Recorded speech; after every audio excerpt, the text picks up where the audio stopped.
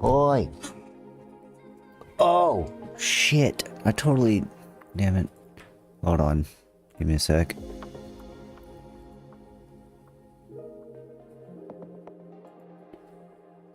I forgot to change my fucking resolution. I knew I forgot something.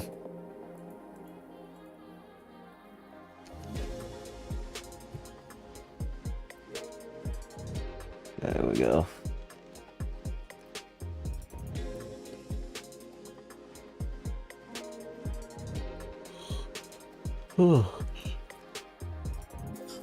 Hopefully that didn't fuck anything up. Okay, yo, what's up, H? Looks good. Look at me breaking my own rules. I totally forgot about this game. And I saw it just dropped like yesterday. I was like, wait, I have to try this. The concept of this game is too compelling not to try, even though it's a fucking gacha game.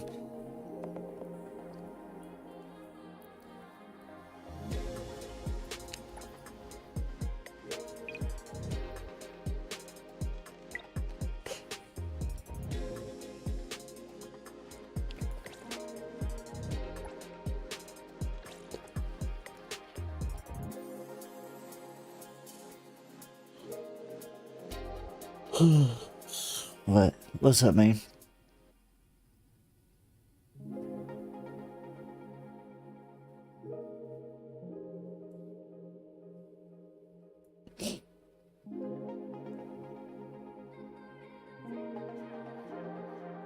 Days were totally different? How so? What was different?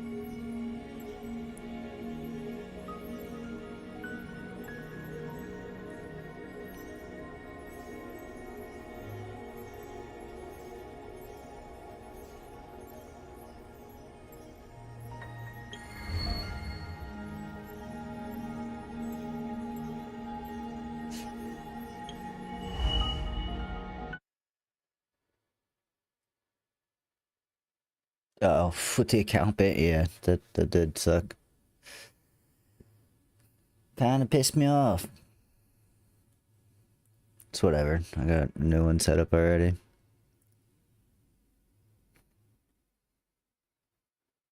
I'm just mad I lost all those fucking VODs, man.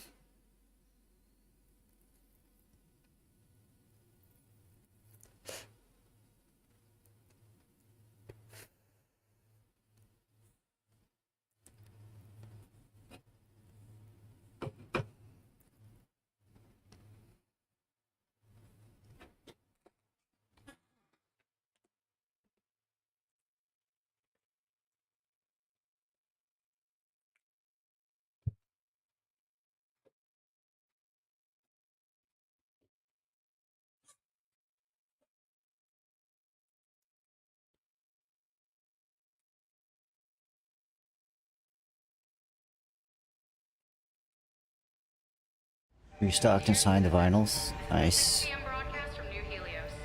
According to the latest data from the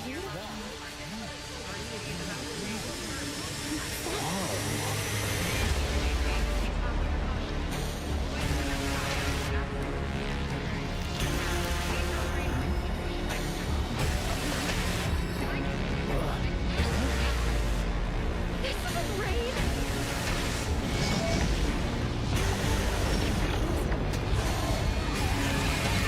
What the fuck? I don't know shit about this game. I have no idea what it's about or anything, so... But, what the hell? It's already looking crazy.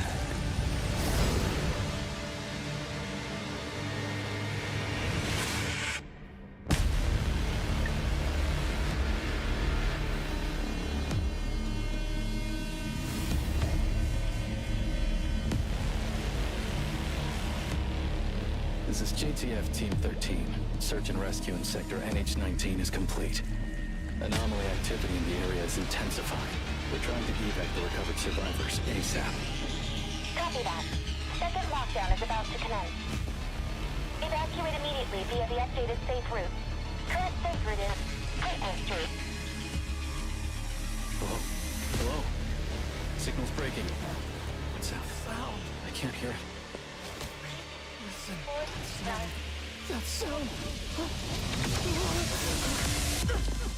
Closest ones are DC and Charlotte, yeah.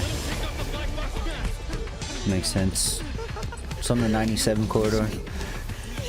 That's where all the big bands go, big groups go.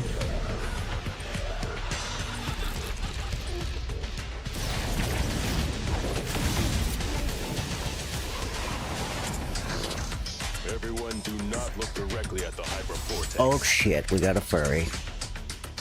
You make it sound so terrifying. Don't scare these poor dears. Hey. Look at it. Isn't it gorgeous? I like this one.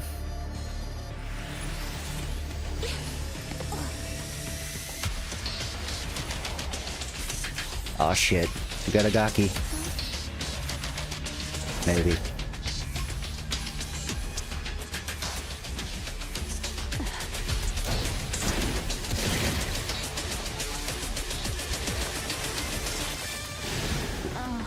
A lovely little appetizer. Lacrimosa, protect the others.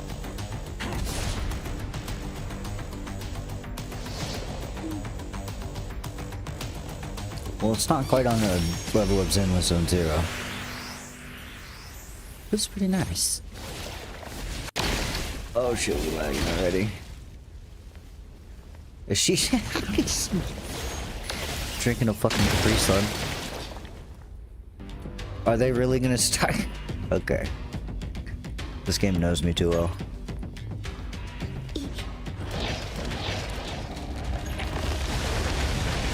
Wait, do I have my controller on too? No, can't switch to tutorial.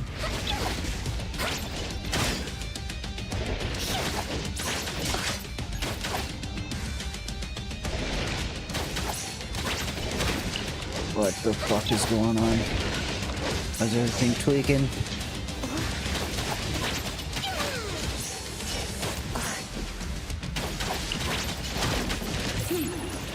Stay there.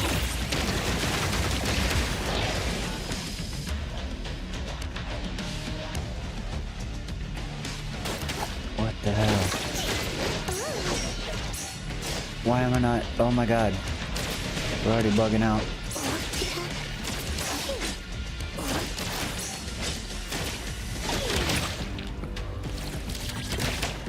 I guess that's to be expected.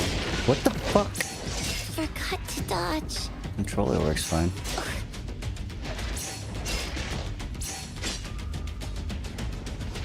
Oh, I wonder if having my having my controller plugged in is fucking with the game.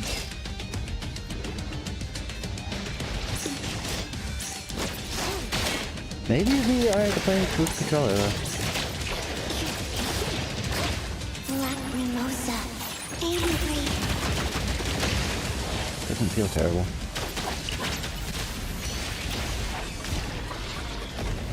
Whoa.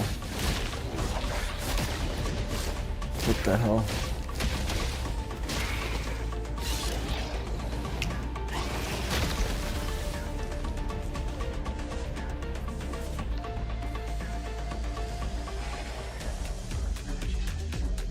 No, it's not taken.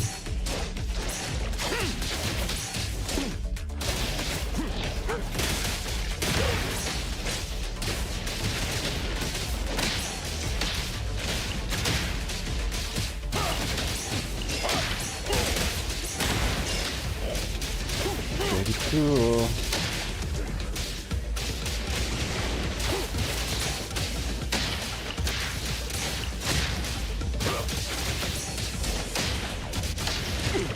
Let your guard down.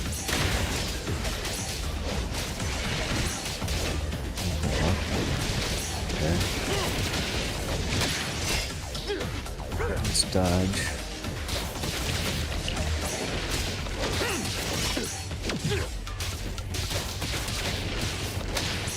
Press the target. I'm not sure if I want to play with controller or keyboard. It's because there's like driving in this game too, so.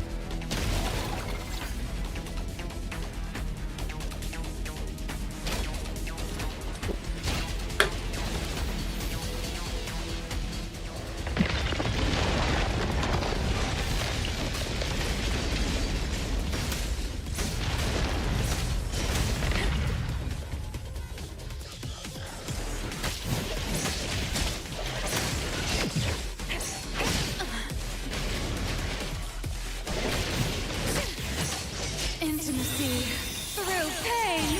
A bit laggy.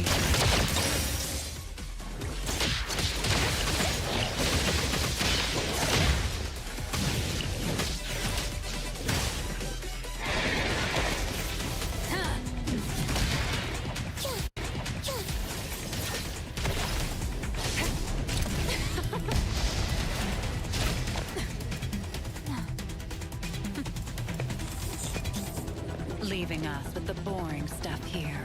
Where's Song?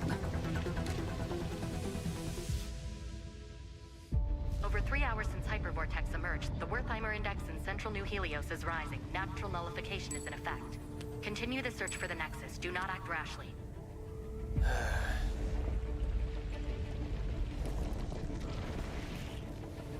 Something's up.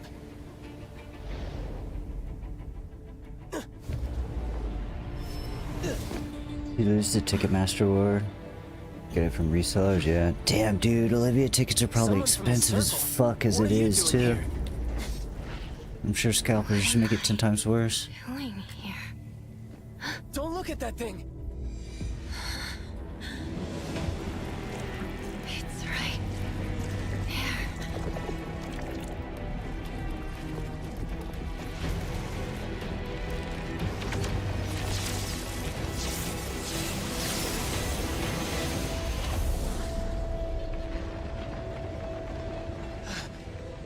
That perfect angle. How'd you find such a prime viewpoint? Nullification of the Hypervortex has suddenly accelerated. I need to know why. Silver Star tickets with the Found the move or Nexus. something? What do you mean? I guess the more you stare at its core, the faster the nullification? The anomaly that you can't look at? Surprisingly fragile. What are Silver Star tickets? Is that, what is that, like VIP or something?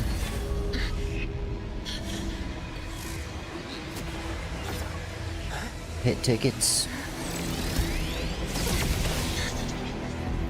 Hell, what kind of video? She's probably playing like a fucking arena. Like 20,000 people. What are you? What am I? Careful!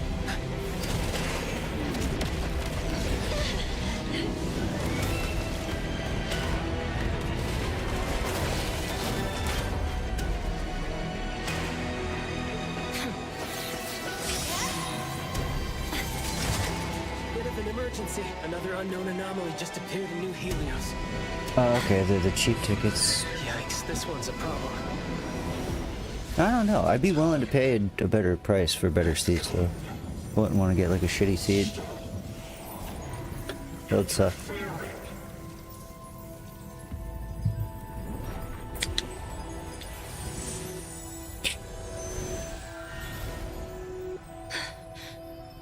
Them shits probably sell out like immediately. Fuck.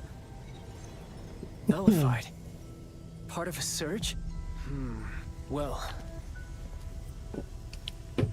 Looks like. You're coming with me.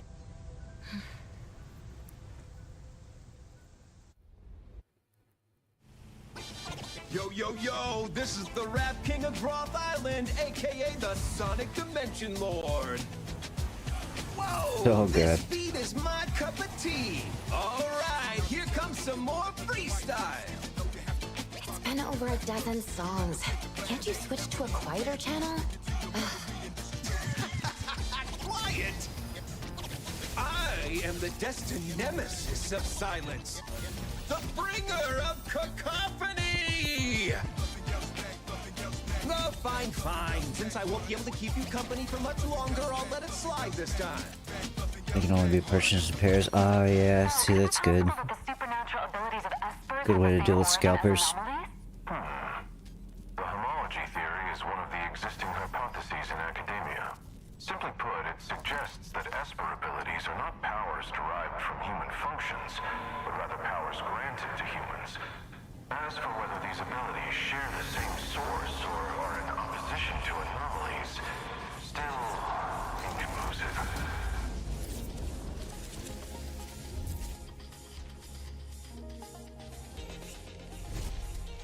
Oh, how time flies! We're already here! Once you get out, I'll have one less fan. Never mind, sit tight. Let's go out with a bang. Mixed trajectory quantum drift. Can't let those uptight folks look down on you.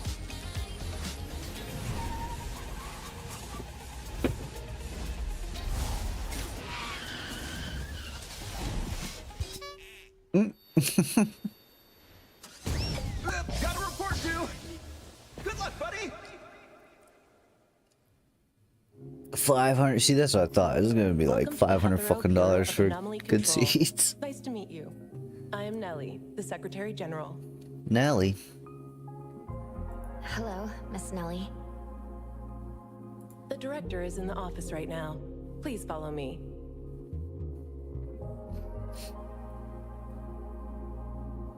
You'd pay more. I understand the feeling. It's me with baby metal. Been there, done that. This is the reception hall. It usually handles scheduled low-threat anomaly cases. Welcome to the Bureau of Anomaly Control Reception Hall. Since this is service and maintain a safe and orderly environment, please listen carefully to the following information. It's gonna be on SNL. Nice. For anomaly case appointments. For faster service, we encourage you to book your anomaly-related appointment.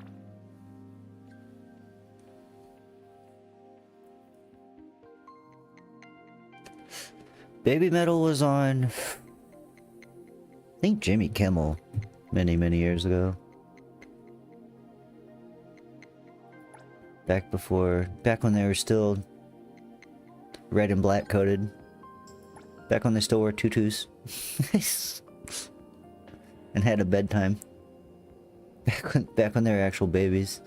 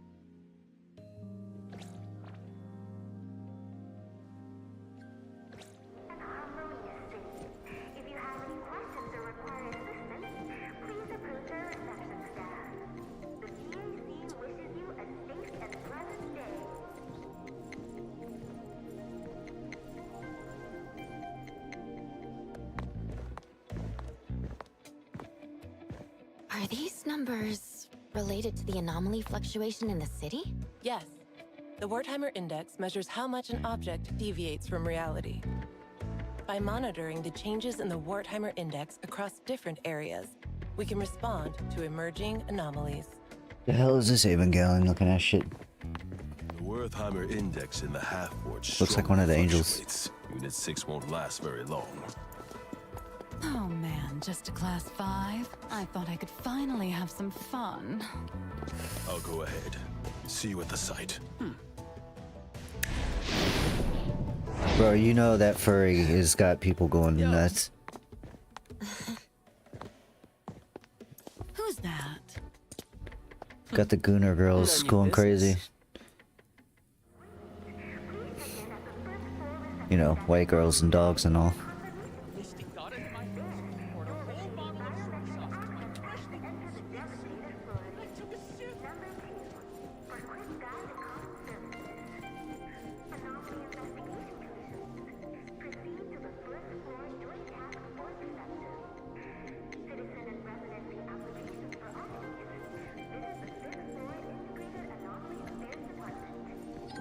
Boy, she sure does walk slow.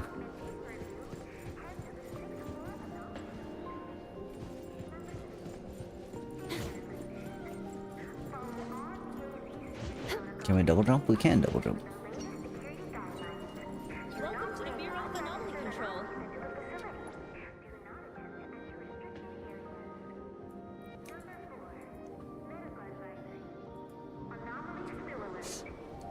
The high-risk season for Trip syndrome is approaching.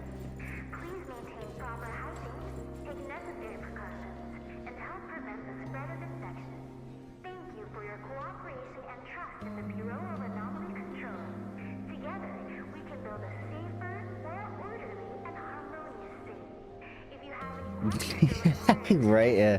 That's usually people's initial reaction to Baby Metal. They're like, wait, what? It's like, it's in the name, bro. They meant it. They meant that shit.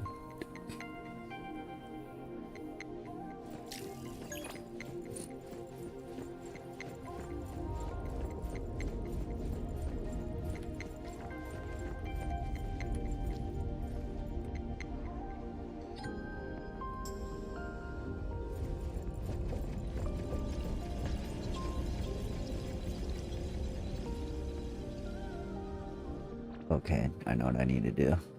It's like something feels off. Where are my mouse controls?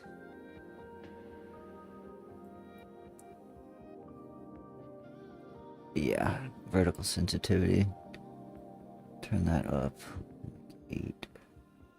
Oh, we can turn this up too.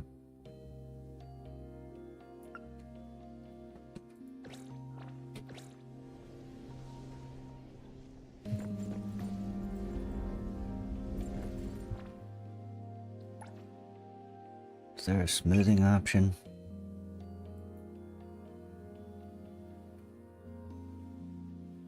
Aiming sensitivity, and I'm gonna definitely turn these up.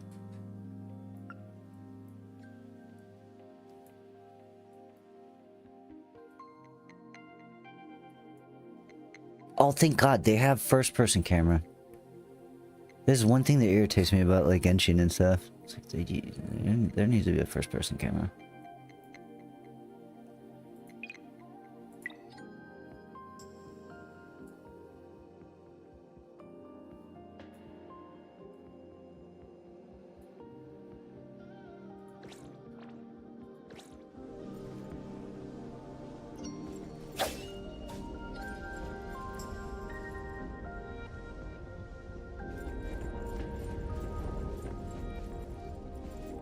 How do you get out of it?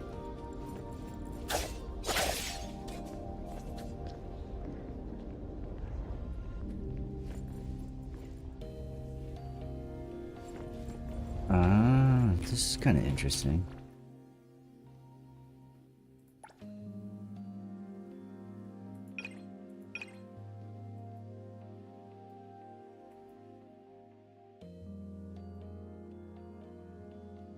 Wish you could go in and out.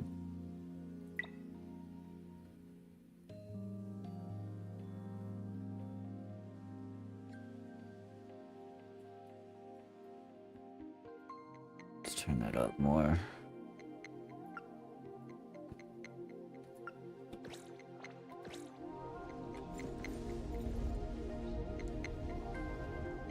Why is the vertical aim so slow? Just gotta turn it all the way up. Oops.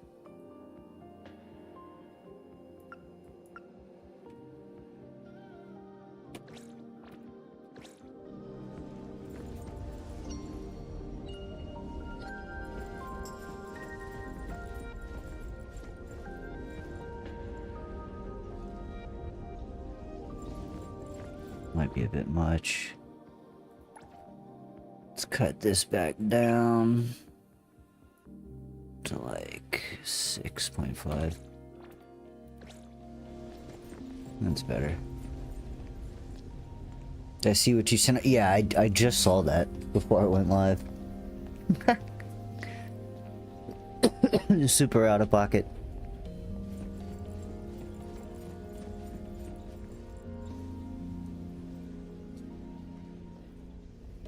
Let me go all the way in? No. Very out of pocket.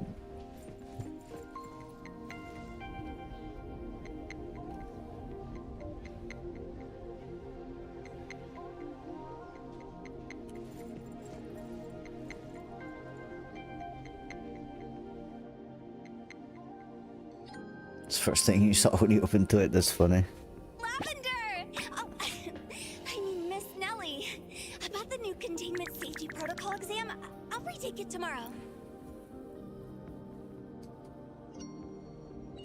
Seeing you so spirited, Mint, puts my mind at ease.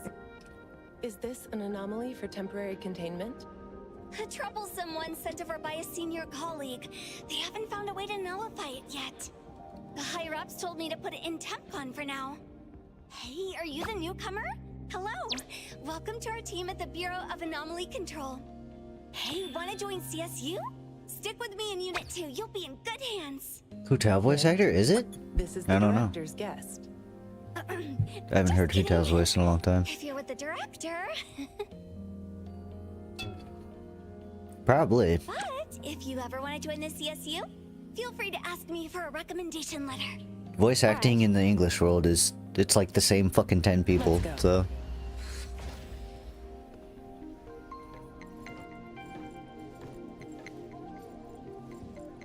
They gatekeep that shit so hard. Stupid ass unions.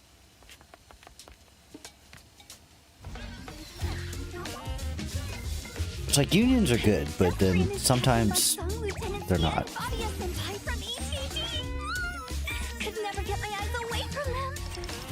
Oh my god. This game wants to be Zenless so bad. What's the second article of the confidentiality? With the like super expressiveness. But it's not as good as Zenless.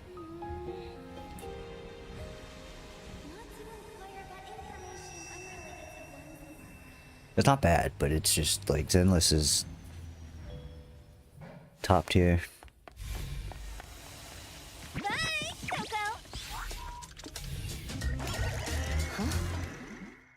Huh? Min says everyone has a unique scent, and she likes to nickname people based on what she smells. To her, you probably smell like Coco. Coco?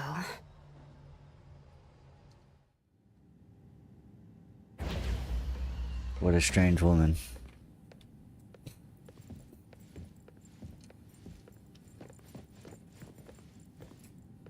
Director, the guest has arrived.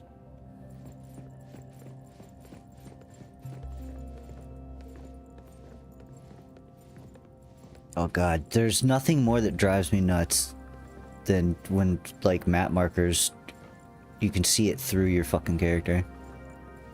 I hate that shit.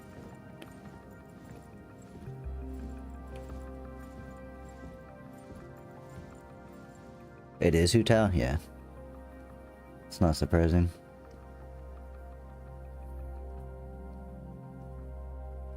The escorter from Groth Island has finally learned to be punctual. This should be our first official meeting. Let's skip the boring pleasantries and get straight to the point. She must be one of the not retarded voice 7 actresses. weeks ago, They've New fired Helios so many experienced a Class 7 Toya anomaly voice actors disaster, just because they're fucking hypervortex. annoying. You appeared with an unknown anomaly, both undetectable by the Wertheimer Index. We have never seen anything It's like, yeah, you want to like insult the player base on Twitter? We're just gonna fire you, as well. idiot. Who were brought back from the scene have no memory of anything. And they cry before about your it. It's like, well, appearance. During your observation on Groth Island, did you recall anything about the Code Zero or your past? I still have no memory of anything before. After the hypervortex incident, the Code Zero reappeared briefly. You, having faced it at the scene, should understand its difficulty better than anyone else. Due to your unique connection and keen perception of anomaly nexuses, we hope we could join efforts in containing Code Zero. This contract is both a shackle and an opportunity for you. Perhaps through pursuing Code Zero, you may uncover your past. why is Once every the fucking contract is gacha game sealed, got to be like, no one can break its binding. main character has amnesia?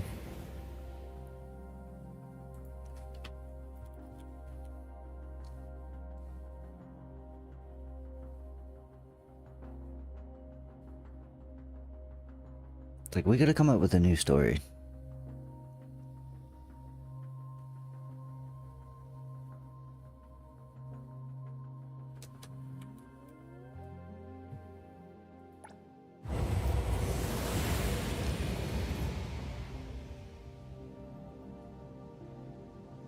Since Code Zero is undetectable by the Wertheimer Index, we cannot predict when or where it will appear.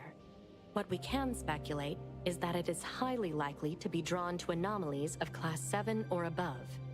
When it reappears, you will need to handle it together. In the meantime, you can settle in and work here. A-Bone Antique Shop? While At being least the an main antique character has a shop, it's voice. actually a team Shit. of anomaly hunters. Besides the Bureau, there are various groups and individuals handling anomaly containment and nullification, known as anomaly hunters. I don't need to stay here for further observation? Consider it a thank you for helping nullify the hypervortex. Living in Hetero will likely be Wow, more look at interesting that. than you think. Nellie, send her off. Will do.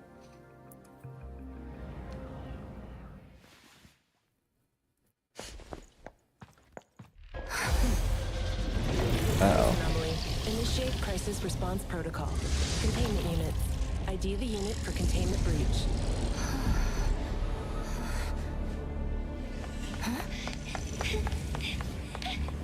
Containment breach! Anomaly 3707 in breach!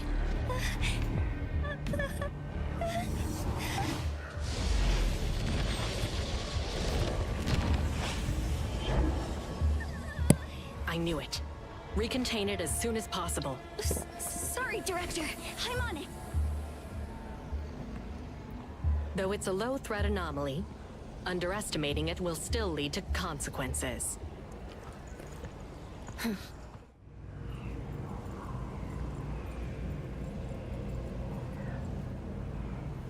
Well, that's pretty cool.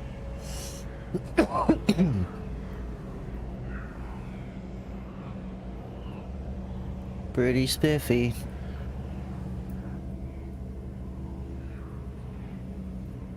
What in the fucking Expedition 33 is going on here? With some, maybe some Super Mario 64. You know, hop into a painting. Oh. Another dimension? Oh. Okay. This is interesting.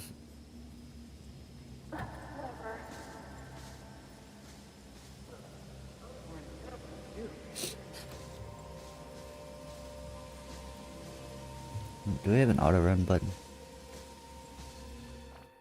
I wonder.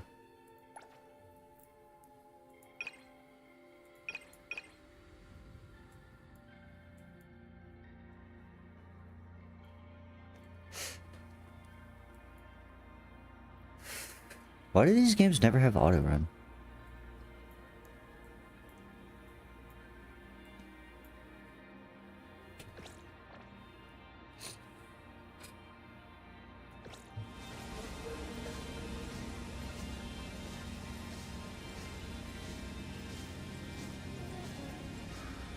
Oh, I guess that's what the controller's for.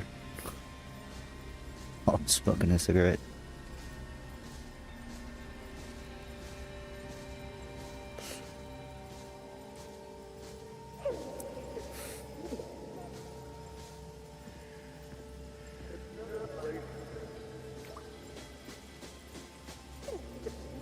Coco? Are you here to help? Yes, you seemed troubled earlier.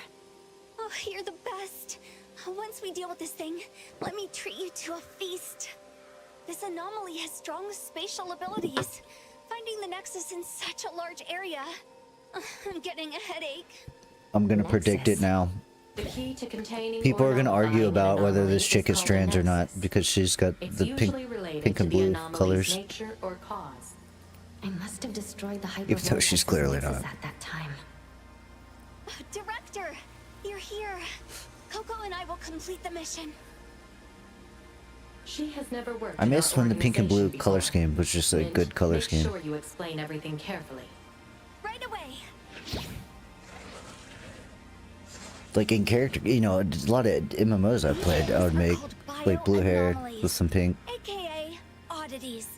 You can't do that anymore though, because people automatically just go, "Oh, trans." It's like, no, it's just a good color scheme. Leave it to me. This motherfucker's ruined it.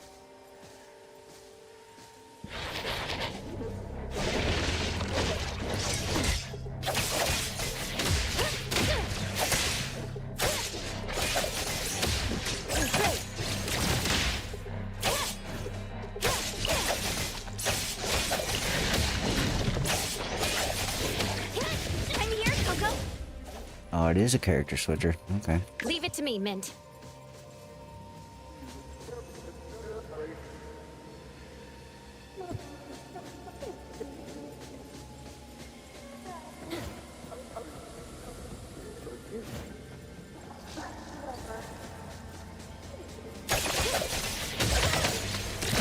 Here it is. Okay, so just Genshin combat. But every gacha game since Genshin came out, combat. Just a bit faster paced. Is there no cooldown? Leave it to me, Mint. I'm here, Coco. Barely. Like half a second. What's this?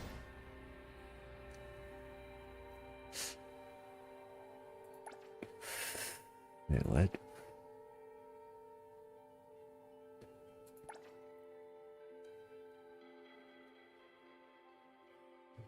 Okay.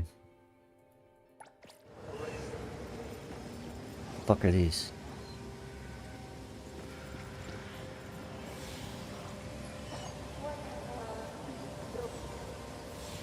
Oh, I guess that's the thing I was trying to tell me.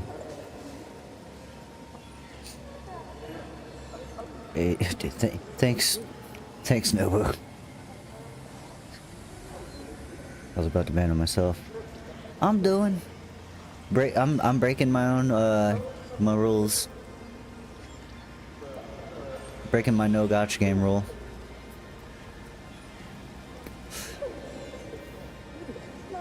Yeah, I'm pretty good at breaking rules, huh?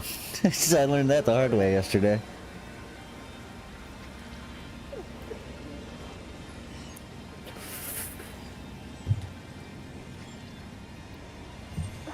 This is a brand new one. It just came out like a day ago. It's something I've had my eye on for quite a while, and I just forgot about it. And yeah, I was seeing people talk about it. I was like, what? Why are people talking? And I guess it released. So I was like, okay, I gotta try this.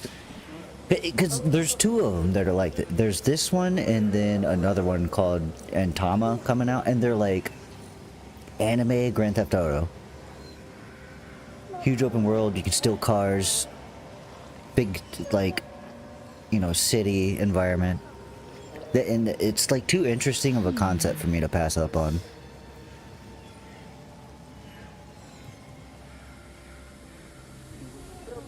And I guess I don't know. They haven't really explained much of the story, they just kind of throw you into it. It seems quite strange already. We're investigators of some sort. Searching for anomalies, I don't know. I just started, so. But it seems really interesting. Be the Nexus, right? Doesn't seem like it. Well, let's try to see if there's a reaction with the container.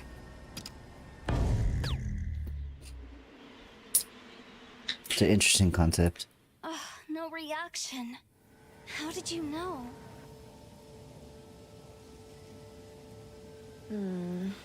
Just intuition. The atmosphere here is no different from where we came from. Coco, you have amazing intuition. If I had even half of that, I wouldn't always be at the bottom in exams. Oh, I could even become an anomaly hunter, earning maybe 5 times more than here. Can we play Mint? Yeah, she's already on my team. I think she's just like one of the characters they give you right out the gate. Focus on the task and stop fooling around. Yes, Director. It's so dark in this tunnel. Coco, don't be scared. Yeah, it's kind of like Genshin, you know, character switcher. You switch and synergize your characters. I'm here, Coco. What does she even use? Oh, she's got like, what the fuck are these kind of swords called? Leave it to me, Mint. I'm trying to figure out though, what is, you know, get this. What is that right trigger though? Oh, it's my E. That's what that is. Okay. Whoa.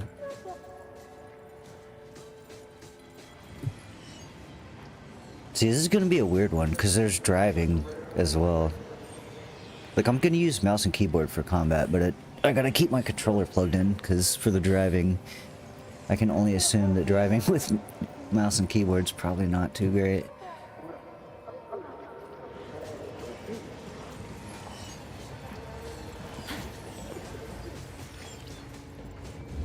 We need to find the Nexus. Oh, nice. There's no stamina on fucking sprint. Space may Thank enter God. superposition.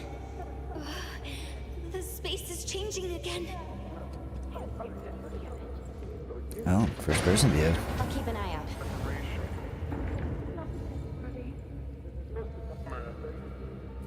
Oh, we gotta change this. Why is vertical always like so much lesser than horizontal? Let's see, first person view. Turn horizontal up a bit. Vertical's gotta go like all the fucking way up. Let's be real.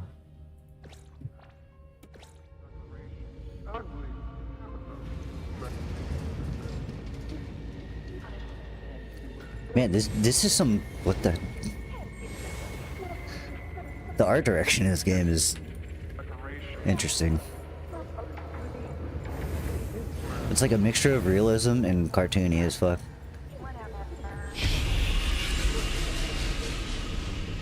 This is reminding me of Persona 3. No signs of the Nexus here either. No. Let's keep searching.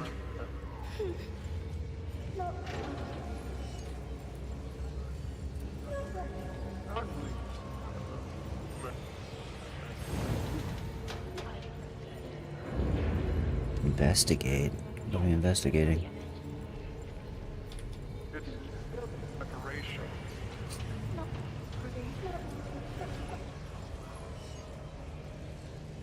This week's spotlight, the uncontested winner, the Gilded Butler. Round of applause for the ever graceful Mr. and Miss Chappa. Cleaning expert who leaves no corner uncleaned.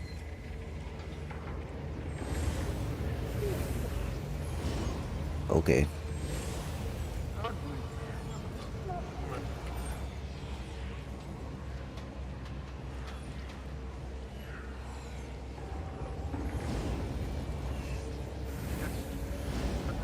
Wait. Can I collect all of these? Huh. Wonder what that's all about.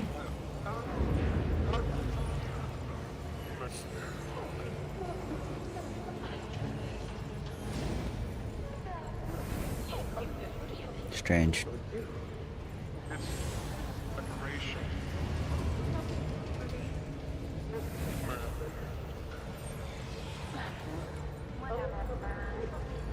Naturally, I gotta get them all.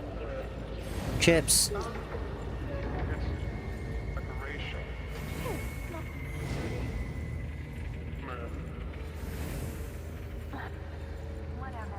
Oh, well, we gotta go back and get this one. It's not letting me run. But now I'm curious. What are these?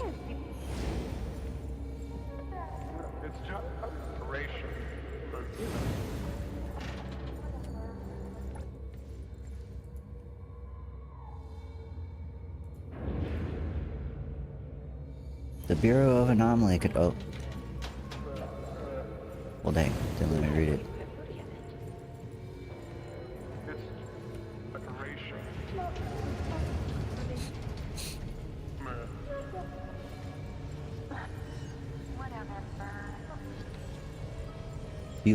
You like mint, huh?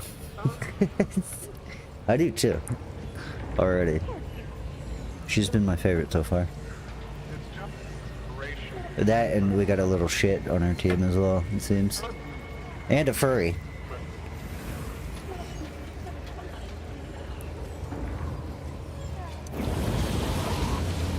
It feels unstable here. We got... So far we got... I can smell it too. The typical boring white-haired main character that every gacha seems to do now. Coco, don't A furry. you think there's something off about this place? It's so noisy A big titty blue hair girl. It's being so mean.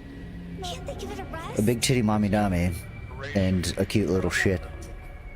So, we have an interesting lineup already.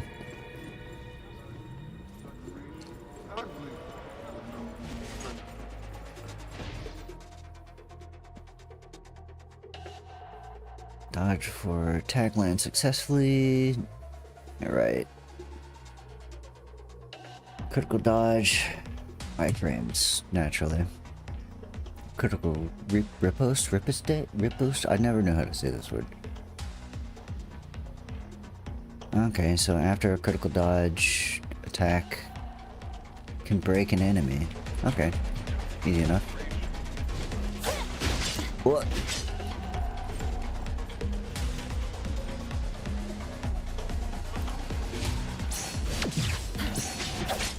See. Hey, flincher and fracture. Repos? Oh. Here it is. Here comes the whirlwind.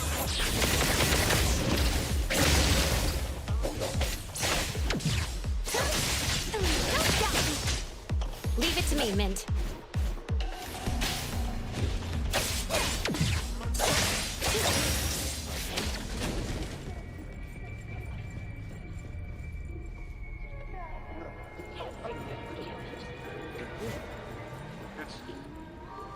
Combat's pretty slick. Riposte, yeah. It's something like that.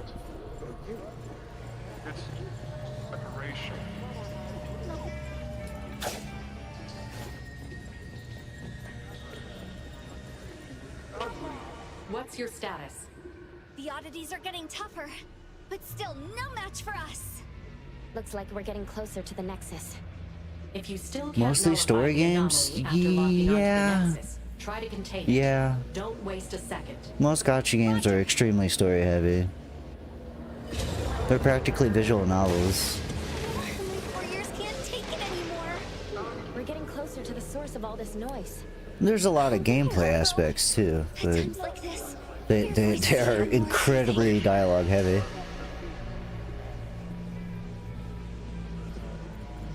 But do you feel the need to order a mint poster and put it? Dang, man. Already simping. I'm here, Coco. I don't blame you. I'm gonna be honest.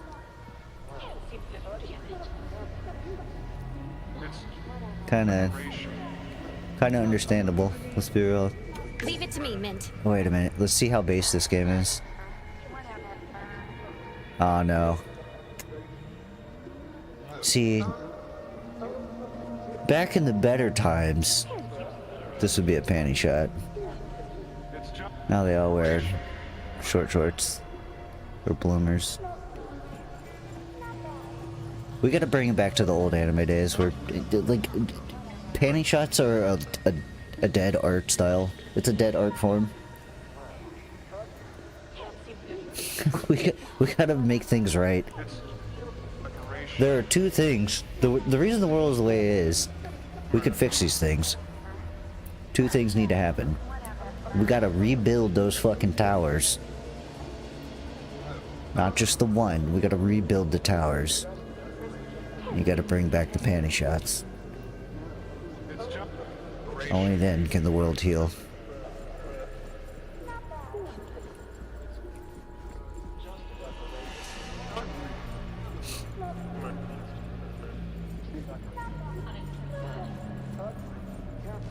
We lost something, you know, in the past decade and a half.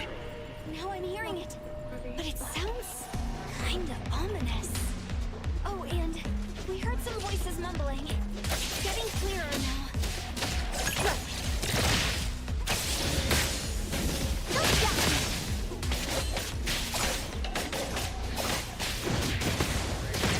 Damn! These bitches be fucking. Leave it to me, Min.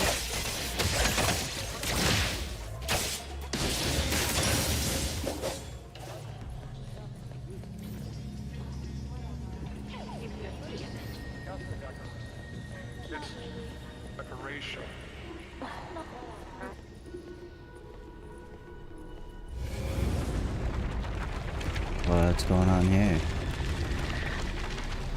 Whoa. Found it. This frame?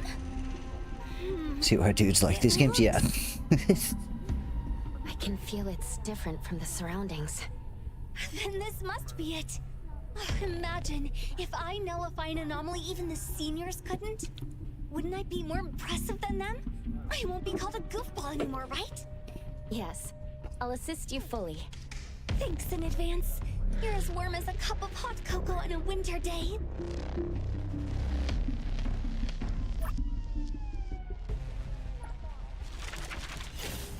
The dynamic heart, yeah. They've gotten better over the years. Of all the gacha games, popular gacha games, Genshin has probably got the worst combat. And even Genshin is pretty fun, but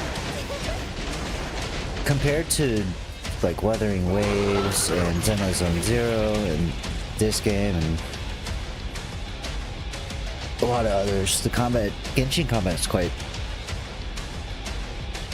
doesn't feel as, like, it's the same concept mechanically, but it just feels slower.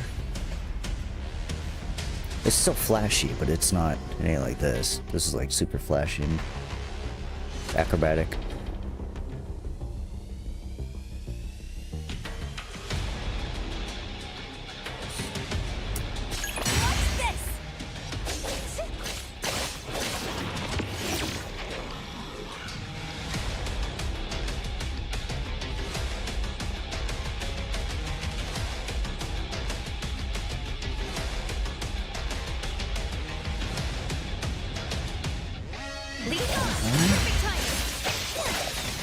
Okay.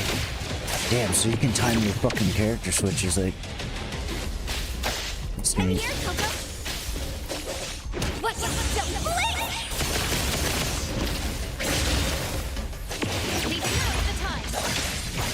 Let's finish this.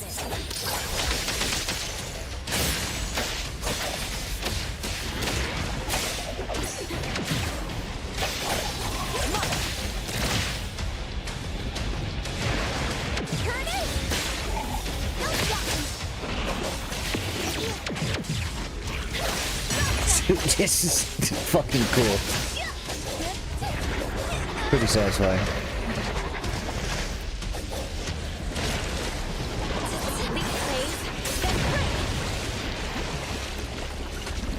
Uh-oh. What's happening?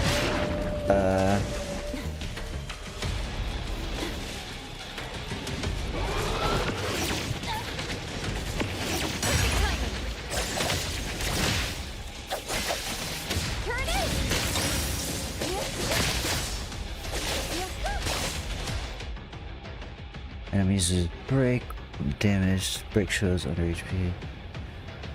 Die, break damage based on team. Okay. Here comes the whirlwind! Leave it to me, Mint.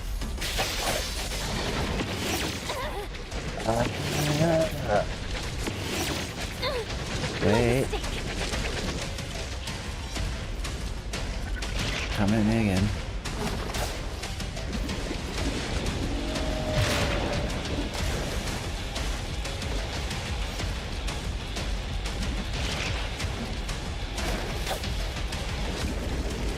Where is it?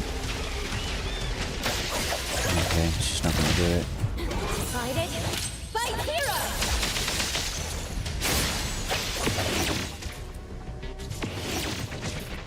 Why is it not? Maybe I'm not timing it right.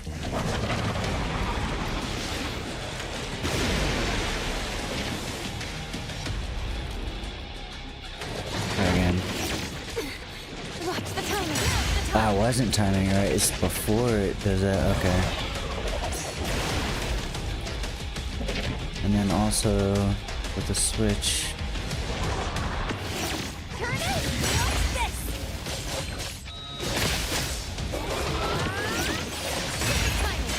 Yeah. Neat. This is actually really cool.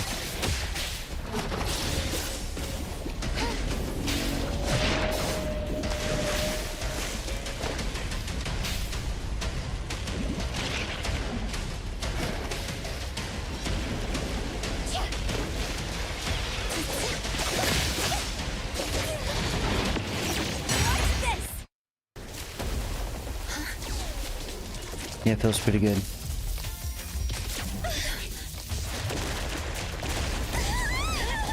What? Watch out! Everything was fine. Why did you get angry all of a sudden? Mint! Coco, over here! Dude, I'm really digging like the cartoony comic book shit going on. It reminds me of Endless. Their facial animations are not as good as Endless, but it's similar vibe.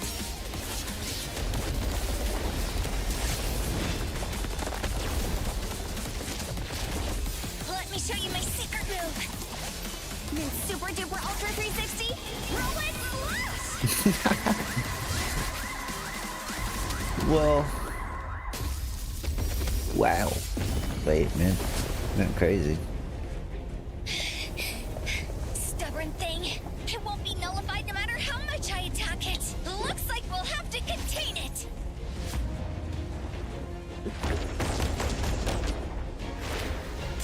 But now that I look at it, it's actually quite beautiful.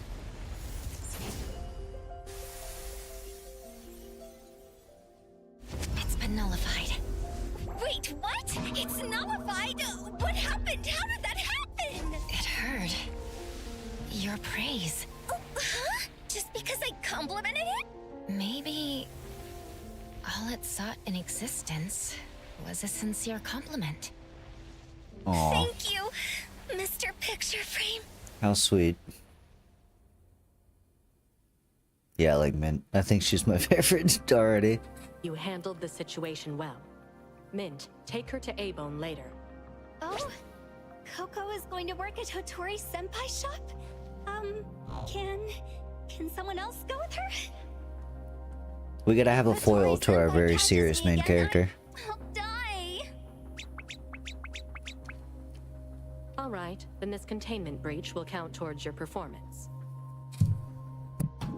Please allow me to take Coco to A-Bone. Coco, no time to waste. Let's go. Wait, take this. We'll use it to contact you. Thank you for your help. Mint, let's go. So, Mint is just Paimon. Except less annoying. Actually, well, not Her annoying. instincts I don't with find her anomalies annoying. is even Paimon's fucking stronger annoying. than in her records. We'll leave it to you. Hope Whoa. that won't cause us any trouble. How Our director is still as rigid as ever. If you ask me, she might be just a little special. At least for now, she is on our side, right? It's not far from here to A-Bone. If you're tired, you can rest in the car. I'll wake you up when we arrive. We're gonna drive.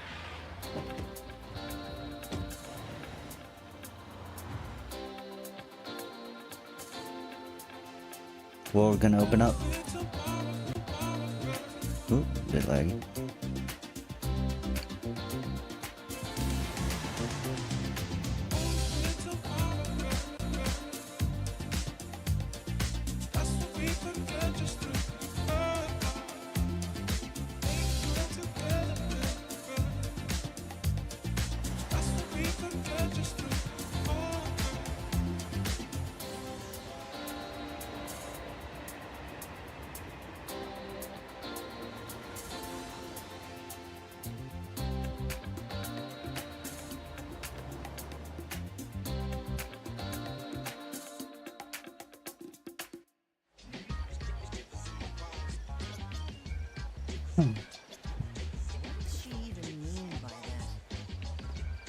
Oh.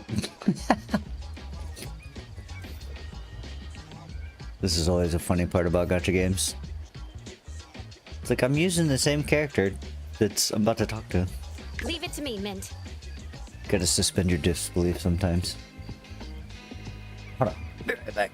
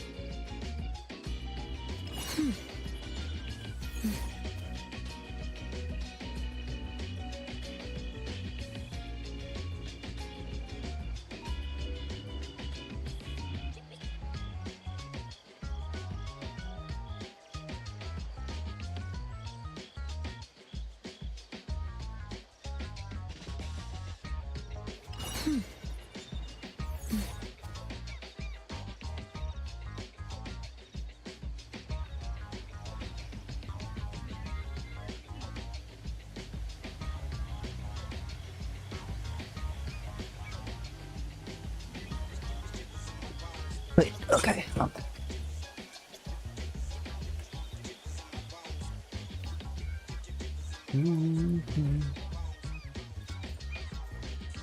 This is Bridge Crossings, the old town area, with many famous old shops.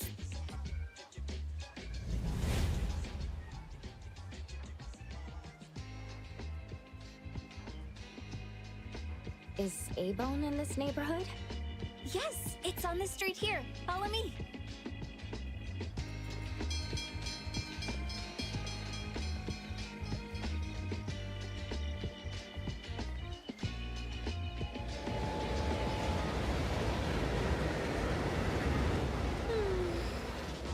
This is my favorite scent when I'm out on duty.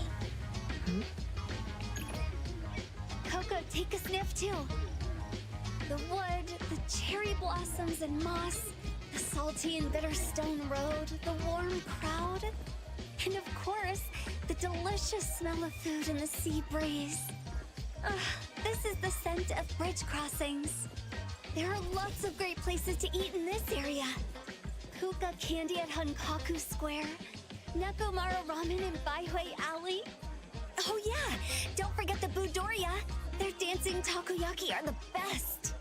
I promised you a feast, so after I get my paycheck this month, you can choose any place you like. Thanks in advance.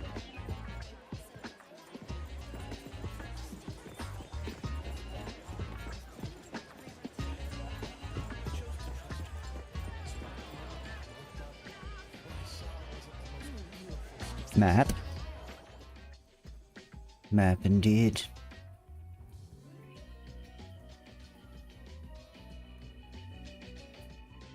How big is it actually? Probably not super huge starting out. It is day 1 after all. Well, day 2.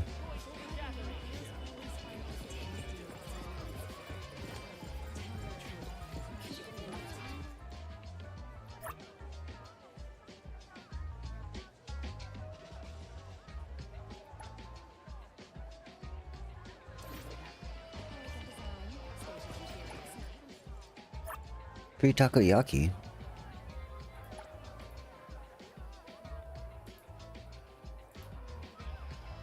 Don't throw me with a good time. The best choice for gatherings.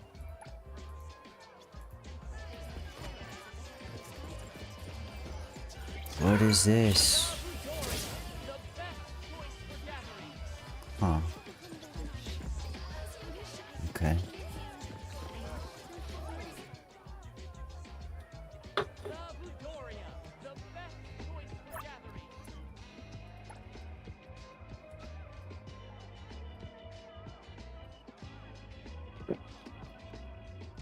Budoria, the best choice for gatherings.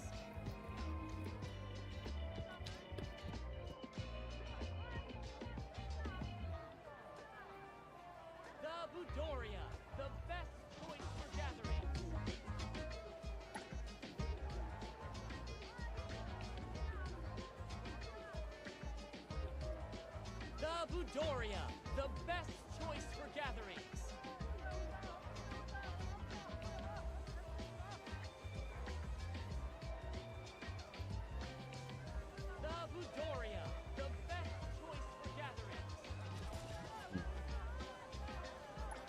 Oops. Wrong button.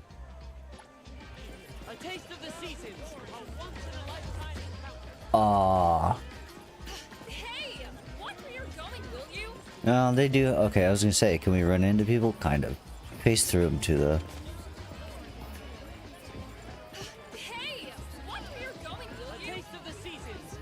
Damn, so that means you can't just like murder people like in GTA. I assume you can't just like run people down with your car and stuff.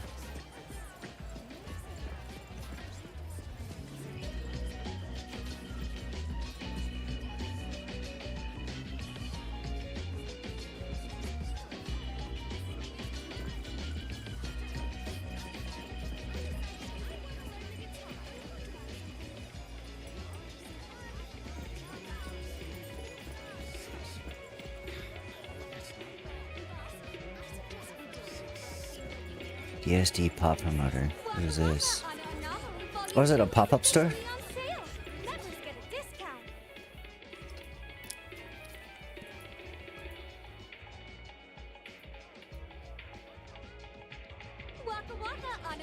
Waka waka. Waka waka splat. Over here, that's the plaza.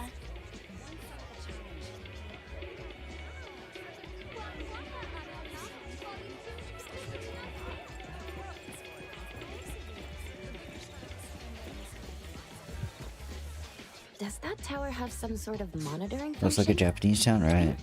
Oh, you mean the Wartimer Tower? Yes.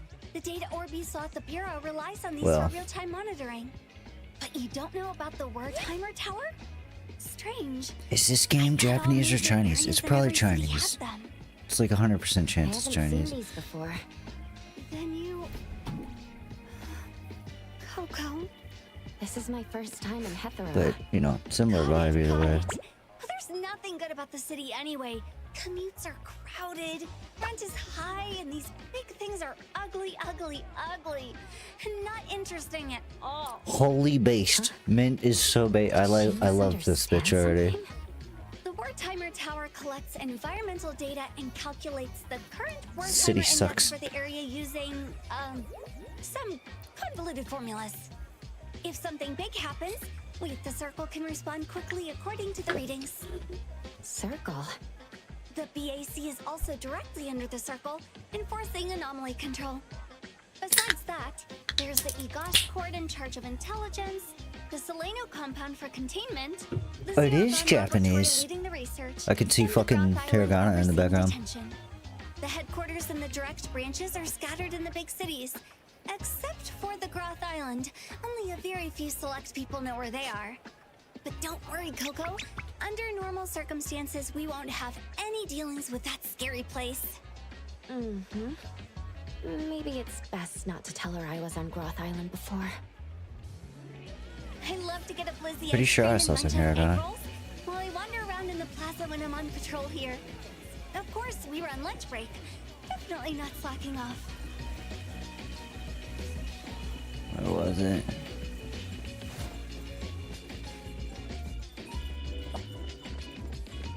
You know, China just like got gacha games on lock. Where did I see it?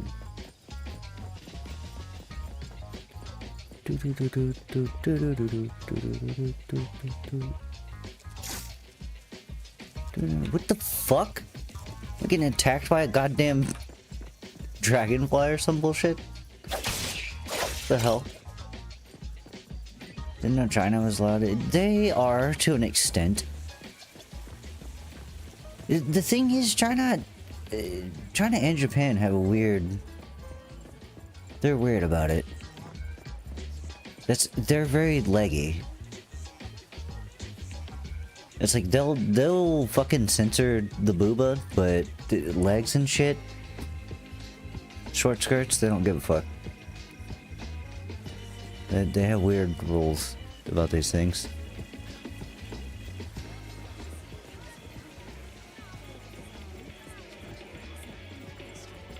Where was it? I'm just looking for Hiragana somewhere. I swear I saw it somewhere. Oh yeah, this is Japanese.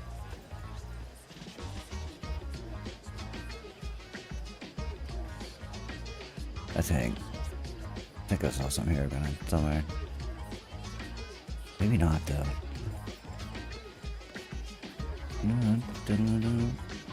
Yeah, I don't know. I never bothered to look. All I'm seeing is fucking kanji though. I swear I saw Hiragana somewhere.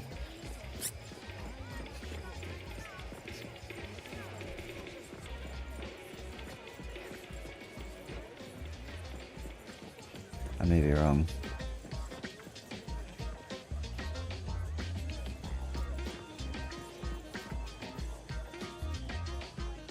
Government lets people kind of do whatever they want. Yeah. I think it's kind of becoming less that. Well, the government. Okay, yeah, that looks like a Hiragana character. I'm not just tripping.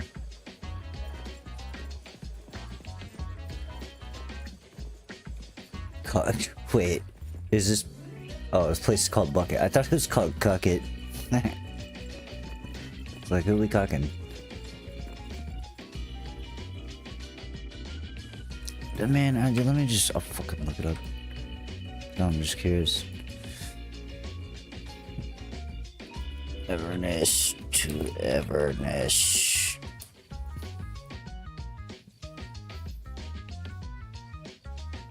A subsidiary of. It's made by Perfect World Games? Really? I did not know that. I downloaded a Perfect World private server not too long ago, but I haven't tried it yet. Perfect World's like OG though.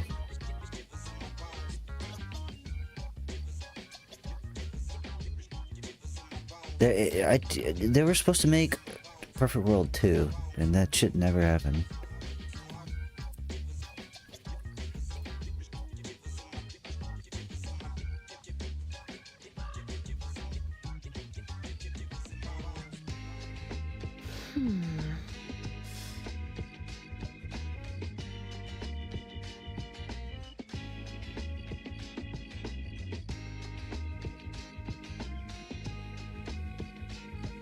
A lot of freedom of speech over there? Yes and no.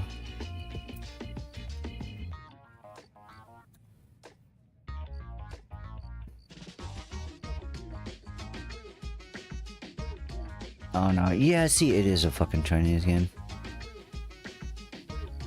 I was gonna say, Japan doesn't make gacha games. I mean, they do, but not on this level. That's China's lane. I don't know where I was seeing hiragana. Maybe it's actually just kanji, but it looks like hiragana.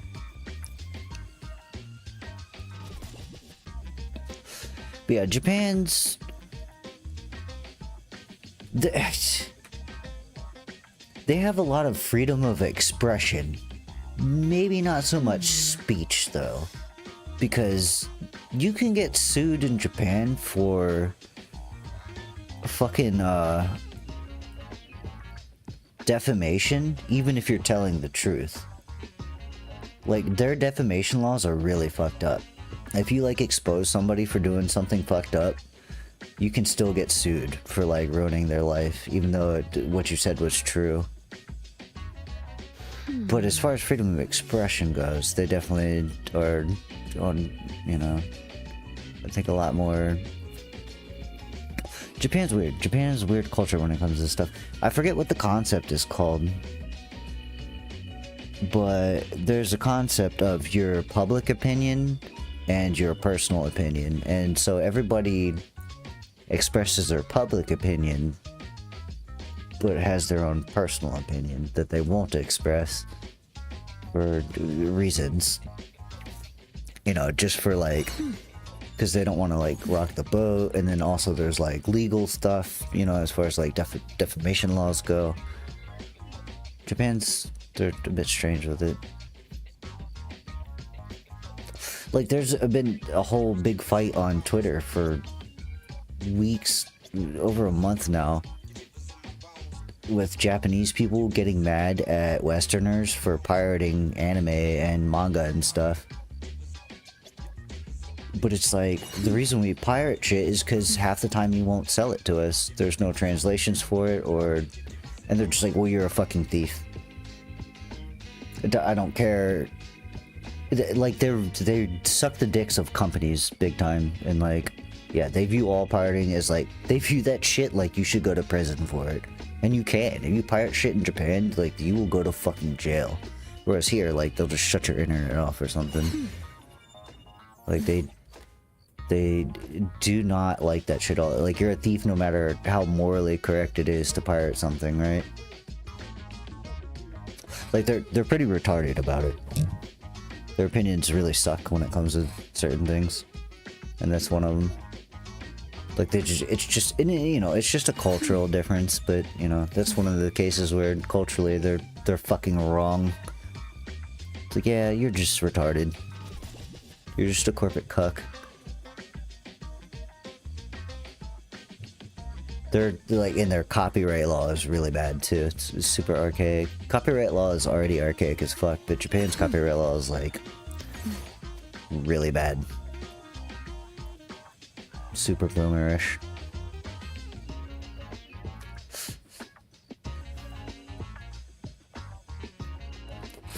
They view piracy as bad as they would view like a violent crime.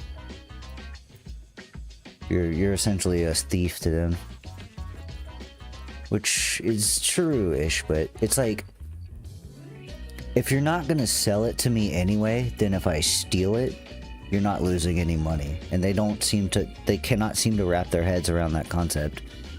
It's like, well, this manga was never translated, so I have to pirate it with a fan translation. Or, you know, like, our localizations for anime is bad because Western localizations are stupid.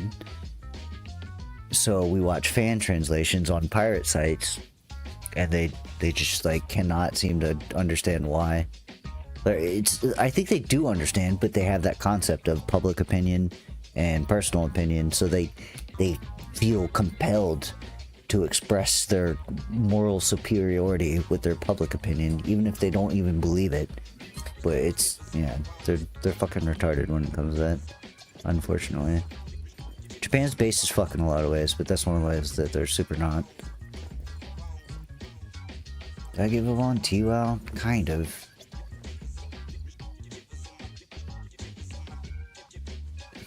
I'll probably play a couple more times, but I'm certainly not gonna level cap. I'm too interested in 14 right now. And like, dude, it's just gonna be hard because nobody, you know, the server's way dead. It'll be like impossible to find dungeon runs and stuff. It's unfortunate, but that's just how it is. I'll play a couple more times. I'll definitely be there on the final day. I'll stream it to watch it shut down. I'll be there to end of life celebration. But it's just kind of a waste of time. I realize that. As much as I want to. But, like, you know, the only way I would be able to get any value out of it was that's all I'm playing for the next, well, there's like 2 weeks left. But you know me, it's like I don't want to just play the same fucking thing every day. I might not feel like playing for a week, and there's just not enough time to do that.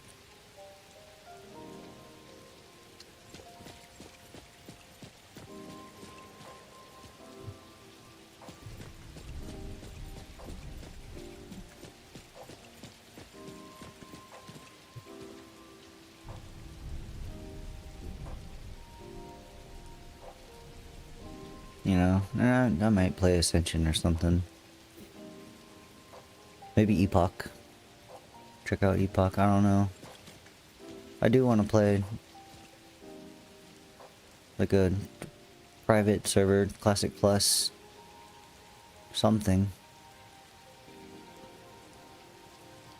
I like WoW. When it's done right. It's just not retail. I just don't know. Maybe somebody will revive Turtle. Somebody in Russia or some bullshit. I know there's a Brazilian server. Brazilian server's probably safe. But I doubt like a lot of people are even playing it. Well, I doubt like a lot of English speakers are playing it. Everybody's moved on to Epoch or Ascension. That's pretty much.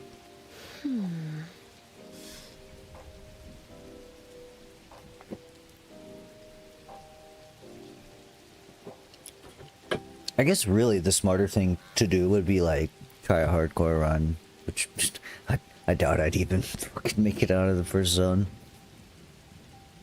Or like do a couple of, there's like different challenges. They got one challenge where it's literally like the South Park episode. Can only kill fucking hogs. They got one where it's like, I think it's like get to level 10 as fast as possible without questing, just by grinding. I don't know.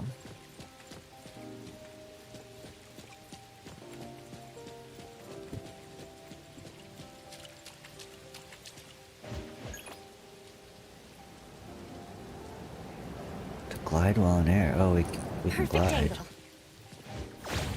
Oh, okay. Yeah, they're Genshin in it up The here. wind's just right.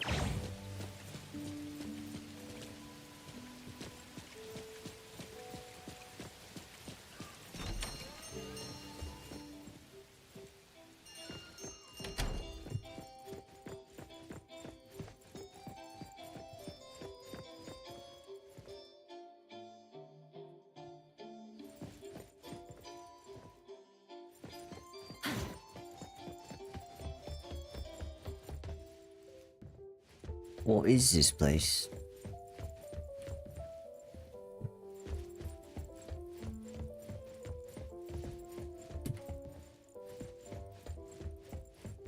It's fancy.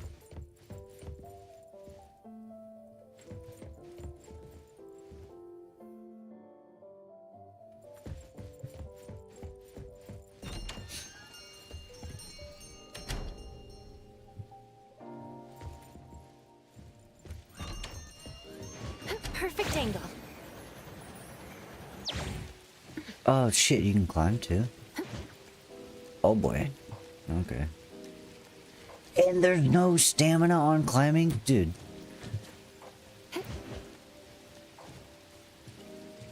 It's like they took all the annoying things about previous gacha games and just said, we're not gonna do that. The wind's just right. No climbing stamina. No sprint stamina. That's already like a massive bonus. Perfect angle.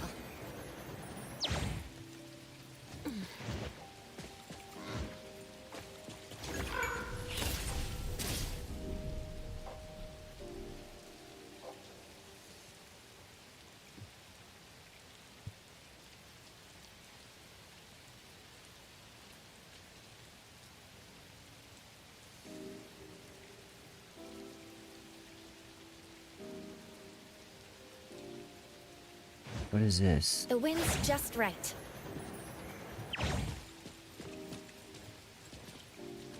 Take a photo.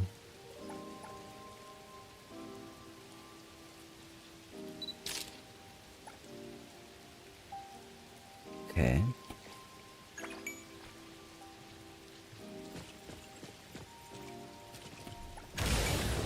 I assume these are probably like teleport points.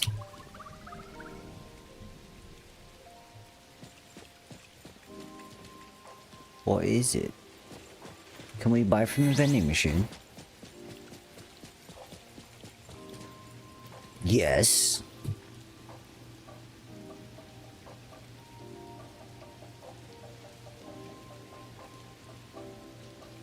Yeah, we got a lot of money. Got that early adopter money.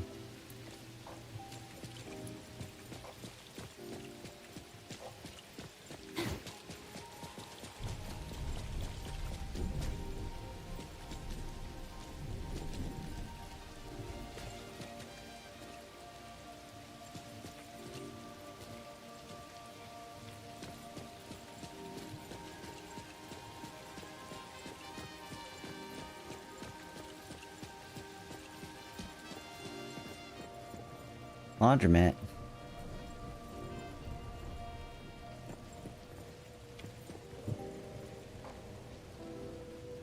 She looks stressed. I feel that. Last time I went to a laundromat, I was stressed out too. Was there for like 4 hours. Fuck, this sucks. Is it, you know, after we put Bam down, put our dog down.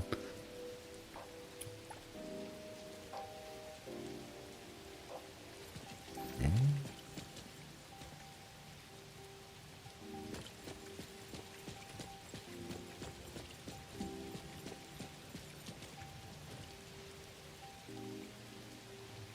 Used electronics.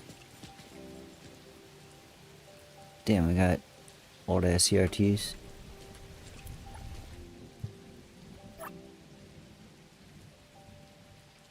Got classic gaming consoles.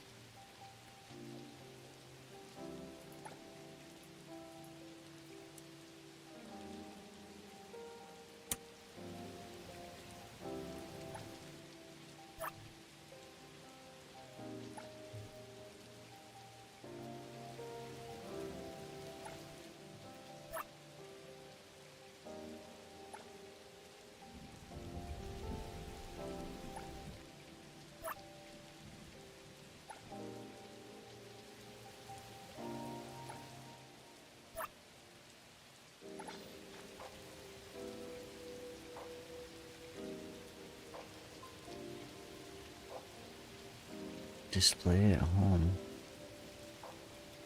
Oh, that's right. You can buy a fucking... I wonder if there's multiple or just one. Put it on the radio.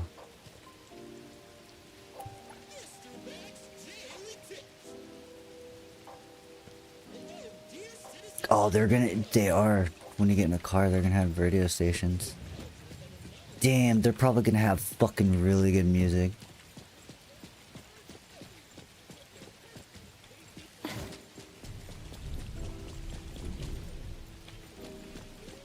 It's all gonna be like really good, like electronic music.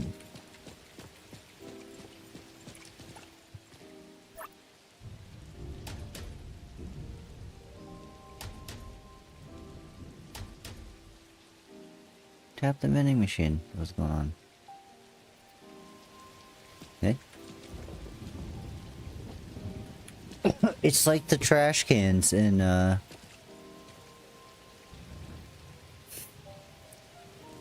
Star Rail, Honkai Star Rail.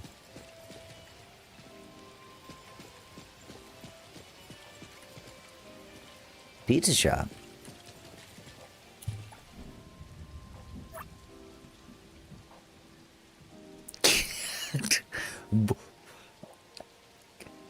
Can I get some pineapple on my pizza? I swear to God, they better not shit on me for asking this.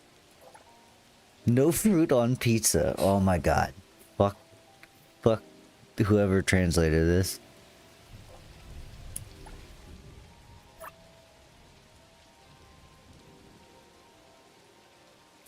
I will never understand people that shit on pineapple pizza. Ham and pineapple is a good pizza. And to say otherwise is, you're just lying. You're lying to yourself.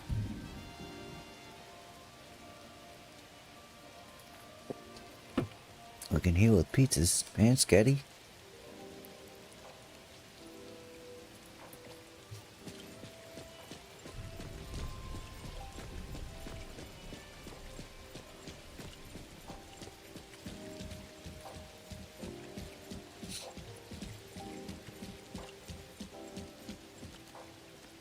But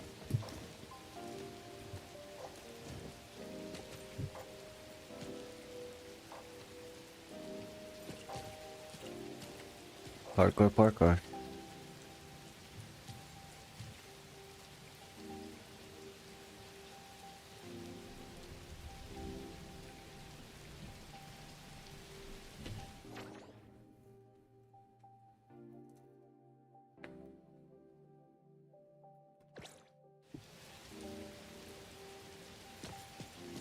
The wind's just right.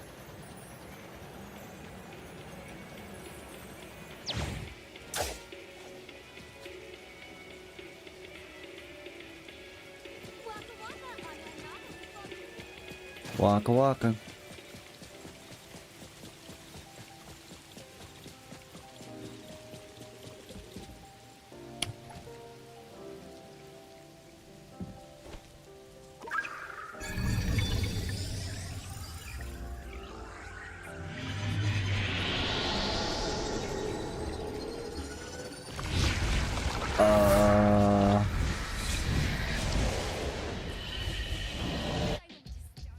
Huh? Oh, nice. Okay. Got it.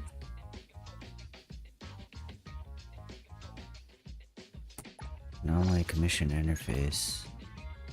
Complete any one of the following anomaly commissions. Okay.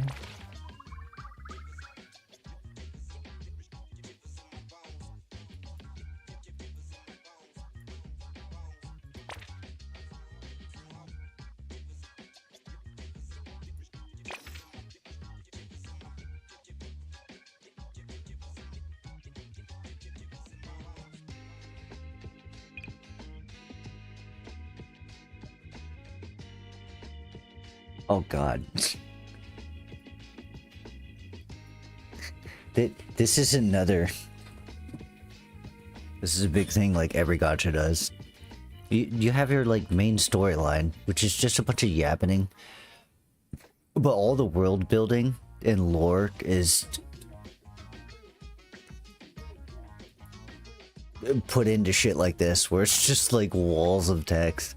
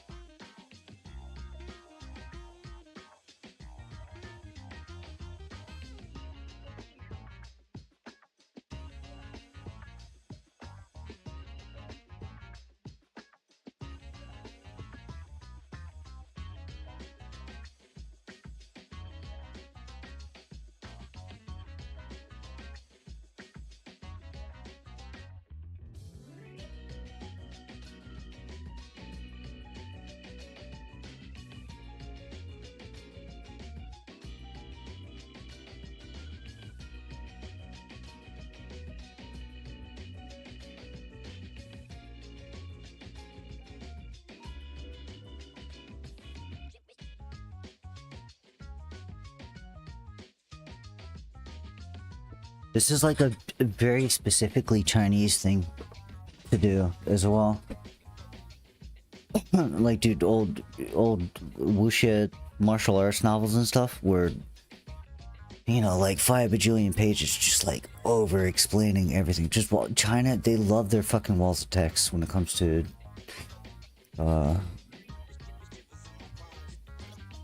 fiction. They fucking love that shit.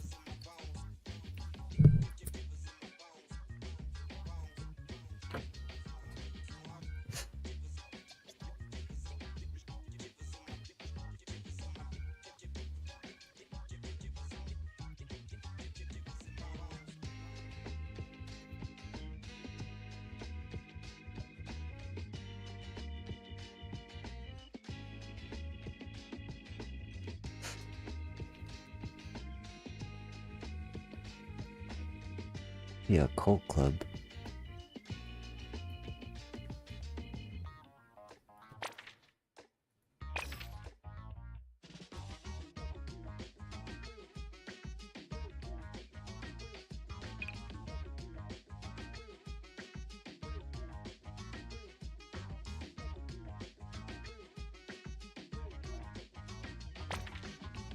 Oh wait, so now I kind of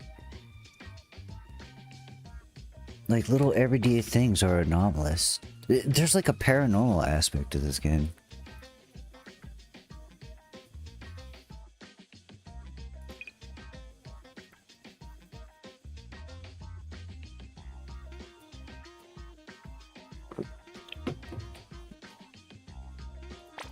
Alright, we'll just do this first one.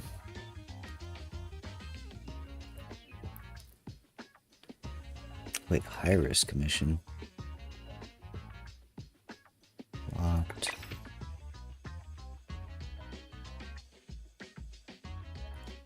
Ah.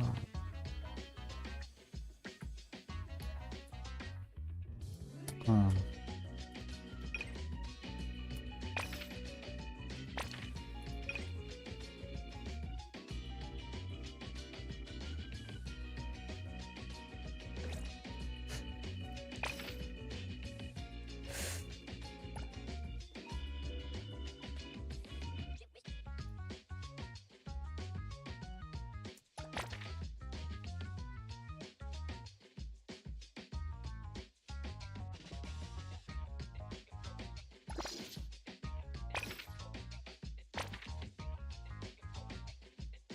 Okay. It's close to the sea, and there are lots of fun shops attracting many tourists. It does look lively. Is A-Bone busy as well? Well, you'll see when we get there.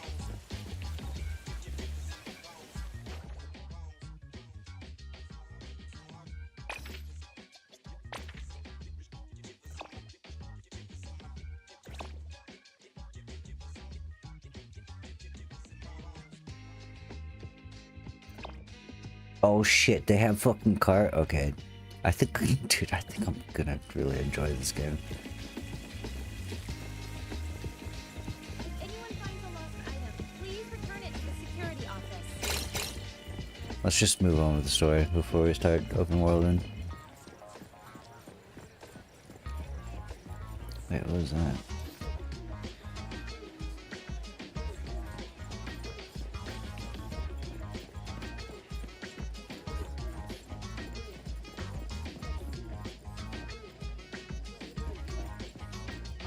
Box of ingredients. Hey, shiitake mushrooms. Okay, so I can get boxes.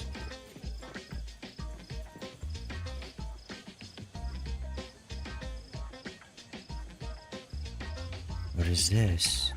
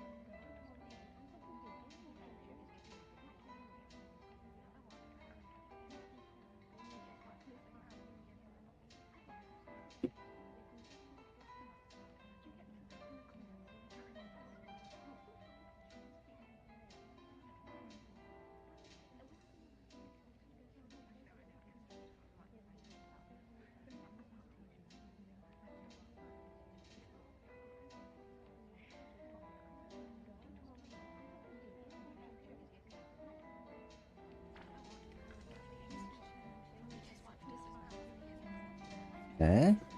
Oh.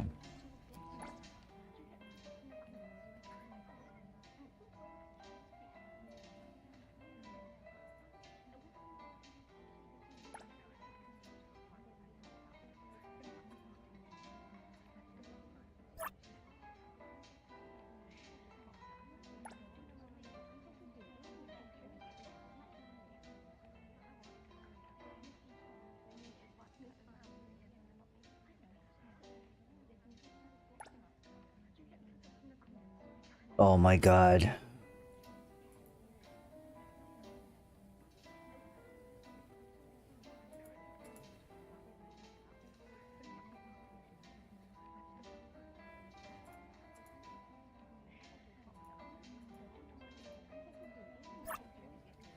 Holy fuck, does this guy ever shut up?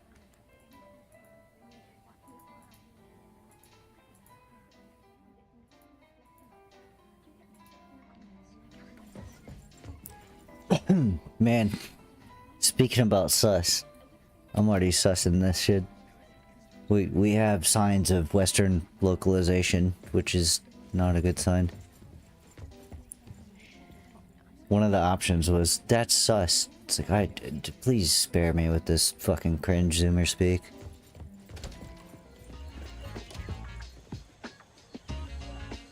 The thing is, like, a zoomer didn't even fucking translate this. It was some fucking retard millennial.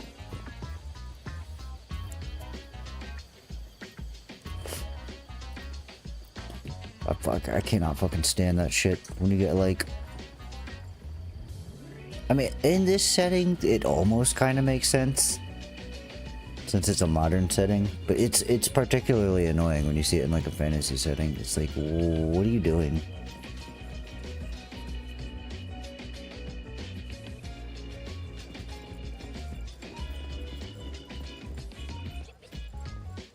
You don't hate localizers enough. There's a reason they're getting replaced by AI.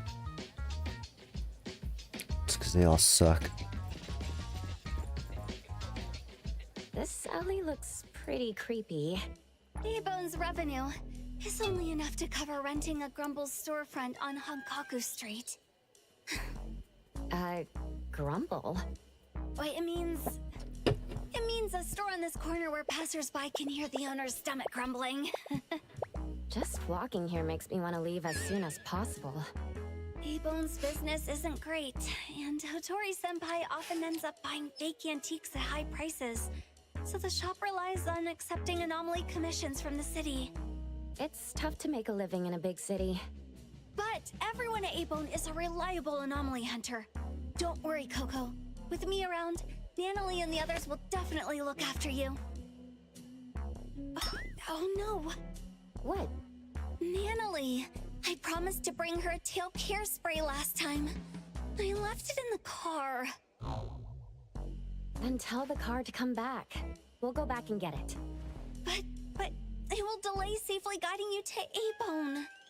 I'll bring it back from the bureau later. I'll go to A-Bone first. You can go get your stuff. Don't worry, I'll get there safely. I'll be right back. And you are the most understanding person in the whole wide world, Coco!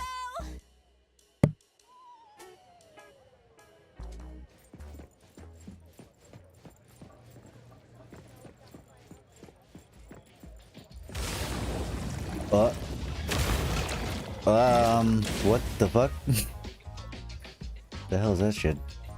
Oh, we're kinda laggy.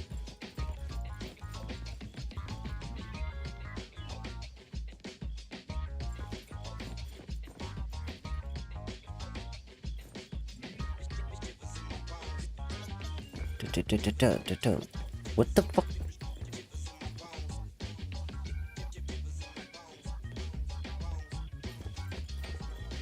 Okay, so okay, these are teleport points. So it seems like these goddamn we're like sketchy ass 3-letter agency people, fucking FBI agents.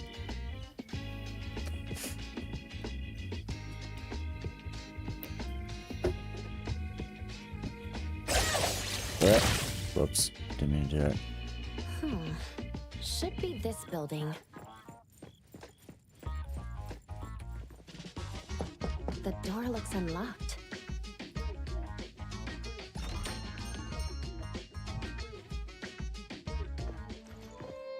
Hello?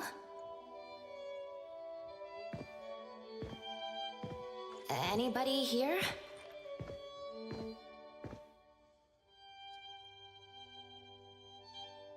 Why is this like a mixture of British and Chinese?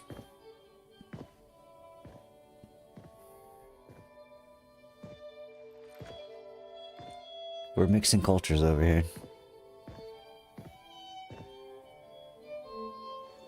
Over here. Hello? I'm surprised I started playing 14. I just got that itch. Over here. I don't hate 14. I talk mad shit, but I don't. My beef with 14 is that it's too. Press me. It's the same with every MMO. If you're looking for someone, press on me. The leveling process is too easy. But not too The open hard. world is too easy. There's a lot to like about 14, but you know. But I'm just like trying to get over that. It's like just accept it for what it is, because there's a lot of other things to like.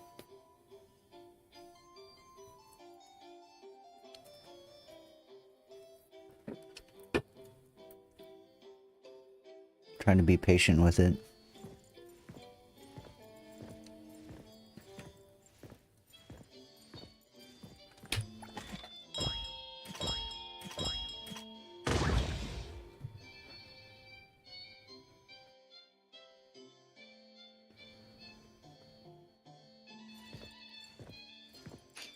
We have a visitor. Excuse me. Like I'm already Welcome pushing to level 30 Avo. and I'm only Are on, you here to buy antiques or discuss a commission? you know, level, not even level 20 really. main story quest. Coco, I'm here! Mint reporting back! Tagi! Morning, Mr. Adler. And Tagido. Have you been putting on weight? Tagido. Mint, it's been a while. If our guest is with you, then Yep, here's the new member. my apologies. You must be the appraiser our lady requested from the director, right? Appraiser? I do have some perception of anomalies, but I'm not familiar with antiques. Dude, the thing is, dude, 14's gotten even worse since the last time I played too, as far as like main story just being way too fucking easy. Cause at least like the boss fights, you know, you'll get a boss fight every once in a while. At least those were somewhat challenging. Even those are brain dead as fuck now. In like the early dungeons, the first 3 dungeons, there used to be a bit of a challenge there. You actually had to engage with the mechanics, and it's just like a total steamroll now. It's like, fuck, dude. It was already too easy, and now it's just even too easy. It's like, what are y'all doing? Because it's gonna get, you know, I feel like that's bad game design, because you're setting people up for failure. Because once they do get to the point where it becomes challenging, they're not gonna be ready for it.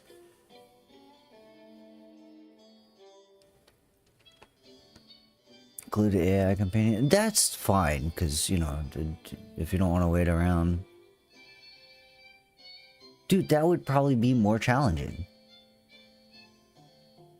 Actually, just doing the solo dungeons with AI companions would probably be harder than just running it with, you know, players that are way more intelligent than AI.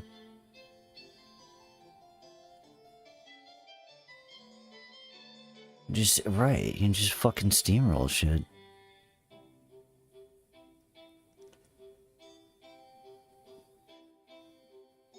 I just feel like that sets people up for failure. Because then the first time that they experience a real challenge, they're gonna be like, what the fuck? They're gonna be mad.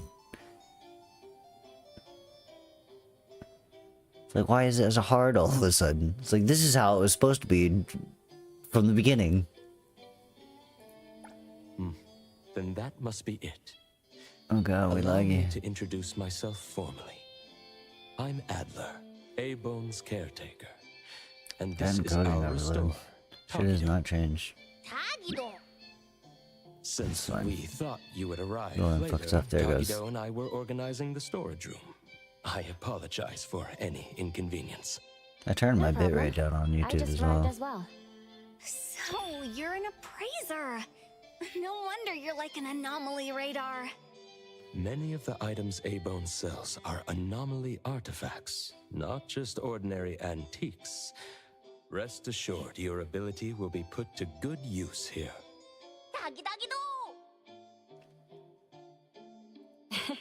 If you mean as a minion, I must decline respectfully.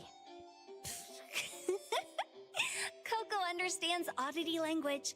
Tagido, don't underestimate her. Oh, Kigido! Nice to meet you. But, you know, I'm not gonna complain about 14 It took us anymore. a long time to understand. Because the vibe Tagido, is right. But now he won't be lonely.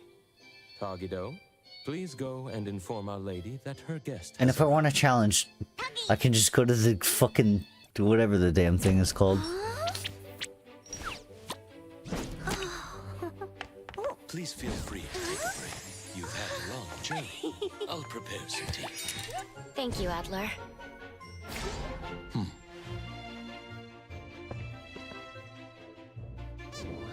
Wow, this little house is so delicate.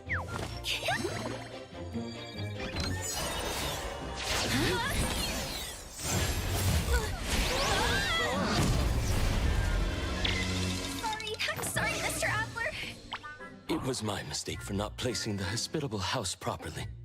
Mint, please don't blame yourself. Adler, is there a way to undo our current state? The hospitable house shrinks those entering through the door for convenient indoor tours. We like Mint in this house. Normal in 7 minutes. What a goofball. Looks like it's a friendly anomaly. Since we're here, its hospitality deserves a tour. The actual fucking cartoon character. You love to see it. I'd be happy to accompany you.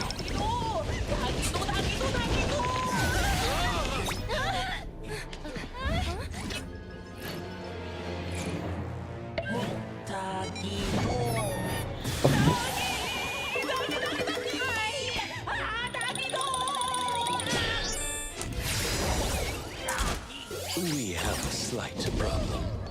When shrunken, we appear as rather unwelcome things to others. Tagido seems to think we're cockroaches. I don't want to be a cockroach! Knock Tagido out!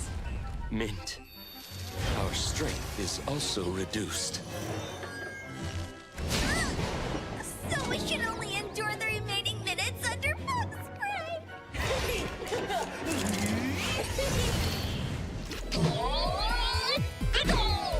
Oh shit. Nice, we got a third. What's he doing? Oh fuck.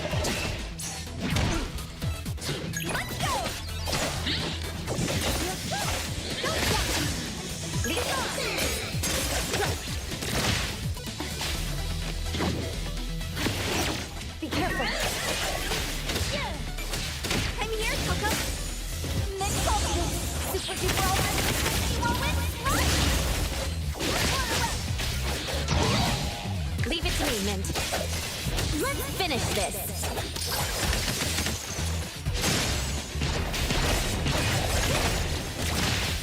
Here it is. Rest for a moment. Comprehend.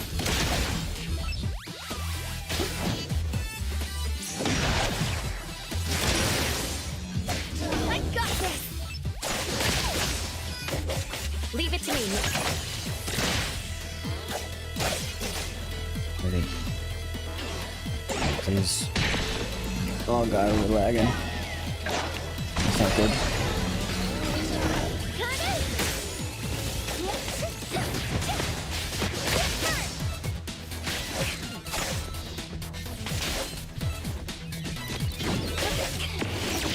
Leave it to me, Mint. Perfect timing. What is with this encoding overload, man?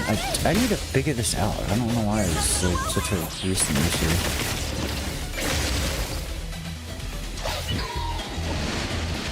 Oh, what the fuck? This is psychotic. Good thing I'm not late. Everything with form is unreal.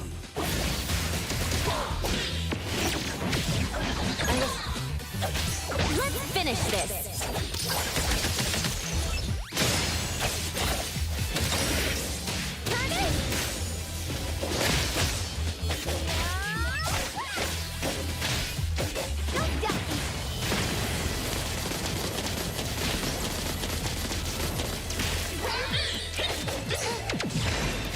Leave it to me, Mint. Great.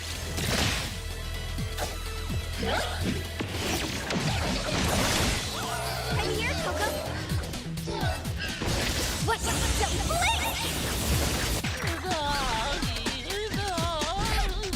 Final blow. Let's settle this. Little otter. All this racket early in the morning. Tagido, what are you doing? Hey, who's this lady? Darn. Shouldn't have finished that last bottle last night. Oh, she's a lush. Hangover medicine.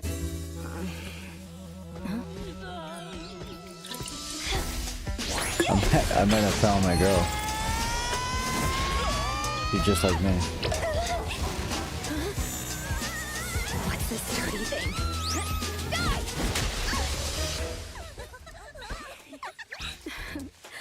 This is our new appraiser. A-Bone's antique evaluations depend on her. From now on, I'll do my best. I'll watch your back. With an appraiser, Hotori can stop buying fake goods, right? You little brat. we got the brat. I was like, which one is the brat? I handle antique maintenance and logistics. Where's our Kusagaki? Daffodil is responsible for security. Hello. Nanalie, Sakiri, and Edgar handle most of the low-threat anomaly cases. Hello. When there's no work, you can join us. Not that we need the help. But if you want to be amazed, you can come along.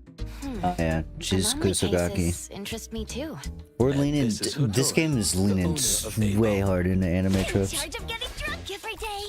Oh, cheers. I'll drink to that.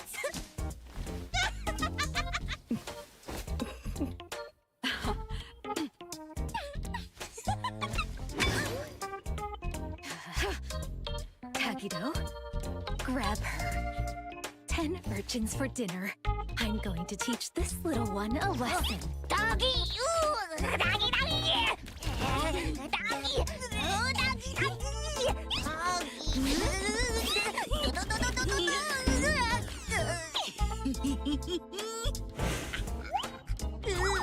Oh, she's clean.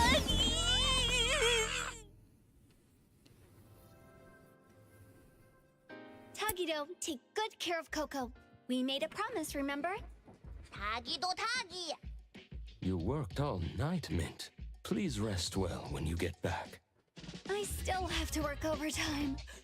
Oh, I'll head off now. Coco, remember to keep in touch. Yes. Thank you for accompanying me. See you next time. See ya! Your accommodation has been arranged. Please follow me.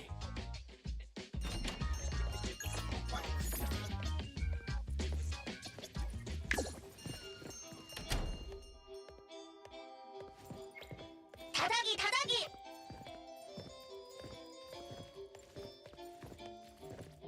What the fuck? This is the opposite of every game. The NPCs walk faster than you instead of slower. The backyard has 2 stacked This is dormitories unacceptable. where everyone from the shop lives. Knowing an appraiser was coming, Tagido and I were just tidying up the rooms and storage. Tagido!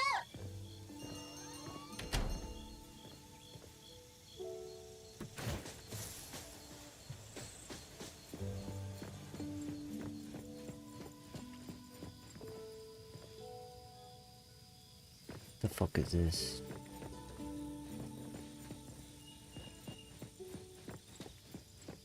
Here we are. It's more convenient on the first floor.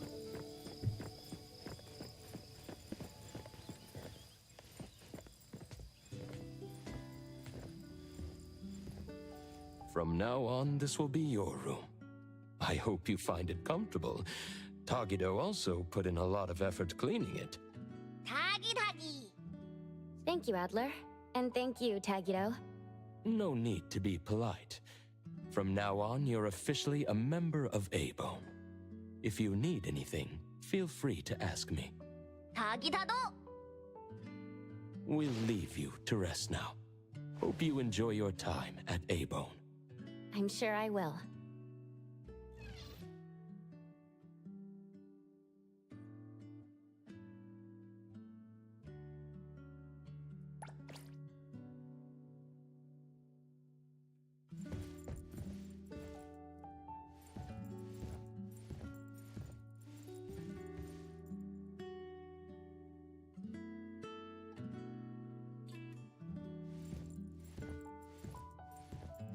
Hey, we got a skateboard. Man, that's the flattest fucking skateboard I've ever seen. I think whoever made this game has never skated in their life.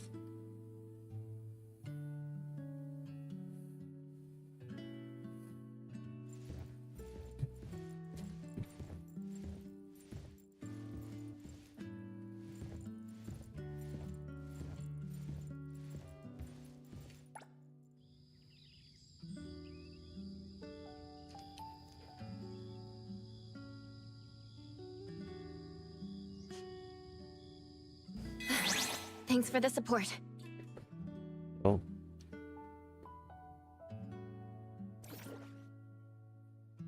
What is this?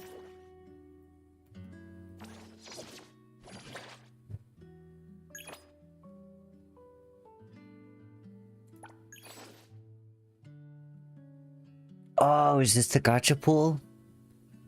Yeah.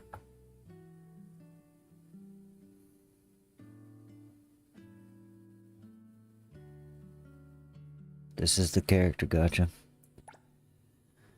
I was wondering when they would throw me into this. Oh, dude, that literally looks exactly like the goddamn Hawkeye Starheld gacha fucker.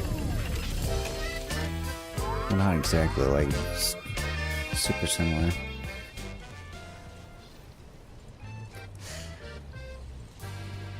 Game movements, corresponding tile, and obtain items. Hang on, journey together tile.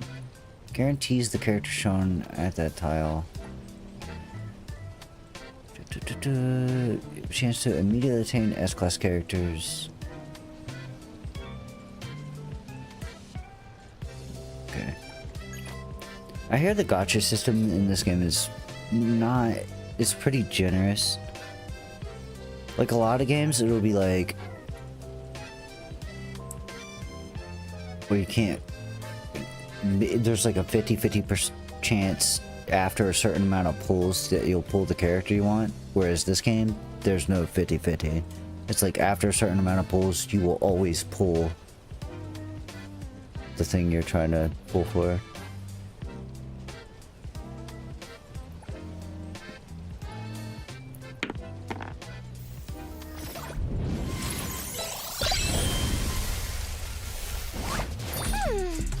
Are you okay?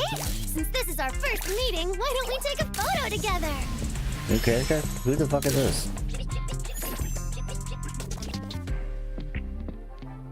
Okay. Who calls upon the name of Haniel? Wanna hang out?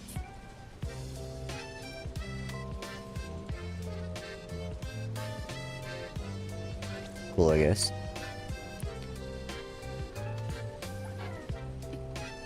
This is another weird thing about gacha games that kind of bugs me, is you will pull characters that you've never met in the story yet, and then you'll meet them way later on, and they'll pretend that it's their first time meeting. It's like, you've been on my team for like... You've been on my team. We didn't just first meet. You really have to suspend your disbelief. Wait, so... One as character selection. How's this work? We gotta figure this out. Oh, we're definitely pulling little shit. Select character. Oh, after 50 rolls. Damn, that's a lot. That'll be the one though.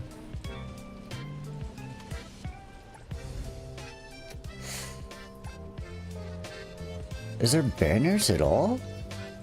I don't even see a banner.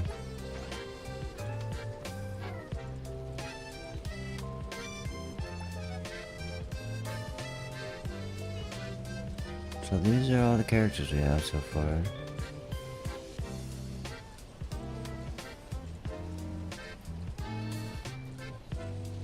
But the ones we can't... I don't know. How does this work?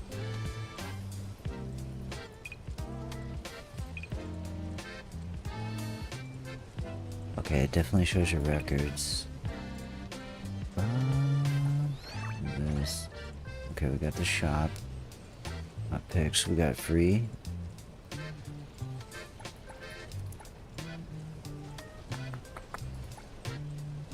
Any free pulls? Exchange.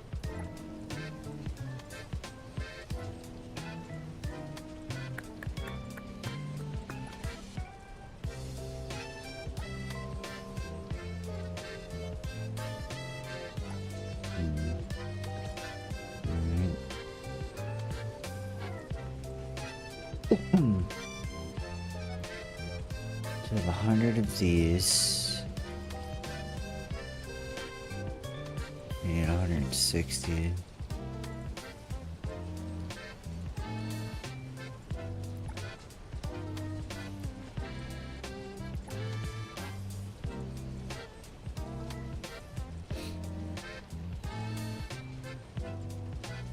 I'm not seeing a banner, which is weird.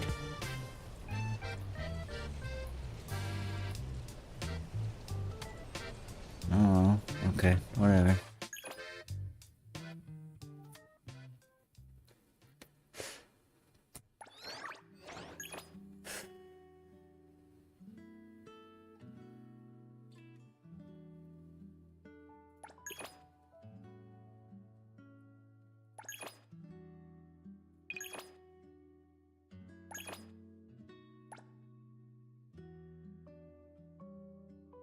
Ah, this is probably the free shop.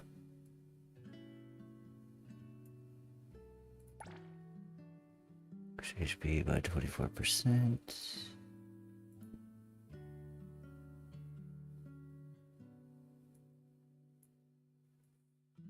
Okay. Oh, good. Well, here's the banner. Okay, I get it. What are these? Limited boards. Okay, so this is the main banner, and then this is... Right. Yeah, it's just like Engine. And, I mean, it's just like every other fucking gacha game.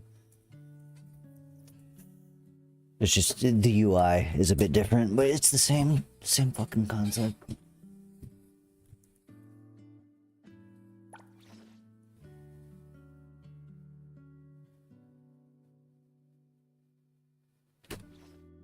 Okay.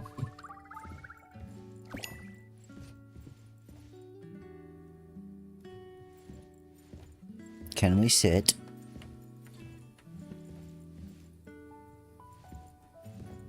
Can I pet the dog? Like, bro, you better let me sit on my couch. Guess not.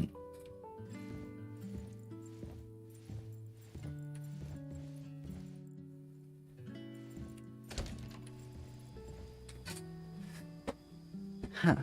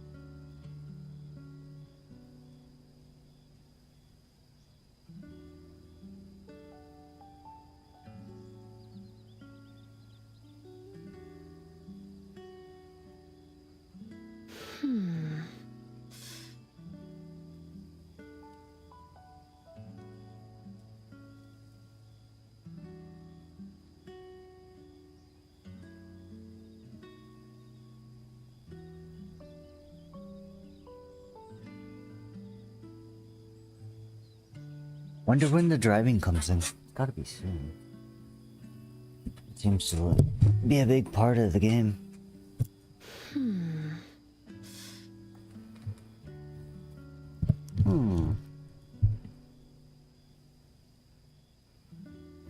Let's ban this guy. Get banned. Dummy.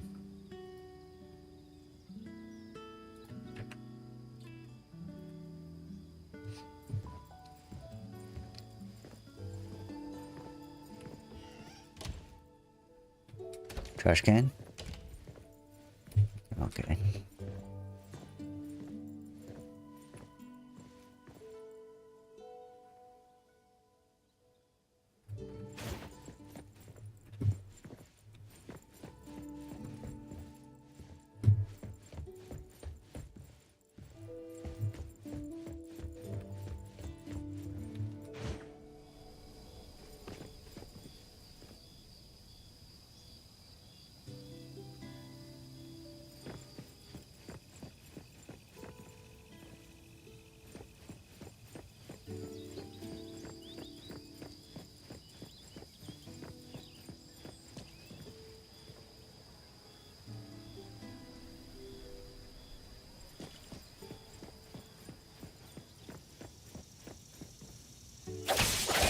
That's what I thought. It's a train dummy. I'm here, Coco. Good comprehend. I'm here to help.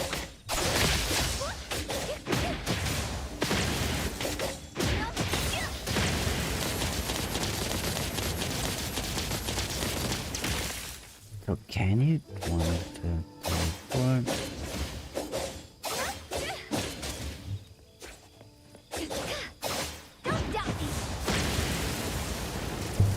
You can hold.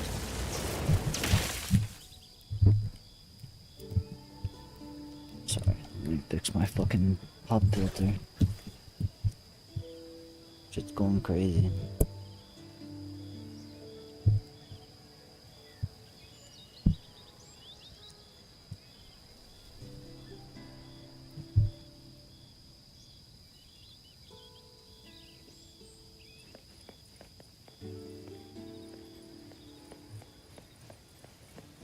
No. Getting stick drift on my controller. Not good. Leave it to me, Mint.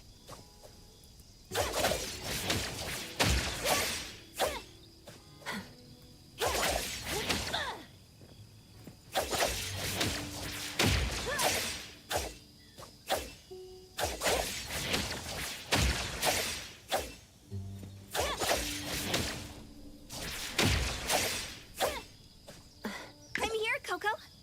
Blown away.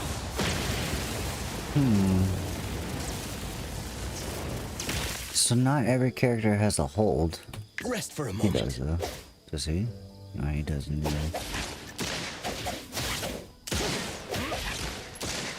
Wait, does this... Does he have like a fucking boomer cane? We got a boomstick? Yeah, we do.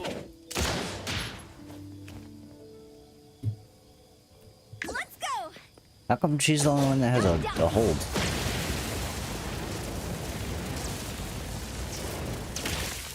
Huh. Leave it to me, Mint. Oh.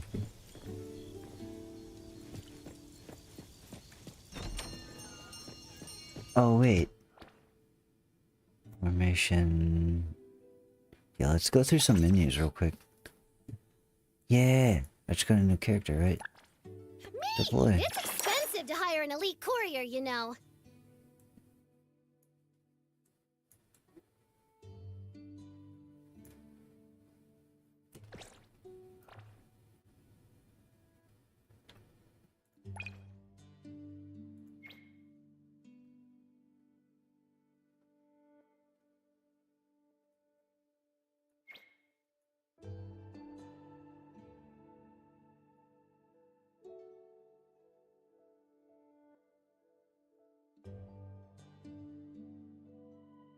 Dude, no way. In-game notice, already banned all these accounts for botting. That's incredible.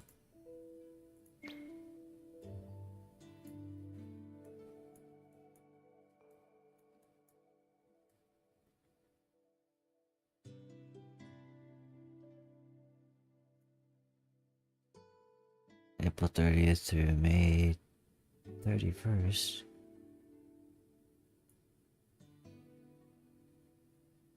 Creation submission? Submit your best work.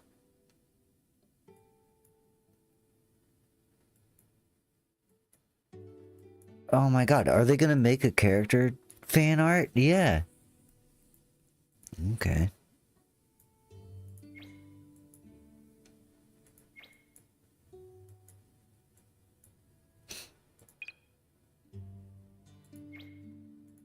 Got all this fucking shit. I'll read through that at a later time.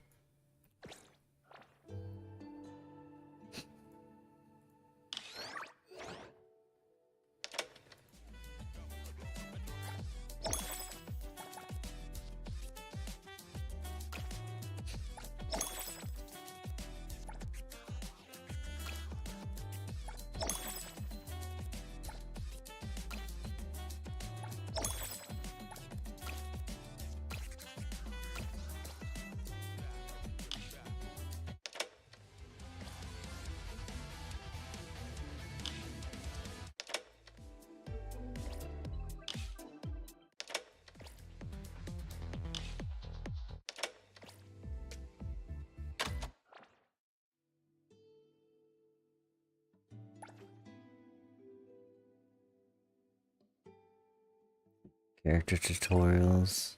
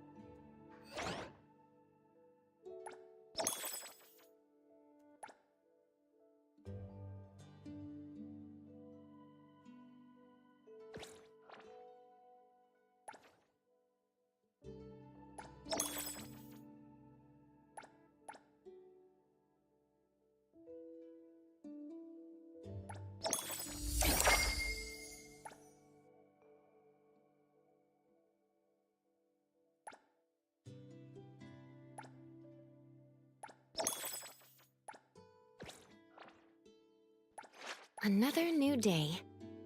Who calls upon the name of Haniel? Wanna hang out?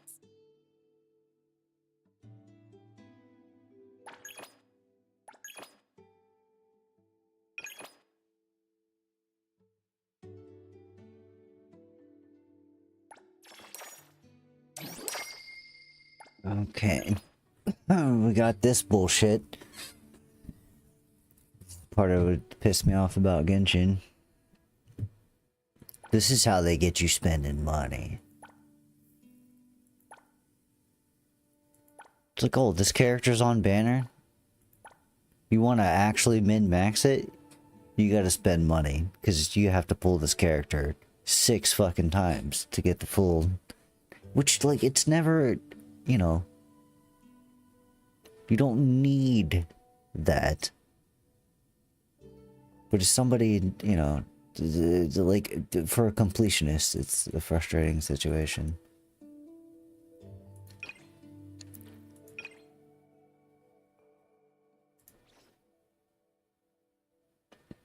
It's whatever. It's to be expected.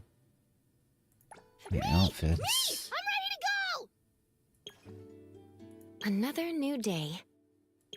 Holy shit. This is what fucking... I bitch again.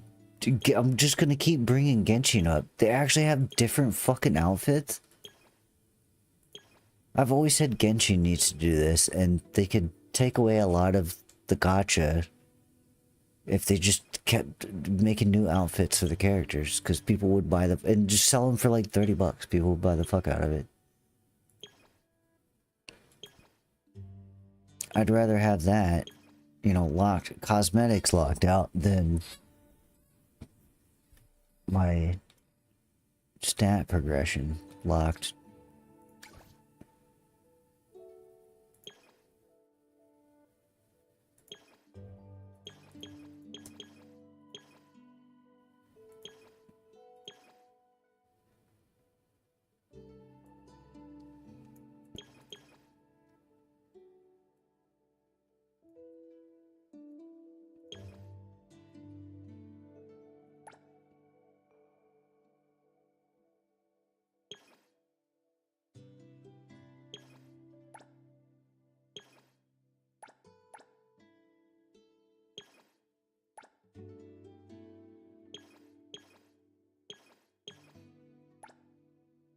Hey, the wind's picking up.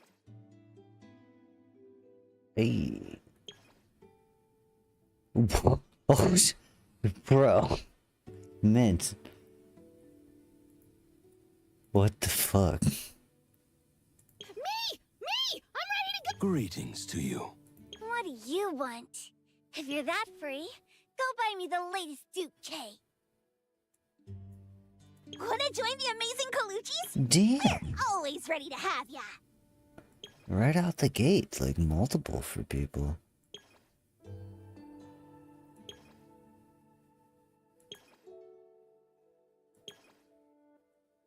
This pain. Kind of impressed. You're sharing with me? Yum. It's my duty. Is there anywhere you want to go? I'm here. I'm ready. There's our furry. We haven't seen him yet again since the opening. Clarity. Obsession. Disillusion. I don't even know who the fuck this bitch is. Back to work again. Fine. Me? I'm here.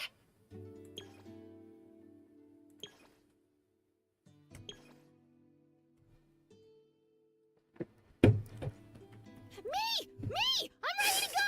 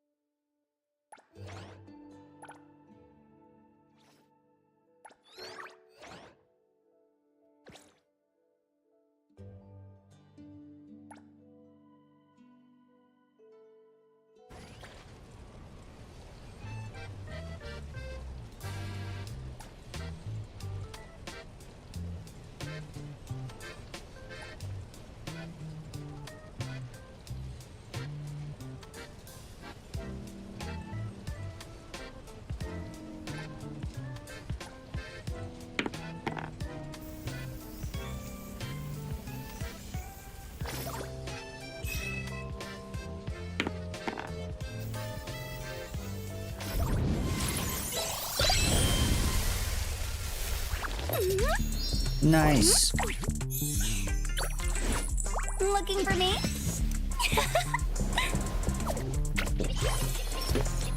Mitt's here! Unlocked.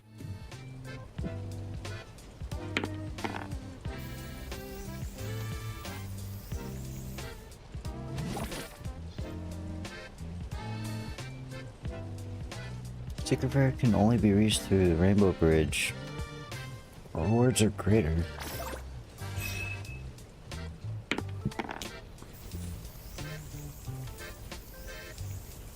Of course, skip the S. I see. Let's see how this is going.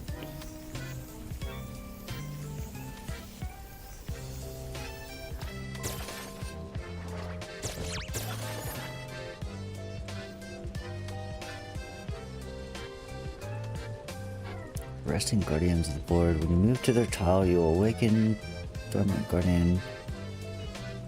Flee forward 9 tiles with the treasure.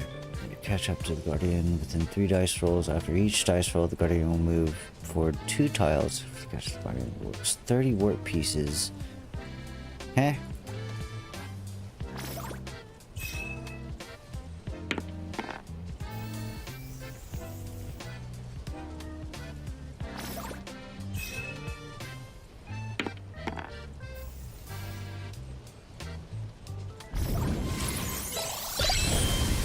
Oh, what do we got?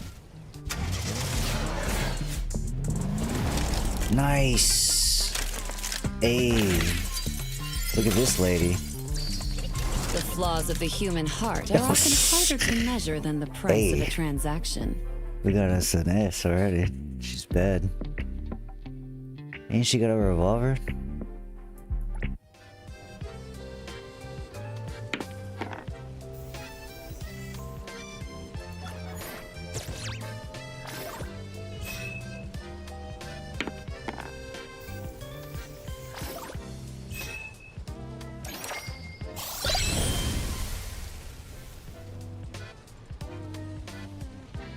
Okay.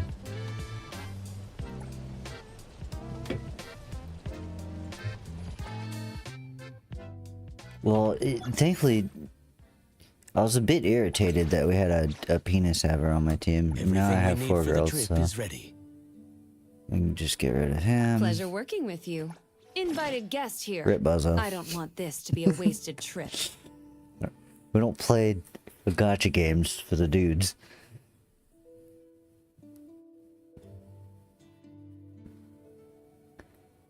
No boys on this team. Hey! Did Oh wait, you that's need me? right. We can upgrade her too.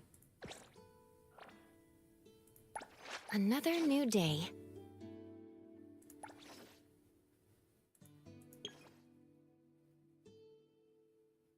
Awaken. Awaken. Awaken.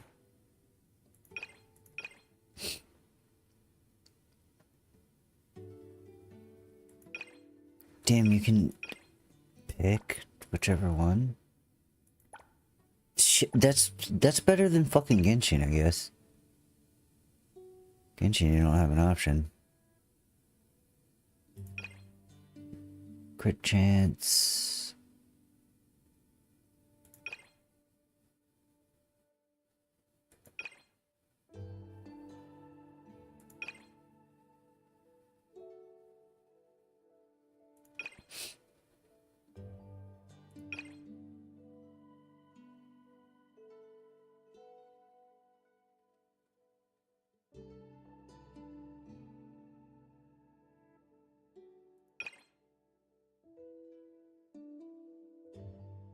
Hmm.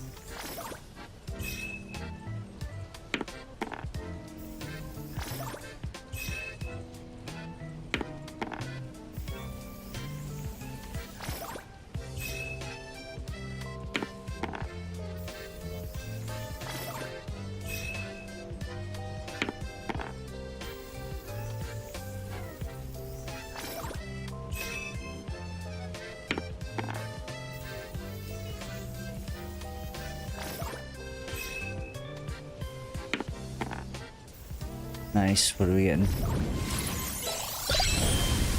Nice. What the fuck? Hey, I look away for one moment, and you're giving me trouble again. This is who I wanted. It's like, I need the little shit on my team. She's basically clear. This is my clear. This is about to be a main immediately.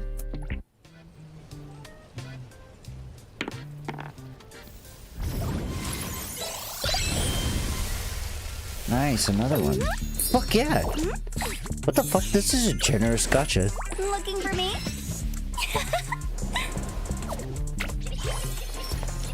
Mint's here!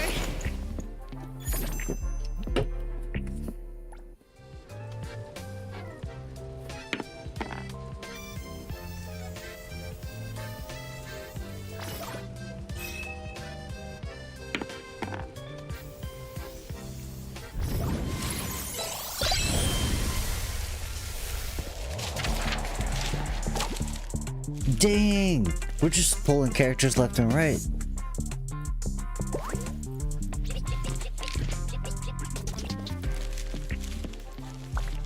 Hello, I'm Edgar, here to apply for the Anomaly Hunter position. Yeah, Edgar. You're... what's his fuck? The femboy from Genshin.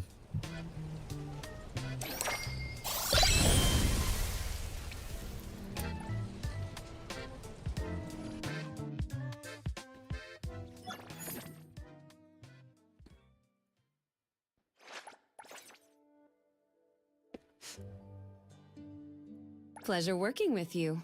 Sorry, lady. You gotta go. Hold on. Let me get out whatever. Let's make a scene together. Let's go ahead and put you... How do we move? Oh, okay.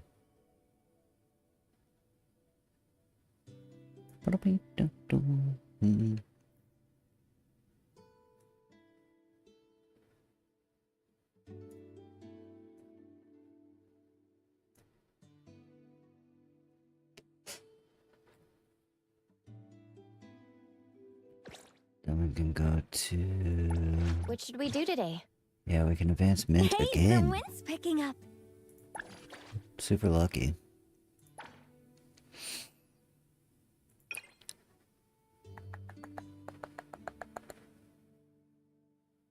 After ultimates. Yep. Yep, that'll be the one. Crit rate.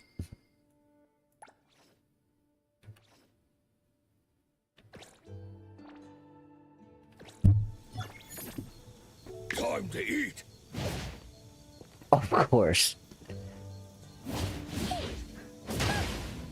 Yep. Dude, they all have to have a character like this. Tiny package. Big bang.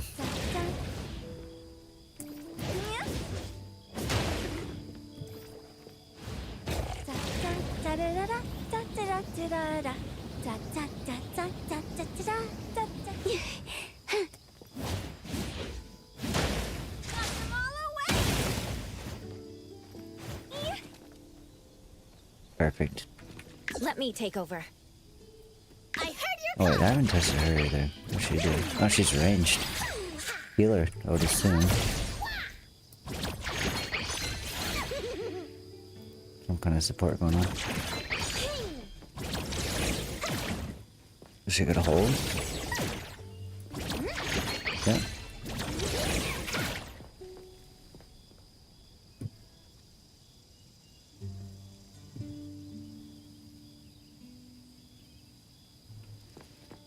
coming through.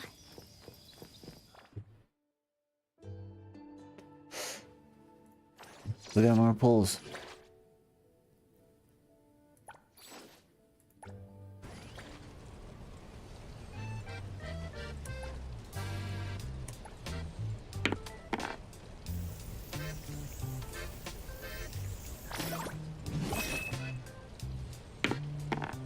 Another.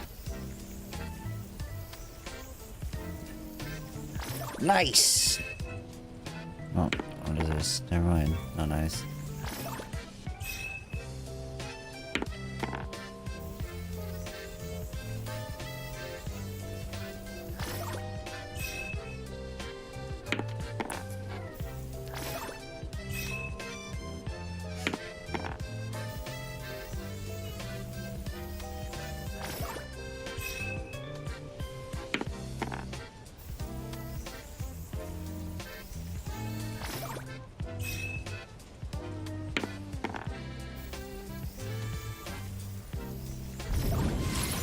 Sick. What do we got? Oof, we got the Here to do fucking my furry too. job. We're pulling all the goddamn characters. My team is fucking stacked already.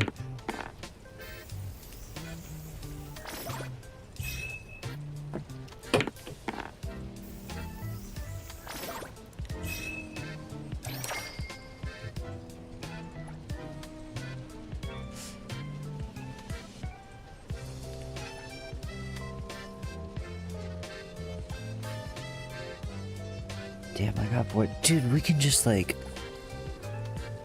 Shit, do I have them all? Let's see. The only one I don't have is her. I guess we'll do another one. See if we get her too.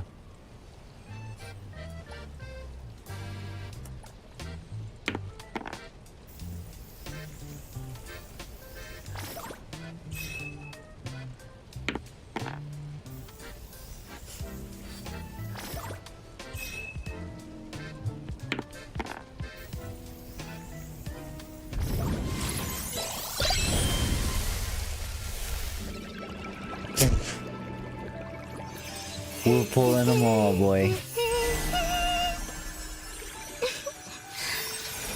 Would you like to join us for a jam?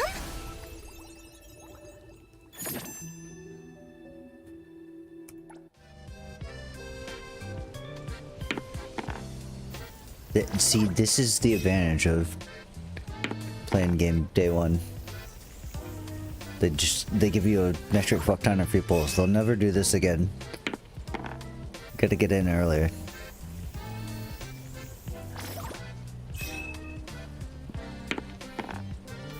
That's how they get your ass. They set the expectation.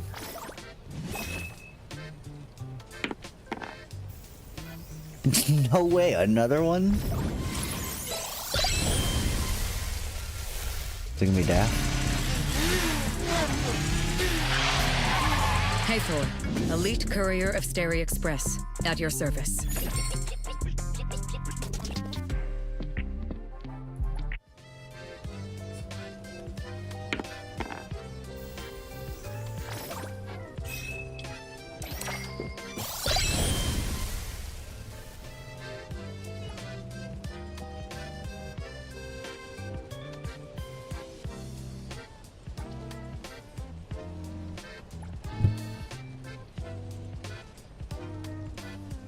Yeah, I think I've had enough of that banner.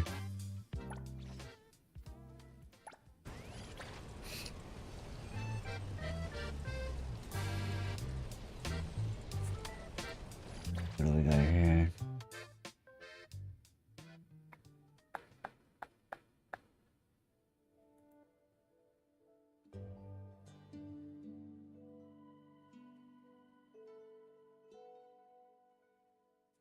We'll do one. We'll do one 10-piecer on this one. That's it though, only one. Maybe I'll get lucky. Oh now. Oh, this boy. I guess we can Alois upgrade V. him. Adler. At There your you go. service. Never gonna use him.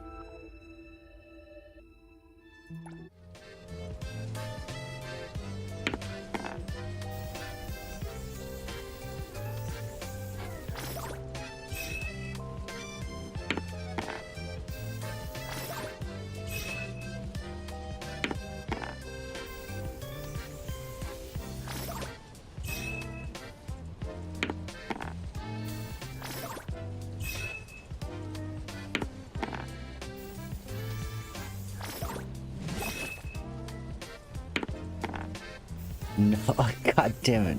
Wait, what is this?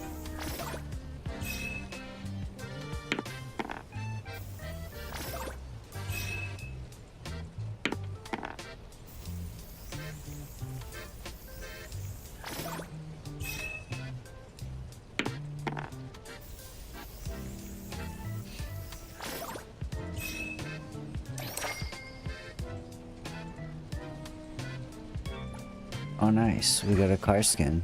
We haven't even driven yet.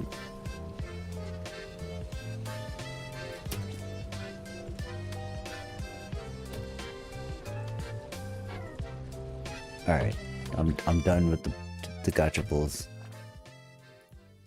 Hold on. Let me get out whatever Kiramaru gobbled. I think we're good to go. Greetings to Oh yeah, let's upgrade this guy.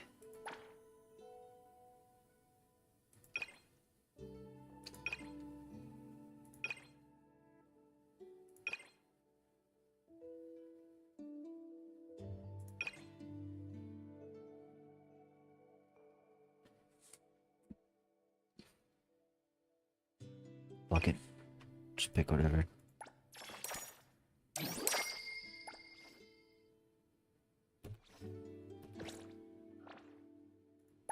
Hold on. Let me get out whatever.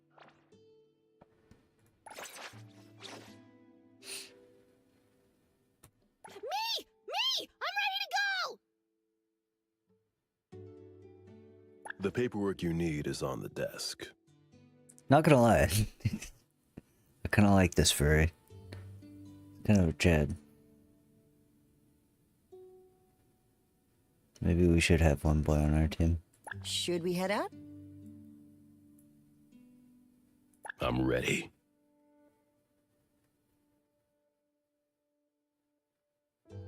Who calls upon the name of Haniel? Wanna hang out? Not true. I haven't even been thinking about the elements either. Of course she's fucking fire as well. Go buy me the latest. She's literally clay. What should we do today? Hey, did you need me? Is there anywhere you want to go? And she's Barbara. Damage being DPS. Hey, the wind's picking up. Pleasure working First with DPS. The paperwork you need is Main on the DPS. desk. I'm here. Healing. He's healing? Everything we need. I'm always available. She looks like she'd be healing. Me! I'm ready to go! Damage boost. Hold on. Let me get out whatever Kira Sure, Maru. damage Hey! boost, main DPS. Another new day. First DPS. What do you want? If you're that free, hey, who calls upon the name? Should we head Damn. out? I might need to use this motherfucker because we need a healer. Is there anywhere you want to go?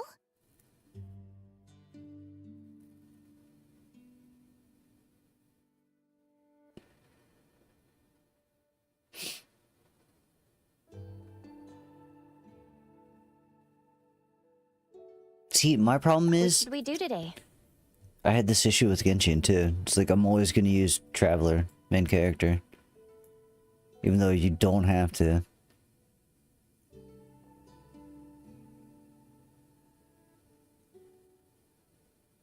I'm always available. I'm here.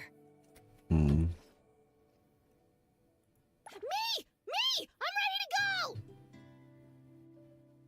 Hold on. Let me get out whatever Kira Maru gobbled.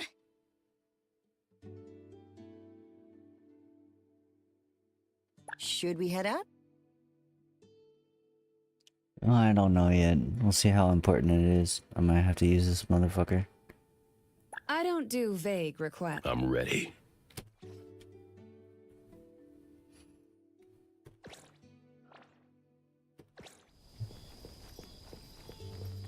I will see through the Nexus.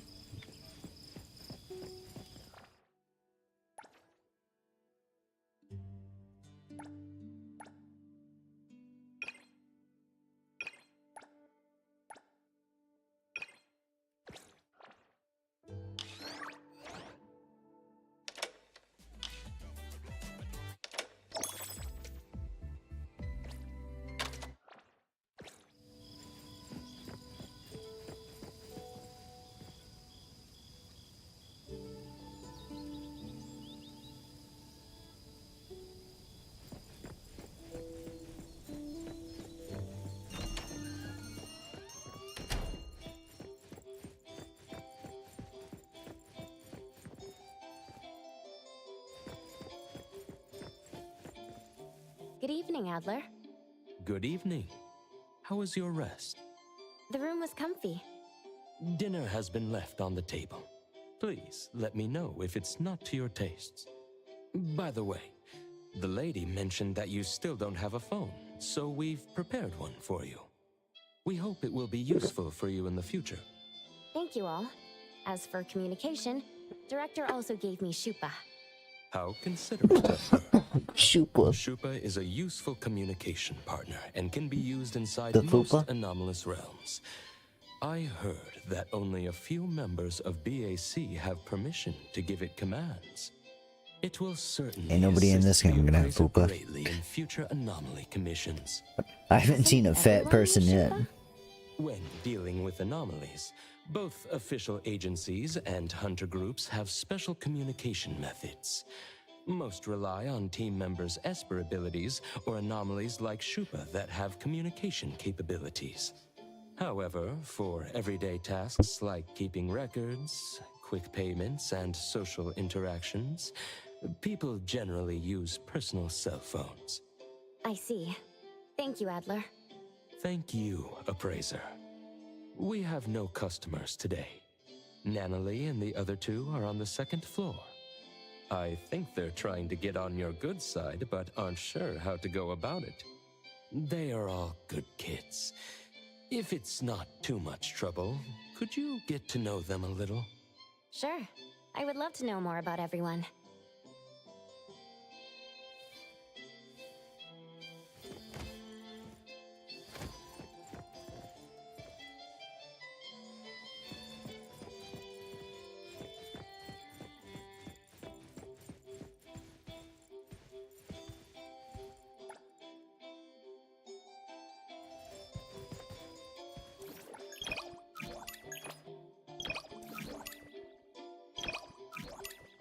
New bond.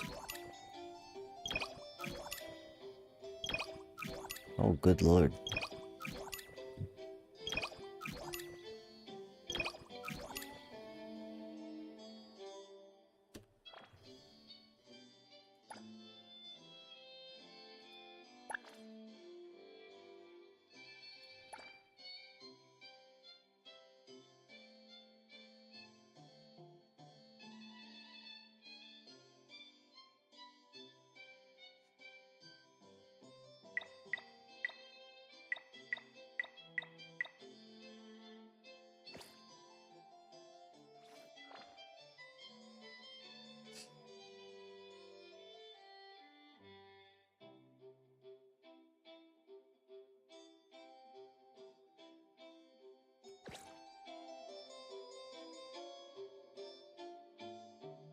Oh yeah, isn't there's some fucking code too.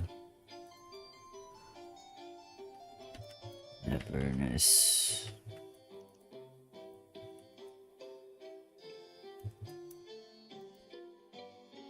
What is the code? NTE, have fun. Redeem code. How do we redeem code? Right there. Have fun.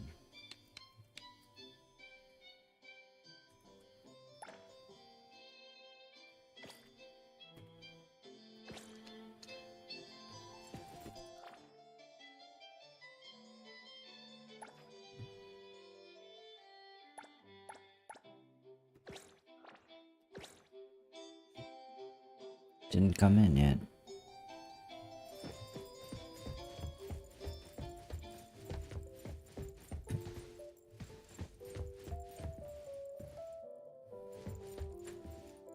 Is there anything I can help with? Literally. No, The little not shits. really. When the shop has no business or commissions, it's quite peaceful. Don't sugarcoat it, dummy! Get used to the boredom. A-Bone's antique business is super slow. Most of the work we get are anomaly commissions. Since we're free, why don't you listen Dude, to she's my even grand got the plan for our goddamn gang? fucking shithead eyebrows. Yeah, whenever you see these eyebrows on an anime character, just know that they're gonna be a shithead. We've got a customer? Let's check it out. Goddamn Pecora.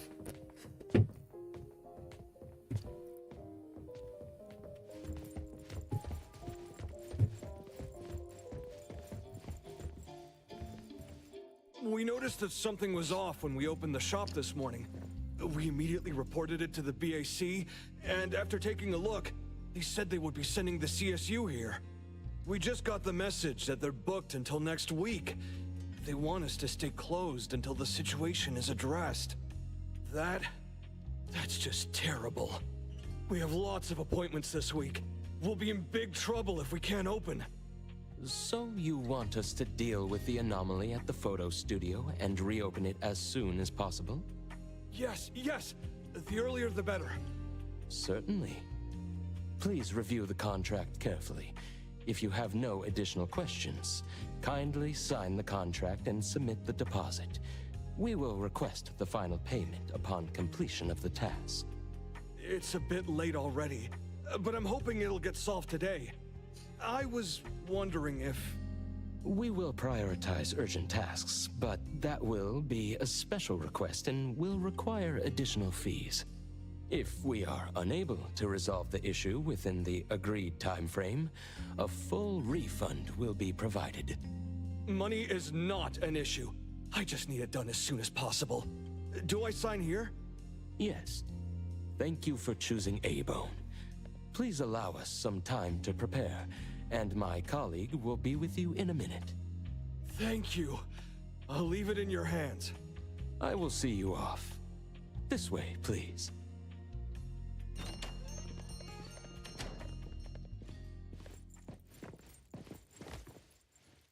A rare occurrence, getting a customer out of usual meal times. Wasn't that the owner of Film Orbit Studio? He always looks anxious, and he seems even more worried today. What are we waiting for? Let's help him out!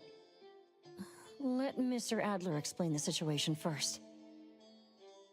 According to the owner, items in the photo studio started disappearing mysteriously since opening this morning. After an investigation by the BAC JTF field team, it was discovered that the disappearance of items is periodic and limited to the photo studio, with no signs of spreading. Thus, it was judged to be a low-risk anomaly, and the Bureau planned to suspend the studio's operations and schedule a containment unit. No wonder Mint left so quickly yesterday. She wasn't running from Hotori. She was genuinely busy. Nanoi, what are you spraying? I told you to call me Ichidaime! This is my secret weapon. Modern Moments. Time to shine. One spray to victory, Fluffy Tail Hairspray. Why does this thing get so much screen time? Stealing from the shop, weeping undeserved fruits. Such evil anomaly cannot be forgiven. Okay. The righteous Kolochi's trio is here, ready to strike and nullify This is the kind evil. of funny.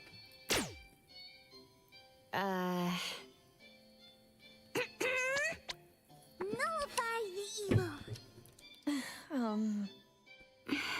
The kids are full of energy.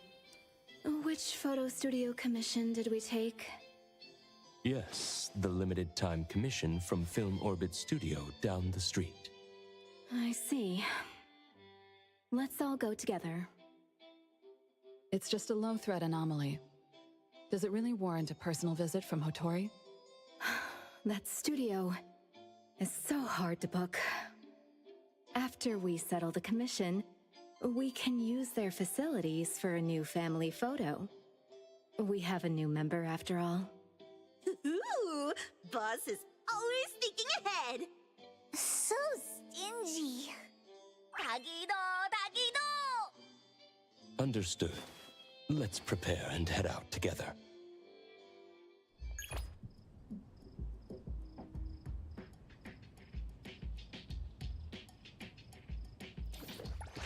What should we do today?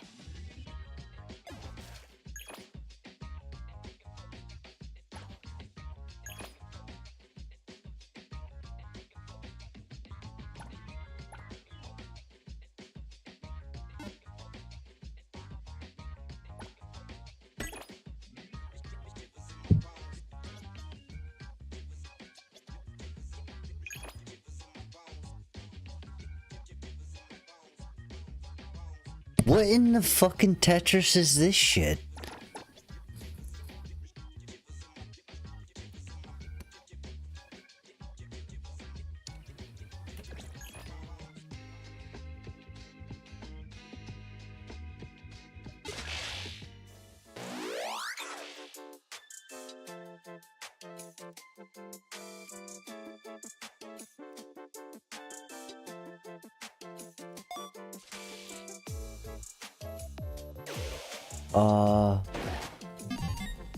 Huh?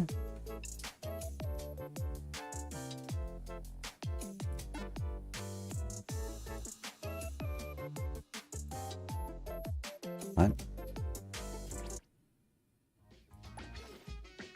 Okay.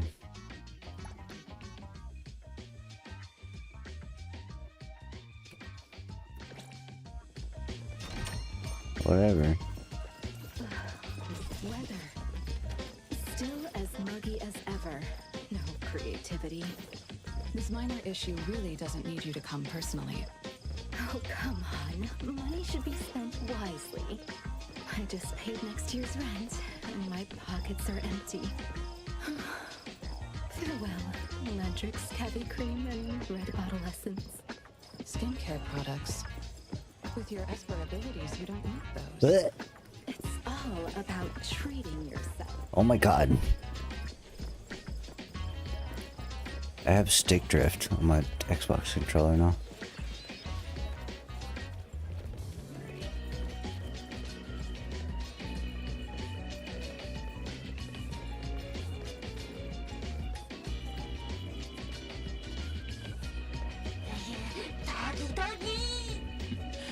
Looks like Togido and the Appraiser are quite the pair. Oh, Togido has a golden angle too.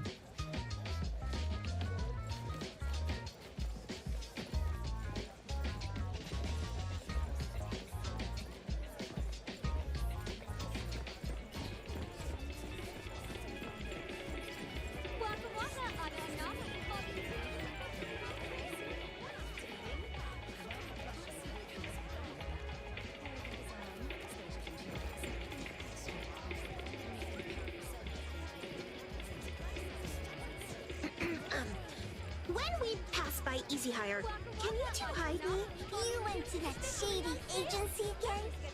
I didn't! Amber! Shh! Oh, right, all right.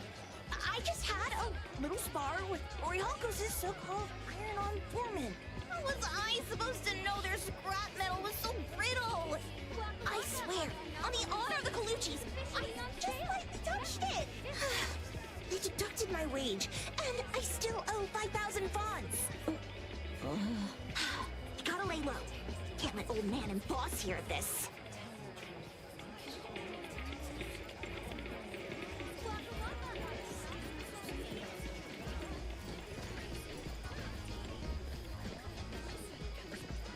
The kids are plotting. Okay. I knew you'd keep your voice down. They are plotting.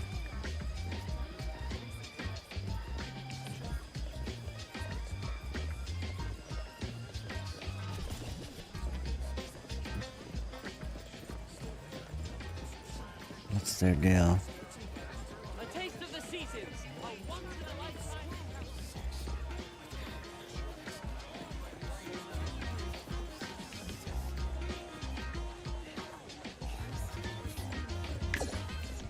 I'm here, Coco. Or if she walks faster. No, they all walk slow. Leave it to me, Mint.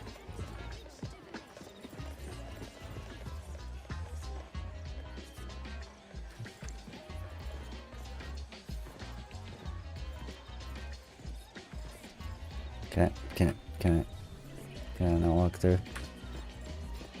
Can I not RP walk through? The owner of A-Bone came too? Is it serious? My friends in BAC told me your shop isn't doing too well. My studio. It won't close down, will it? If you hadn't called us, who knows? Tell us more about the anomaly. Sure. You must help me. This morning, I noticed something off with the layout, but couldn't pinpoint it. Then, right in front of me, a table turned into a photo. I've never seen anything like it. And then... I ran out. That's all I know about the situation inside. This can be a big or small issue. I can double the payment. Please handle it properly. I'm counting on you all. No, don't worry. We wouldn't let the best photo studio in Bridge Crossings close down. No need for extra payment. We're all neighbors, after all. How could we think about money? Dude, are we god? Clear. Yeah. Let me think. Like literally, like tell we're you like the fucking mafia in this How about bitch. you give us a group photo when it's all done. We're We can extorting display it people. in our shop.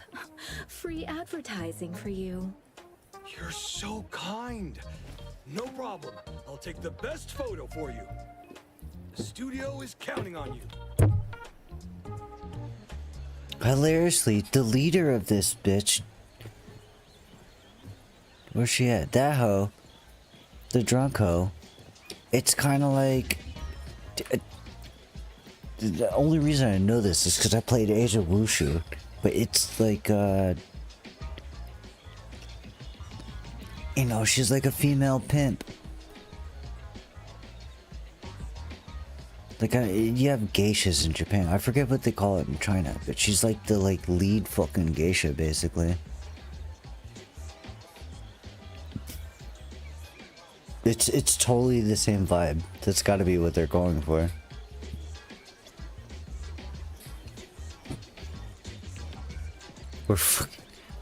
We're extorting people. Like, you want protection?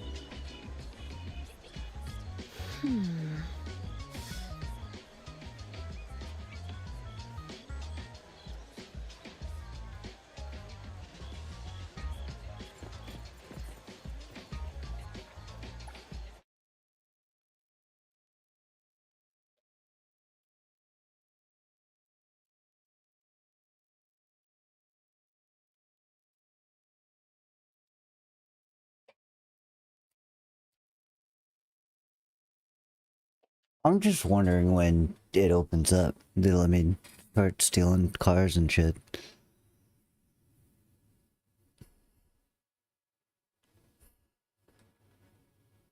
I'm sure there's gonna be like a story beat where it's like, pull somebody out, like, we need this, dude. We're literally the goddamn CIA or some bullshit. Start here. The reception.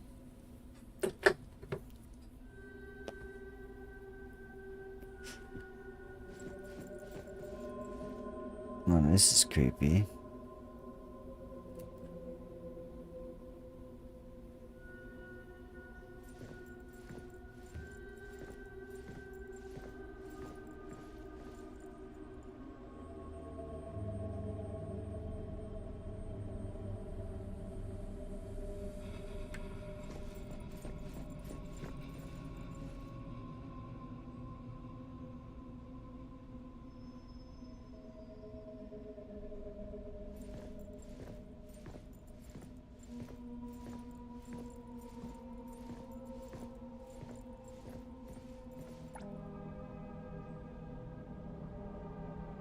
Dear customers, due to equipment issues, part of the negative shot in the redacted period, we are the fucking CIA.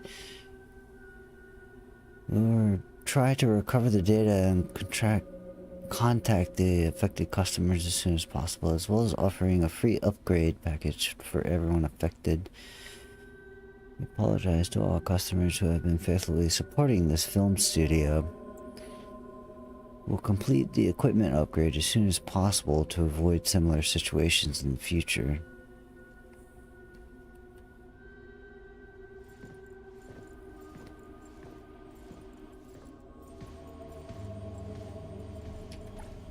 $39,999 funds?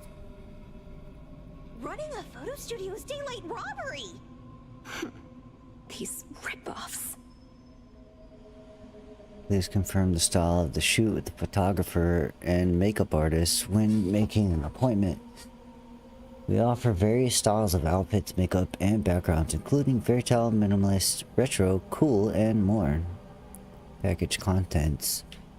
Film Orbit Studio Gratitude Single Person Portrait Package, only 4,000 funds. Bring your own outfits.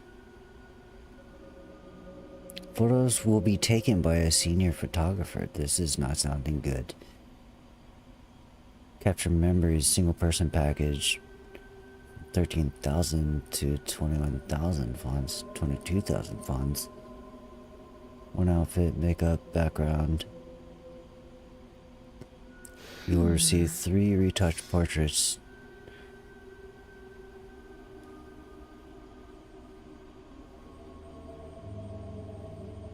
Okay.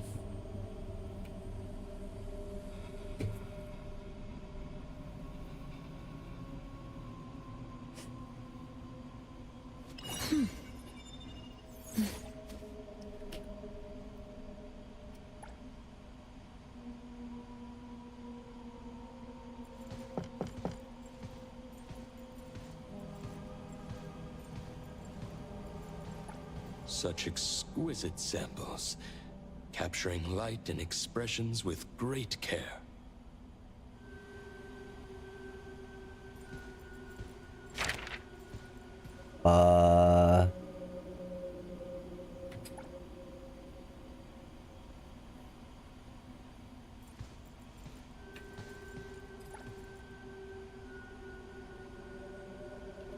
Shit's getting weird.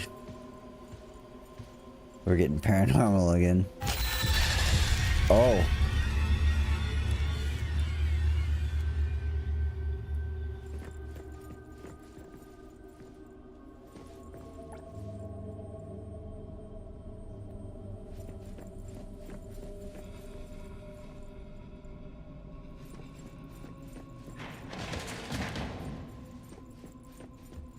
This looks like the employee's workspace. Ugh, what a mess. It's making me dizzy. Thank goodness Boss Lady never makes us write commission reports. That's because she's too lazy to read them.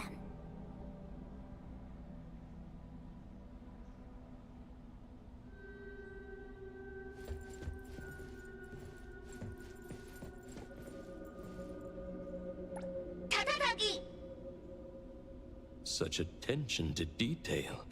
No wonder Film Orbit is so popular.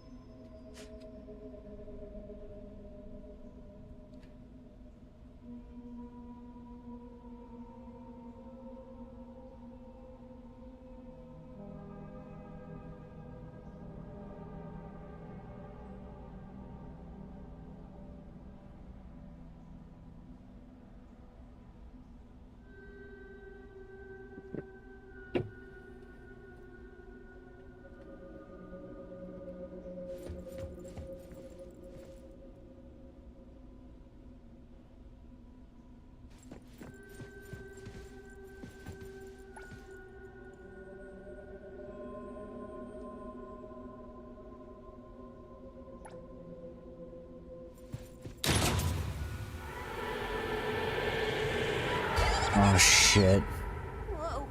There we go. An anomaly. Everything's already getting weird. Hey, stop making things scary. Flashing screen. No anomaly presence detected around here. Don't worry. Tagido? If you keep startling us, I'll throw you into this pile of TVs. These models don't look too different. Could use them as set pieces. Get double the work done. Taki taki. Tata-taki-do. What? No breaking things or you'll be left here as collateral. Tagido, tagido. Tagi. It looks even funnier now. Is that Tagido's ability? Yes. Tagido can deconstruct objects he touches and then reconstruct them. Although it's limited to what he can perceive, for an excellent restorer, this is still an invaluable aid. Tagi tagi. Yes, it's very impressive. All right, let's continue our investigation. The sooner we finish, the sooner we can call it a day.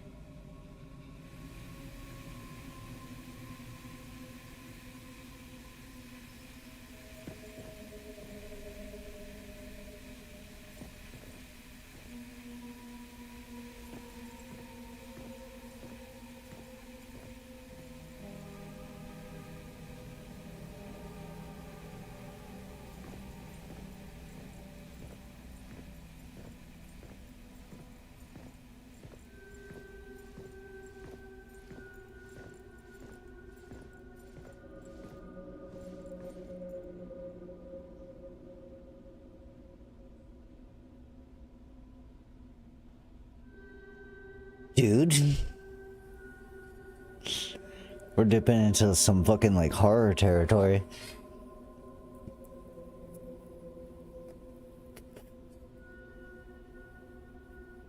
This particular right here, immediately think of Parasite Eve.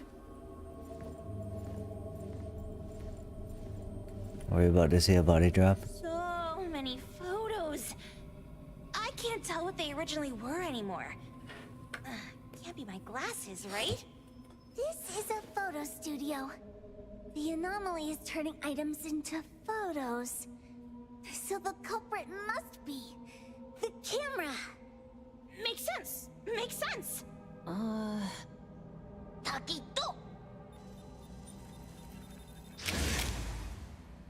So that's how things turn into photos. That bookshelf seems to be targeted by a viewfinder. As Sakiri guessed, the anomaly nexus might be related to cameras. Let's use that as a clue. You may now admire me for 10 seconds.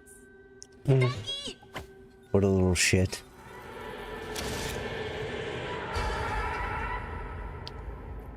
Luckily, no one's hurt. Did not see that coming. A good thing it can't turn us into paper people. Be cautious.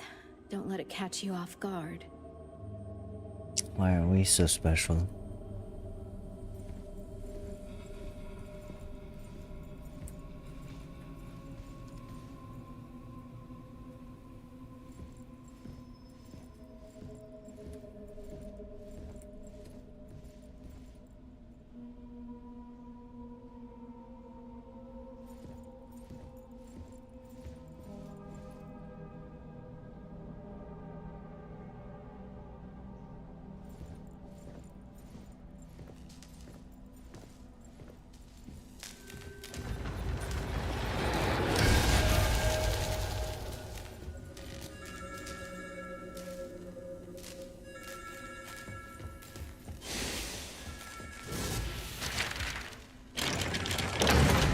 What the fuck is going on?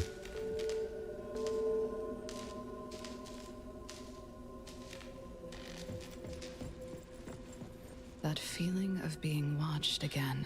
Yeah. Phone rings in the dead of night, but no visitor in sight. Natalie, not now.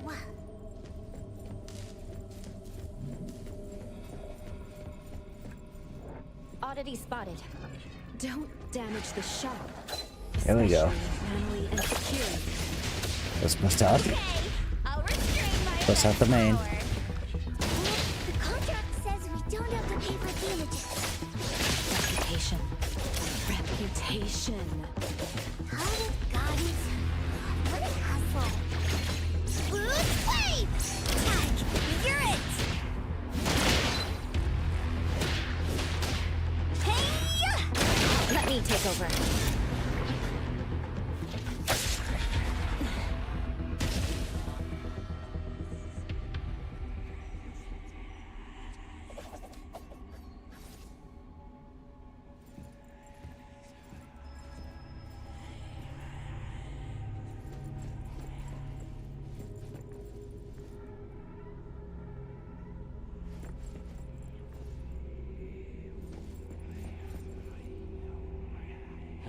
The atmosphere around is not calm. It might be safer for everyone to act together.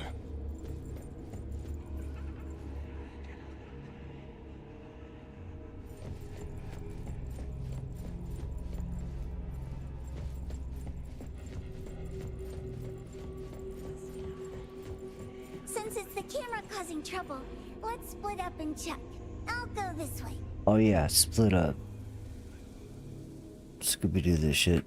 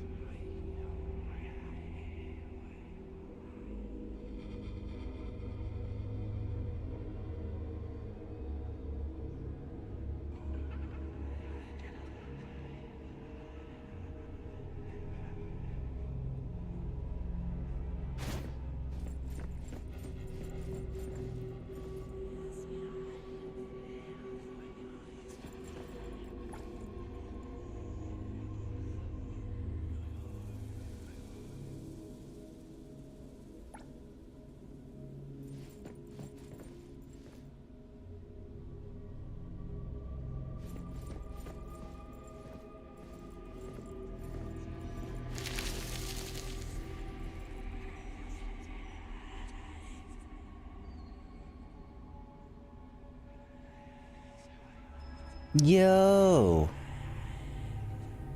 What's up? It looks like it was smashed to the ground. It's broken.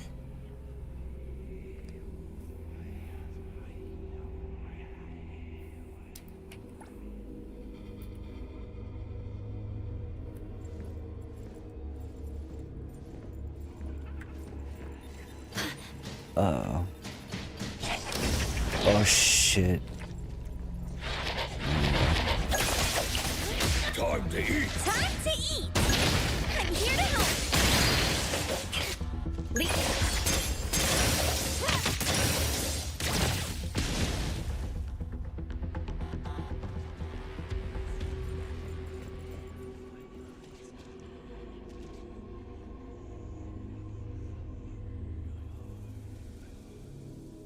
Platinum G recently? Nice. Yeah, man. Fuck. I need to...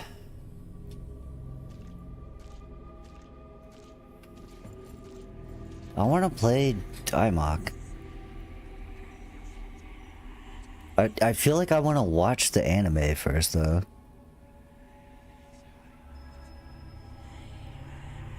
You know what? It's only like 24 episodes. I think.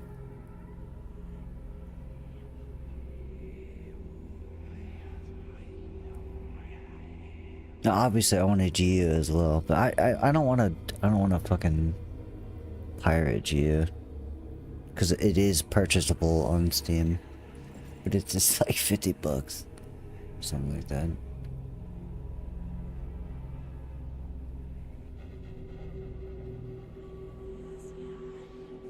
Well, no, the thing is, I watched the, well, I don't know if I ever finished the anime, but you know, I beat all of the IMOC games. I played all 4 of them. I beat those at your, you know, when I was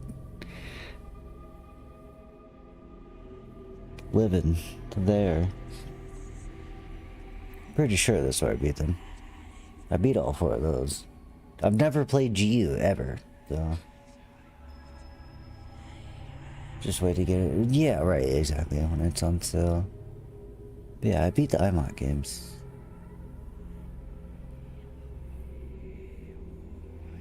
Like back to back. I was addicted to them.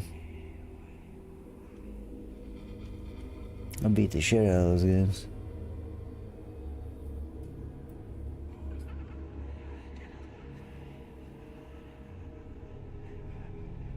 I'm pretty sure I never finished the anime.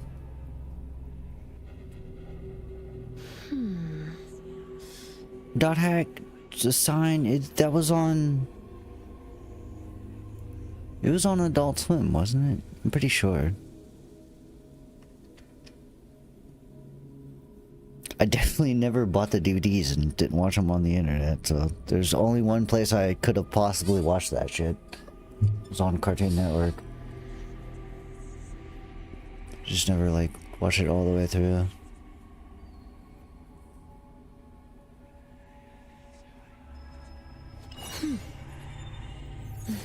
Do you like find it? Jeez, yeah. I watched a gameplay video of Geo a couple days ago, and it looks... I can see why people like it, because it looks way better than the IMOC games. As far as like mechanically and graphically, just everything. The IMOC games are definitely...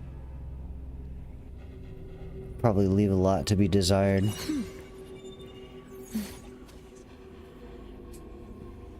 I enjoyed them either way, but I can see why, you know, looking back on it, it's like, yeah, this is kind of scuffed. Definitely not the greatest game of all time.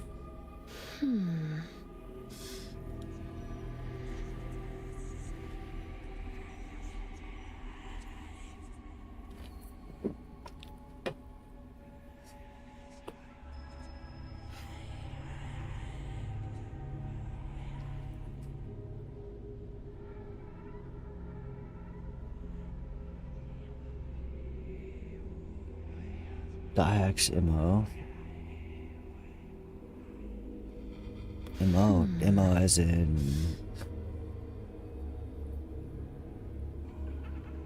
magnum opus or modus operandi. That could go both ways.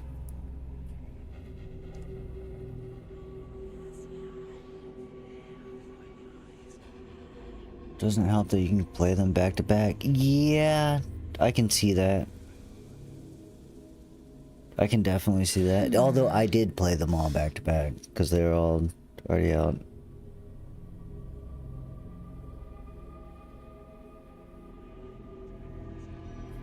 They're all only like 20 hours each too. I guess depending on how much you just want to like randomly pick your frickin' how much you want to grind or not. But yeah, they're only all like 20-hour experiences, as far as I remember. It's been a while though, so my memory brain might be screwed up. I might be misremembering. Play 40 plus hours in each game. Yeah. That's what I'm saying though. You could probably extend them to like 40 plus in each, but you can totally just blast through each one in like 20 hours.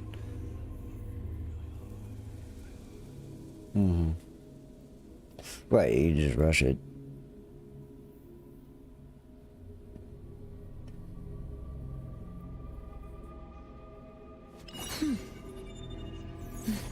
I did. The main thing I remember about IMOC was trying to keywords, trying to find the perfect keywords to find Mandragoras or some bullshit. I have a distinct memory of like I just need to find Mandragora, or maybe it was like that was the keyword, was the Mandragora keyword. I think that was the keyword. I was looking for something. There was some reason for it. I remember that being a nuisance. A nuisance I enjoyed doing, but it was like, god damn it. Just trying to find this like one fucking thing.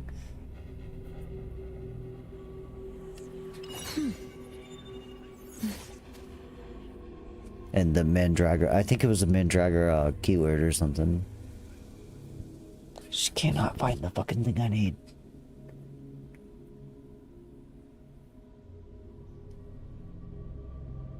Too many types of food. Favorite grunty. See, I don't remember, man. It's been so long. I just don't know. It's basically a mystery to me. It'd be like playing it for the first time over again, essentially.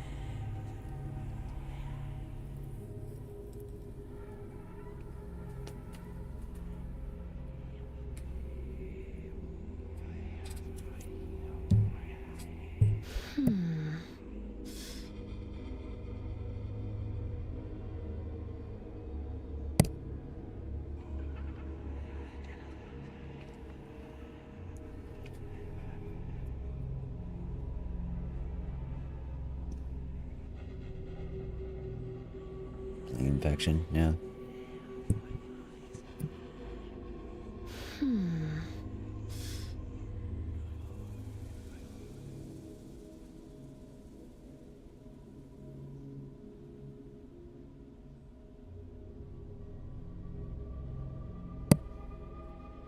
The whole reason I'm even thinking about dot hack is because just stupid, just random ass YouTube.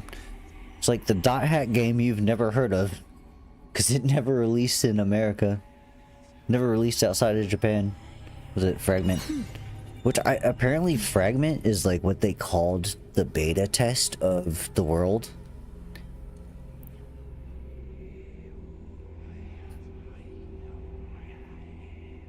But yeah, Dot Fragment, I guess. And it's got like a, you know, it's got a fan translation now. But yeah, apparently that's just like a what if kind of scenario.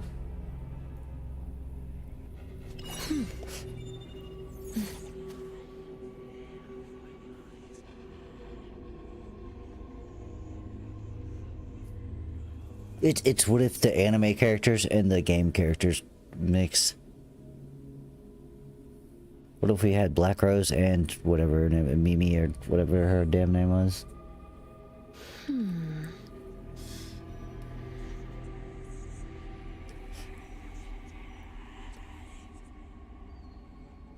Roots. See, I only know about Sign. And then Roots, I don't know what that is. And then Twilight.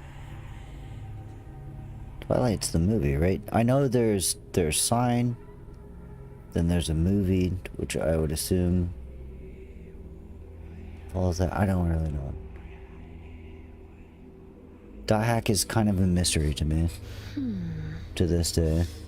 I feel like it was always kind of a bit of a confusing franchise in general. Roots is the anime before it's you. Sign is like IMOC. Right, exactly, yeah. Sign is literally... IMOC is just Sign, but... character names are different. But it's basically that.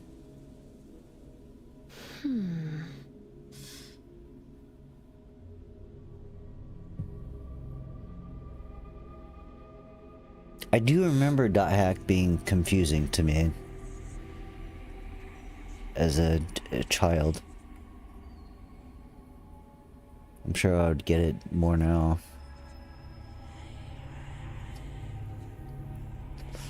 It's like, this is kind of a weird show. Let's be honest, it was a bit weird. Dot Hack is kind of strange. It feels a bit esoteric. That's because we're... yeah, right, exactly. It's because we were kids. But I understood Evangelion at like 11 years old. But Dot Hack confused me. And I was already playing EverQuest at the time, so... you would think.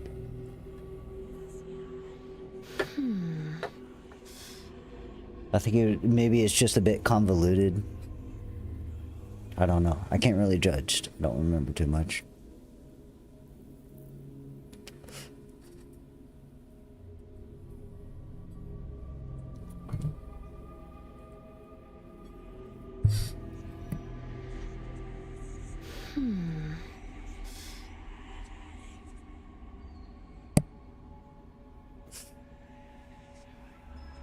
It isn't complicated, it's just weird to pull apart. Yeah.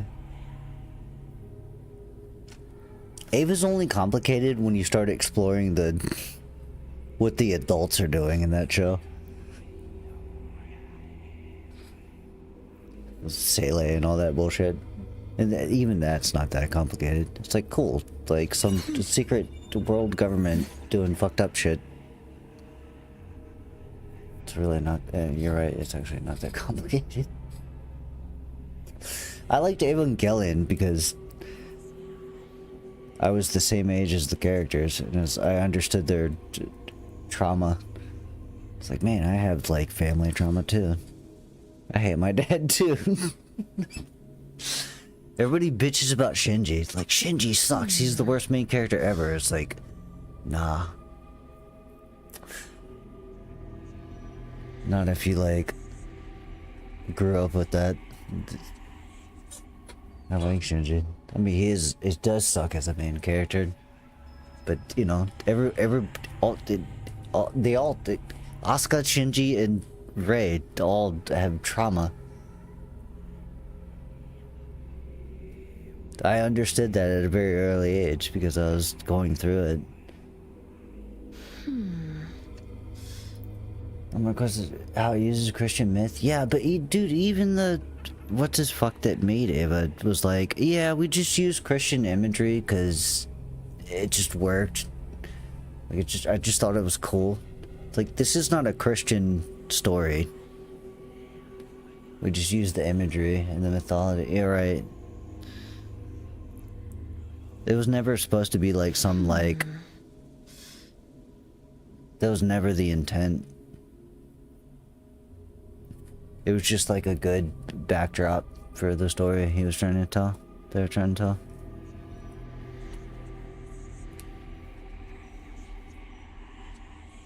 You could do that, you know, you could do that with Greek, Roman, whatever, any kind of mythology. I think a lot of people, because you know, Evangelion's one of them shows where everybody tries to pick it apart so much. It's like, it's not that complicated. You're taking this way too, you're theory crafting way too hard.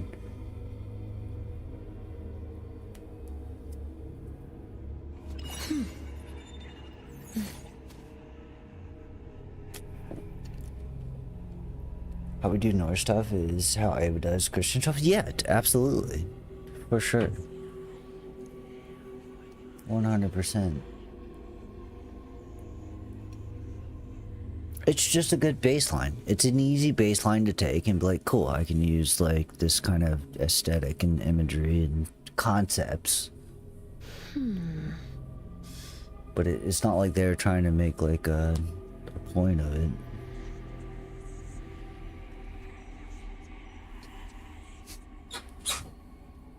It just gave a good foundation for a story. Wait, next Demon Slayer movie, yeah.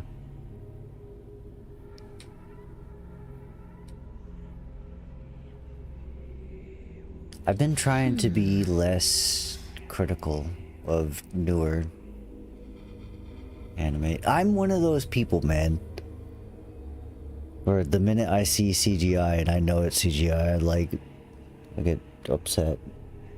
I just miss the hand-drawn stuff, but the thing is, I understand that Demon Slayer cannot do, in shows like that, JJK, none of it could do what it can do without the CGI. Because if you want to hand-draw that shit, you're gonna get like one episode every 5 years.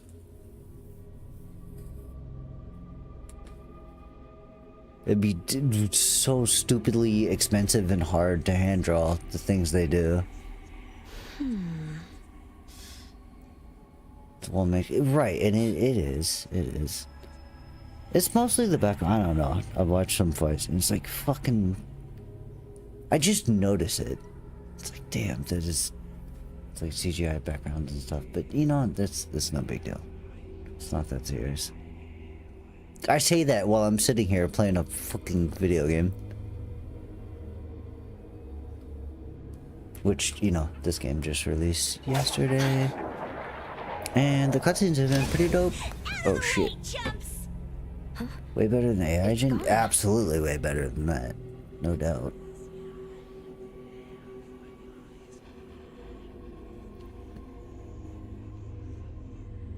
It blows my mind that people still get tricked by AI.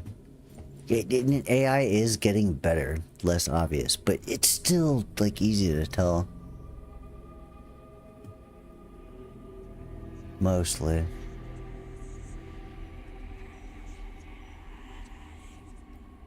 Yeah, fuck AI. Fuck AI. It's awful.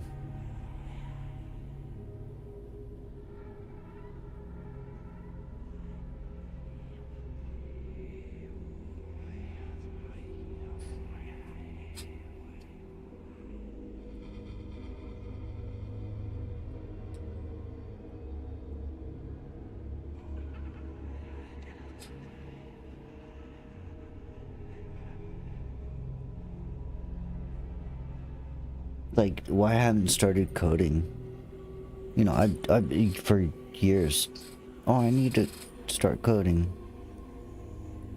Now, as far as like the tech industry goes, they're not hiring junior developers anymore. Because all the senior developers are just using fucking Claude. And or you know, whatever AI they're picking their poison. But my whole thing is, what's gonna happen when those senior developers retire and they never trained junior developers and nobody learns AI, and then suddenly we forget how to do basic code. That's my fear. Like, I think AI, especially for coding, is useful. It's a tool. It's a useful tool. But Yeah, it's real. It doesn't work. Yeah, and it hallucinates a lot. The people coding with AI, like AI can write decent code, but you still have to fix. You can't just like prompt AI code and expect it to be good. You still have to know what you're doing. It's like, as a tool it's good, but you still have to review the code the AI wrote. It's useful to like do simple things. You know, maybe it'll save you time, but if you don't know, if you as a human don't know how to write code and you just are prompting AI, the AI is gonna pump out garbage. We've already had this problem with like Windows. You know, Windows 11 is so fucked up that they're already running Windows 11 back, and they're talking about this thing called Windows K2 now, where they're not doing any AI shit, no Copilot, none of that. And it's because Windows 11 is so fucked up, because I think a lot of it was written with AI code. Like, I haven't even upgraded. I'm still running on Windows 10. They keep trying to force me, but I'm not going to do it. And yeah, I think a big part of that is because, like, they wrote a lot of the operating system with fucked up AI code. And they never reviewed it.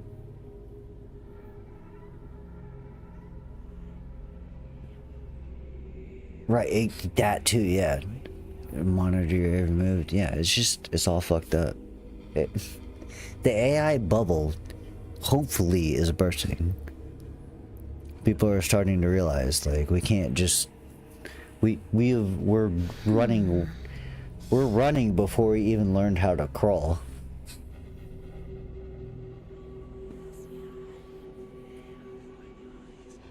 It's like AI is still crawling. AI is still in the goddamn womb, and they're trying to run with it. It's like, dude, no.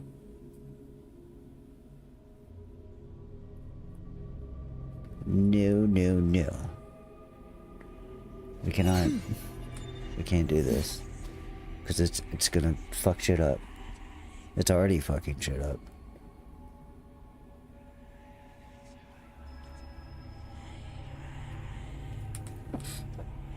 It's even possible in real life, right?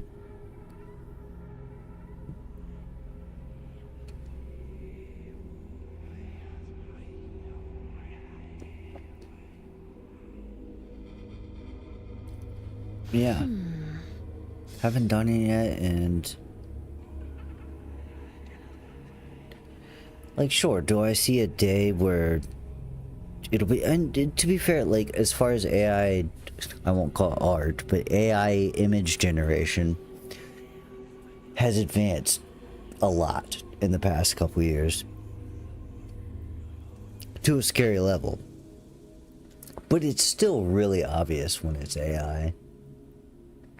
It's like, yeah, they know how to make sure there's 5 fingers now. But it's still super obvious. Gross in all forms, yeah. Same. I agree. I think it's grotesque.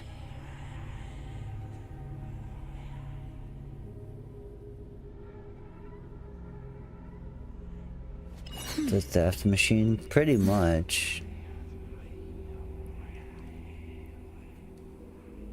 It's trained on data that was, you know, taken. And to be fair, a lot of that data is just put out there on the internet for free, but, you know, it doesn't really matter.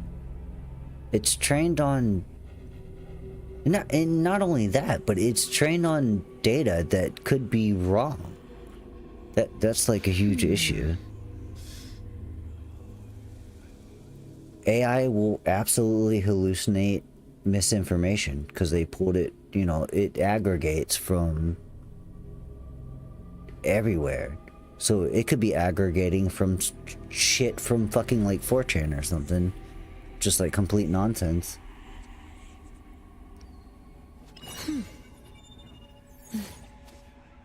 I think there are like AI that is trained on ethically sourced data. I don't really see a problem with, especially if it's not just ethically sourced, but also like vetted to where it's like accurate data.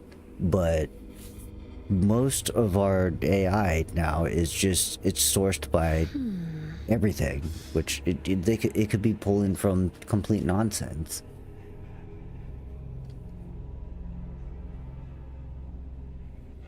Yeah, I can't lie to you, hallucinate. Right, yeah. I know AI is full of shit half the time because I'll Google something about try Googling something like an old movie or something more obscure, and it will just make shit up. And it's like, I know that's not true because I know this thing. And it will absolutely just make shit up.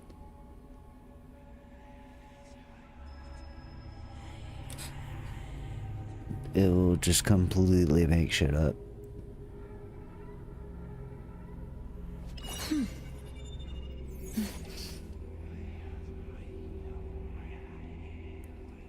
Google's a hellscape of AI, and it really is.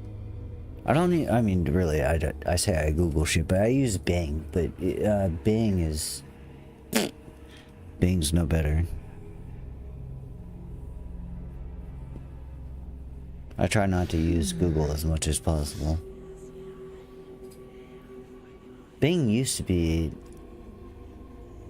okay-ish, but Bing is just about as shit as Google at this point.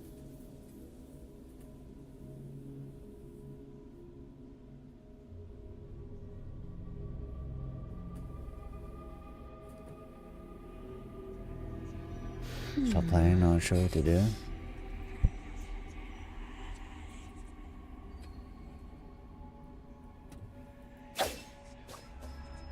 Do whatever. That's what I do. I just be playing shit. I don't even question it.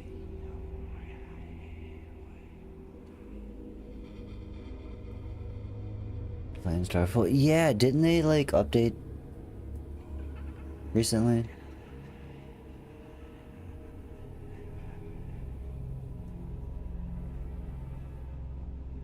Woke up, yeah, it was a blast.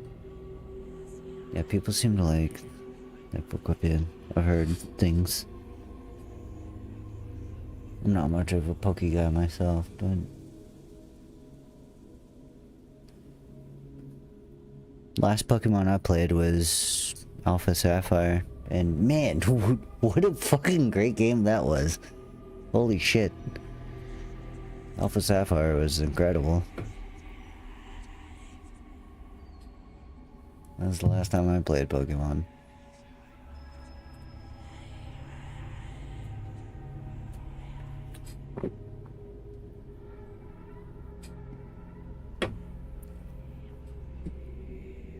I bought it just because, you know, my friend Matt he's like a Poke master. Totally obsessed. So obsessed, got like 3 different Pokemon Go accounts. He's got his brother's, and just an alt account. I'm pretty sure he still plays that shit to this day too. He's beaten all the Poke games. He's, you know, he's Pokemaster's got all of them. But yeah, when Alpha and Omega came out, I bought Alpha Sapphire, and I was not expecting to enjoy that game. I'm like, yeah, okay, whatever. Just try a Pokemon game after many years, and I beat the living shit out of it. I did everything I could. Did everything I could. Like, to the point where it's getting Cresselia. Was it Cresselia? That was like the hardest thing. Because you gotta wait for the thing to open up. Those, like, portals.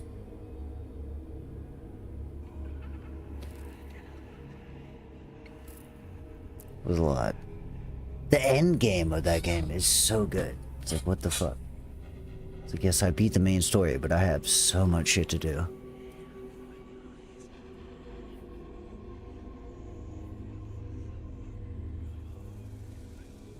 And I just refused to stop until I did everything I could.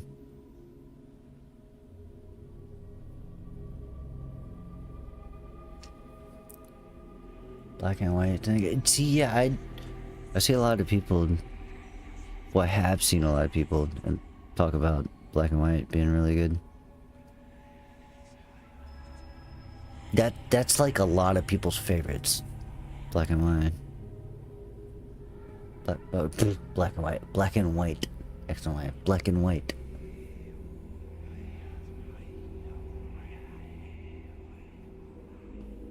And then black and white had one of the most unique visual too. Didn't it? It was it black and white that it was very like pixel arty. It was like this in between of modern Pokemon graphics, and then black and white was like pixel art peak. It was like some of the best pixel art you'll ever see.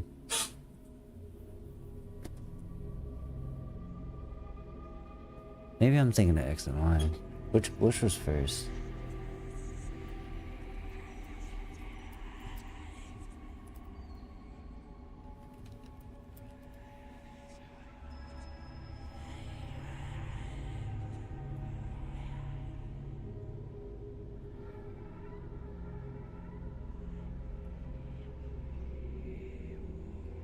Oh yeah, it's definitely black and white. Yeah, black and white, just like great pixel art. I'm looking at screenshots. To me anyway. Goddamn, that shit looks fucking... I like pixel art though. I like the old sprites. They're so cool.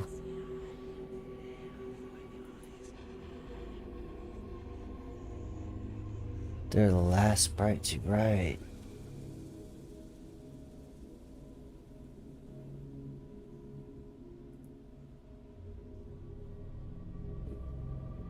Like, there's nothing wrong with the 3D and whatnot, but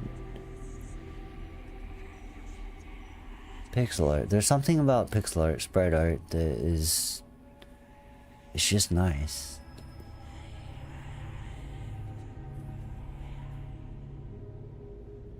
They all look like plastic. Right! Seriously. There's like a lack of spirit in it.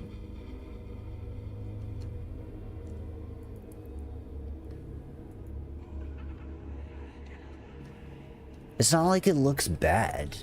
It just... it feels like something's missing. It's kind of how I feel about anime with CGI, you know? It's like, you watch old shit. Stuff, especially stuff from like 80s, 90s, that is just pure hand-drawn. Old shit had to... yeah, I'm talking like old shit though. I'm talking about like Nausicaa. Stuff like that. Like, you cannot beat... you can't... there's like this layer of humanity to it that you can feel it in your bones. Stuck in the mindset of the 90s. Well, no, I'm not trying to be an ass about it. It's like, you know, it's just like a personal preference. It's something, it's just like I feel it. It's a feeling. I'm not trying to be a gatekeeper or a dick about it. But it's just an undeniable feeling for me, personally.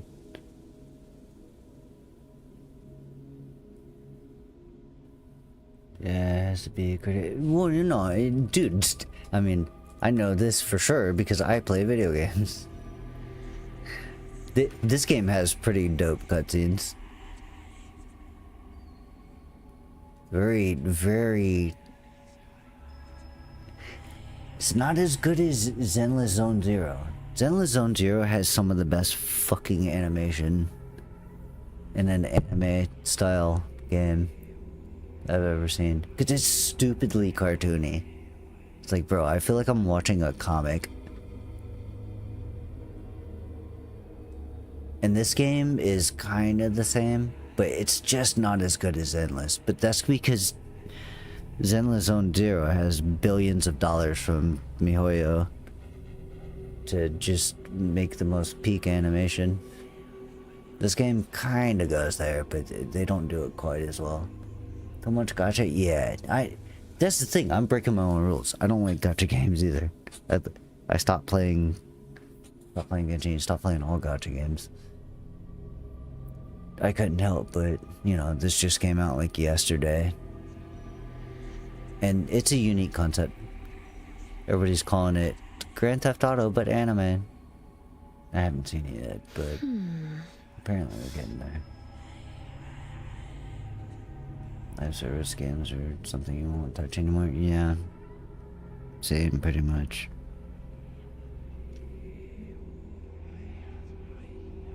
I have been playing Final Fantasy XIV again recently. You know why? Because it's a $15 a month and there's no fucking pay-to-win cash shop. You gotta pay your $15 a month, which makes sense though. Like, they gotta run the servers and stuff. But it is no gacha.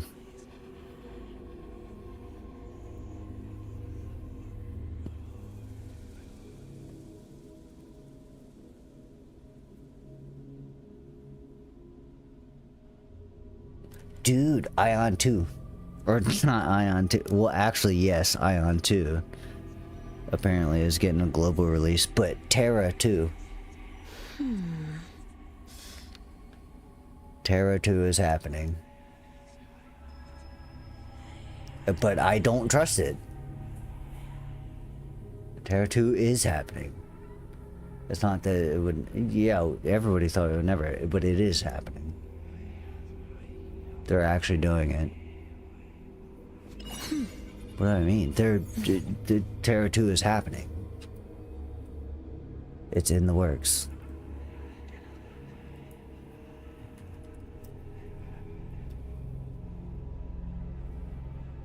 Blue Hole? Was it Blue Hole that made Terra?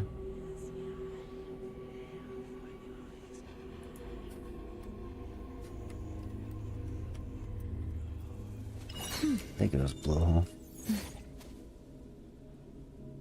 But yeah. They're under a studio called Krafton now. But yeah, Terra 2 is totally happening.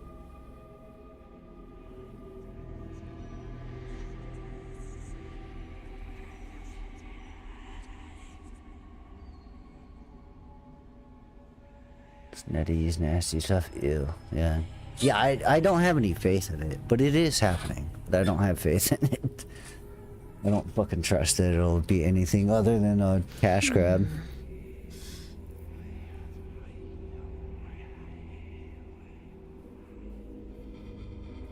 But, you know, maybe it won't be. A man can hope.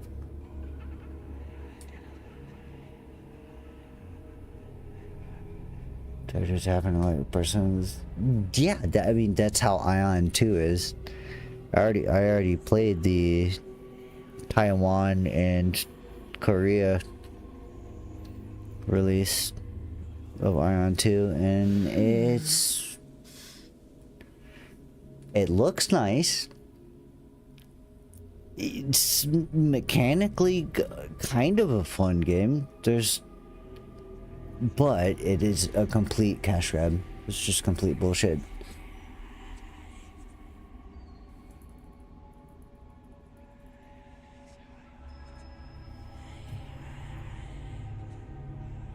it has none of the Ion 1. It has nothing that the first it's Ion in name only. It's like you called it Ion 2, but there's nothing here that indicates that this is Ion 2.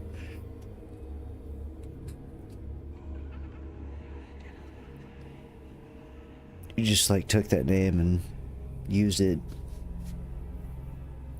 and abused it. It's bullshit.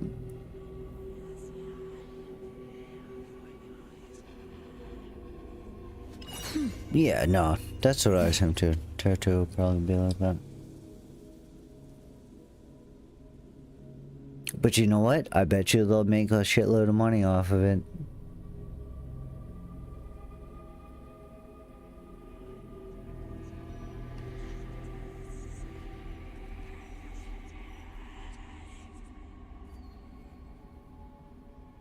Certain Terrafield, yeah.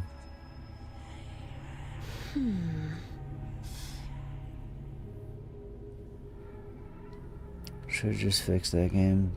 Yeah, they should've. Terra Classic private server is about to relaunch. It's been down for like 9 months. Of course, I don't know, the developer of that server he's actually pretty mentally ill. So it's like, oh boy, can we trust this bipolar fucker to relaunch this server? And it was like, Terra Classic private server was so good, but it kept getting DDoS, so I shut it down. It's supposed to come back soon. And there's like a couple... I just re-downloaded, Terra Starscape. Another private server. But it's just not the same. First off, it's a PvE server, so... I don't know. I don't know. The game just doesn't exist anymore? No, it doesn't. Prefer PvE. See, I feel like that's what fucking killed the game, though.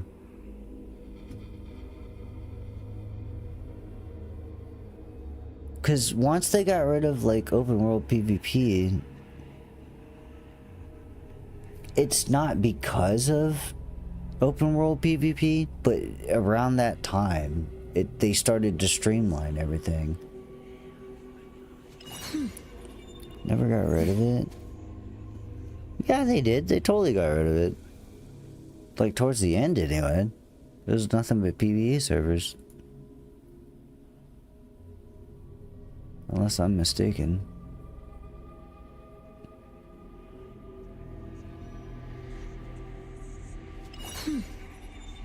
If you can't sit outside a Lumbridge and get fucking ganked by some asshole that's level 60... It's not my Terra. That's the Terra I want. And that's what the Terra Classic private server was. Because and you know, I know most people don't like that, but it made for a more social environment. And you know why? Because my ass would come there at a high level and fucking protect the lobies. Can't get grouped. Yeah, I think it's a valid, for me personally, and I'm not the only one. It's like yeah, does it suck? But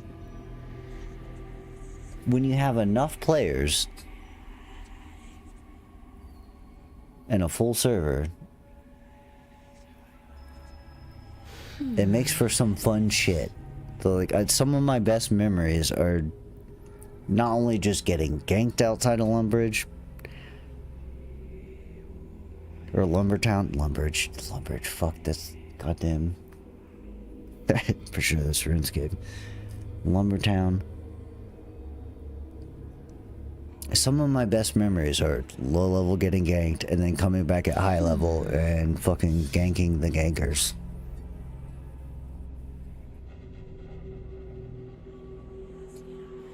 there's no healthy game anymore. All the private servers are fucking basically mostly dead. Not enough people playing to justify it. Except for if Terra Classic comes back.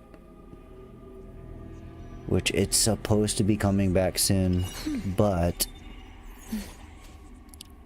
the main developer of it is totally, like, kind of fucked up in the head. What even is Classic to people?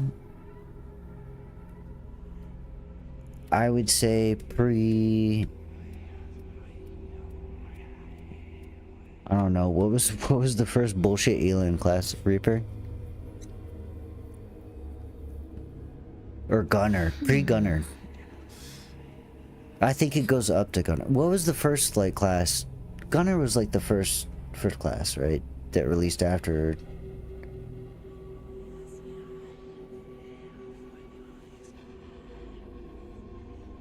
Reaper?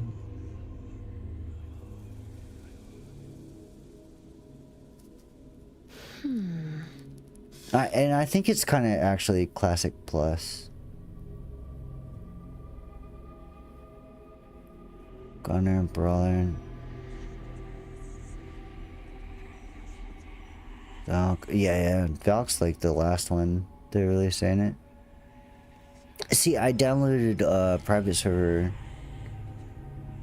Never played Valk. Actually, funny enough, I downloaded the only private server that has even a semblance of a player base. And they got Valk on it. And not only do they have Valk on it, but they let Elans play Valk. Elans are allowed to play every class. They can play Gunner. Because half the player base are Elans. Even though they're not supposed to be able to do that, but Valkyrie, dude, and yeah, Valk was like Castanic only, which was ridiculous. Can't even be a fucking high elf Valk. It's ridiculous. But on this server, Elans can just do everything. They can be all of it. And so I actually earlier today was the first time I had tried it, and Valkyrie is fun. It's a very snappy, fun to play class.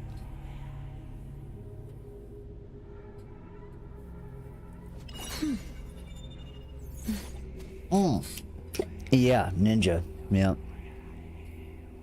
Which is also, isn't Ninja Elan only as well? Probably. Let's face it, Elan's got like way too much attention. But it's because half the fucking... yeah, exactly, like Rupert.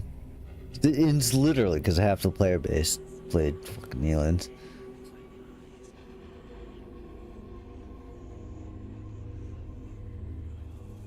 Which is, lore-wise, ironic.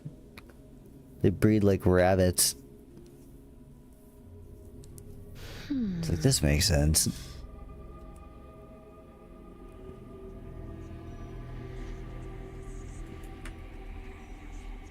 Actually, a decent spread across the races. Maybe on live, but on the private servers.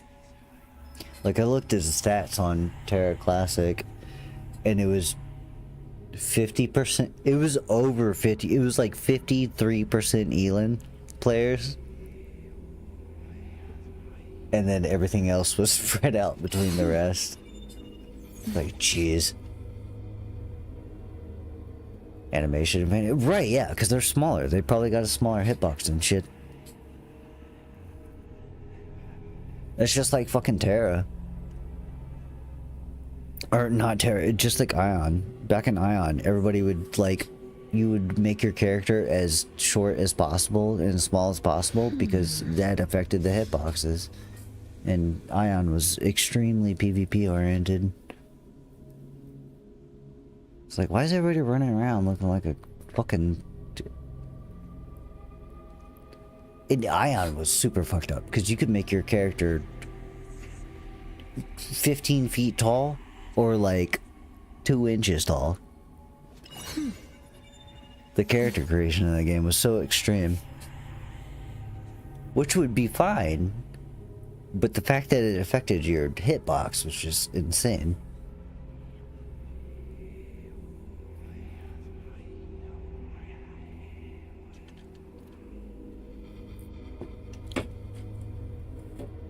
Sorry, you can play with the shortened times. Ah, okay. Oh, that's true, because they all...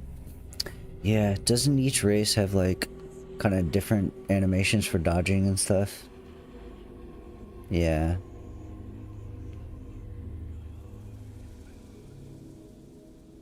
They do, because, like... High Elf Warrior is gonna, like... They're not gonna dodge the same way like an Elin Warrior would. If I remember correctly.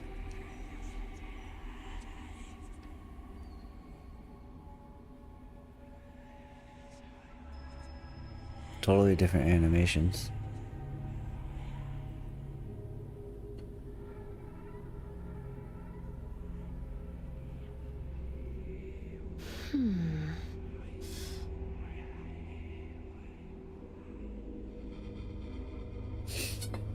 Wait, okay, hold on. Be right back.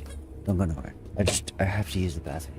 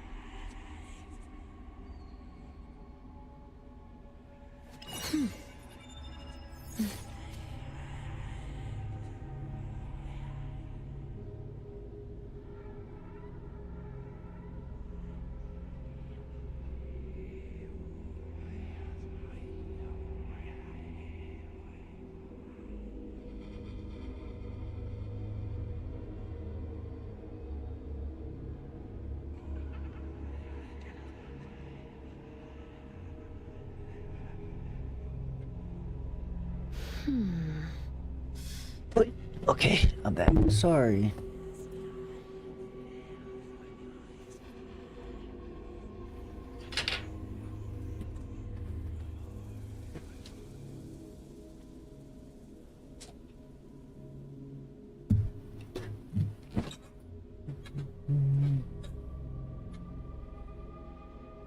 Watching HOTS? Man, I played Heroes of the Storm. You're talking about Heroes of the Storm, right?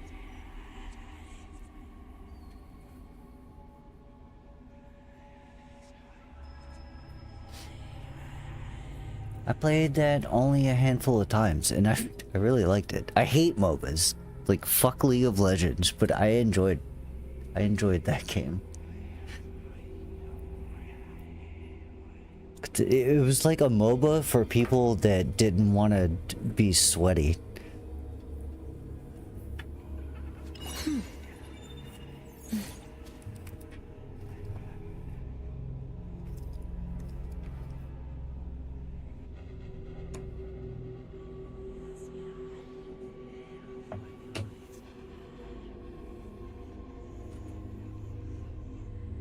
I played it with fucking your brother and Ben.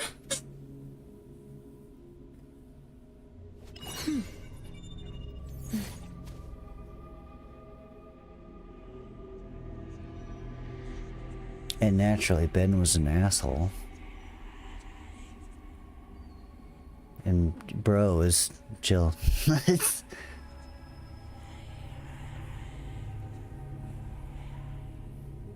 But yeah, I liked Heroes of the Storm. I only played it just a handful of times. But what I did play, I was like, wow, this is fun. Every time I ever played League of Legends, I just wanted to fucking rope.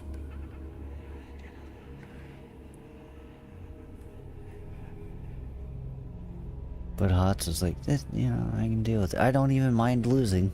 I'm not even mad. Because I had fun.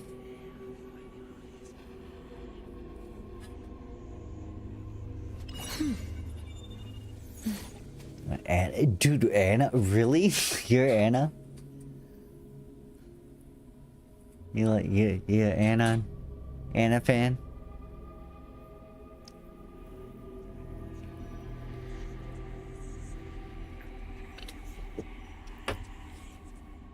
I mained what's her fuck, the demon hunter or whatever. Diablo 3 girl.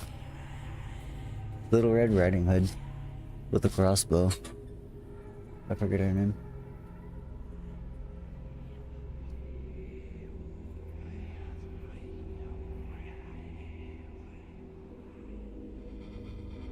I'm trying to just yeah.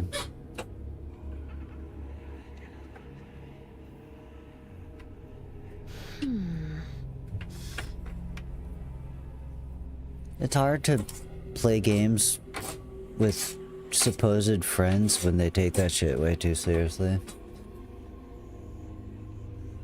Have a losing issue? Yeah.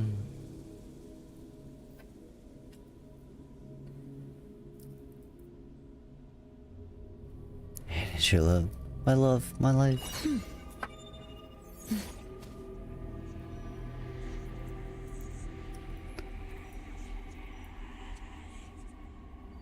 I'm more particular towards her daughter.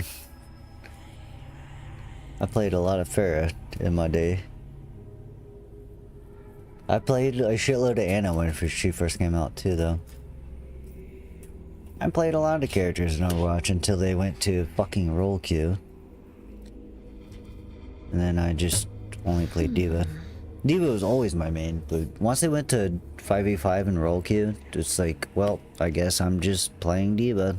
Unless somebody locks in, and I'll play Reinhardt or Orisa. Anna's kit, yeah, Anna's kit was cool. Vala, that's right, that was her name, Vala, yeah.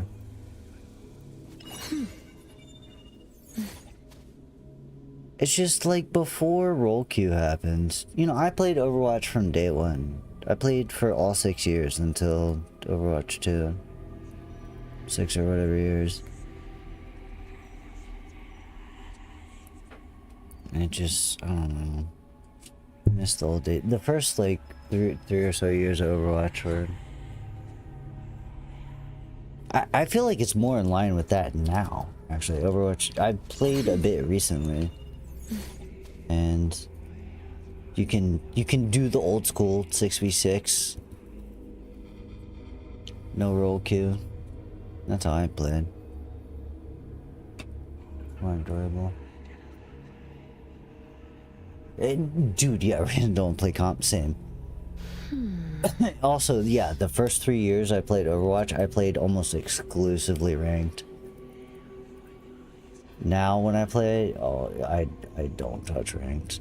I just play fucking quick play. I don't want to deal with that fucking cancerous nonsense. It's just like, why suffer? I'm not getting paid for this shit. Like, if I was making money off this, maybe, but I ain't getting paid for this shit. I just want to have fun for like 30 minutes to a couple hours.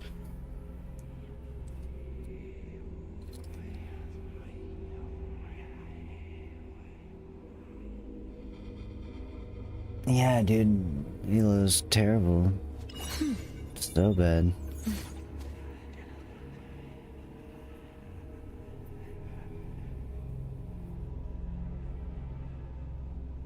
Right, dude, literally the Elo system is like chess. 1v1. This is not built. This is not built for these kind of games. We need to figure this out.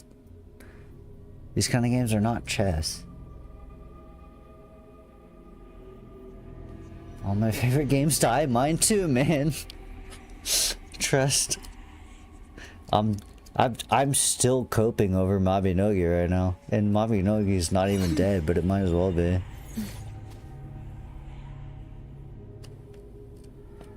They have done fucked that game up so bad. It's like, it doesn't even, I don't even recognize it anymore.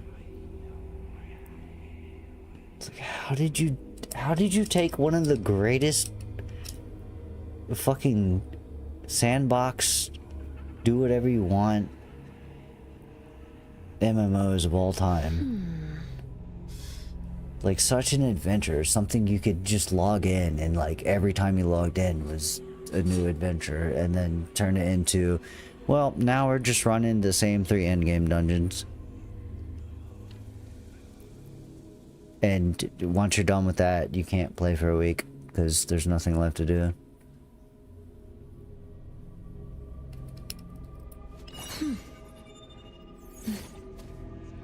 It's like, I don't even recognize you anymore. You're my goat. How did they fuck my goat up? It's cause greed, that's how. They're just greedy dumb fucks. They realized that they could change the game, that would, the whales would stick around, but it would kill half the player base, but it would only kill the part of the player base that weren't spending thousands of dollars a month on the game. What game? Mabinogi. In my opinion, I tend not to put my favorite games and favorite bands and stuff on a tier list. I just kind of put them in the same, you're in the halls of the gods, and Mabinogi is like in the MMO god hole.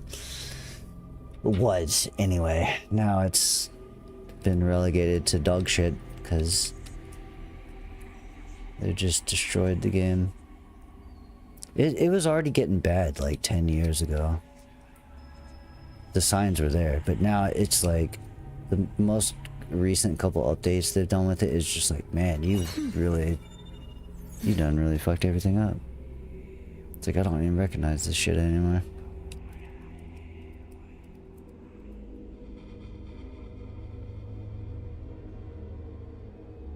It's like whatever Mabinogi was doesn't exist anymore, and it's so fucked up. There's no way they can revert it. That's the worst part. It's so bad. Their Korean player base has quit, and like Koreans are. It's a Korean MMO. And they're cool with like the kind of bullshit changes that the game made, but it was so fucking bad. Even the goddamn Korean player base was like, "Wow, this is total ass." Like we're out. It's like, dude, how'd you fuck up this bad? It's like you done really fucked up. Trying to categorize my favorite things in order is impossible. Right? Yeah, exactly.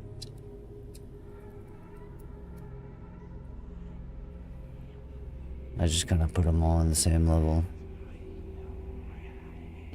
It's like that you're either in like the shit I really like or not.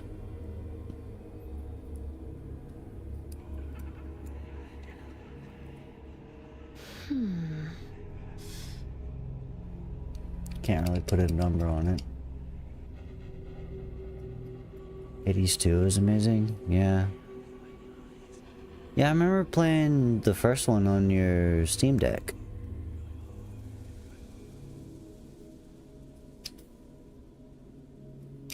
And that was fun. It was a very snappy, enjoyable game.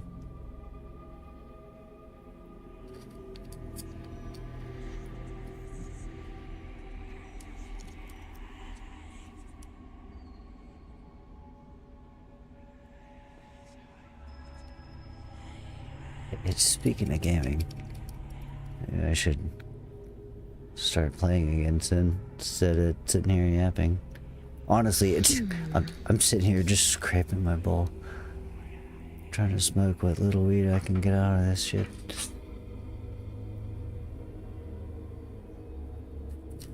My broke ass.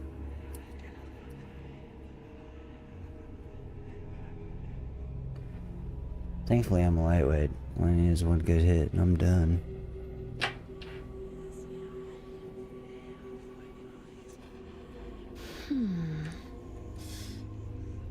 Man, I want... Path of Exile 2 needs to go free to play already. It's getting so bad, I might actually just buy it. I've been waiting... It's been like 2 fucking years now. It's like, I swear to God, they said they were gonna go free to play. They were like, yeah, we'll charge people $30 for early access, but we'll go free to play in like 6 months. It's been like 2 fucking years. Like, when are you going free to play already? God damn it. Because I'm about to just buy it. I'm tired of waiting.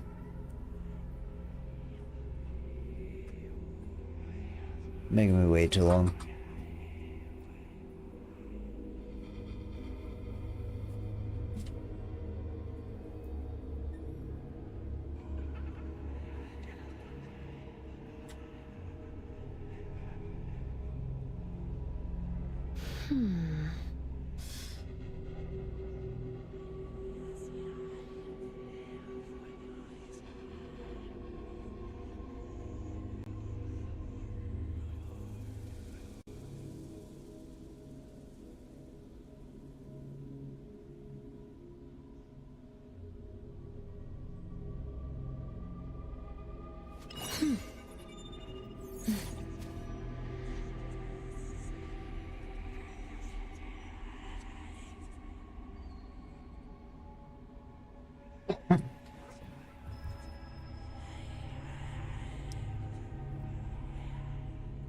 I wonder what the next Zelda will be. Another Breath of the Wild. Like, man. Don't care for the gameplay loop or the random. See, you know, I cut my teeth on Diablo 2, Diablo 1 even, and Diablo 2. I actually love Diablo style. And it's not just nostalgia, there's value to it. Like, I enjoy them to this day. I played Diablo 2 Remastered, what, last year? And yeah, still fun. I was like, you know, maybe I don't like Diablo and it's just nostalgia, but no, I still like it. But yeah, I mean, obviously it's not for everybody. And also, yeah, I could never get into Breath of the Wild. I had a Switch. I literally I bought a Switch from my neighbor for cheap with Breath of the Wild, and I played for maybe like 10 hours and was like, just not my Zelda. Like, I don't know.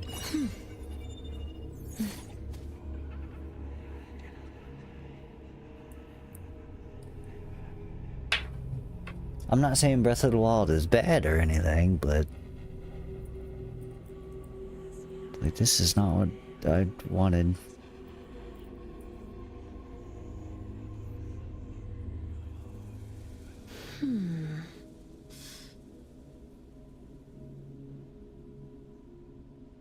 Just wasn't for me.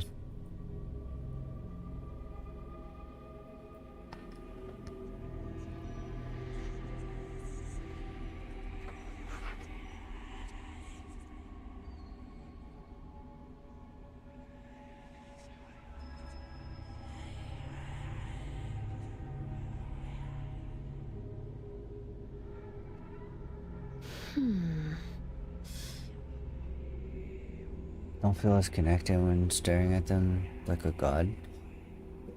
Oh yeah. Yeah, the isometric. Well, but you like Hades. Is that what you mean? Like the overhead view? Isometric? That's part of why I really, when I played Hades on your Steam Deck, is it's like, it felt familiar because it was like Diablo. It's isometric. Isometric ARPG.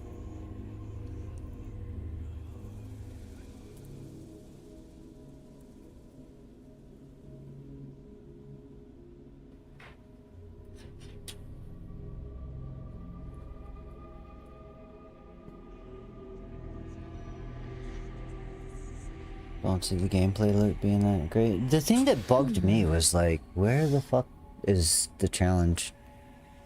I was just irritated that I would go into whatever those things were and then complete it in like 5 minutes. Like the puzzles were all super brain dead. I just was not feeling challenged at all. I was like, yeah, the open world's beautiful and stuff, and I guess there's that, dude, that and just weapons breaking and shit, that was really annoying. It's like, what the fuck, dude?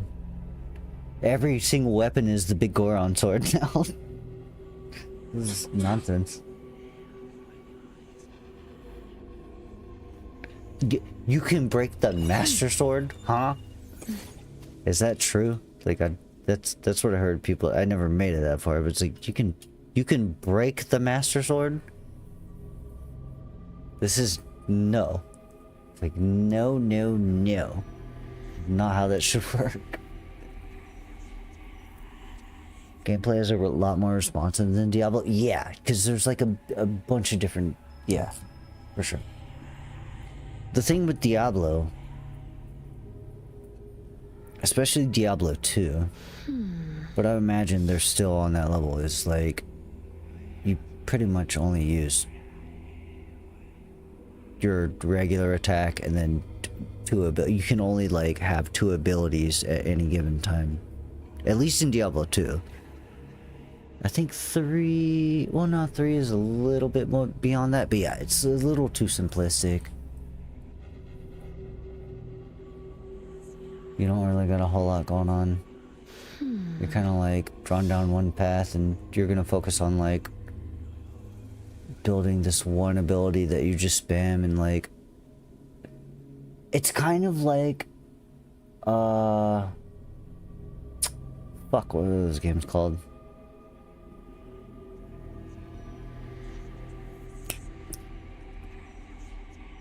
Stupid Chinese fucking destroy everything in sight games. Cow. Damn it, what was it called? Dynasty Wars, yeah. It's basically like Dynasty Wars. yeah, you're just like mowing down mobs of the dumbest enemies ever. And just focusing on one thing.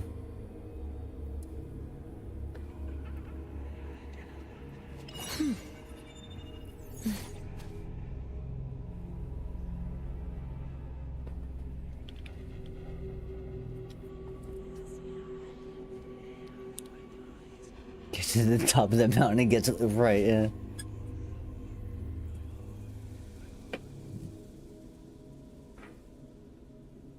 Yeah, I don't know.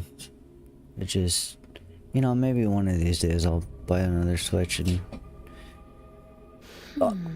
honestly, I should play Twilight Princess.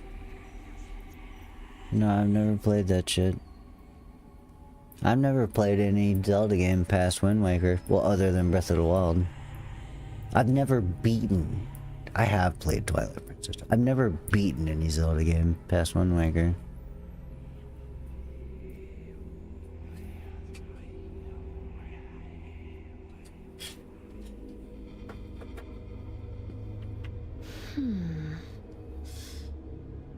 Which, as somebody, like, I like Zelda. I feel like I'm doing myself a disservice.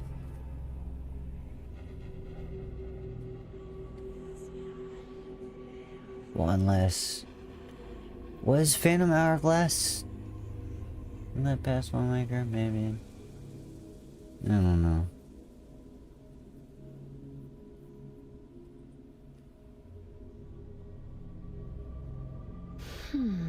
I feel like it's fucked up that I've never beaten Twilight Princess though, because everybody seems to really love that game.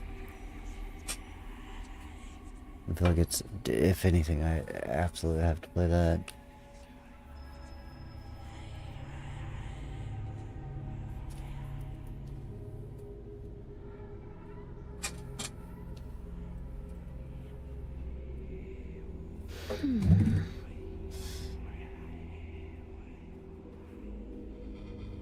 Wind Waker and Majora's the highlights of 3D Zelda. Agreed. Absolutely. And obviously, I mean, Ocarina's great, but yeah. Majora's Mask was just Ocarina on steroids. It's like, cool, this is like Ocarina, but about 1,000 times more magical. And then Wind Waker was just... Wind Waker is so iconic.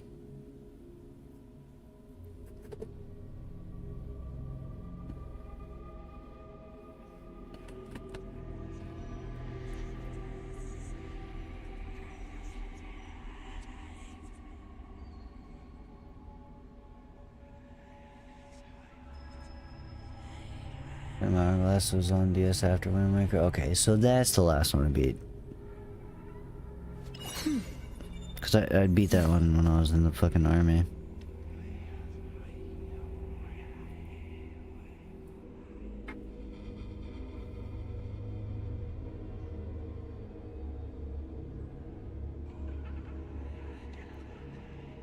Twilight's just more Ocarina, really?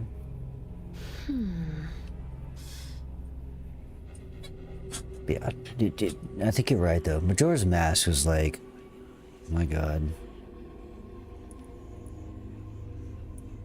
What an incredible game. It was just so loaded. Majora's is, man.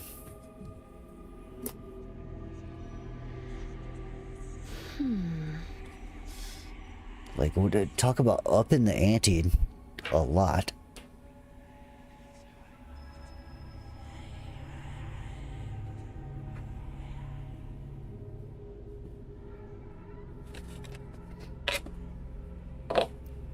It's like, imagine Ocarina of Time, but we had a shitload more money and time to cook. That's what it felt like.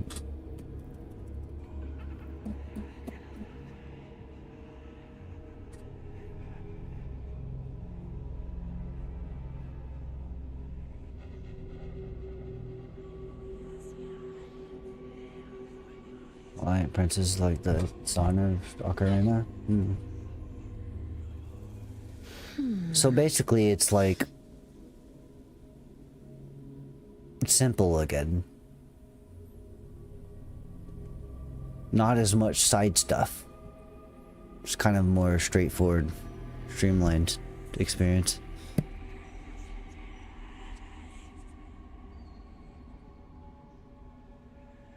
Because I feel like that was the thing with Majora's Mask, was there was so much side content and so much exploration, and it's like you didn't have to do this stuff, but the game kind of made you want to. You know, just getting all the damn math was like, what, another Elden Ring? When did Night Rain come out? Wouldn't be surprised if they drop another something. It's been like 2 years, right? Yeah, 2 years.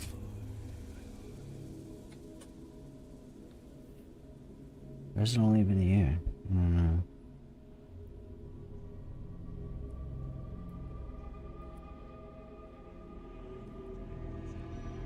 Elden Ring's so damn successful, I wouldn't be surprised if they drop more. People will buy it.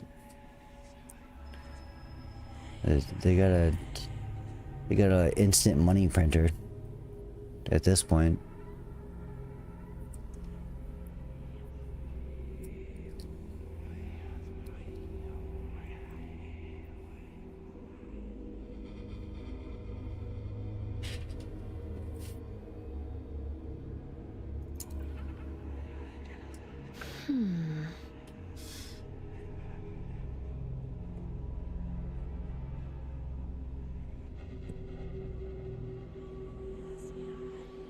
Okay, well now, oh, okay, you just want like, yeah, just an expansion to the OG.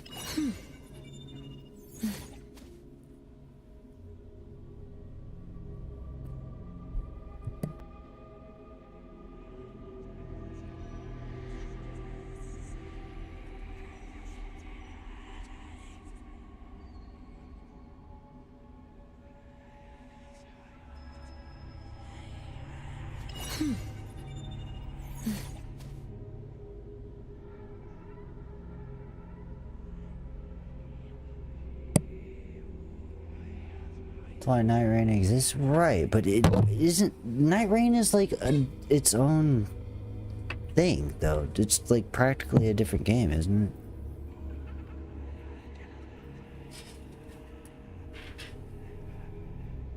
It's not necessarily like a direct expansion to the original.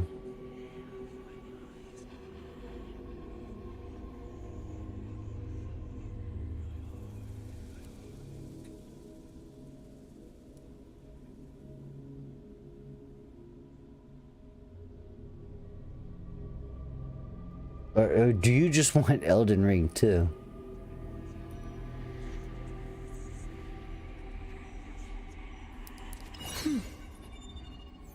Like, fuck a DLC, just give me Elden Ring too. Just give me Elden Ring too, but make sure it's not Dark Souls 2. Because apparently everybody hates Dark Souls 2.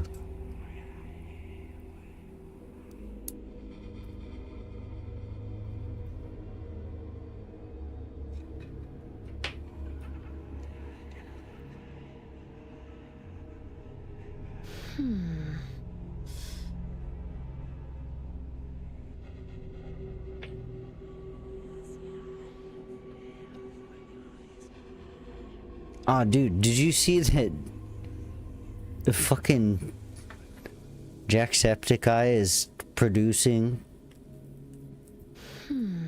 a Bloodborne anime? Maybe not an anime, but an animated project.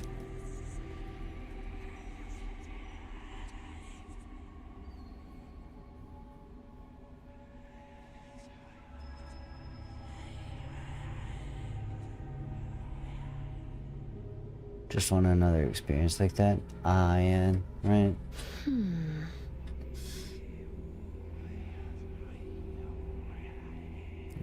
Oh yeah, I did have that. I forgot about that. You're right. I completely forgot about Archer. Love DS2, the haters can stay by. See, I feel like, you know, I've not played any of the Dark Souls games. I did play Elden Ring for a little bit, because you let me. I always hear people shitting on Dark Souls 2, and just knowing me, I feel like I would unironically like Dark Souls 2. It's like, if people are shitting on it, my contrarian ass will actually like it.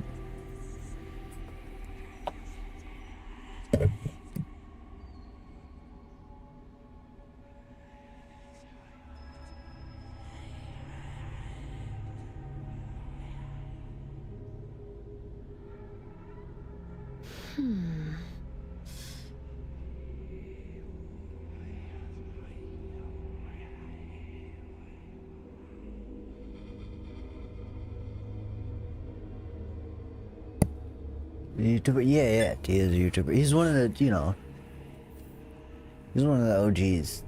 One of the OG Let's Play YouTubers. PewDiePie, Markiplier, and Jacksepticeye. He's like of that trio.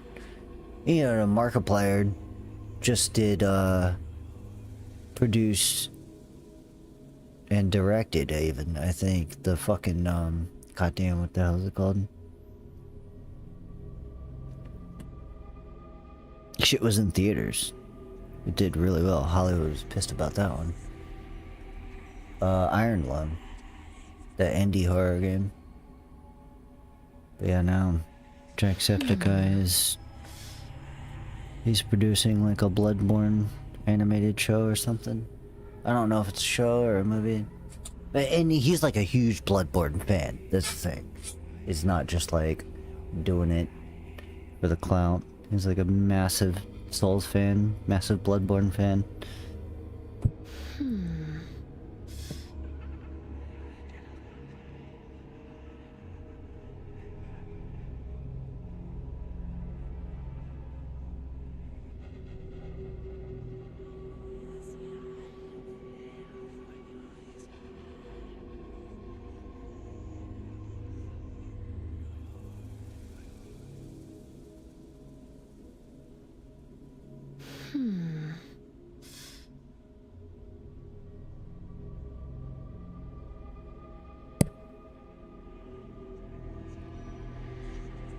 See, funny enough, I've watched a lot of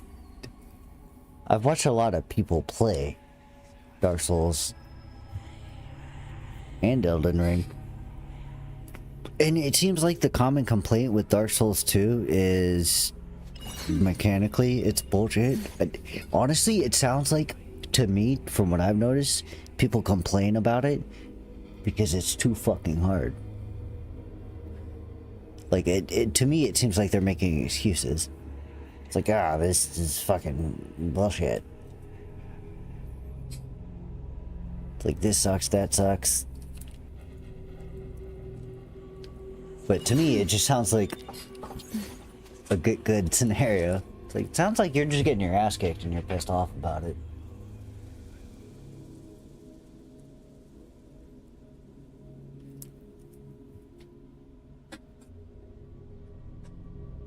Which, fair game. I've been there.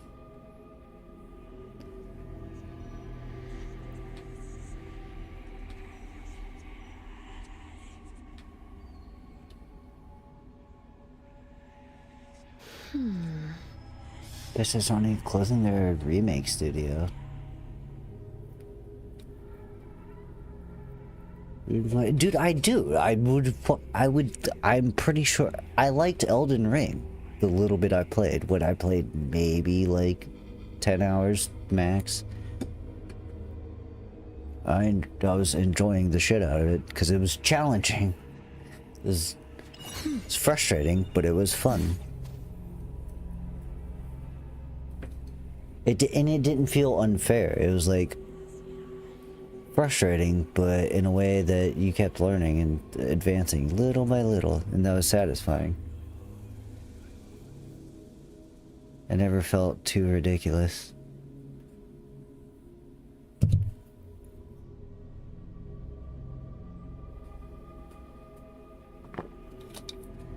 It's like, yeah, you would get your shit kicked in, but every time you got your shit kicked in, you'd realize the mistakes you made and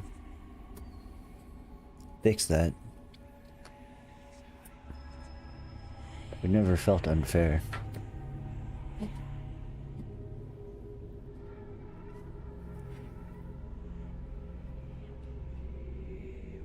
Unlike bullshit ass Devil May Cry 1 on Dante Must Die mode. I think I've just given up on trying to beat Dante Must Die mode on DMC 1 because it's just straight up unfair. Not mechanically, but just because of the fucking camera angles.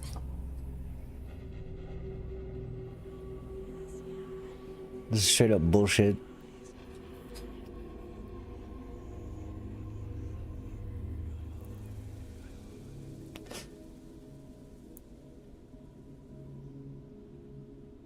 Remember we were talking about DMC 2 remake? No.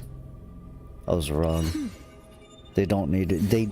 They don't need a remake 2. They just need to remake DMC 1 and fix those fucking camera angles.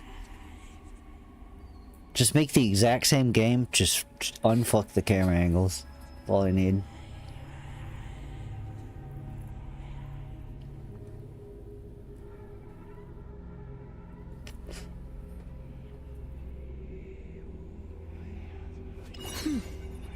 Fear and Hunger? I've heard of that. What is Fear and Hunger? I think I'll watch somebody play. Oh, yeah. Okay.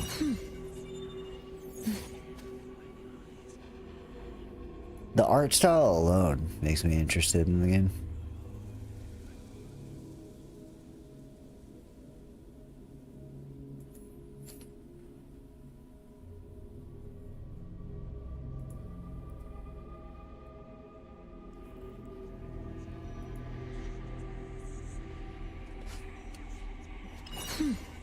Never finished the remake? Not yet. Not until it's done. That was the original plan anyway. Only reason I ever started playing it in the first place is because you wanted me to. I was always gonna wait until it was done. It's always been my plan.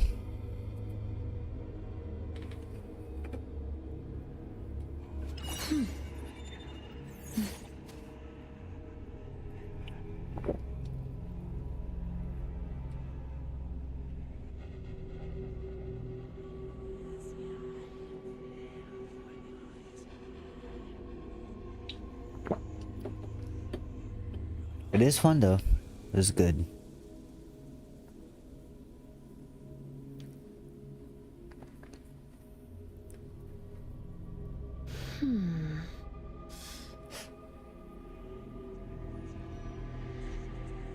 I went in expecting to like not my Final Fantasy VII, but no, it was good. Very satisfying gameplay. And the you know, the things they did with the story were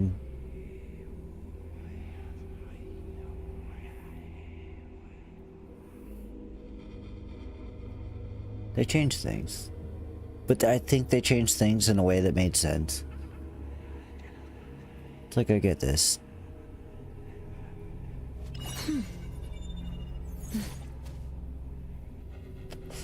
We're just getting more. We're diving deeper into pretty much everyone. It's like, wow, Jesse's an actual character now and not just some random chick that flirts with you a couple times and then dies.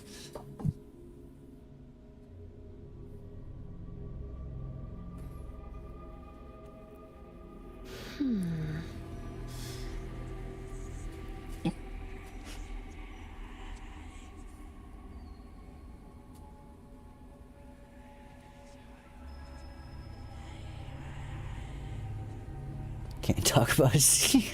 Loser. I'm not a loser. It just I'm stubborn, man. I got my quirks. That's one of my quirks. Like, I'm just gonna wait. I've waited this fucking long. I can't go back on that now.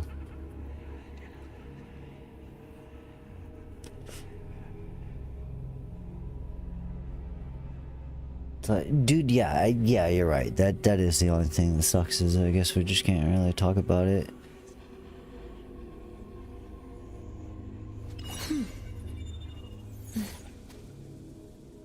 And I have somehow managed to fucking not spoil anything. I avoid Final Fantasy VII Remake talk like the plague. And I've done it all these years. I don't know how. I am shocked. I'm shocked. But I've managed to do it so far.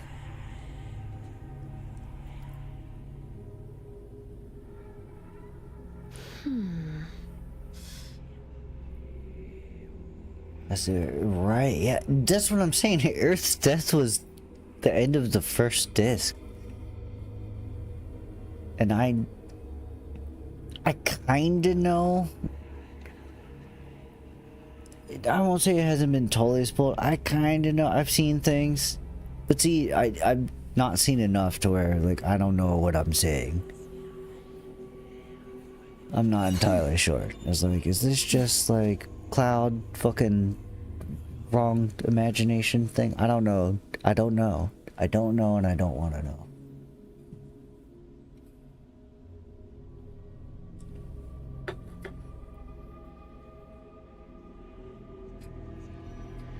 I don't want to know till it's done.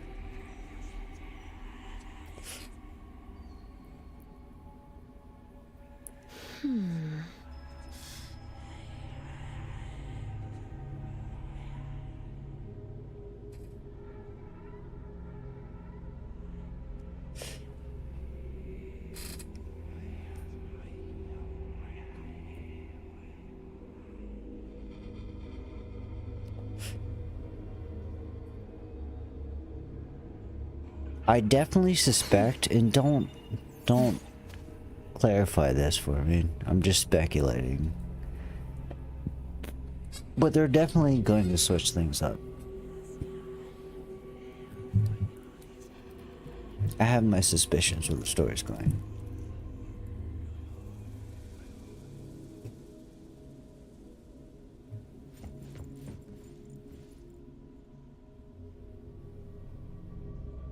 Can't chat on. Right, exactly, yeah. I just can't.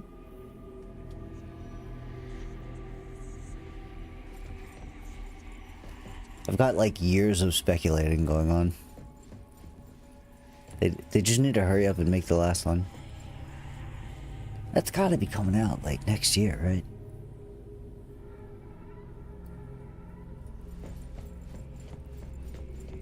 But alright, let's actually play the game. Where am I going?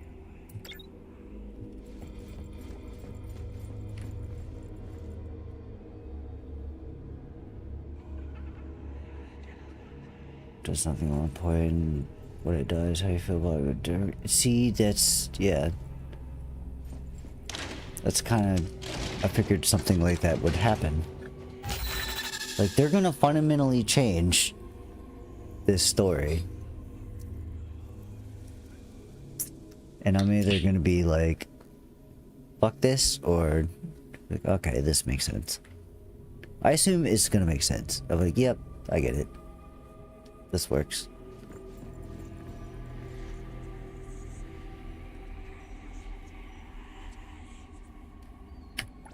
Here's a photo that's not overexposed. Seems quite old. See, I don't want to say too much because I'm afraid. I don't want to say too much because I don't want you to say too much. Fretful back then.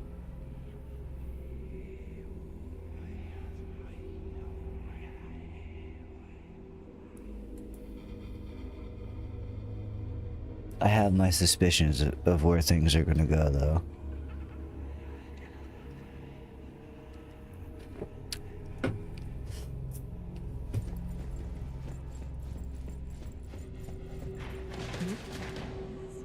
I'll say this, and like, just don't clarify. Don't say yes or no. I'm predicting a lot more Zach. That's what I'm predicting. But don't clarify that one way or the other.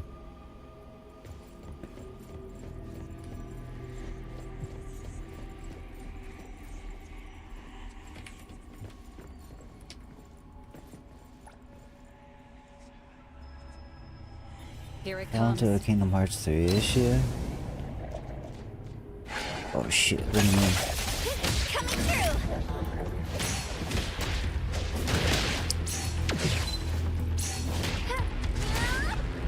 Trust me. It'll be great. I'm here, Coco.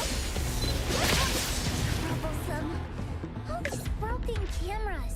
Can't tell what's wrong. According to records, there might be a batch of new digital cameras in the equipment room. We might find more clues there. Oh, so someone really does read those records.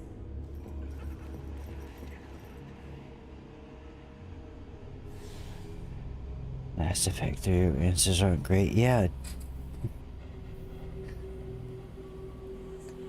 I only ever played Mass Effect 2. Well, I played 1 and 2. But I only ever beat 2.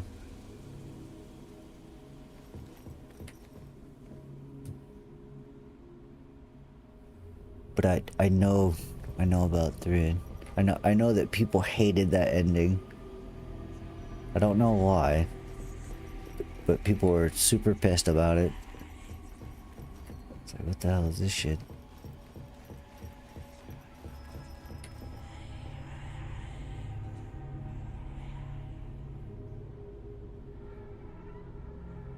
Predicting expanding universe stuff in the game, all about expanding universe. Right, yeah. That's all I'm saying.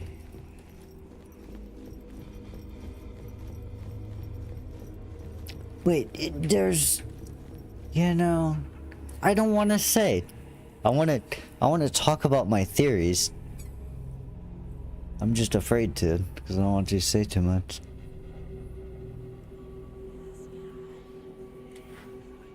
I don't think you would, but I don't want to be... I don't want an outside influence. Won't open. Haven't let Kiramaru out for a walk today. Should we just... That viewfinder-like thing has been following us. We can lure it over and use it to erase the door.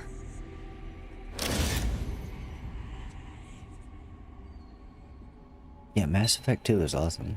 And I know I played 1 as well, but... 2 is like one of those games where... I was just addicted to it.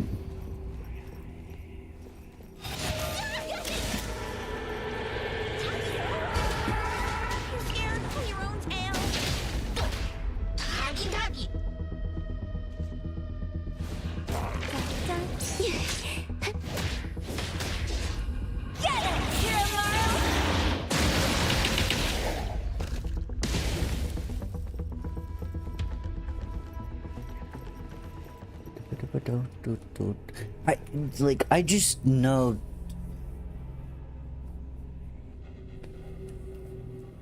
they're just gonna do some shit with Aerith that is... First off, she's still gonna die, but they're just gonna do some shit with Aerith. We're gonna expand upon this in a way that's gonna fuck with me. Looks like the new digital cameras are all here. And yeah, I'm kind of expecting like a lot of flashbacks. I'm expecting flashbacks, and Aerith's death is gonna go a different way. Maybe. I don't know. Things are gonna happen. I know. It's not gonna be exactly the same at all.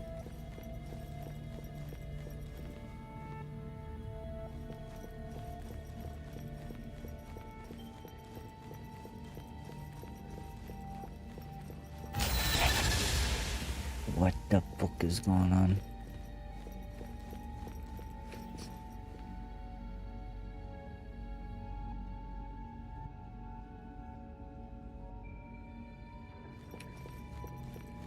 Sort of also changes from moments from old characters, right?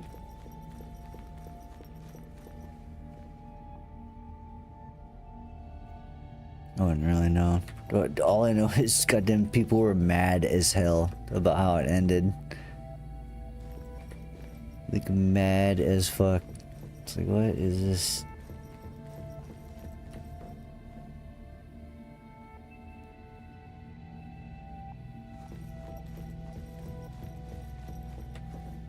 See, that's what I'm saying. That's my theory. Is like, are we gonna save Aerith this time?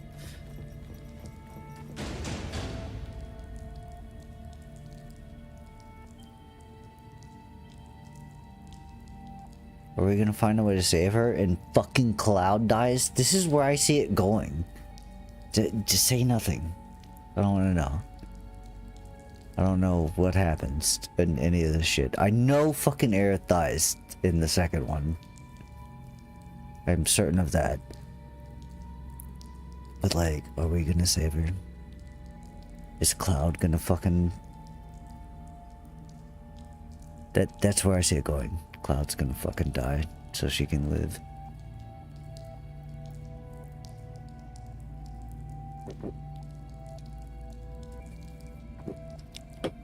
I feel like that would be so cliche though, but I wouldn't be mad.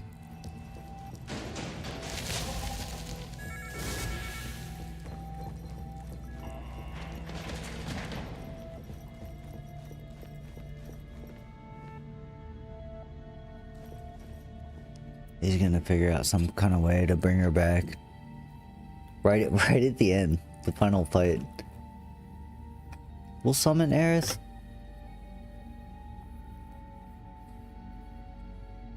We'll summon her back. Bring her to life. Kill Sephiroth.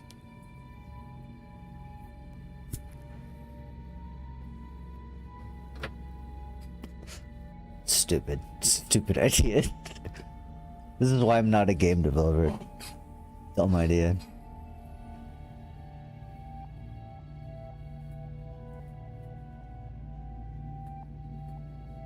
How do you save her if she's dead? Because you suck her back out the damn planet.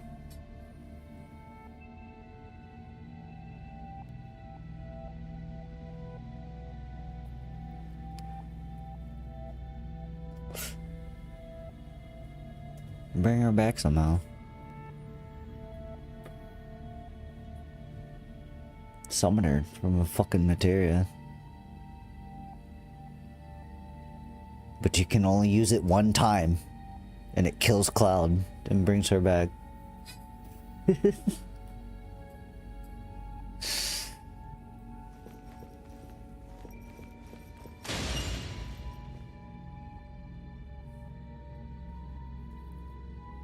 I do that in the movie? Did they? I haven't watched that shit in a long time. I actually have it. Somewhere right over here. Still got the DVD.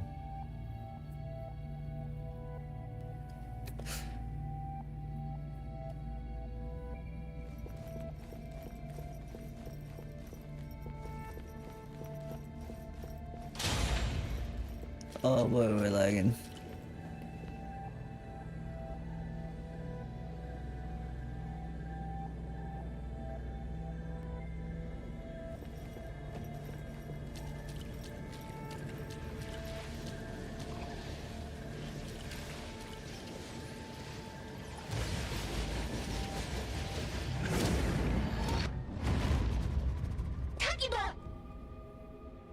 Are you okay? Yes, there's nothing dangerous inside.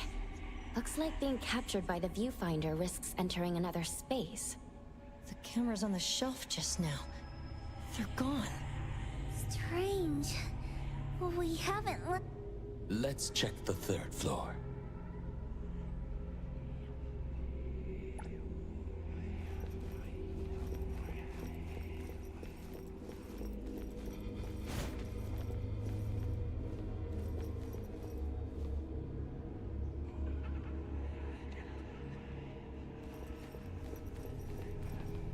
not like dead, but that's on, yeah.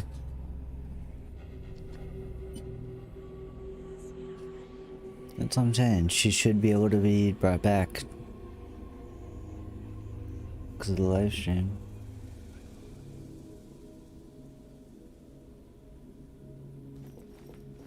Story was at the story was asked because what story? What was the story?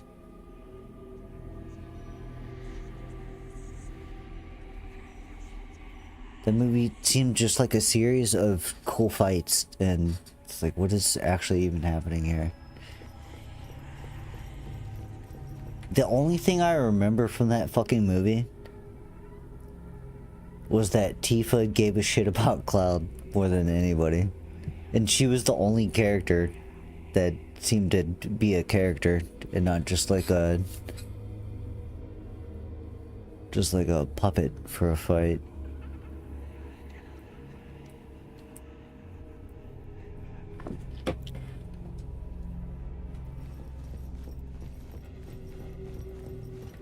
All I can remember is thinking like, dang, Tifa really loves Cloud. But he's just too hung up on Earth. Which I've always felt that way, but it was really apparent in that movie.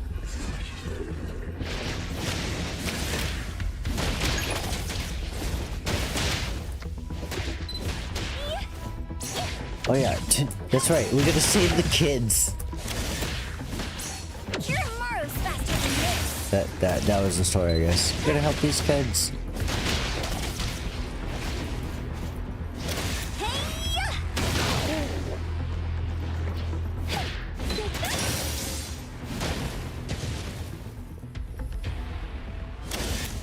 The kids have Sephiroth AIDS. I gotta fix them.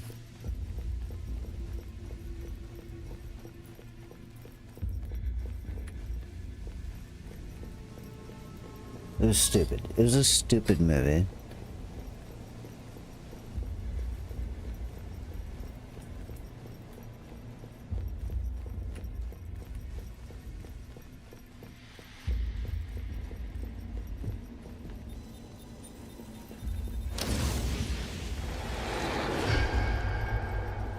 It is a dark room.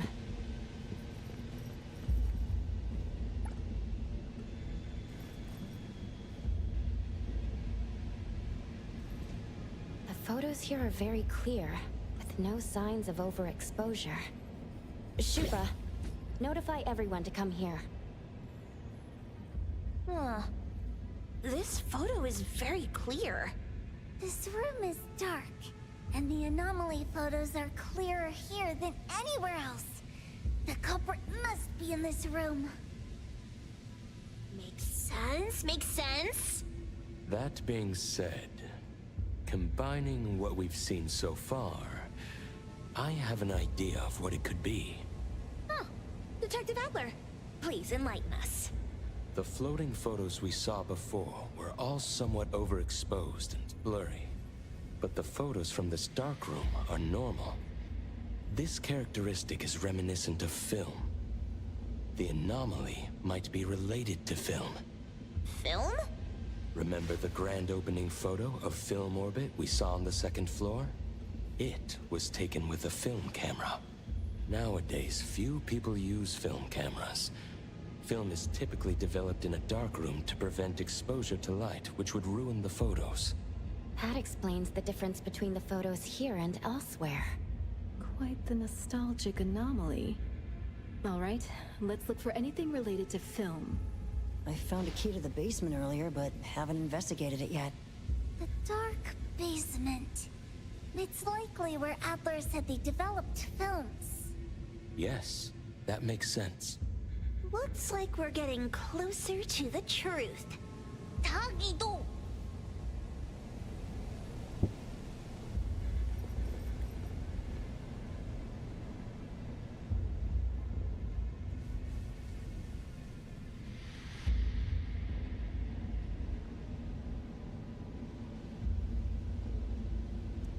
Dude, yeah, seriously. No joke. Is that really what happened? See, it's been so long since I watched that stupid movie. That is just ridiculous. Like, that Barrett would not do that.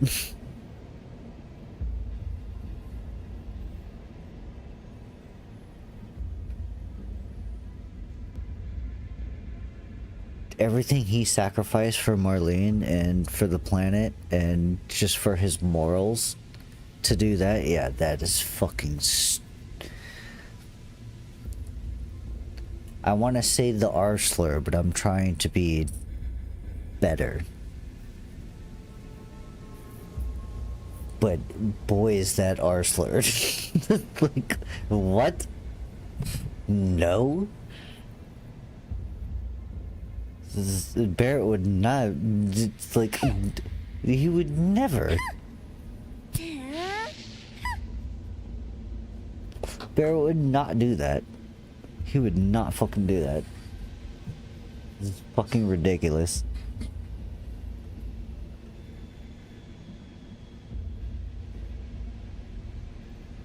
After everything he sacrificed?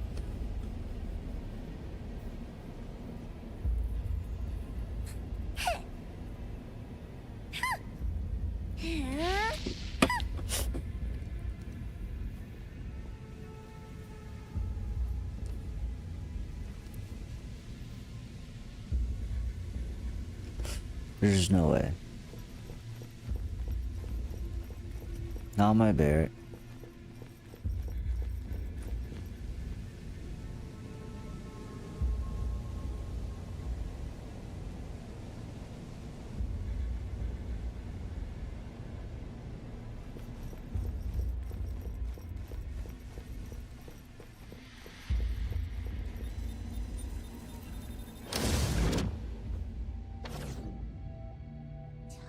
Torpedo, step on me again and you're dead.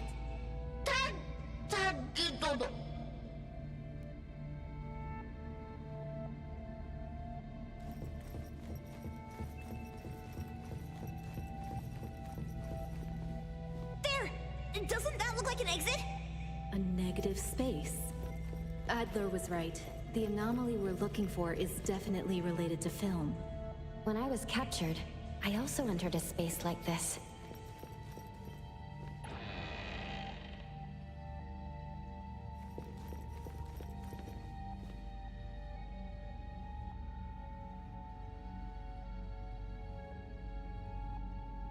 Yeah, see, that's the one thing I remember too, was Cloud just ignoring Tifa. And it's like, bro, she's like calling him, leaving messages. It's like, dude, Aerith's dead, bro. I understand, but Tifa has loved you your entire life. So what the hell is your problem?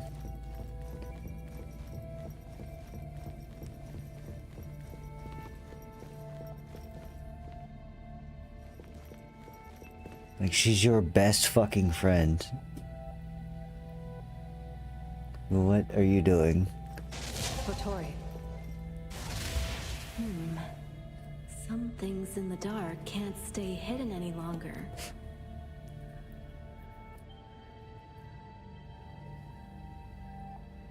Like, Tifa's straight up ride or die for Cloud.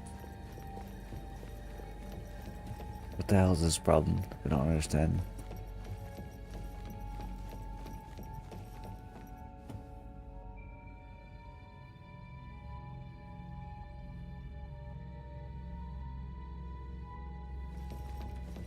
What's going on here?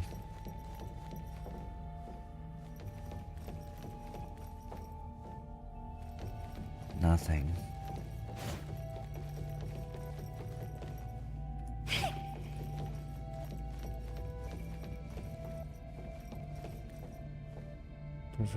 Yeah, I mean, yeah, and a lot of people.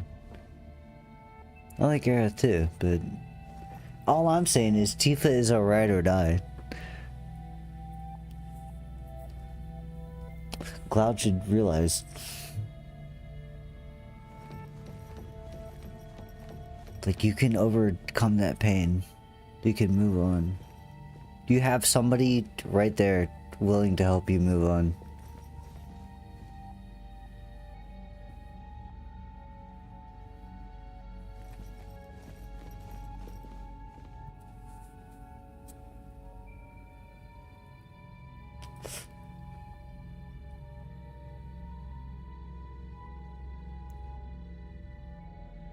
Actually, Cloud Thief in here. Jeez.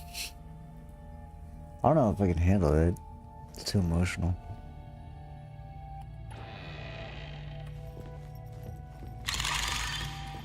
Eh.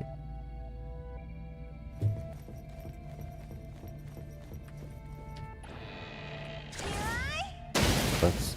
Wrong button.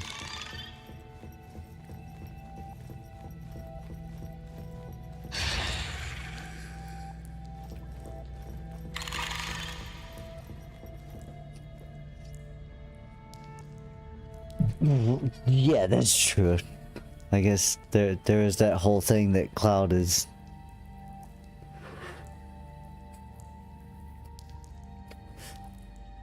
He's kind of good at his own problems.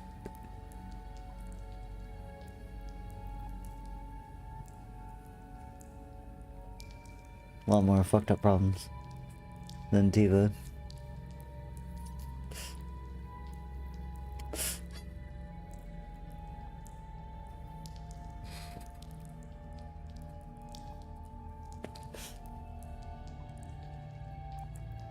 Yeah, that's no. I mean, I understand. Cloud resonated with Aerith because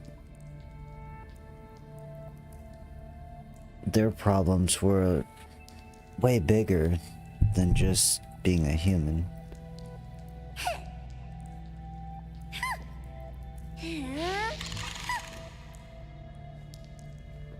I'm a Tifa simp because I just think she was ride or die. It's like, this is the kind of chick you want on your side. She's there for you, always, no matter what.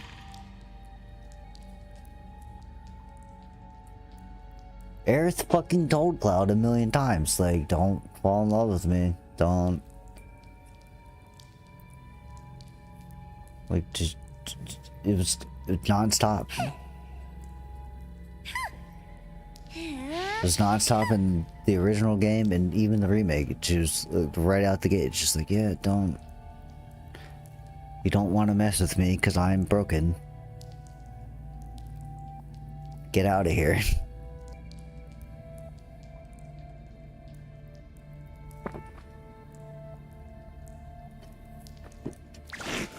She's the girl next door, right? Yeah, pretty much.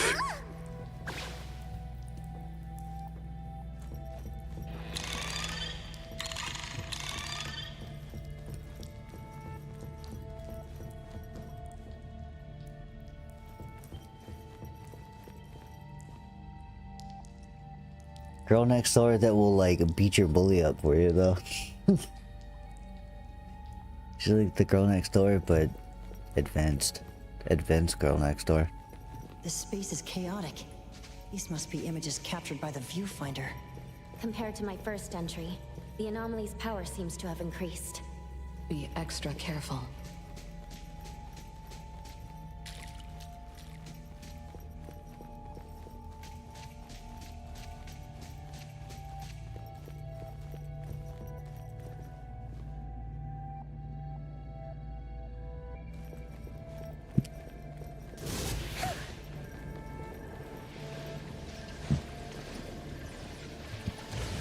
About to fight the boss? Probably.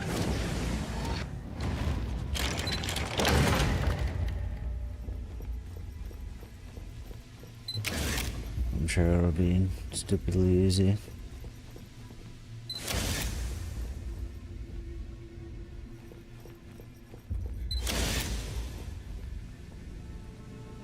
Maybe would be, yeah, depending on how they approach it.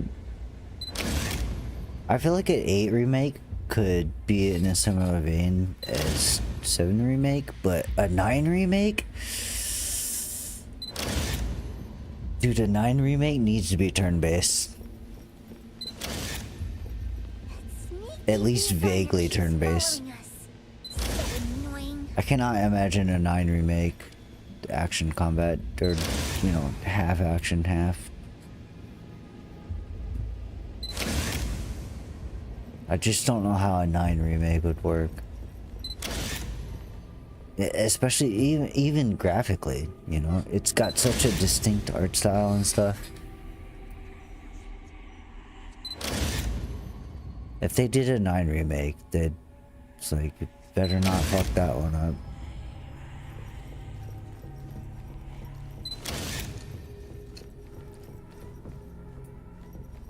Towards 16. I swear I never heard shit about 16. It came out. I guess people liked it and never really heard anything about it. I guess it must not have been bad though, because, you know, people shit on 13 and people shit on 15. I never heard anything bad about 16. I just heard nothing about it.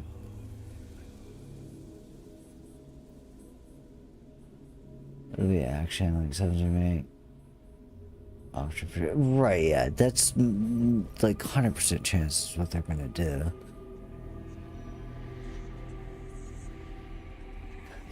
9 is such a fucking vibe though. It's like, if you're gonna remake 9, man, dude, you cannot fuck that up.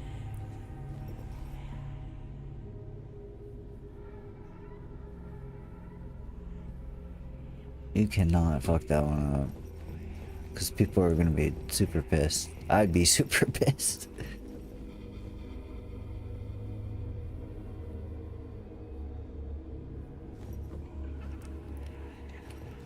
Quiet since 13. Yeah, 13 is kind of where everything started getting weird. I mean, really, 10 is where shit started getting weird. If we want to be honest. But then 11 and 12 kind of went back to... Well, first off, 11's an MMO. And 12 kind of went back... at least aesthetically, to Final Fantasy as we know it.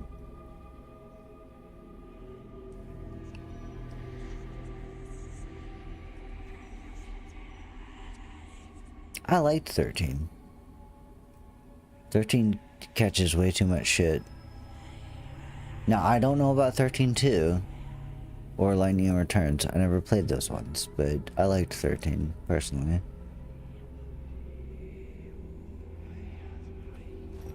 I thought it was a great game. I liked the music and everything. Everybody was super mad. It's like, we don't got Nobu anymore. It's like, I love that soundtrack. Again? It's stronger now. 15's combat was helped me by the people behind DMC. Oh, nice. So, yeah, that probably is good then.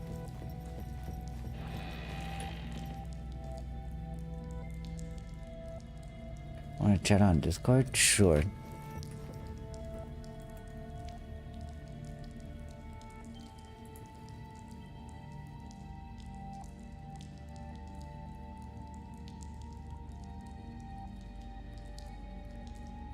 Oh yeah, that's a great question. Have you played 33 yet? Expedition 33. It's a great game.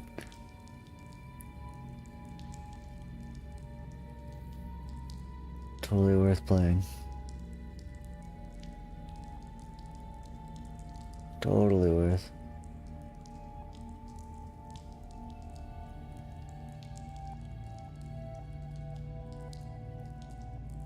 What do you 13 like? Is that... No, I legitimately just like 13. I thought the combat system was interesting, especially when you like master it. I like 13. And I like the characters too. I like the pacing of the story. I legit think 13 was a good game. It's just, it was such a far cry from what people were used to with Final Fantasy that I think it got way too much shit Way more than it deserved.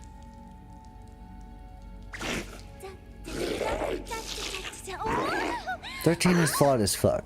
Don't get me wrong. Like, the first 75% of the game is just... press the A button on your Xbox. And just, like, spam through it. And just deal with the story. But... once it gets good, it gets good. It gets real good.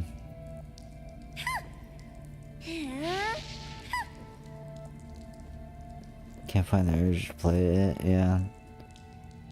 Dude, it's a hell of a game too. That's the thing.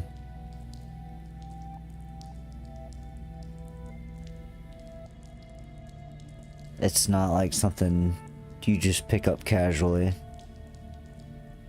It's a pretty harsh experience. It's challenging as fuck, and the story will also mindfuck you multiple times. Jeez. Like, where's it gonna go next? And it's scuffed. There's also, like, there are certain aspects of the game that, like, the dungeons not having a map at all. I think that fucked a lot of people up, and it is pretty frustrating, but...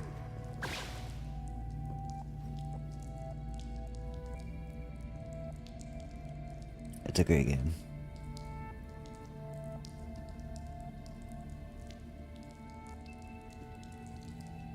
Didn't answer. Did you call? I didn't see a call.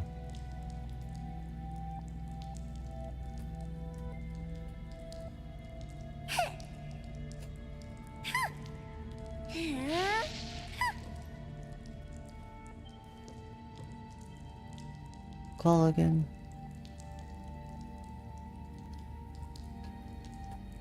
Sorry, I'm kind of all over the place right now.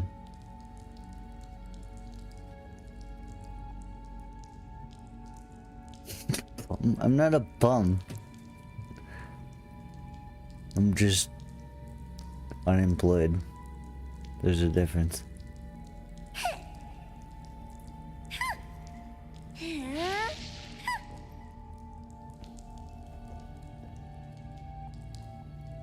Yo.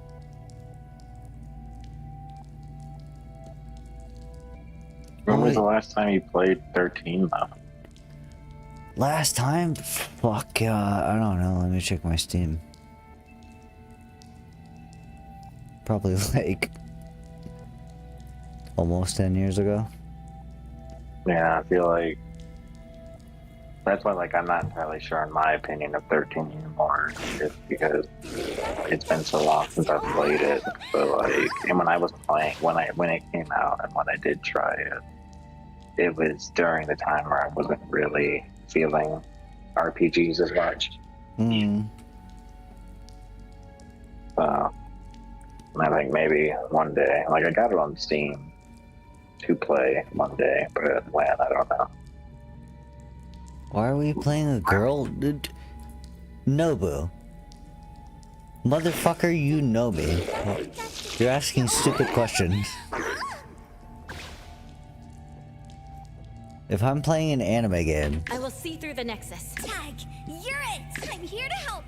I heard your calling! Okay. We got a furry. We got like a chatty daddy. But no. Let me take over. We don't play penis havers here. I got We this! play cute girls. Time to switch up the beat!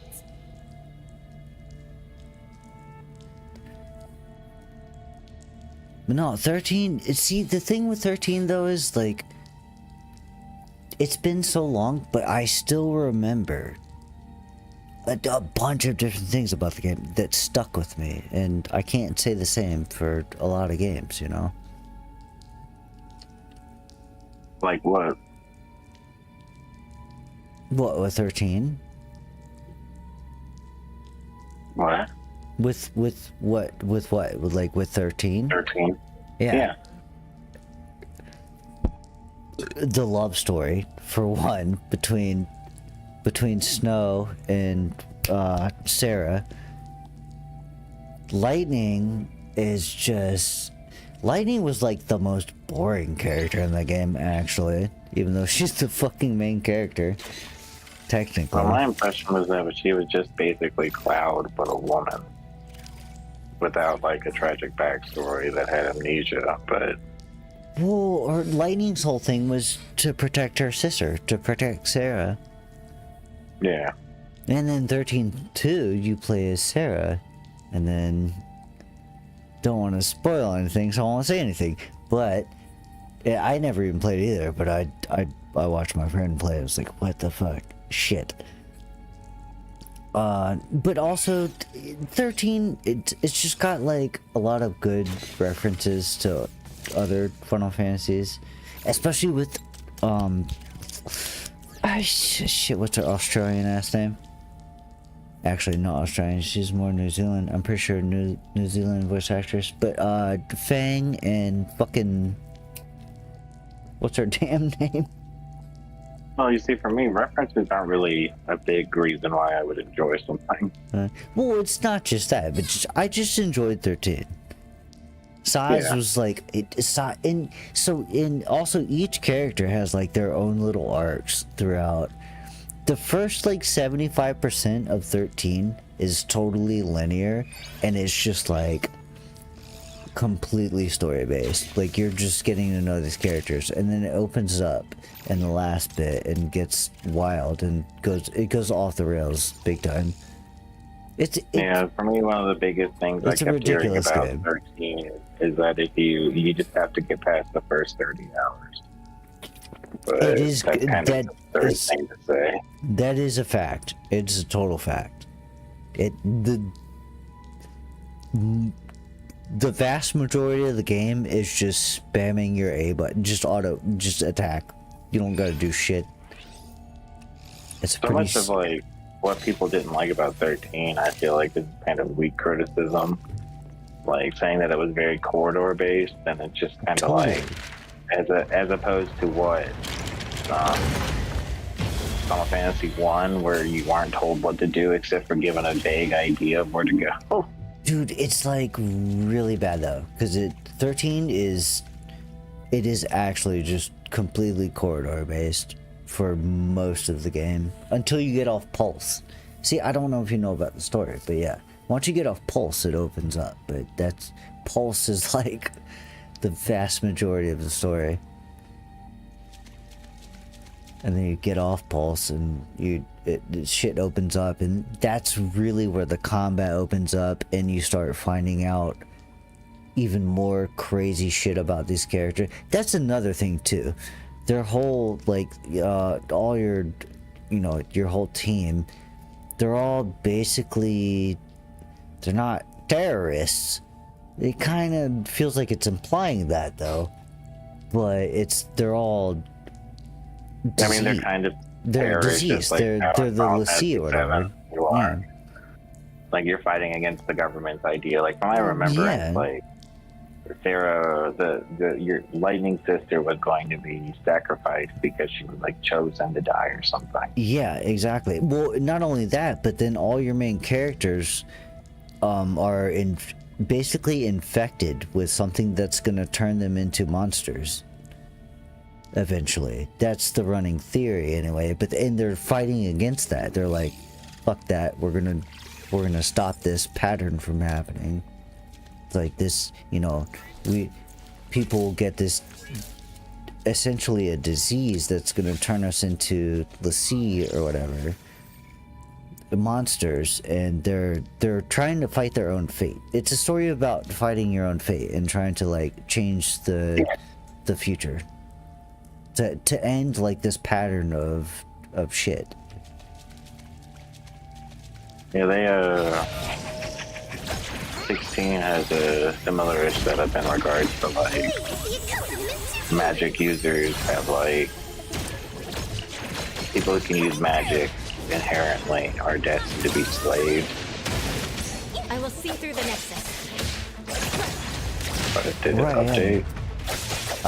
Dude, yeah, I remember you getting really mad about 16. It was like, these people are fucking assholes. Finish this. Yeah, in the first half of the game, when you're basically Like, they're asking me to help them, but they treat me like subhuman. Yeah, after dealing with that slave part, though, you do get to an equilibrium, much better stakes where you get to people who aren't pieces of shit.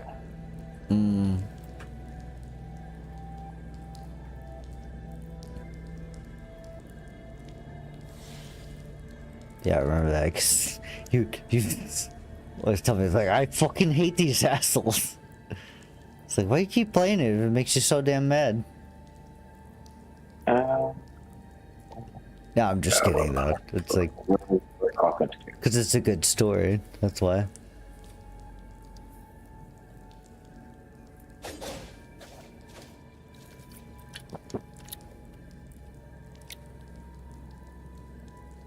It's kind of like 6. In 6, well, actually, not really. Because in 6, magic users were like unicorns. They didn't think magic existed anymore. It was kind of similar.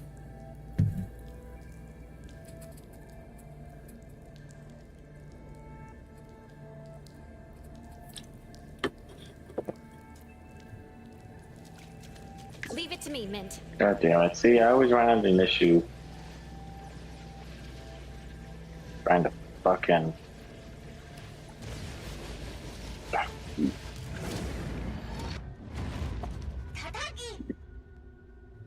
Let's head to the basement.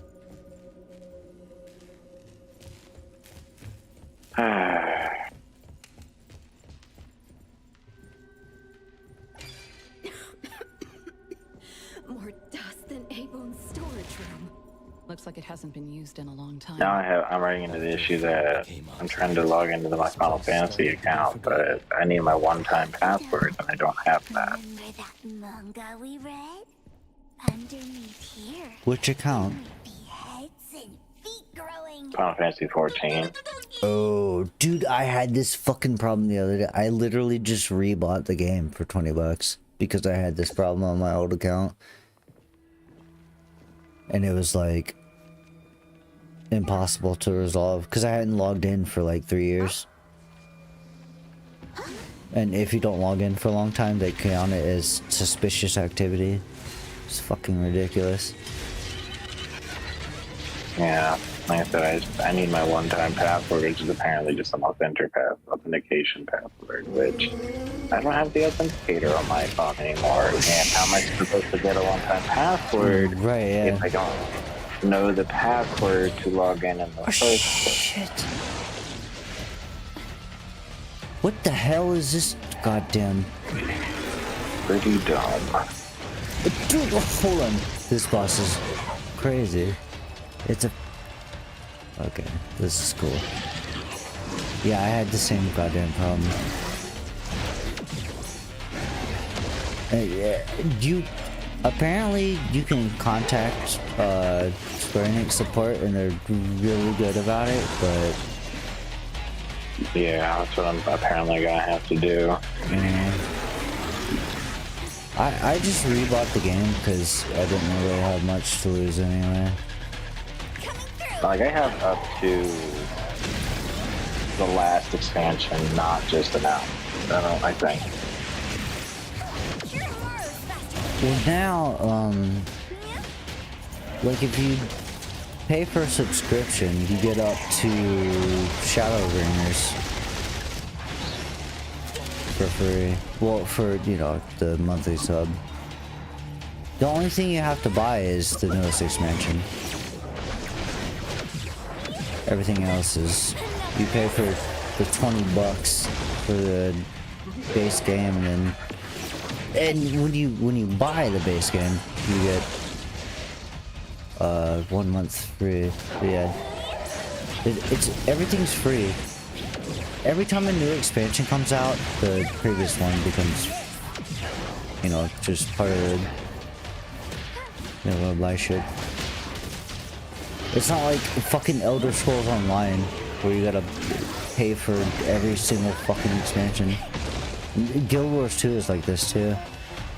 I paid I don't hate the $100 way for Elder Scrolls Online does, especially considering that they always give it to you if you have Elder Scrolls on ABS Plus. Trust me. Personally, and at least when I buy an expansion on Elder Scrolls Online, I'm not sitting here fighting to try to fucking log in. Right. Seriously. Bro, why the fuck do you need all this information?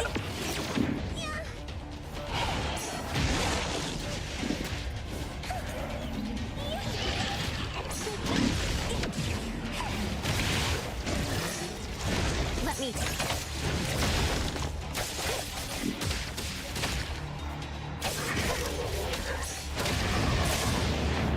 Fight it. Fight hero.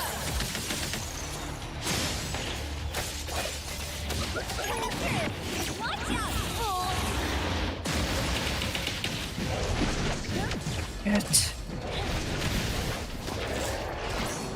Wait and see.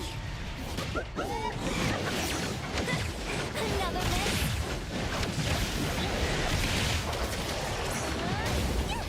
Let them know, everyone. Follow my command. Fucking break this asshole. What the hell?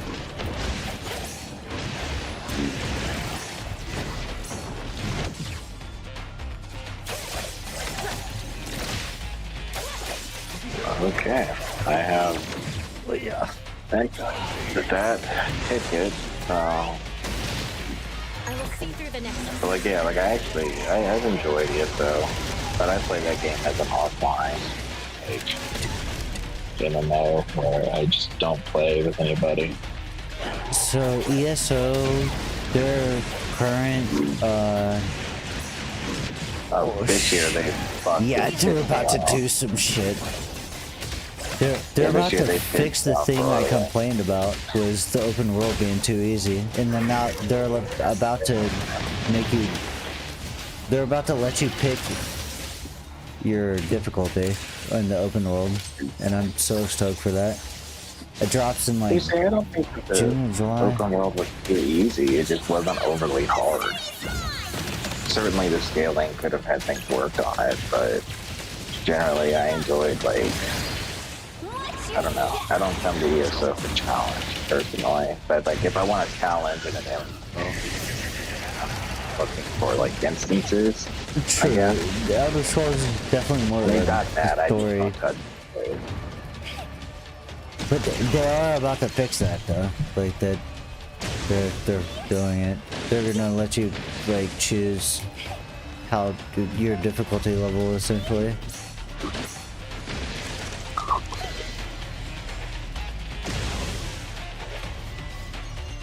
Which, you know, that's all I wanted. Just let me choose. Yeah, neat. Cool. The more options, the better. I just wish there was more to its combat system. It's weird how they kind of made like an already pretty meh system worse. Let's finish this.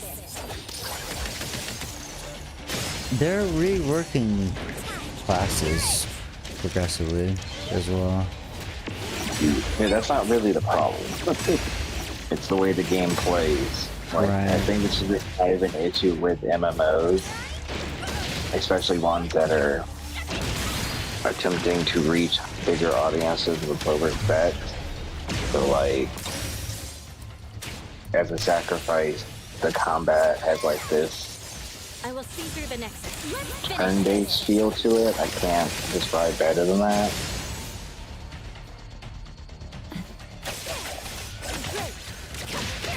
Have targety feel to it. Well, let's be honest here. Elder Scrolls combat has never been that great. Well, that's what I'm saying. How they take meh combat and made it worse. True. And like, you know, I played the game. It's not the worst combat ever. It's just No, it's not. Yeah. It's actually pretty enjoyable, which is... See, that's my thing. I feel like it's too fucking easy. well, I feel like you say that and you've never done any dungeons. That's true. See, I never got that far. And that's where the difficulty is. But I don't really do that either. I just did solo stuff, like I said. I just play like a Elder Scrolls single player with a bunch of people that I can't talk to. I don't want to.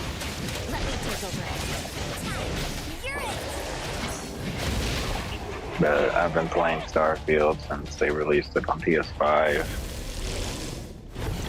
And, like, God, Bethesda nails one thing every time, and that's their atmosphere.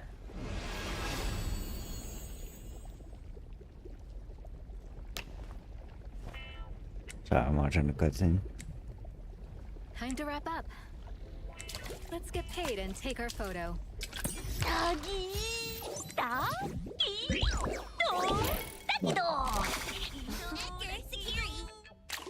can take turns kissing my left hand for the photo.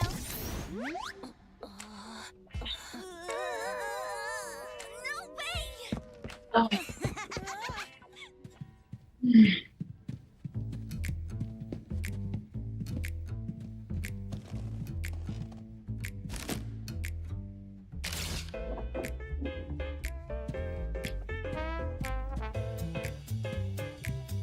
I shit on gacha games all the time because they should be. But finally, a gacha game where the characters are likable.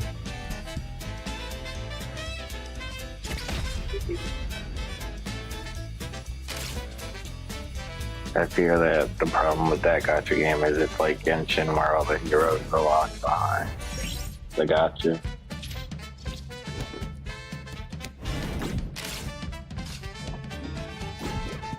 Dude, the biggest problem with Genshin and Honkai Star is the way the story is presented is boring as hell. Well, it's not just that; it's that they have disgusting gacha mechanics that waste too. so much of your time. But Zenless Zone Zero, which is also a Hoyo game, has at least like likable characters. It's fun to play and fun to watch. Like, it's likable. I mean, people would argue that about Genshin, but not really though, man. Genshin's so fucking lame. The characters suck. They're all like super one-dimensional and boring. But to some other people, they aren't. Oh, yeah. Somehow people will see a character and just be like, oh, they have the most depth ever. And it's like, I like people. That's their depth. Well, it's not even like the characters, it's the way they're presented. Zenless is cool because it feels like a fucking cartoon. Like the cinematics and everything. And this game feels the same way. It's like, dude, it's like, it's a mixture of, like, I'm watching a comic and a modern game. It's so, I don't know, it's just, this shit's good. Actually good. Despite the gacha. Whereas Genshin is, it's kind of boring. I feel like they didn't put enough effort into it. Except for the music. Genshin music is like beat. We're always on a half-off sale. Quiet. Okay. Next time. Since Hotori requested film photography, your photos won't be ready today. I'll have them delivered to A-Bone tomorrow. Thanks a lot. We'll be on our way then. Do you ever figure out your 14 stuff? Oh no, I had to send in support tickets, so I just gotta wait. Yeah. Spend wisely, save wisely. Got it? Oh yeah, shit, you'll probably have to wait till tomorrow. Cause they Yeah. on it. Yeah. So I just started playing Starfield. Supposedly they respond really fast. They from what I've read, they're really good about like dealing with that. For me, it really comes down to the annoyance that I don't want to have to be forced to pay for a subscription when I shouldn't have to. And every time I've tried this before, and every time they've said that you don't have to pay for a subscription past like the first two DLCs at first, it always still demands me to. Oh yeah, it's they're like the thing, it's worth paying for the sub anyway, though, because the freemium is bullshit. I don't want to when I'm being told I can play through the entire game up to the end of the first DLC for free. Yeah, but then you're limited. Like, I'm trying to see if I even like the game. You can't send people tells. You can't, like. I don't want to. That's what I'm saying. Like, I'm gonna treat it like, in so many ways, from my understanding, 14 is so much a single player game until it isn't. Yeah, absolutely. So, like, 80% of it is kind of just single player, and the rest is the multiplayer if you want to go for it. Every 10 levels or so, you get a dungeon you have to do with people. Yeah, it's like I want to see if I can maybe enjoy that this time around. I doubt it, because again, it has the tab targeting issue that I just can't really get over. Yeah. Damn, yeah, because you're playing on console, right? Well, yeah, I mean, it's not going to be any different on PC. Right, yeah. It's a totally different experience. Not enough to change, like, because I played 14 originally on PC. It's still a tab targeting game. Yeah, like, absolutely. Like, it's not going to change its fundamental core of the tab targeting, which is why, again, I want to try to play without spending a subscription that I don't need, because I don't even know if I'm going to play it. But yeah, that's why it's just annoying that every time I try it, fucking doesn't work. But we'll see this time. It's always a damn nuisance. Who knows? Maybe I'll. I think I was like level 20 something last time I played it. That was with my ex, Melissa. Yeah. It was surprising to find out how much single player is in that multiplayer game. Especially coming from a game like Terra, where you can just play the whole game together. Absolutely, yeah. Start to finish. The last time I played Terra for an extended period of time,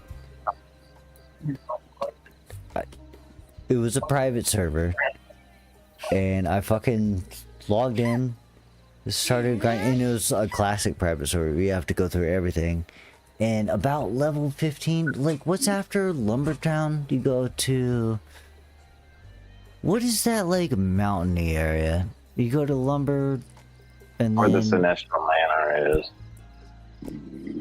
It's kind of like a Popo area. I say Popo, but I mean... Man, I got there, and I found somebody, and... I remember their name. We spoke one time, and he invited me to a group because we were on the same damn quest, and we grinded for the next 16 hours and got to level cap. From like, you know, we were like level 20 something maybe, and then it was just like, for the next 16 or so hours, just we went through all of it together. Never said a fucking single sentence to each other. Did not even talk. The only speaking was like, hi, what's up? And then boom, all the way to fucking level cap. Yeah. It was ridiculous. About after, like, I don't know, let's see, probably after Wonder Home? Yeah, basically after Wonder Home. So once the game went free to play, leveling became kind of just a thing you had to get out the way. Which to me, that's kind of just what leveling's always been in MMOs. I know you feel differently, but I just don't see how. See how what? Like, the leveling experience in MMO is not really the satisfying part for me. Oh, that's because they don't ever do it right anymore. That's why it's not. Well, even when they did do it right. Like, I'm talking about even when Terra was in its prime of leveling, where it was what you would love the most. I don't really care about that. Terra was already dog shit at that. That's the thing. No, it wasn't. Wow. I mean, World of Warcraft is the reason that leveling in MMOs sucks now. Leveling in MMOs became dog shit in 2004. You say that because you love EverQuest's terrible grind where you spend 60 hours killing the same enemy. WoW's big difference was that they gave you quests. That was the big difference that WoW did. quote when it came unquote, to quote addressing unquote experience. quests. They were never quests. I mean, You know who having a does- quest to kill 20 lizards or just killing 20 lizards, I'd rather have a quest that tells me to do it than just mindlessly. You know who killing does it. quests right? Fucking RuneScape. Unironically. Because they're actual quests. They're not these stupid tasks, 20 kill lizards. Plenty of games have fetch quests and grind quests, and in other games, and they have standouts where they're more than just that. See, I think I like grinding too, though. So I think we just have a different. Well, I don't mind grinding. It just needs to be for something to me. Like, it's got to be more than just me wanting to do it. I don't know. Like, I spent hours, plenty of hours in games grinding. It just. You would hate Final Fantasy 11. Well, of course, that's why I've Because never it's tried basically it. every quest but Final Fantasy. Yeah, I know. Like, you That's want why to I sit don't in the play it. same spot and fucking kill the same shit for like 4 hours? Like, it's just not fun to me. I love it. Maybe it's I just. don't see how. I don't know. Maybe I'm just fucked up in the head. I love it. I I love don't it. say that. It's just. I love that grind. It's because I can turn my brain off. It's like relaxing I mean, yeah, but in a you messed have up way. so many things. Like, I can play Starfield and turn my brain off, and I don't have surely to you can. play the same enemy 25 hours in a row. Like, basically, when you explain what you like, you're explaining Black Desert. But I know you don't like Black Desert. You know why I don't like Black Desert? It's so fun. Do you know why I don't like Black Desert? I have a reason. It's because I cannot grind to make my character hotter. You have to buy the goddamn costumes off the cash shop, which is bullshit. I should be able to grind to earn that, because the end game is fashion. It's bullshit. Well, that would assume that the I game like would have grinding dungeon, for stuff. and you don't like dungeon grinding. You just like pointless open world grinding. No, I like any kind of... I don't like when people can just purchase something when I should be able to grind it. Really different subject. I'm not talking about that because I agree with you. I don't really care for premium shops in my video games either. I'm more saying it's like... No, I'd like dungeon grinding if it rewarded me with something. Which... Visual progression. That's all I need. Gear. That's all I need. Gear is physical. Like, that's one of the things that Terra did really well until after freemium, when they stopped making new assets for the game that you didn't pay for. Oh yeah, right. Then you had to buy to upgrade your gear, and sometimes if it failed, it would like. Wasn't it so bad? Because Ion was like this. If you failed a gear upgrade, it would like go backwards.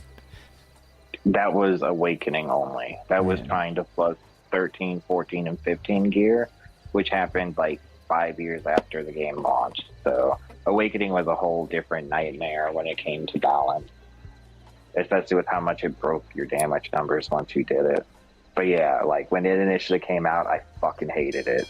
Still do to this day, but it was literally you have to get 13, 14, and 15 in a row, or you go backwards.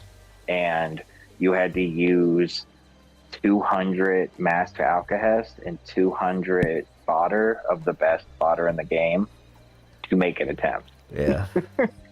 So it was not cheap, and it was super costly. That's and then, just straight up just Korean MMO shit. They're the worst and like about that it. That to me was egregious and awful in that regard, but it wasn't Ion was the same damn way. Like, it wasn't mandatory. Awakening, you didn't need that for in-game PvP. Except for the group you're in, because they'd be like, oh, what's your eye level? Oh, your eye level's That's not high enough. assuming that you didn't make your group yourself. That's true, yeah. I was the person I was a tank, so I always made my teams. True, yeah. See, that's the nice thing about being a tank. It's like, I make the rules here. But, yeah, I always fucking hated that. It's like, oh, your eye level is, like, not enough. It's like, I mean, oh, that's great. every game. That's every game you play, especially Min-maxing Like, if is it's so not your eye cringe, level, though. It's like, what the fuck? it is. I mean, there's a necessity to it, and I enjoy it. But once you start enforcing it on people, yeah, then that's when I don't. Yeah, It's like, fuck oh, off. we're It's the same kicking. thing with power scaling. It can be fun a little bit, but the moment you start overusing it, I'm kind of like side-eyeing. Like, these motherfuckers, this shit happened, I've seen it in Classic WoW, and, I mean, just a lot of MMOs where they'll kick somebody out of the damn group and spend more time trying to find a replacement than they would have if they had just not kicked that person out of the group. Yeah. It's like, dude. Yeah, because they just want... No, it's... Like, I've watched a video that It's like, talks this about shit could have WoW. taken us 30 minutes, and it took an hour and a half because you kicked that guy out. Yeah, like, I've watched a couple of videos from, like, Holding Ideas, who he talked about, like, the one classic WoW came out. He has a video talking about it and, like, what that means that we left behind. The next video he made, which is, like, why it's rude to stuck at World of Warcraft. And he goes into about, like, the absurdity of how classic WoW has gotten with eye level and shit, that, like, there's this one instant, like, people want you to have gear that wasn't even best in spot when the game came out at that time for stuff you don't need that gear for.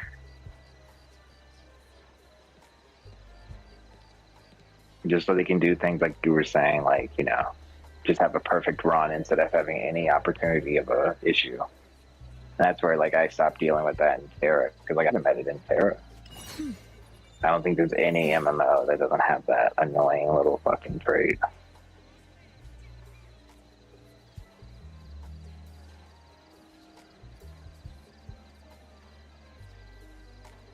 Hello? Hello? Ah!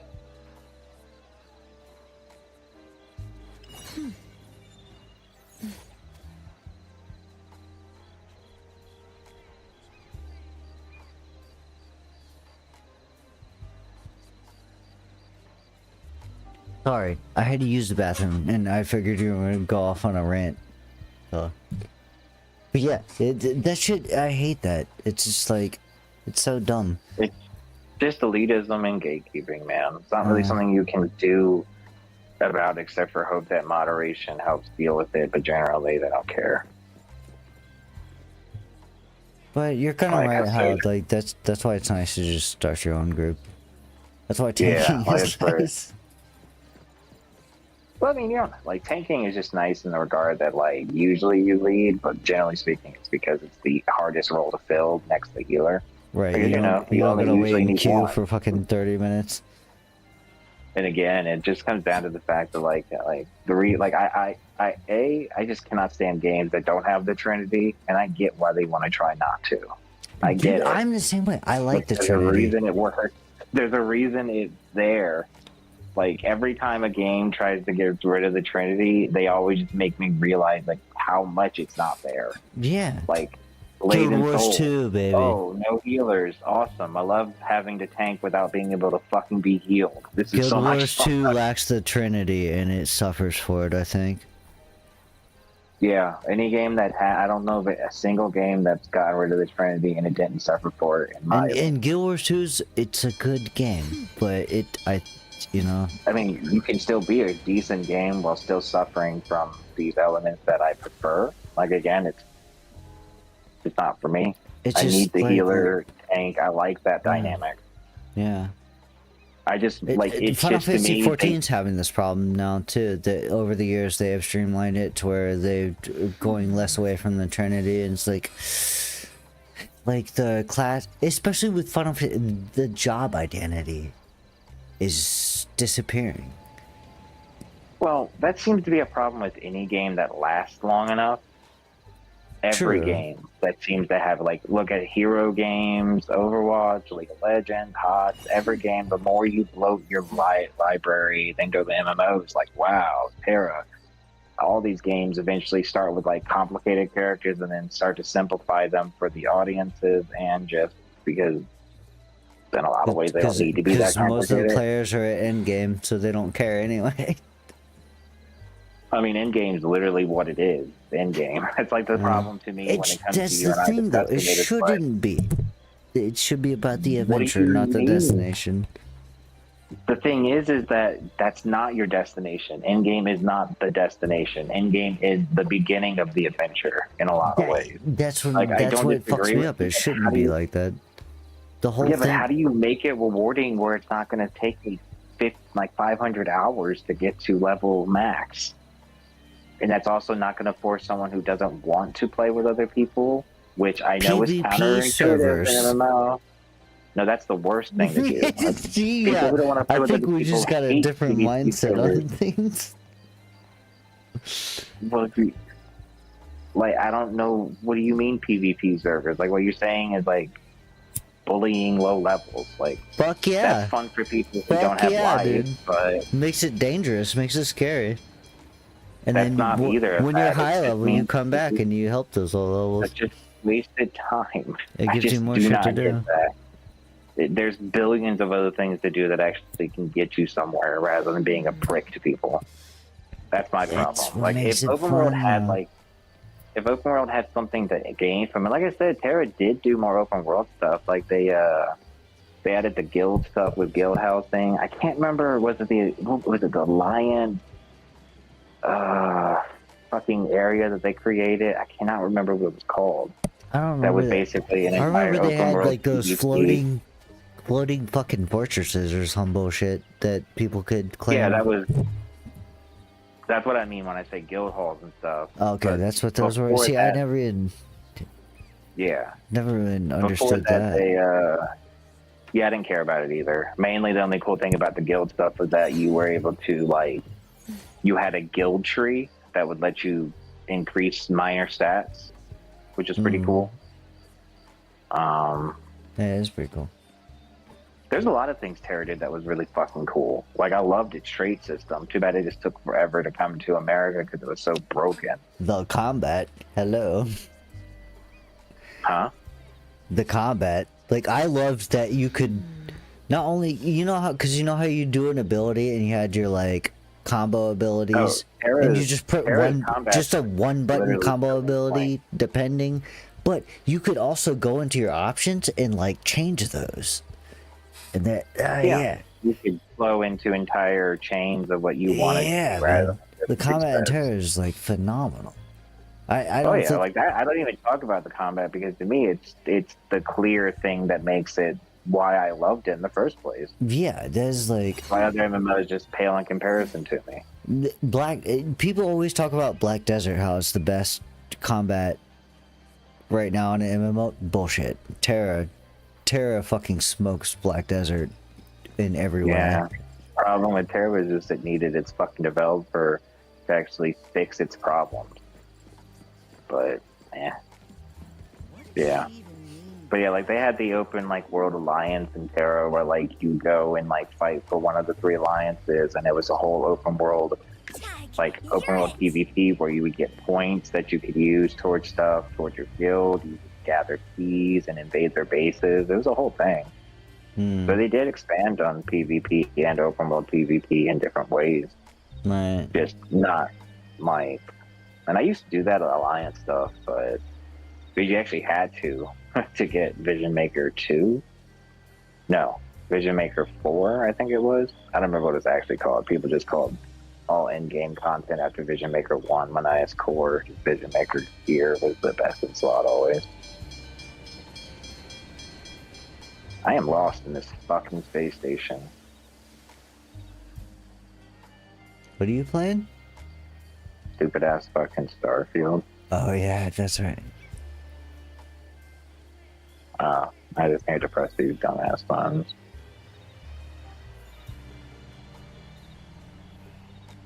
Starfield makes me very, very scared for the future of Elder Scrolls. Oh yeah, me too.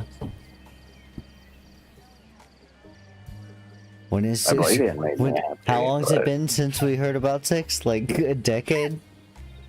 Almost now, yeah. I think they're probably smart for not talking about it. Yeah, I mean, Todd Howard's even mentioned a few times now that he wished he never announced it in the first place. Right, yeah. Which makes sense, I saw that too. People It's like, shut up about it. Not understanding that a game like that's gonna take a lot of time. should have just never said shit. Well, and they made big promises back when they announced it. They're like, it's gonna be like Daggerfall big. It's like, are you sure? Because I don't recall them ever saying that. I remember just saying they want to make it bigger than Skyrim, but I don't consider Daggerfall to be big. It's procedurally generated garbage. It is. That's like saying No Man's Do Sky. not call it garbage. I have played it. It is not garbage. It's fun. Yeah. So much fun, no one plays it. I do. It's something you can get lost in. You can get super You do lost that in in a lot of Daggerfall. games. You do that in a lot of games. Here's the thing though, my Daggerfall is also running like fucking 80 mods to make it. It sounds like you're not even playing the fucking game that was made then. Definitely not. Yeah, so you don't even mean Daggerfall, you mean a modded out version of a Daggerfall game that used to exist. Well, here's the thing. When I play Daggerfall, I don't even fast travel. I have it turned off. So yeah, see, that's absurd to me. it is absurd. Let me tell you. Like, it's a way to play it, and it's extremely absurd. It is beyond absurd. I say it's a relic of how you play EverQuest. But yeah, it's exactly what the fuck it is. When it comes to fast travel, I use it when I want. That's basically it. I hate not having the option. If I want to get somewhere quicker, I should be able to if I've already been there. That's my feeling.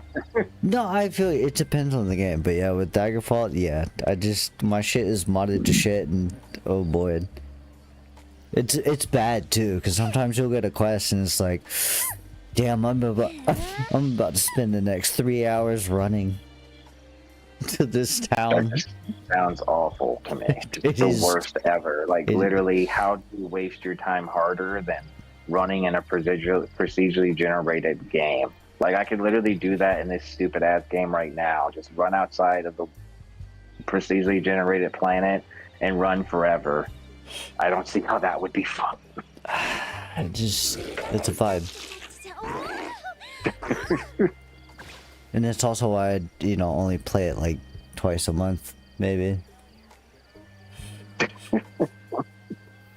I gotta be in a certain type of mood. To make myself suffer, yeah, I get that. I don't know. I'm hoping that they do a remaster of Morrowind, like they did Oblivion. That would be great. Be nice. Actually, they have that already. It's called... That's not what I'm talking about, and that's nowhere near done. No, but they have a Morrowind version too. Yeah, I know. I'm talking about that one. Is it still not done? No, neither of the games are done. They're huge ass mods trying to recreate an entire game from the ground up, I including figured the Morrowind one would have been done by now though, because they started doing that before fucking Sky Oblivion. It's no. Dang. Yeah, no. And yeah, no, those aren't really it either. If I have to mod the game out to shit to actually get it to work and run possibly, and that's true. It's kind of a pain in the I ass. just want And you gotta play it on PC. Yeah, which I don't want to do. Right. Which it's a little easier now that I can do my Steam Deck, but still. True, Like but still, it's a nuisance. It's a massive nuisance. You'll spend more time trying to fucking mod the game than you will playing it. I'm speaking from experience. I modded the living shit out of Skyrim. Suffer from the same problem that I do from emulating games. I spend more time getting the games to run and the games on a certain thing than I do just actually fucking playing it, right? Like, goddamn. I gotta figure this bullshit out. I haven't done that in a while, though. You'll get a couple hours in and realize you downloaded a bad version and like one cutscene's fucked up. It's like, damn it. I haven't had that happen in so long, but man, am I pissed off that the website I used to use got fucking shut down because not because of like the MCA or anything, but because people wouldn't shut up about it, and so people kept going there. And like again, it's not because of DMCA. It was because people kept going there, and then they made like this AI program that would mass download terabytes of its data. Oh, so they, which cost their servers ridiculous and they had to amounts shut of it money. down. Yeah, Yeah, they 'cause can't it costs afford too that much money shit. to keep up. Yeah, people were literally downloading terabytes of data Fucking in a day. idiots, man. Yeah, it's. I'm so angry that that website was so clean. Every ROM I ever got from there was good, and now it's gone. Yeah, fucking idiots. But thankfully, most all the games I've ever wanted, I already have now. That I can think of. I tried thinking, like, I've tried so many times trying to think of other games that I didn't download, like for PS2 or something, but. Yeah, I had I problems first with my collection. I've had an issue. This was a long time ago with Xenosaga episode Yeah, you told 1. me about that one. I had an issue with that, and then I also had an issue with fucking Rogue Galaxy, which is another game I would really love to play, but it's just I've had bad experiences with trying to emulate it. What's crazy for me for that game is like if you had a PlayStation 4, you could just play it on that. Yeah. But other than that, like I have clean copies. I got no console. Like I said, I got a PC, that's it. Well, and I got a PS1 and PS2. I'm sitting there looking at it right now. I still have my PS1 and PS2, but nothing beyond that. Yeah, I mean, that's your loss, honestly. Well, the funny thing is, I had a PS3, sold it. This was many years ago, and then I had a Xbox One, and I bought that shit to play Final Fantasy 15.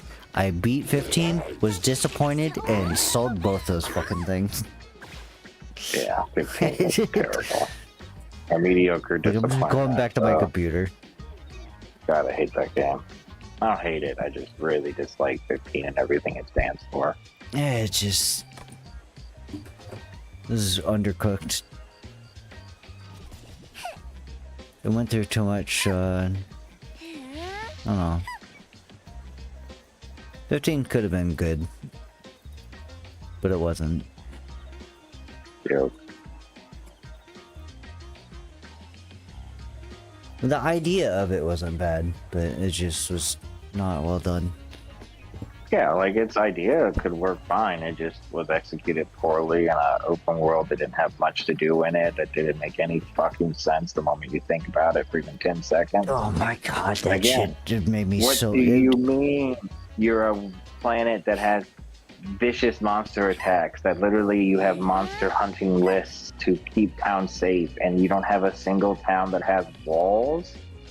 What? Not only that, here's the thing that irritated me even more. I'm on the run from my own fucking, my own people. I am on the run, but then I'm going around doing these bullshit side quests. It's like, dude, we should be trying to hide this entire time. See, that doesn't bother me as much. That, to me, feels like the low mind critique, in my opinion, of people being like, well, what about like in Skyrim when you're doing a side quest? Where's the tension? And it's just kind of like, you're the one disabusing the tension. You get that, right? Yeah. Like, I don't know how else to put it, but another way to put this is like all stories have side quests, is another way to put it. Just for some reason, people like to really focus on the silliness of how much you can waste time in a video game with that.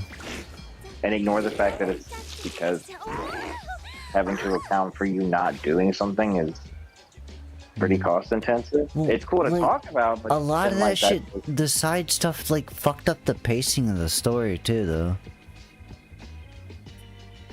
Especially because, like, a lot of the story was you had to watch the fucking anime. You had to, like, do all this outside of the game stuff. 15 has a billion problems that certainly they don't have anything to do with that. Yeah, like the fact that it was a transmedia product that didn't... That's not a problem, because we both loved one of the first ones that I experienced, which was .hack. The problem being was that, like, you know, you couldn't you didn't. How do you could play .hack games without watching the anime. Right. The game 15, like, yeah, you could do that, but you will be confused. Absolutely. Because the entire reason you're running away from your own kingdom is not explained in the fucking game you're playing. You gotta watch the shit first.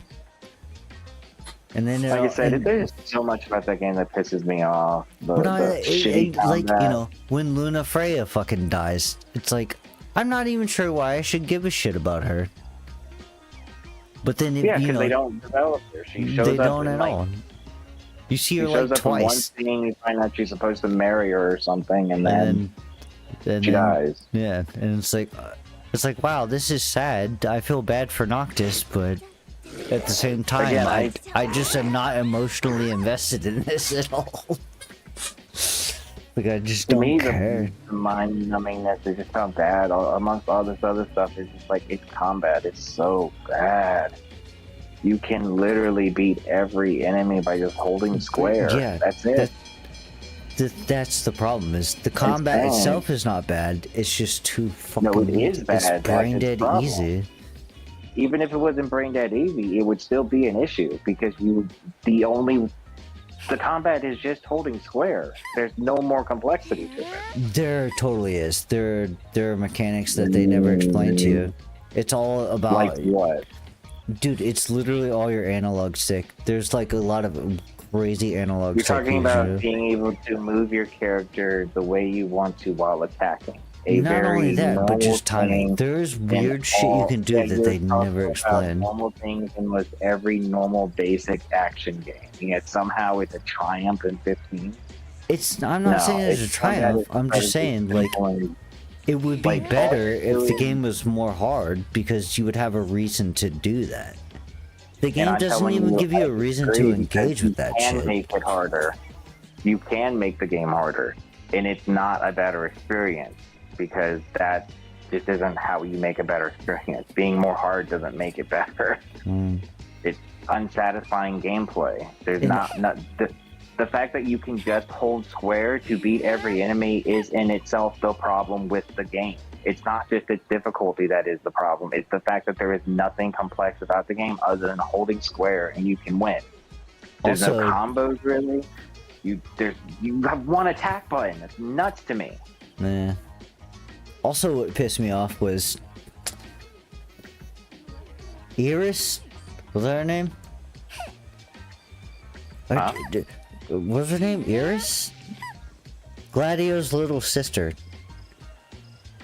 She becomes a demon slayer in the end. Like, when you do the time skip and you come back and she's like a badass. It's like, why the fuck is she not on my team? And also, why is the dragoon chick not on my team? Like, this, I understand this is a game for the boys, but like, bro, you can't give me these characters for like one part of the game and never give them back. You can't let me fucking use these characters and just... That sounds like a lot of assets and work that they're not going to do. Yeah. You're talking about a game that was already subdividing and cleaving its asset work as it is. Now you wanted to have other character models do other things that aren't just standing still? Nuts. And they were actually probably the most interesting characters to play, but they were just characters you only got like one time. It's like, what the fuck? Bullshit. Like, you guys clearly could have made this fun. You just chose not to. Yeah, its combat is just so fundamentally bad. I still put 80 hours into it. I mean, you can play a bad game and still have fun to a degree. It's possible. Plenty of, like, I'm playing a relatively bad game, I would say. I'm still having fun with it because they just sell the atmosphere very well. Plus, I also just really want something like mine I don't have to think about. It's not even like 15 was so bad it's good, though. It was just like, what am I doing? But I invested... Yeah. It was like a... It was a sunken cost fallacy at a certain point. It's like, man, I bought an Xbox for this shit. I gotta beat it. And the ending too. I was like, what? Huh? None Wait of for this all the made. DLC to come out to explain it. Yeah. Well, they didn't Literally. even finish all that shit. Pretty sure they explained more. Like, I'm not entirely sure, but I thought they explained a lot more about how that story worked when you did the villain story. Yeah, what's his name? Yeah. Yeah. But even then, I was like, hold on, is this like his fucking uncle or like they're related? I don't know. It was like ridiculous. It was stupid. It was fucking stupid. Well, yeah, you're just describing Final Fantasy 15. Yeah. A game with a billion half-baked ideas that never, none of them fully fruition at all. This is fucking dumb. I don't understand. It's like it's visually nice. Yeah, but being able to look good isn't really a hard thing anymore. The magic system sucked. What the hell is that? That's again what I was trying to point out about why it was so bad. Like what its the magic system didn't exist. Its summon system was a joke. everything was so bad. It's like, oh, we're just... How do you summon stuff? It just happens randomly. Yeah, Depending just get on lucky. yeah, just get lucky. You might see one in the entire game. It's like, okay, I guess that's how we're doing this. We're just taking away a fundamental part of Final Fantasy here, but whatever. Oh, so we were talking about this a bit when I first got on. You were kind of mentioning it, but like, I don't know, man. When it comes down to the Final Fantasies, they've never really had much of a style. Like, they so inconsistent with themselves. Because like the ones we're most familiar with are the PlayStation games, and those are so different than the original 6 because they focus more on like future like technology versus that is true. Your magic. Yeah. And then like 9 is like a return to series where it was focusing more on like steampunk magic. Right, which is like more like Final Fantasy 1 with the jobs, you know, typical aesthetically. And...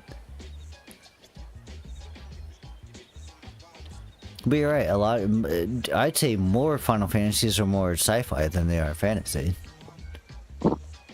The other ones that we're most familiar with. Yeah.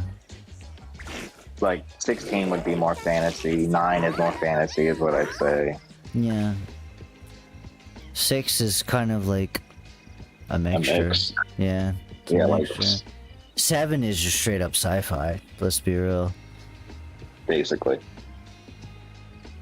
Dystopian sci-fi. Everything's exploring through some sort of like science magic. Yeah. And aliens. 8 to Alien. 8's definitely more like sci-fi.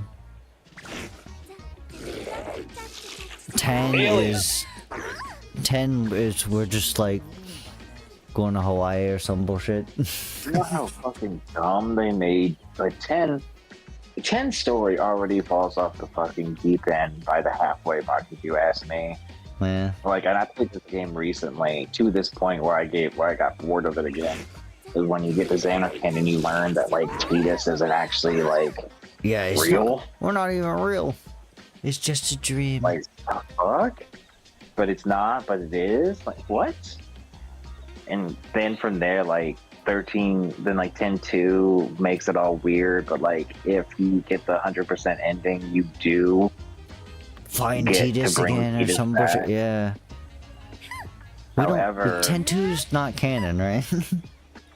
it is canon. Honestly, if you ask me, 10-2 is an excellent Final Fantasy as long as you take away most of its story. Like, it's turn-based combat. You can't get more Final Fantasy old school than Final Fantasy 10-2. Like, it is as action, ATB, turn-based Final Fantasy purist. Like, that is, 10-2 is the most purest ATB old school Final Fantasy 6. Only thing I remember about 10-2 was I could make Riku into a cute mage. Yeah, like that's one of the things that was really cool about it too. Is like its class system being tied into like honestly, 10-2 isn't that bad. It's just its story is all over the place, and the way you do the story is absurd. Like the percentages and how you get the 100% is so freaking stupid. Yeah. But after 10-2, if you get the 100%, she actually gets to somehow wish him back to life, And thank God we didn't get a 13.3 because we've gotten like, and I haven't read it myself. I've just listened to people tell me what it's about. There's like an after story you can read. That's like a book or something. And it's so awful. Like, as bad as the 7 one I was telling you. Maybe not as bad because of how much it absolutely obliterates character development and from 7, but like 10's one instance he just plays with a blitz ball, but it turns out to be a grenade and it blows his face off. That's stupid. Yeah, and she has to bring him back again. That's literally something that happens. Like, wait, what? That's dumb. Yeah, that to me is the perfect example of how bad. That is like jumping the shark super hard. Yeah. So basically, a lot of Final Fantasy, in my opinion, usually fall pretty flat at the end. But that's where I love 16. That's why I love 16, bro. 16 has so much of what I was looking for. It has a very conclusive story to me. I loved it. God, do I love that game. That good, huh? To me, like I said, it usurped every other Final Fantasy to me. Other than Tactics, I was just like, God damn, this game was fun. I really did not think I'd enjoy it as much. And then the DLC ended up being pretty fucking cool too. Yeah. And then just how, like... I feel like you can't even count Tactics, because that's such, like, a complex story. And it's so fucking long and convoluted. It's such, like, a political... I mean, you can say that about every one of the Final Fantasies, especially as they go on. Like, look at Final Fantasy 12. Yeah. Dude, Tactics is, like... It's like there's no main character though. Tactics is like political intrigue. Tactics does have a main character. It's Ramza. Yeah, I know it's Ramza, but I'm just saying, you know what I mean? He's It's literally like, the main titular character that they talk about from the get-go, that he is erased from history. Tactics was just so... Like, you play that at 11, 12 years old, and you're not gonna understand it. But I played it again before. Like, I played it recently. I haven't. I'm gonna beat it back then. Yeah, I have. And I'm telling you that, like, yeah, I'm not trying to downplay it. It's great. It has interest. Like, it's more front-facing with its political intrigue, but it has a main character.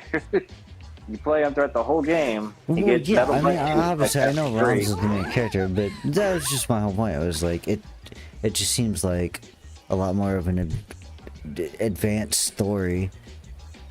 Like I said, I don't know. I don't want to be a party pooper. You just feel that, like, if you haven't played it in so long, is what I'd say. Because again, like, Ramza is literally the main character. Every action that happens because of him. Because of Ramza, the whole reason you even find out about the Zodiac Stones is because Ramza stands up with his beliefs that, you know, people who proclaim to be good and doing good shouldn't probably kill people. And so, yeah, like, it didn't help that when we played it, we also played the broken English version. Is there, like, a better translation now? Yeah, well, not only has there, like, so the PSP version, they changed the entire writing to be more like old school English. Some people love it, some people don't. I personally really enjoyed it. But, yeah, the story is very weirdly written if you go back and play old school Tactics. Just in ways that are really funny. That make it a little harder to parse. Not as bad as, say, So if I were to play again, the Zelda PSP 1. version would be the correct version. Yeah, well, that isn't like, as long as you play the War of the Lions version. Right, that's the one that's got the better cutscenes and shit, right? Yeah, either the War of the Lions version or the one that just got released, the Tactics Remaster, because it comes with an updated story version, or the original Tactics. So you can do either or. But sadly, when they did the remaster, they decided... this makes no sense to me. I mean, I get it, but it still doesn't make that much sense to me. But basically, when they did the Tactics Remaster, even though they already did a remaster, the War of the Lions version, they decided to just do it using the PS1 as the base. And that sounds like it makes sense. You realize that like War of the Lions added in quite a few things that they just don't add in to this version. And like they rewrite the whole script again to make it just like, it's just weird. I'm mad I can't be a Dark Knight. Why? Yeah, wait, what? Yeah, and the original Tactics you couldn't be either. Well, yeah, because you had to. What, yeah, I was gonna say Gafkarian. Gafkarian, or whatever the name was. But in the War of the Lions version, you can become a Dark Knight. Okay. Oh, I think it kind of makes sense to only have Gafkarian to be the only one. But... Or at least, at the very least, fucking Ramza should be able to become one. Ramza should be able to do anything. With Ramza being able, like, how he's kind of like, if you don't recall a lot about Ramza's character as a squire, is that he's adaptable. Right, that's the entire point of Squire. I don't know if you remember, but like, Ramza's Squire is unique, that not only does it learn unique abilities, but certain enemies in the game have abilities that you can learn exclusively as a Squire if you're hit with it as a Squire. Right, yeah. Like you could just play the whole game as a Squire, can't you? Yeah, but you'd be missing out on so much. Sure. And I think you find it kind of hard not having auto potion against bitch ass wolf, whatever his name is. I remember the first real trial of that game that I ever recalled was when you go, like in chapter 1 or 2, and you fight against like, it's like the priest version of Gafgarian. He's like a knight, and he's got magic sword abilities too. And you fight him one-on-one or something at first, and then you fight him in his Zodiac form. It's like your first Zodiac fight, and he's just a bitch. Especially if you don't have auto item. Hmm.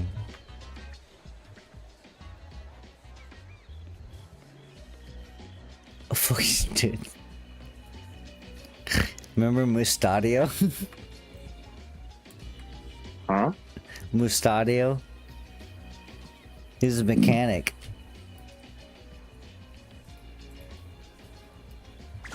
I don't know.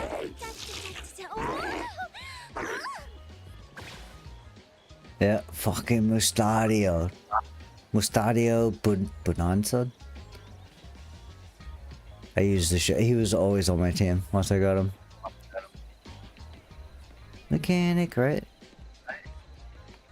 Oh, I know who you're talking about now. Yeah. Or machinist. That's what it was. Yeah, I was gonna say, I think it was machinist, because like he could like disable your arms and legs. Yeah, he was like my favorite character. One of my favorite characters. He was like chapter 3, I think. My EverQuest Ranger. The only character I ever fucking max leveled in EverQuest was my Ranger, and his name was Mustadio. Mustadio. Yeah, they I don't remember his story or nothing, but he was on my damn team. And I liked him a lot. In the War of the Lions, they added so they did more with the cloud stuff a little bit. They still had that in the War of Lions, but they also added Altier. Oh yeah, when you go to the volcano and get cloud. Yeah, like there's, I mean, you also might not remember, but there's a whole scene with Aerith too. I don't remember that. No. There's actually they do that in the remake. To a goddamn volcano and got cloud. That the volcano you're remembering, that's getting his weapon. The Materia sword. Okay. You had to go to a specific volcano map and then go to the top of it and use like find item or whatever it was. Pick it up at the way top of it. I still remember that.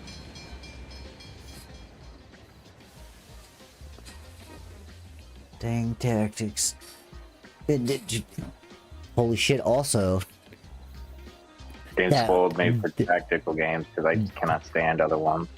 That one fucking fight where had to protect this girl, and there was like a 50-50 chance she was gonna immediately walk right in front of the enemy and die, and then you had to go through like fucking 10 minutes of talking every time. I'm pretty sure you're talking about the castle fight right before the spot I was talking about, actually. And all I remember was this chick. No. This chick had a 50-50 chance of like either going. Roof, right? Yeah, it was like on top of a roof or some bullshit. Yep, And there was like a 50-50 chance that either she was gonna walk right in front of an enemy and immediately get killed, which failed the whole thing, or she would not. And then every fucking time she did it, you had to go through like a shitload of dialogue. It was In like, remake, you can fast forward the conversations or skip scenes entirely. So I just remember that being like, oh my god, just getting so mad. It's like, this is bullshit. It's like, yeah, this isn't even my fault. Yeah, there's nothing you can do about it. Like, I'm, yes, character, go fuck yourself. Like, just RNGesus is not on my side. I still remember spending hours trying to fucking steal the Musashi or Muramasa set, whatever it was, from the fucking vampire-looking bitch. It was Genji. His Genji suit. His Genji set. Like, he has the only Genji suit in the game. I have to steal it for him, but, like, the steal rate is under 1% for each piece. You probably spent a lot of time doing that. Bro, I spent so much time in the game to the point where I still can't play that game to completion because, like, I'll just spend hours in a single fight. Right, yeah. I'll surround a single enemy and then just keep using accumulate over and over again, or throw rocks at myself. Or at the enemy and then heal them. And then, I'm still on chapter 1, literally 4th mission, and I'm level 60. Oh, jeez, wait. Damn, you could do that, huh? Like I told you to, I don't dislike grinding. I just need it. I wanted to have a port. Right. Like, Terra had so much grinding in it, and I enjoyed it. And, like, I don't actually completely disagree with you about the issue about in-game being the end. In some aspects, it's just, I'm not really sure how you fix that issue. Yeah. When you build an entire game around you being at max level to do everything, how exactly do you fix an issue like that? You're gonna disagree with me, but in my opinion, the way you fix that is you make it take a super long time to get there. I mean, you make leveling up a fucking insufferably long process. Yeah, like and every time that's tried, it failed. But each level should make you that much stronger. Like, each level should feel but that's stronger. not what you're arguing. And it should take forever. Taking forever is D&D logic, and I hate D&D leveling logic. Yeah, see, I like... We're just an opposite... We just have opposite desires. I don't know, man. You say that, but I don't see you playing those games. The only reason I'm not, because they don't exist anymore. What was that, RuneScape? That's about all. That's it. That's like the only one that does this still. That shit just doesn't exist anymore. But it's but like, all you're arguing to make a game more fun is by making you spend more time in it doing something that shouldn't take as much time. I just don't see how that's the argument. That's a winning argument to you. Well, because each level should feel satisfying. Like, when you get it, it should be a struggle to get, but every time you level and get closer to that end leveling game, up be a struggle? why is there leveling in the first place?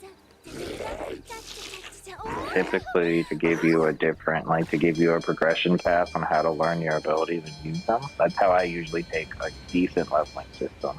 I just don't see the point of having leveling in general if it's just, like, arbitrary, you know?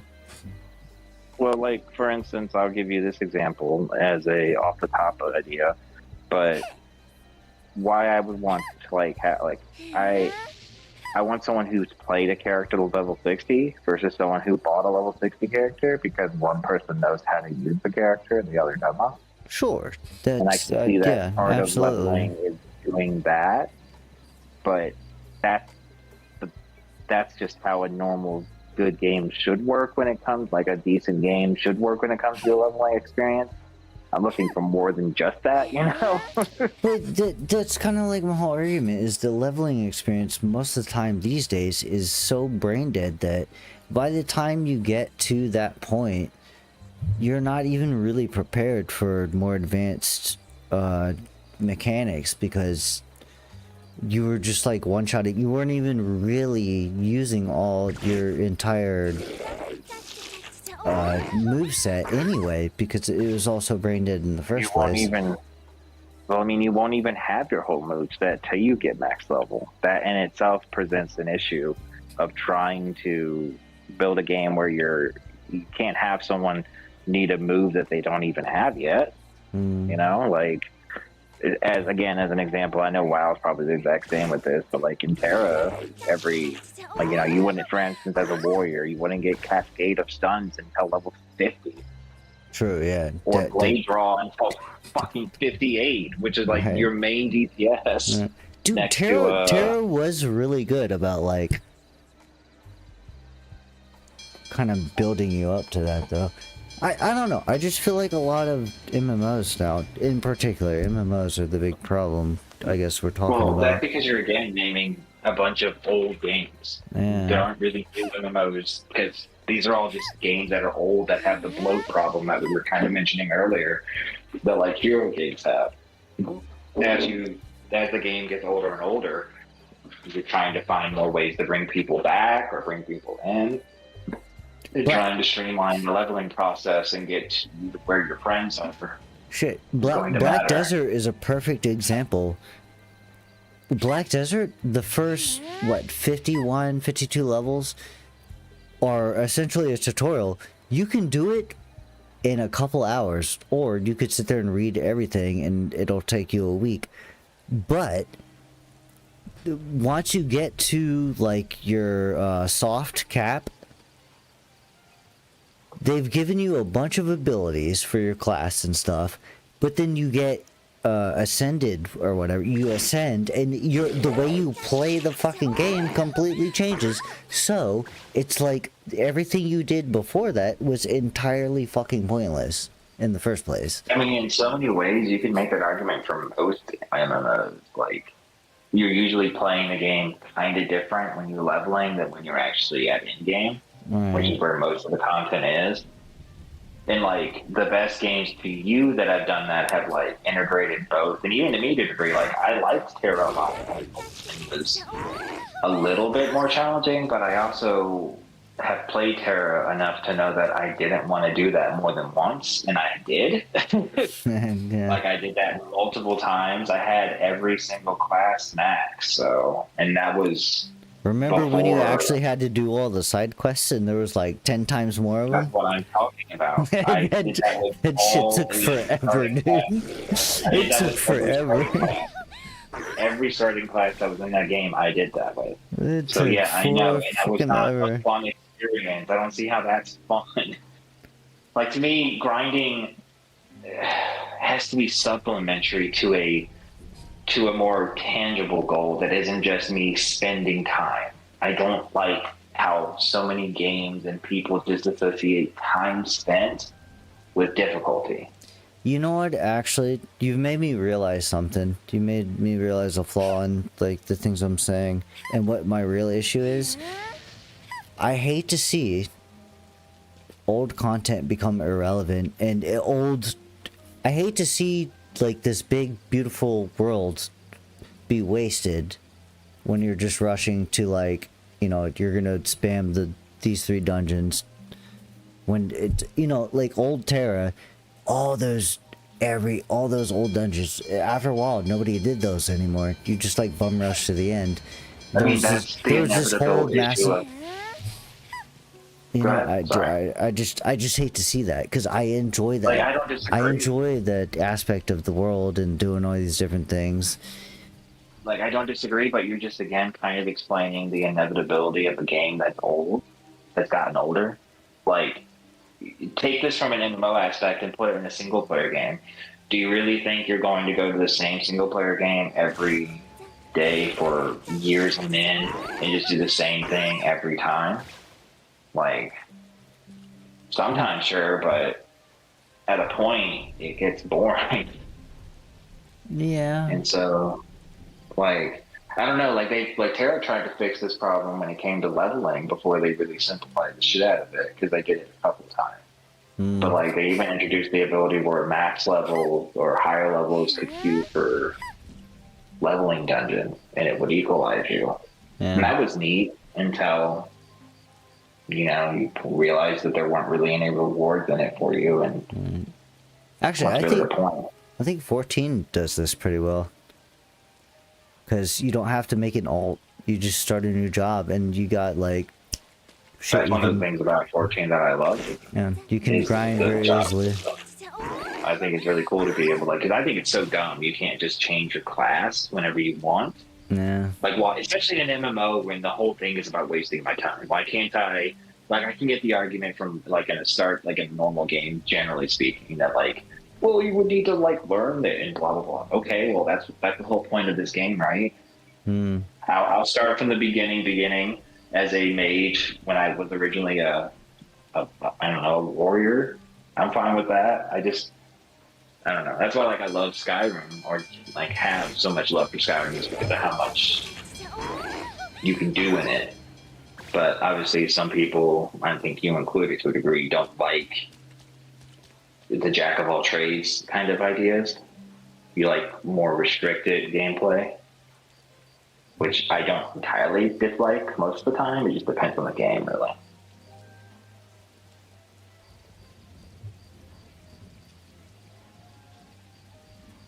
Sorry, I was just admiring.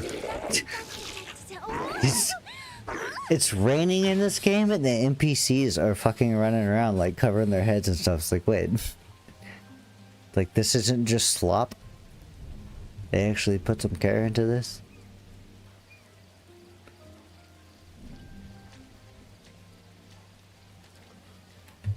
But yeah, I don't know. Like, I don't disagree, but that's where it's just like I feel like WoW, even though I don't think you like that game too much, is basically the only real example I can think of off the top of my head that it tends to do what you're saying at all, but I would think that you'd think it doesn't do it successfully. Because like retail WoW has so much shit for you to do. So much goddamn so bloat. many places It's so for you much to do. fucking bloat. It's crazy. That's the problem. It's not bloat. It just feels like it. And because there's so much, like, because I've looked into this stuff, and it's just like, all this is stuff that can get you towards goals. But there's just so much that, like, it becomes, like, paralyzing.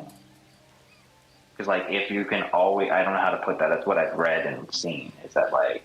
No, it is. It's like, it's actually not that much, but it feels like a lot at the same time. Well, it's like, I can just think of like Terra, like even in the classic, when I think of Terra Classic, Manias Core, trying to get the best gear in that game is absurd. To get Vision Maker, you had to do PV, like, and it's cool, I like it, but it's also absurd. So, like, you had to do the 2 in-game dungeons multiple times over and over again. You had to do the PvP. You had to do open world farming. You had to do open world gathering. All to make the best gear in the game at that time. This is why, you know what? This is why classic servers exist. Because at a certain point, it's just like, you've either been here the whole time or you haven't. For me, the problem with the classic server is that it's just like a dead MMO. You're stuck at one content. At some point, you're gonna be like, new dungeon, new gear. Like, I don't know. I can't imagine I'd have fun if I was still playing Terra Classic at like Manias Core. Yeah. Manias Core was awesome, but I played that dungeon like 500 times. in the time that, because it was out for so goddamn long. Like I was telling you before, some people would think Classic Terra was back when the game, its max level was 57 or 58. If you didn't know, they both had When you could actually grind BAMs for levels. Well, that was even with the 60. BAMs weren't nerfed until after the Wonder Home free-to-play patch. Ah. Yeah. I remember that. It was a huge upset, but it had to happen. They're trying to... I've seen a lot of people say the exact same thing. It's like, that's when Terra truly died. It's like, no, it lasted quite a long time after that. Actually, that's it. It's like, what's the point? At that point in time, BAM didn't really have a necessity. Back in the day, they were harder because they had, at least to me, justification was that you had to farm specific BAMs to get drops in order to make the best gear in the game. Hmm. So then being challenging made sense to me. Yeah. But see, that's the point. That's my entire point. That's fun. It's sad to like watch these cool systems like. I mean, well, but you're right. After a while, it's just that's what happens. Once like, the game's out for so long. When you consider, like, again, how much you'd have to do just to get in game, and I think that's fine. But at the point in time I'm talking about Terra, which again at the time I loved the game, there wasn't much more to do. Like there was stuff to do, but like when it came to in game, to me at least, it was getting the best gear in the game. That was about it. And getting like the best, honestly, in some ways min-maxing, which I just found fun, but like not forcing others to, you know? Yeah, not like in an asshole point. It was just a personal. Yeah, exactly. It was a personal goal. Some of my first experiences I remember of like really loving Terra was when I learned about Master Glyph. And then I was doing Temple of Termina, whatever the fuck it was, and something Gallery, the one that you would work, that you would do these. You do those two to get talents that you could put towards Master Glyphs. Master Glyphs were just improved versions of the glyphs that you already have, which was cool to me because then I could put more glyphs in. Makes sense. But I just want Final Fantasy VII Part 3 Trilogy to give me my fusion sword, please. I don't care that it's not canonical. Just give me my damn sword, bro. Sword. Bro, I want that sword so bad.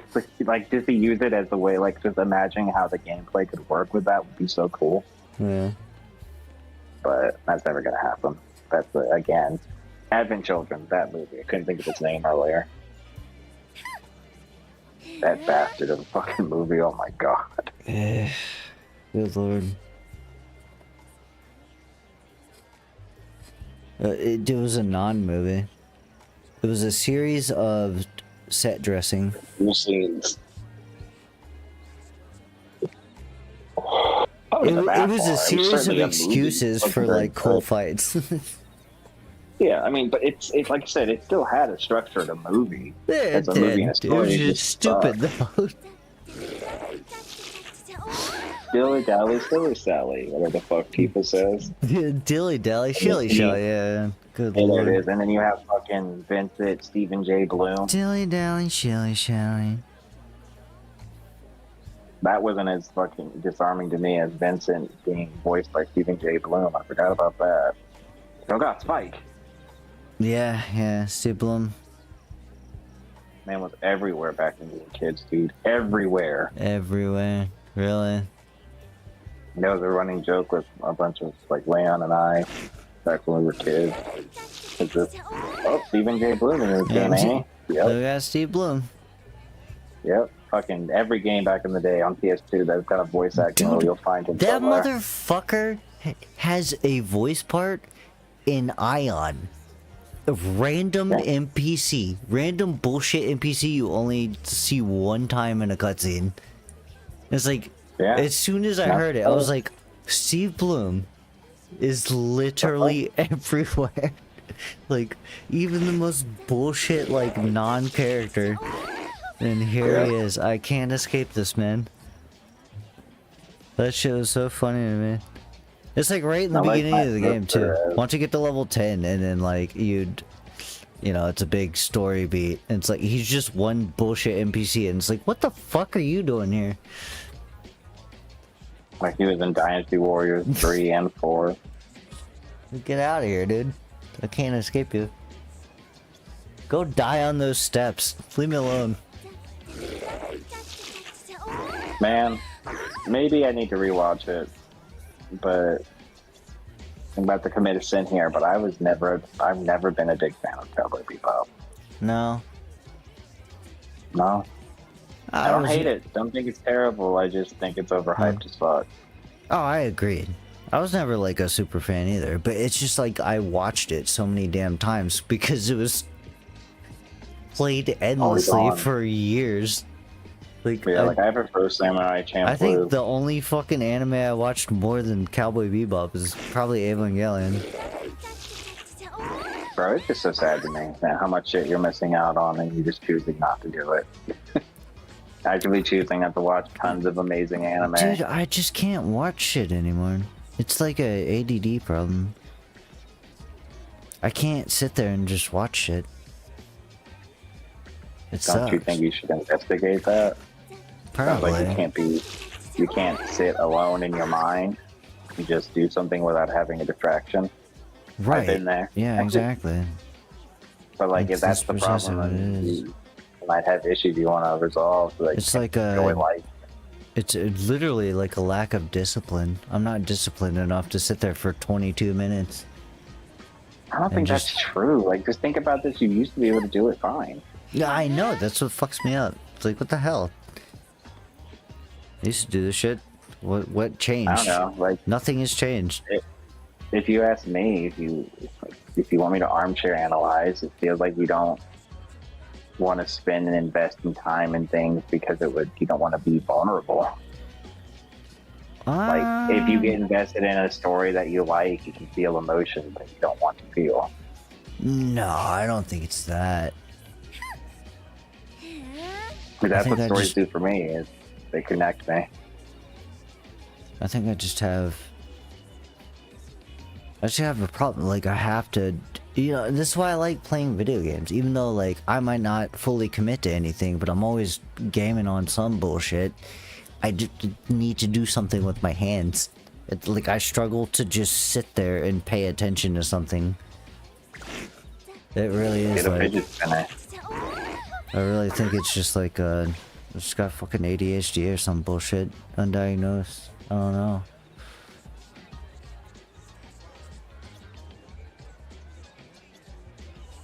It's just hard for me to sit still and focus on one thing.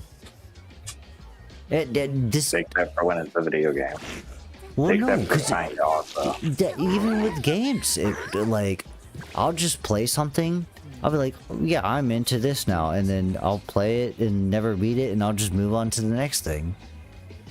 Well, yeah, I mean, I have commitment issues. That's. Well, yeah, certainly, but why? I guess, you know, you might want to invest that in yourself and figure out how to break it, because doesn't it suck to not have anything to talk to anybody about when it's like about things that you might find interesting? Oh, totally. It sucks because Like, I can talk in generalizations about a bunch of shit, but I'm like, can never fully commit to I can't talk to you about what I love about Demon Slayer really without spoiling stuff. I can't talk to you about Final Fantasy VII remake because your ass is nowhere close to it. Like, it's just, there's like so much that we just can't talk about because you're just not experiencing it. Only in generalizations.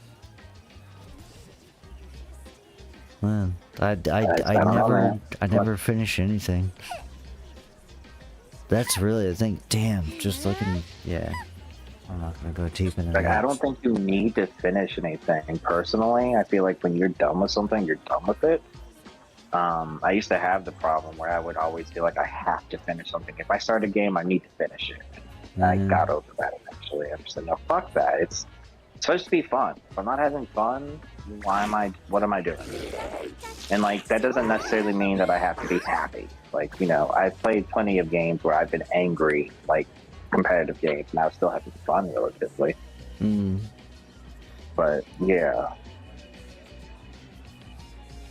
I don't know, like Elden Ring, dude. I was telling you earlier, that game blew my fucking asshole out my eardrum. The game just amazed me in so many ways that I haven't experienced in video games in so long.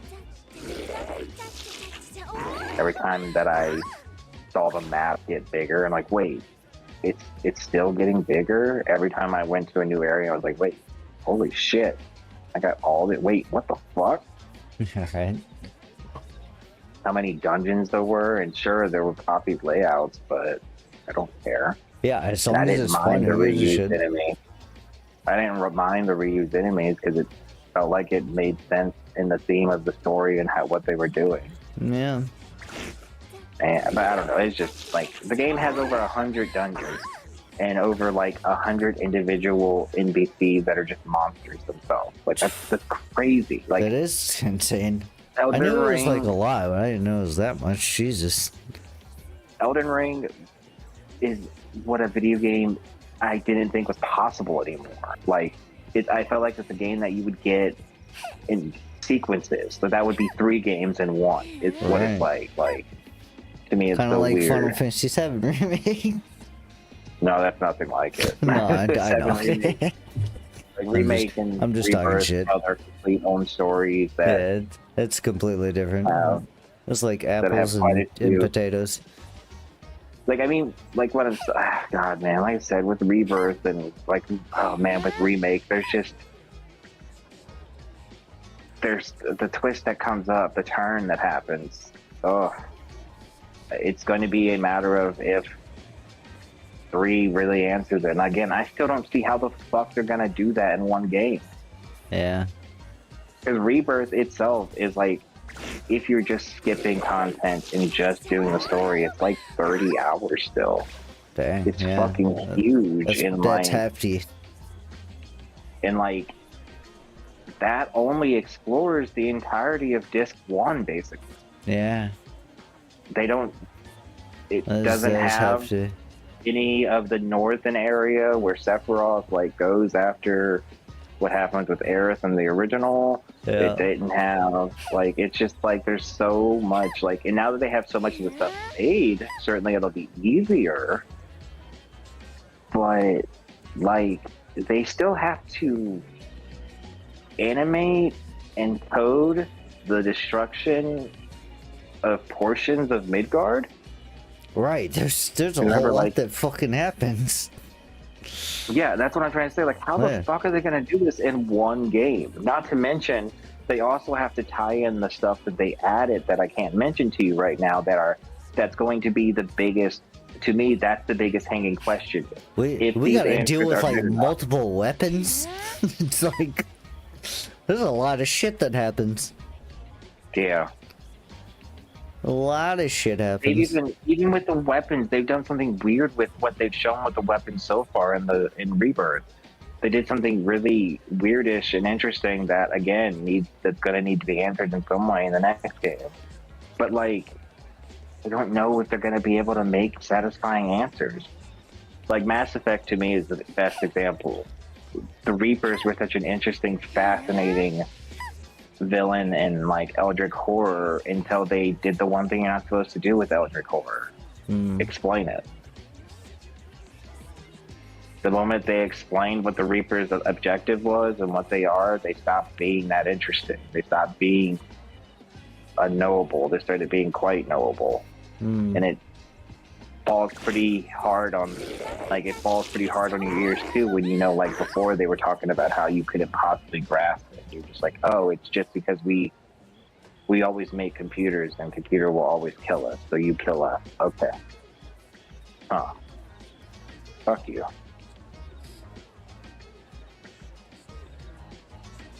And so I worry that like 7 is gonna fall on its face because like this is also made by the same guy who did Kingdom Hearts, and I don't know if you played through the Kingdom Hearts trilogy, but only 1 and 2, oh man. boy, oh boy, 3's got some issues, man, and I fear that its issues are gonna be the same that 7 trilogy is gonna have because it's made by the same person.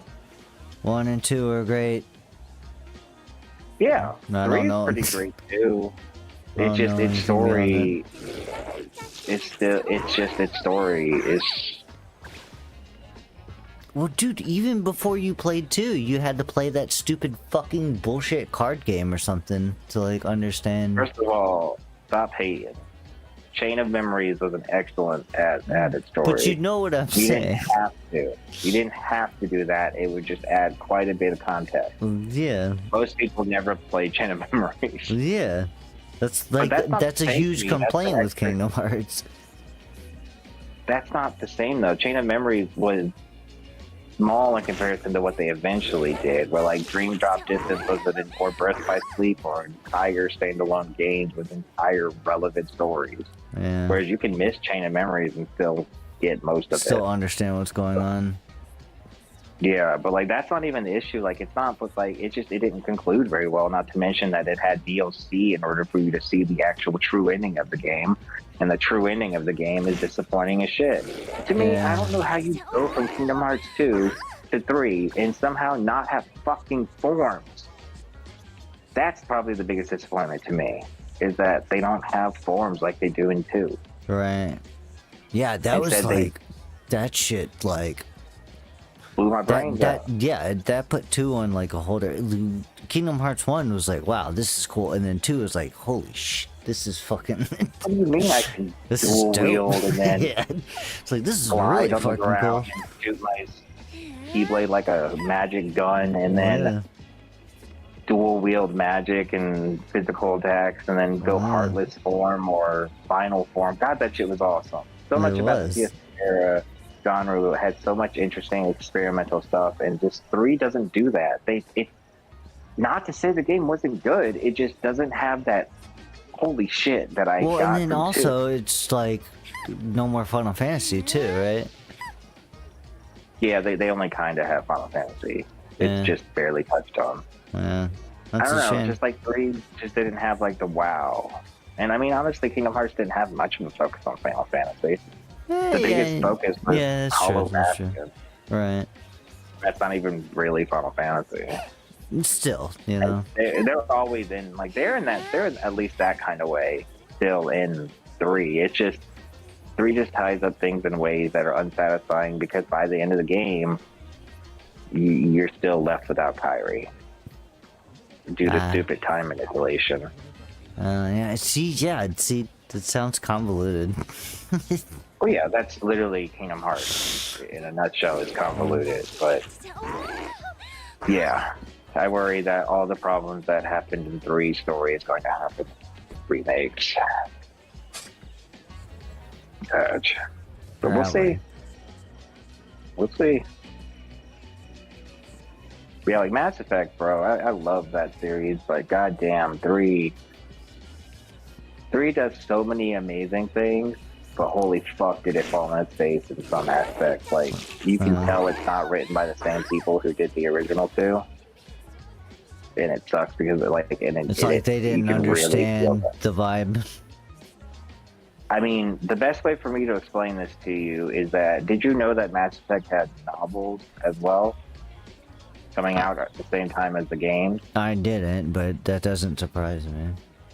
So they had 3 of which were pretty good. I own them still physically, paperback in my house. They're pretty decent. Then the 4th one, so the first 3 were all written by the same people, the same guy, one of the 2 guys who penned the entire story. The 4th one was written by someone who worked on the 3rd game, and it wasn't written by the same guy who did the books in the original story. And they had an alien race that requires spacesuits to live outside of its home planet, walking around without spacesuits. Not on its home planet. Wait, what? Yeah, wait, what? That's not how that works. It is now. In Mass Effect 3, there was nothing that egregious. Well, sort of. Like, the Geth are a synthetic or an artificial intelligence robot race that was made by a different alien race known as the Quarians to be their slaves. However, unlike they work as like a hive mind, the more that they have they work as a symbiotic hive mind that the more that are in proximity of each other, the more intelligent they are because they can share each other's processes, perspectives, and what they're doing at that moment. They eventually awaken to real life intelligence, war happens, blah, blah, blah. You get introduced to the Geth in the first game as like kind of like the titular antagonist to a degree, but then you come to find out it's actually the Reapers and the Geth are just helping them because they're also robot, artificial life. But then in the second game, you come to find out that the Geth actually had a splintering faction. Basically, half of them decided to help the Reapers, seeing them as gods. The other half, like the one you meet that becomes a team member,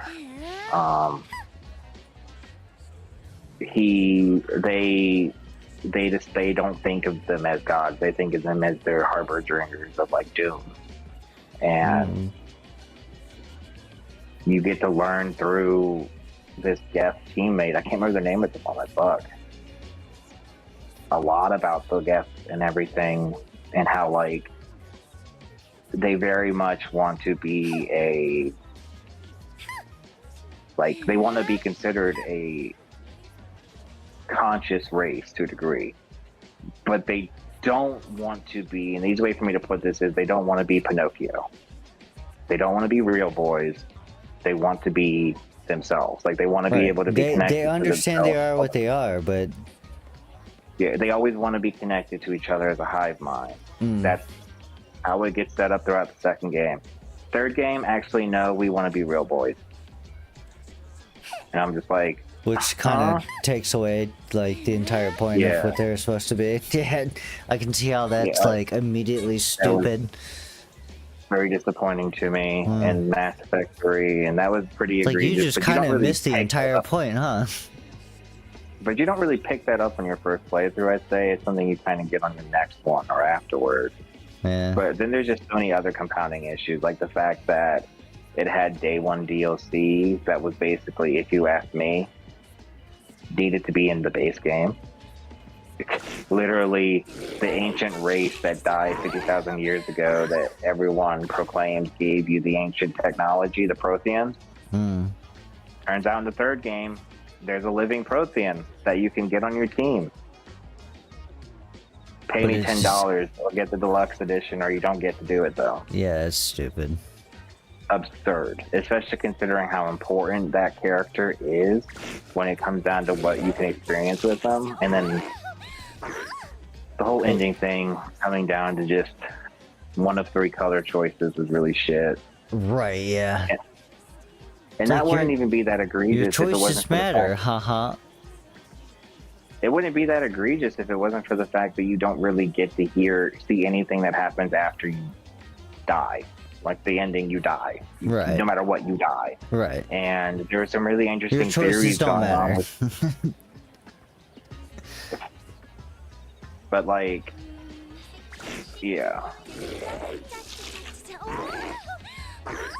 Then they released content later, the Leviathan DLC, that better explained the origins of the race that created the Reapers. And this was like, well, if this was in the base game, this would have made the ending feel a lot less shit.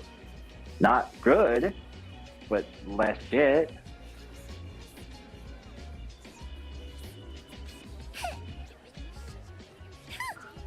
I'm still pissed at them for releasing the Master Collection and then daring to call it the Master Collection while also removing the fucking multiplayer.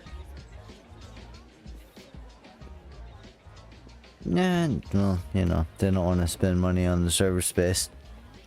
Even though surely they have it. Yeah, their excuse was so shit too. It was like, we don't really know how we're gonna get your old items to the new game. No, bullshit. Bullshit. Yeah, exactly.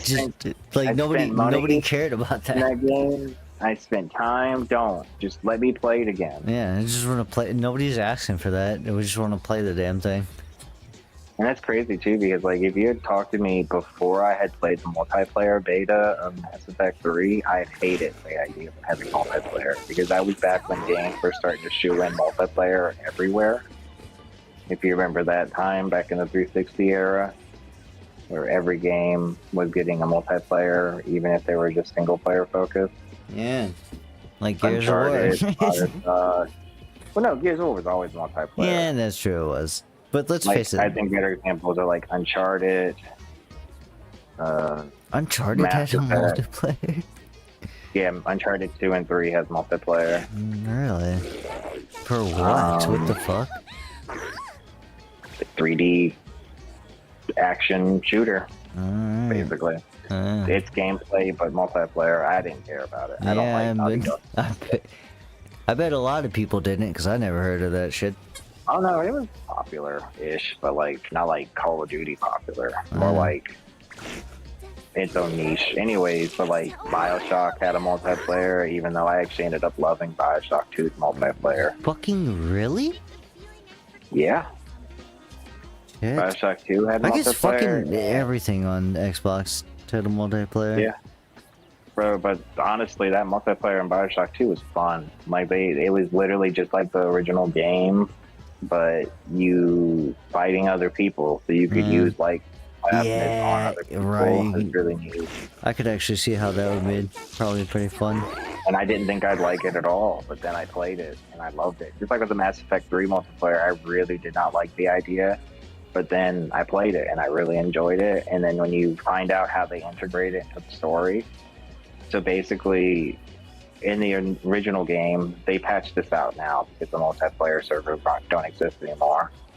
But initially, if you wanted to get the best ending option and be at 100% war readiness in the story of your Mass Effect 3 playthrough, you had to play the multiplayer to do that, because you would basically, the multiplayer was just you playing as the random characters that are doing the fight against the Reapers across the universe. Right. Yeah, that makes sense. And so like you would hold points and stuff. It was cool. I really enjoyed it. Sounds really like some Helldivers bullshit. Yeah, Mass Effect 3's multiplayer was literally just PvE, like Horde mode from Gears of War. Yeah. With unique enemies, and then like you pick a character that's based off of a class and race of like, basically you pick a class and then every character, it's like a hero shooter but with random characters made. Right. Or classes. Or more like, I don't know, like Battlefront 2?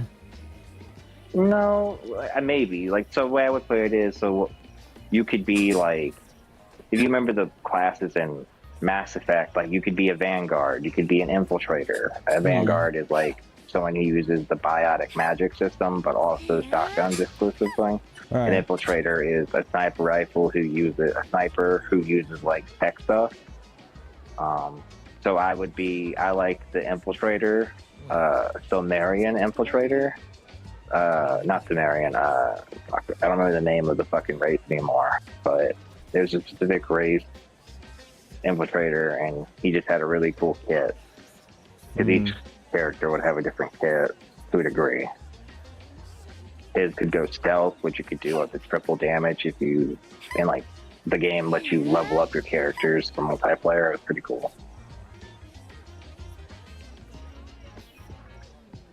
Had a blast. Really mad that you can't play it anymore. Yeah, I'm done. My mind is blown that existed.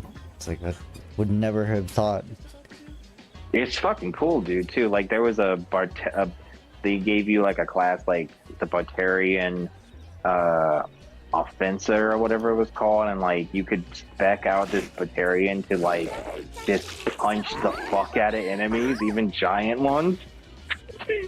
Like, you would have it where, like, your weapon would turn into, like, this fucking, like, spike gauntlet to a degree with the Batarian, and like it would shatter glass into them. It was so cool. That sounds cool. Infiltrator was cool, the one I played, because like I would stealth around doing maximum damage with my Black Widow sniper rifle, and it had a really cool, it had shield drain, which if I was at all damaged or low on health with my shield, I could just hit an enemy that has a shield and drain them from my health. So it's like, oh, that's fucking great. But yeah, that game was fun. Bioshock 2 was all just multiplayer versus, and it was fun enough. I had a good old gay time with it, but it doesn't exist anymore either. When they released the remaster of 2, 1, and Infinite, they did the same thing. They just removed the multiplayer. Yeah. Oh, Master shit. Collection, but doesn't have the whole game.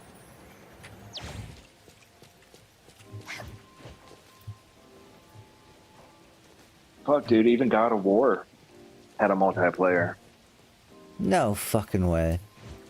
And I actually fell in love with that multiplayer too.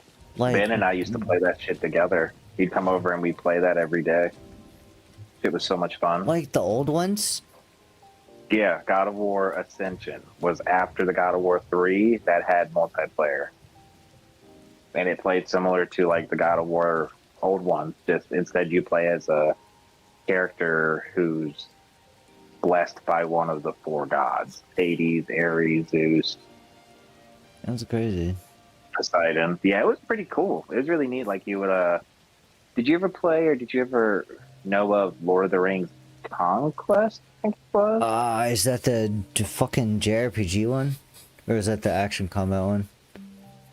So it's like a third-person action RPG, well, action multiplayer. Where like it's very similar to what I'm talking about now. It's like kind of like Dynasty Warriors ish. Maybe. No. But it had a really interesting multiplayer, and I really enjoyed it. I don't remember it too well anymore. I remember like you would glyph out your character for multiplayer. You'd have ultimates. I remember juggling people in the air. That was a game. Yeah, the one I remember was, you know, it would do the damn Battle of Helm's Deep, and it felt like Dynasty Warriors ish. I remember playing it with Matt. That could have been the Twin Towers. Because they had a game called the Twin Towers where you could play 2 players, and it was a bit top-down, somewhat Dynasty Warriors-like. That's probably what it was. I know they have that. You know, I'm talking about a 360 game that actually Ben used to love, which is why he ended up falling in love with God of War's multiplayer because it was so similar. I just never really played the game. I just know it was like Lord of the Rings. I don't remember the name of it. It was on the 360 though. But yeah, it was kind of more like hero adjacent, where you would pick a character, they would have specific abilities, and you would play around that. Right, yeah. Kind of like Battlefront. God of War's multiplayer was neat. Again, another game I didn't think I'd like, but tried it and fell in love with it.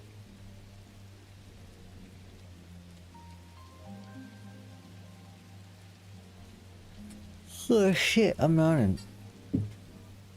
I need a soda. Just running in fucking circles on Oblivion.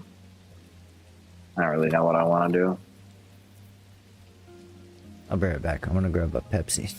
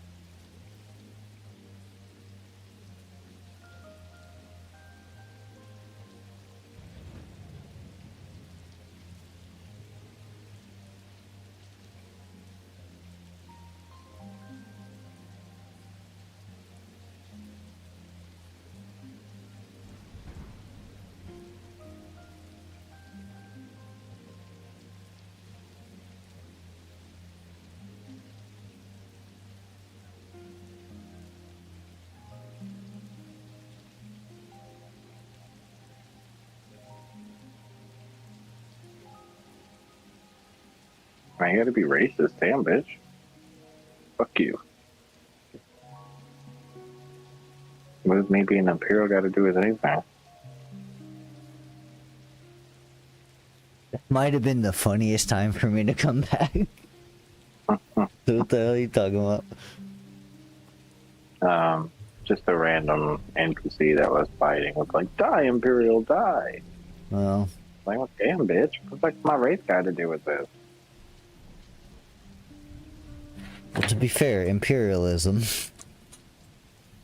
Yeah, Imperials do suck, but but we're not talking about real life, though. Invincible just finished the latest series season, and that shit was great.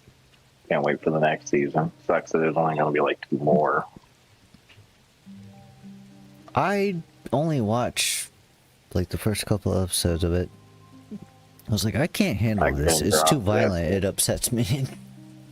That's the point. It's like, this show makes me feel awful.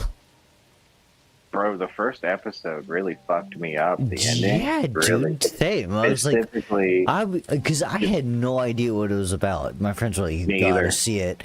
You have to. And I was like, man, this is cool. And at the end, I was just like, what the fuck, dude? Like, fuck this shit. Bro, that shit hooked me. I couldn't, like, after that, my jaw was dropped. But the one thing that got me that even if I rewatch it, I can't really watch. Because this fucks with me is watching Omni-Man squish the head of the Flash wannabe. Dude, yeah. That shit just too brutal to me. Like, it's oh my god, that shit's fucking I don't savage. I don't like squishing. I don't like head explosion. Actually, shot in the head. Honestly, to me, that's the worst. Just fucking squishing somebody, you know. Well, yeah, that's the thing about it, though, that I love is that it really addresses violence in real life, not fantasy violence. It still has that, but, like, it really addresses, like, what it would be like to have a super powered people around. But, like, I fucking adore, like, it's my favorite comic book. And not that that's a huge bar to clear because I don't really do much comics, but holy fuck, dude, Invincible just hooked me. No, I see the value on it. It's just like so damn fucked up. I mean, like, to be honest, again, that scene is probably the worst of the entire series, to me at least. The rest is pretty bearable. You know, that shit immediately turned me away the same way that fucking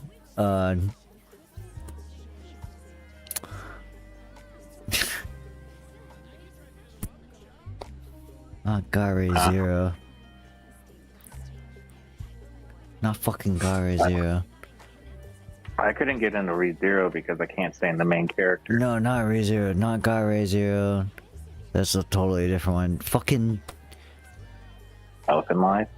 It's the first thing I think of. What the hell is it called?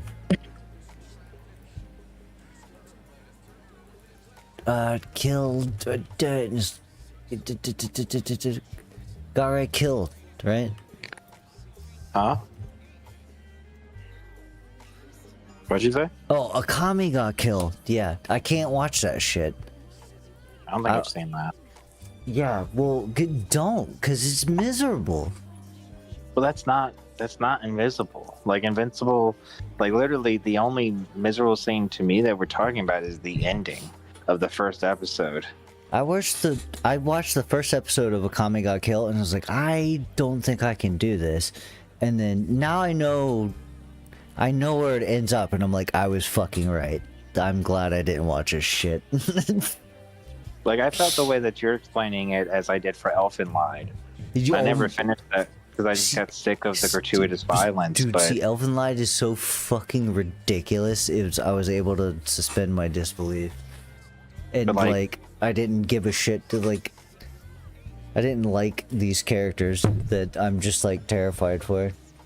It just sounds like to me that you didn't want to. I don't know. Like Invincible, I love that there's characters I'm afraid of that could die in brutal ways. I don't want to see it, but when they show it, it's never feels like they're doing it to necessarily shock as much as it is to show you what it's really like. Like, yeah. I don't know how else to explain that. Elfenlight was kind of like that too. I don't think so. The whole time they were just killing people without explaining it. Like from the start of the show, you just see people dying in the most gruesome fashion and not explaining it for the entire season. It takes the whole show before you even kind of get what the fuck's going on, and even then you're just like, what? So that's why people are just dying in some of the most brutal ways possible? These invisible hands? The fuck?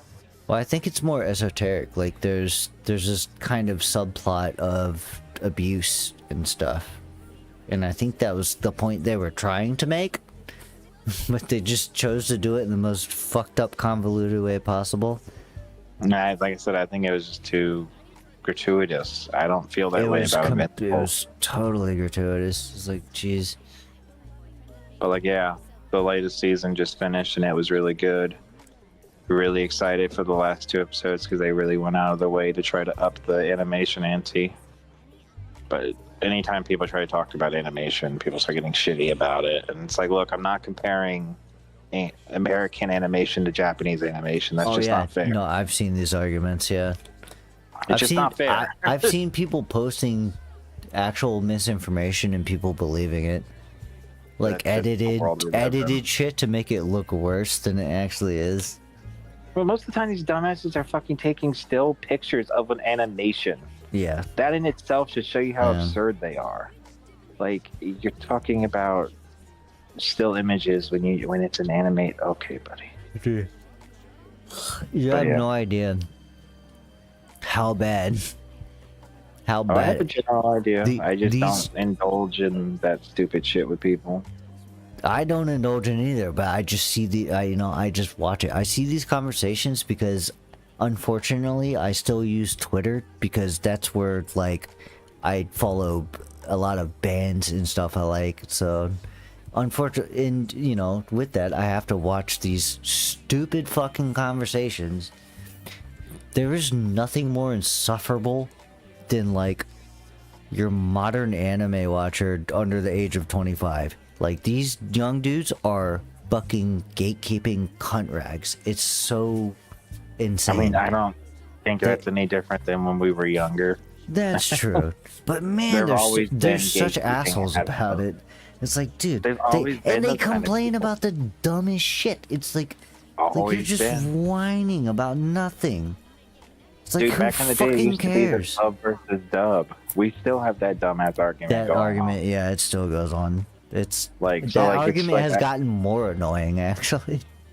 Well, it's always been annoying, just even more now that there's like qualified voice actors who actually didn't forget about the whole voice acting role part of it. But like, I don't know. Like, yeah, there's always going to be people who just nitpick shit, and then the fact that we live on the rage bait engagement engine, internet. Well, so dude, like everything I see, I have the first question to the filter of, is this rage baiting? It's just so insufferable now that it's like, you could have the most basic opinion about something. It's like, oh, I like this show, but I don't like this one, like Fire Force, for example. It's like, man, I really like Fire Force, but maybe the fan service goes a little too far because it takes me out of the story. Don't say that on Twitter because you're a poser. You're a tourist. Oh, you just don't like anime. It's like, dude, you're just a fucking porn brain rotted loser. You're just a prick. Like, if you're asking me, you're just talking about the kind of group of people that I never want to be around in the first place. You can fucking like something and criticize it. Yeah, that's my infinite issue, is that I can't, would not like, criticize if I didn't like something. I wouldn't even criticize it. I would just fucking walk away from it. The only reason I would even criticize something is because I like it. Like, why do you think I have to keep saying, or I feel like I have to keep saying that I like something when I'm usually critiquing it? Because so many people just jump the idea that like, that's not just a Twitter thing. That's just a people thing. That people just, we live in a binary world where it's good. Like, you either love something or you hate it. Yeah, it's good or bad. It's fucking like, ridiculous. No, actually, some of the things I love the most, I can critique the most because I love it. I know it as well. I think about it that much. Yeah, I think on a deeper level, the things I don't like that don't affect me. or people that I care about, like, you know, where's stuff that I care about. It's like, you just don't like this thing. No, I do. It could be better. I think it's not beyond I'm just critique, throwing my not own beyond. ideas into it. Like, what the hell? But yeah, like, there's just always been subjective assholes and dickheads and pricks in every subset, and it's just gotten worse with the way the internet has gone, without, like, literally the way you can make money. No, getting you're right the with the listeners fucking is by rage just bait. rage bait.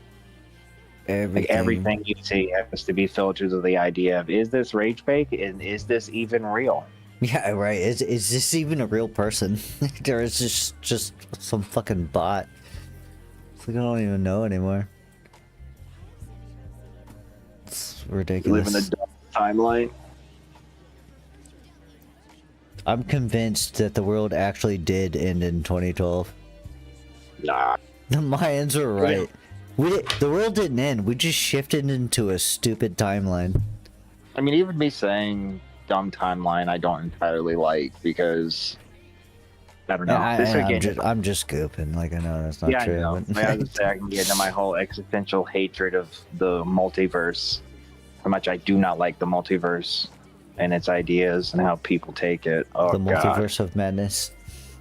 Just multiverses in general. But yeah. Yeah, it's like, man, what the fuck, dude? Like, I can't see it that much different than I see religion and the belief of God. And that it's just a desperate attempt for us to make us feel more important than we really are in a world that doesn't care. It's totally just a replacement for that shit. The way people act about things. Like, even religion, I've had such issues with, like, just like how much people in this world live in fucking fairy tales. Like, our baseline reality is that people believe in fairy tales as real. They think the Bible is real life. And so it's not crazy when you realize so many people are fucking insane or don't have a grasp on reality that doesn't involve magic men in the sky. Like, I can understand that maybe you hold on to something or a belief because it makes you feel better, but the minute you're just like, it's kind of like with how you or me would treat like a video game or an anime. It's like, I can hold on to these ideas but still acknowledge that this is fiction, but get something out of it. But yeah, with religion, it definitely is like, no, this is like reality to them, instead of just like maybe something they could utilize to. It's hard for me not to sound like what people, I guess, would just call like a Reddit atheist, when it's just like, nah, because how religion is in real life and what it's like, and like how crazy people are. Like, you believe in a god, that's your base. I'm like, no, you're crazy because you don't believe in a god. Wait, what the fuck? Because I don't believe in some dude that's like us. Right. Yeah. Like, you don't think it's weird that you need to create a mythical being similar to yourself to justify you being good? You don't think that's weird?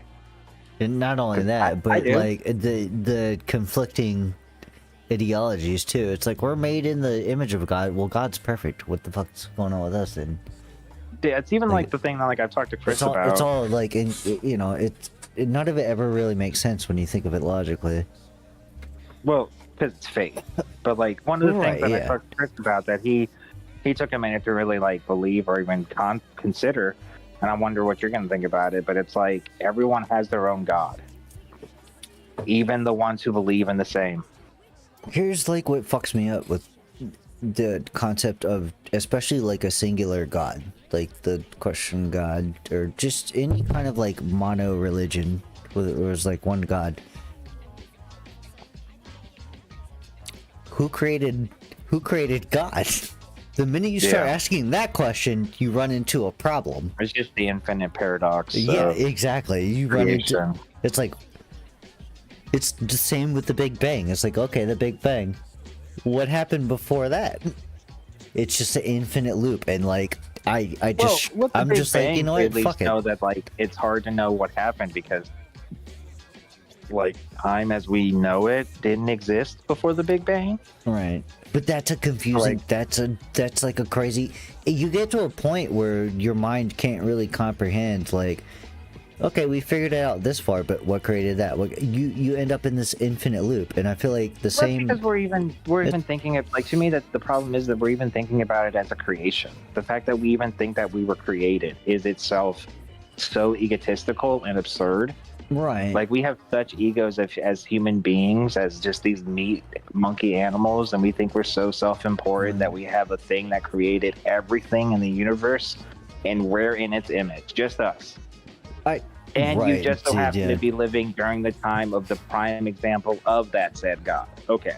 I mean, I think it's valid to question though, like, where does it begin and where does it end? That is a valid question, and I think that's why people. I'm not saying it's not as valid, but it's like we've got an answer to a degree. The Big Bang is where it began. How that worked, we're not sure yet. Right.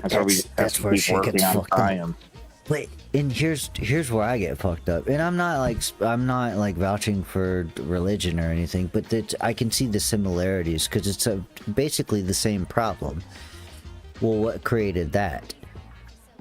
Okay, if we figure out we figure out that answer. Well, what came before that? It's an infinite loop of like, well, where the fuck did it start? And even if you answered where it started.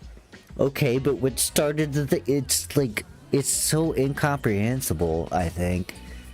Well, basically, what you're kind of it's a question you can't fucking answer, really. Well, yeah, because it is an unanswerable question. Yeah, we literally like don't have the answer to it because we don't know. And every answer we go to involves some sort of faith and leap. Right, and it's so stupid and pointless to even trying to pretend like there is an answer. To me, I mean, I think there is an answer, just it probably won't be as satisfying as we hope it will be, and it certainly won't be something to do with a God. I think that it's possible God exists, but that's because, in my opinion, it's because I'm a human being and I have to believe in my self-importance in some way. That's what I think God is a thing of for everyone, is that you need some way to believe you're more important in this world than you are. So clearly there's a God that made you and everyone around you in their image. That's just how important you are. You're that important. You specifically, no one else. Right. Yeah. It's absurd. Fantasy. We live in such crazy fantasies where people are just, yeah, man in the clouds. That's real life.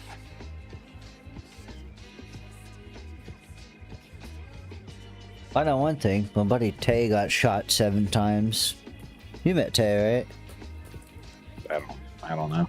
I don't know if he did, but yeah, he died for a minute, and thankfully made it through. And you know what he told me? There was nothing. Yeah, I mean, I've heard. He said, "Do you remember what it was like before you were born?" I was like, "Nope." He was like, "Yeah, that's what that was like." So that's just like there's no pain, there's just nothing. That's what I'm trying to say. Like, when it comes to even believing in a God or a heaven or a hell, like you're trying to believe that you have more importance in this world than you do. So much people want to believe that, like, there's this carceral punishment that you'll get for doing things in life now, rather than, later, rather than in the immediate. You'll go to hell if you're mean, versus how about you stop being an asshole? That's just total nonsense. The whole concept. I read a book that gave me a pretty good insight into how I formed my opinion, and I believe in reincarnation more than I believe in fucking heaven or hell. Yeah, because heaven or hell is just a way to keep you in a carceral prison system mindset, where you want to believe that that somehow punishing people is going to fix our problems. That shit's always, it's used as like this kind of moral fucking whip. Yep. It's just exhausting. Like, I see all religions no different than I do like Norse mythology or Greek mythology. Right, it's just stupid. We're trying to like. It's no different than if I believed Demon Slayer was real. Right, exactly. We're trying to make sense of a confusing world, and we're like explaining things, and Well, to me, I just feel like people just don't. I don't know. Again, like, really need to really consider how much you're self-inserting your own importance to your idea of God. Or even Right. like multiverse. That's another thing, like multiverses that I can't stand. Like, oh, we're so important that every single action we do, every single one, that has an alternate reality version. That's crazy. Awesome. Pretty good to know that in one reality I wasn't a piece of shit, so I can be a piece of shit now. I guess. Right. I don't know. I really bounce off the multiverse thing. Like, you can do it well to a degree, but I think generally it's just such a stupid idea. Like inserting time in your stories, it's very, very rarely ever goes well. Right. It's hard to say. As far as, you know, science is concerned, like there's an idea now we've kind of come across that, and this kind of goes into quantum physics, which we know is like a reality, that everything, the whole, maybe alternate dimensions is not really it, but like as far as time, like space-time goes, it's all happening at the same time and not at the same time all at once. Well, what you're basically talking is that time is relative. Yeah, exactly. It's relative. Yeah, which it's we've known relative since to our Einstein. perception. Right, exactly. Yeah, it's but like that's relative to our different than perception. like time is still a thing that's happening at all times, even if we don't measure it. Right. As a way to explain it, that like, you know, before we're here, time was the thing. After we're gone, time will still be a thing. We just might not be there to measure it. But like, you know, then when you're talking about is like relative time, where like, I think an easy example is where you play a video game and you can get lost for hours and realize it feels like it's only been a minute, but it's been hours. Yeah. Or Yeah. when you're at work and the time is going by hours a minute. Now Those are add two that pretty to good like examples to relativity. billions of years. Yeah. That's the wrap. It's also like the idea that like, if I know you've heard like the idea of like what came first, the chicken or the egg, and Many times before. the answer is unsatisfying. It's the egg.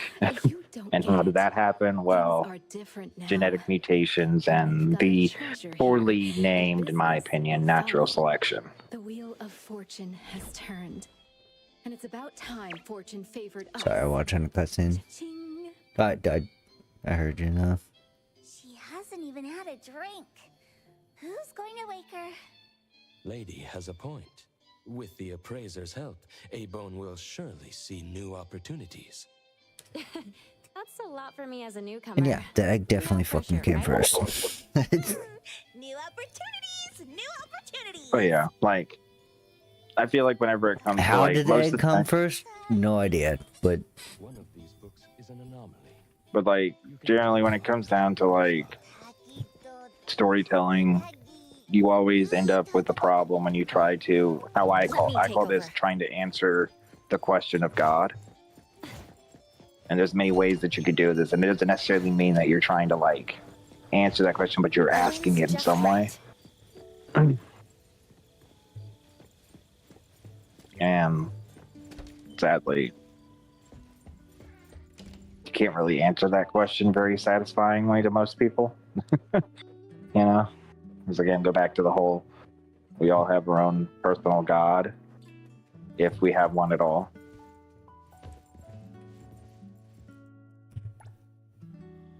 I am God.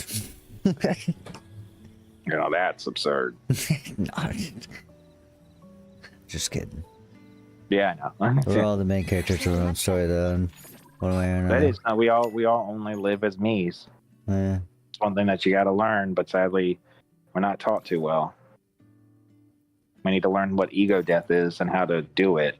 Oh God, good luck trying to explain ego death to your average person. Bro, fucking trying to explain Sonder is weird. I hate the word itself. And like, you know it. You certainly know that it's a thing, but like really, really, I don't know how to put it. Feeling it is another thing.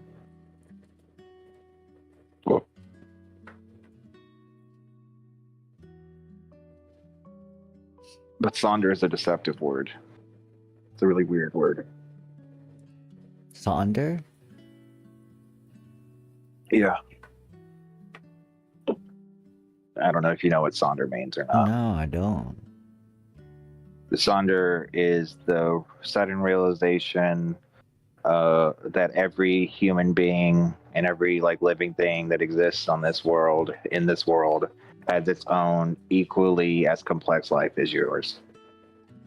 Yeah, that makes sense to me. Yeah, like it's something you certainly know. It's just something that we don't usually grasp because we live our life so much as a me. Hmm. Yeah, that makes sense. I don't see why it wouldn't be that way.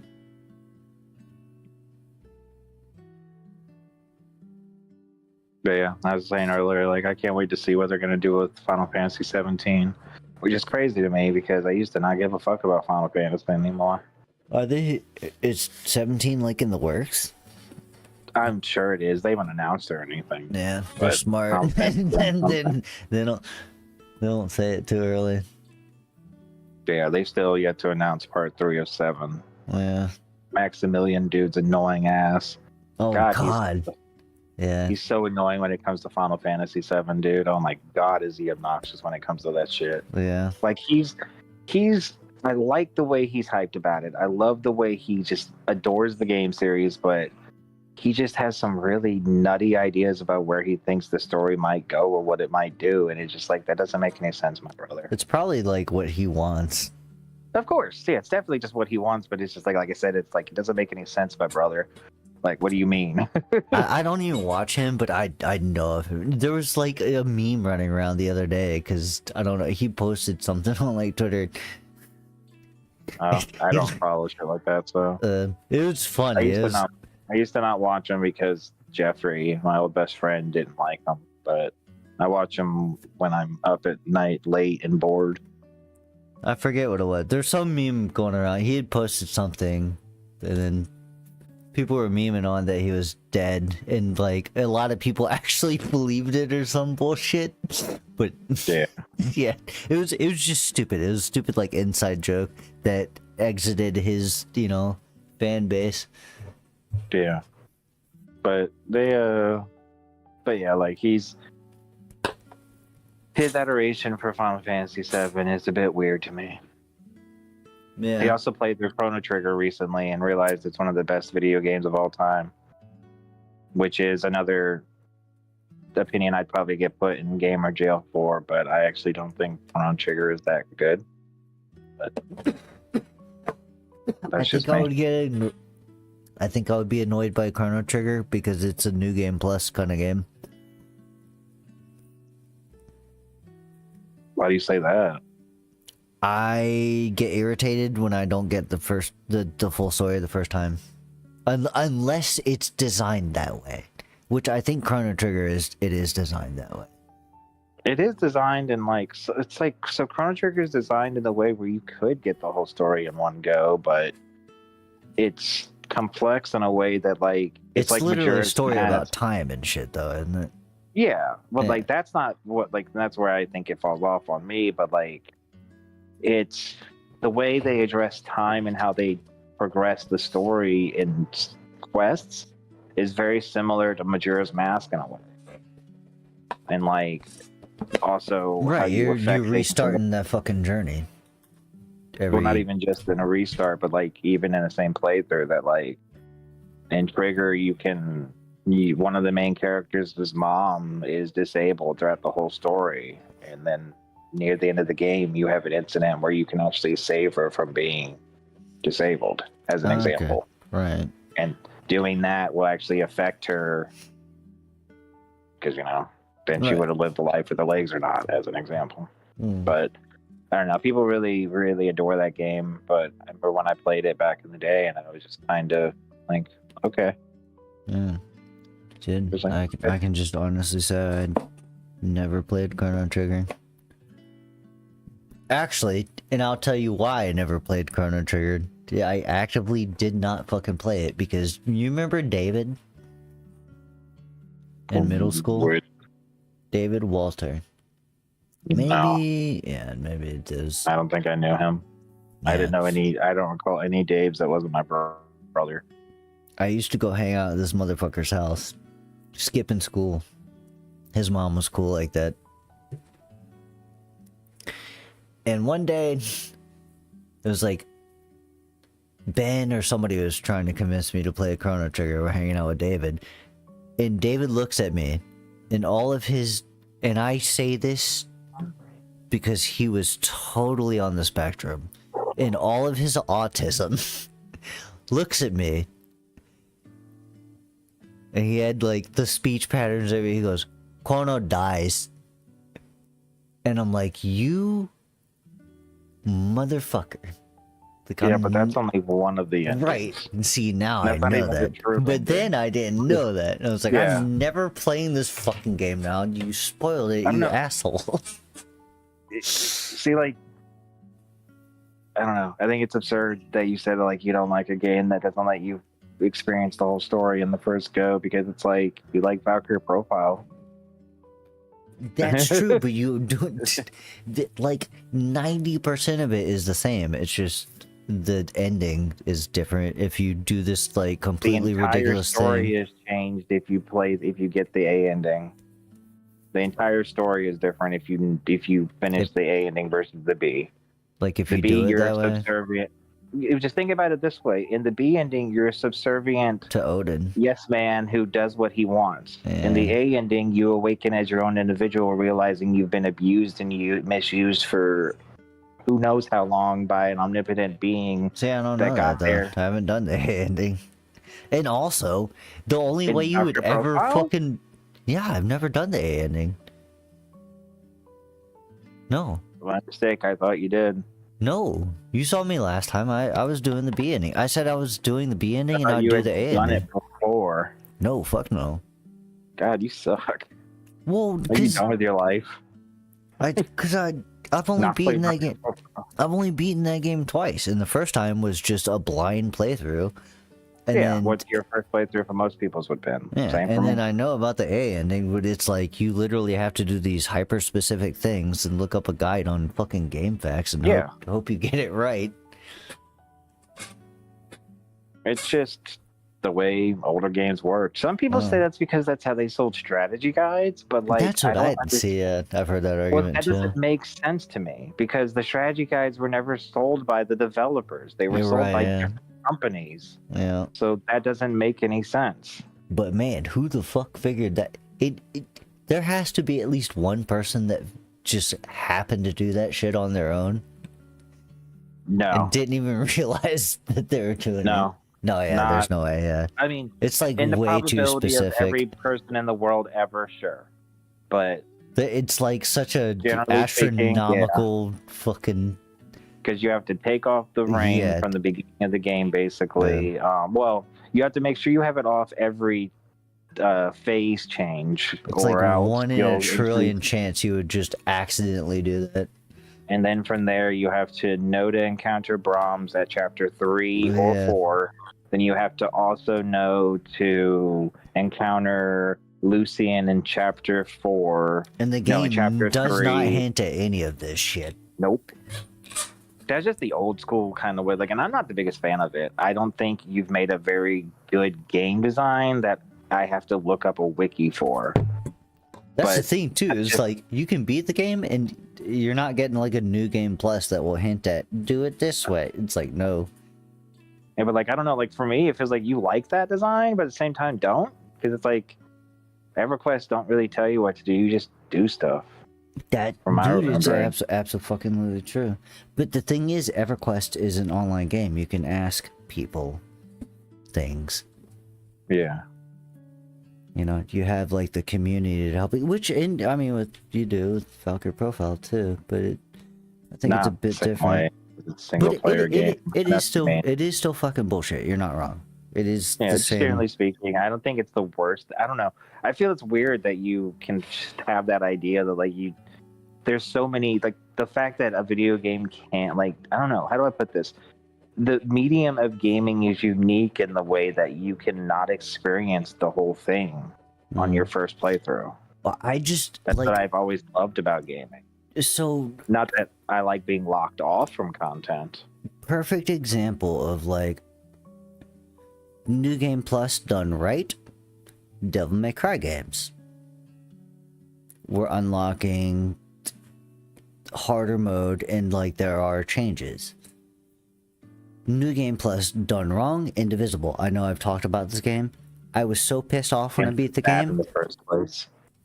No, it's not. Yeah. But I was so pissed off when I beat the game that it's like, oh, now you can play through it again, and it's harder, but all the characters are already unlocked and you skip through everything, but the combat's harder. It's like, you should have just let me take the challenge in the first place. Basic bare bones New Game Plus, basically. I don't know. I just didn't like it. It's bare bones. Like, it's just nothing. I'm not saying I like it. It's just bare bones. It doesn't really have anything to really gnaw at. Like, for me, I don't disagree with, like, I don't really want New Game Plus modes. I just want, like, I mean, this is a different argument, but sort of like the same. But like, I've been wondering,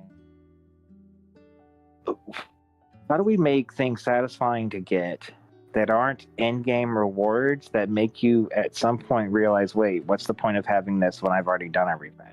Example, infinite rocket launcher in a Resident Evil old school game, or alternate outfits. In order to get that, you'd have to beat the game, basically master it. That's okay. To get that. Stop and then making by that good points, alright? Fuck off. Yeah, but you can beat Resident Evil in like 2 hours. Yeah, if you know how to. Yeah. That doesn't really fix the issue of having to like play through. Like, so you can beat a lot of games in a really low amount of time. It just depends on how much. Like Skyrim, you can beat in less than 30 minutes, I think. It's just no fucking those games way. aren't yeah, speedrun. I think the speedrun glitchless.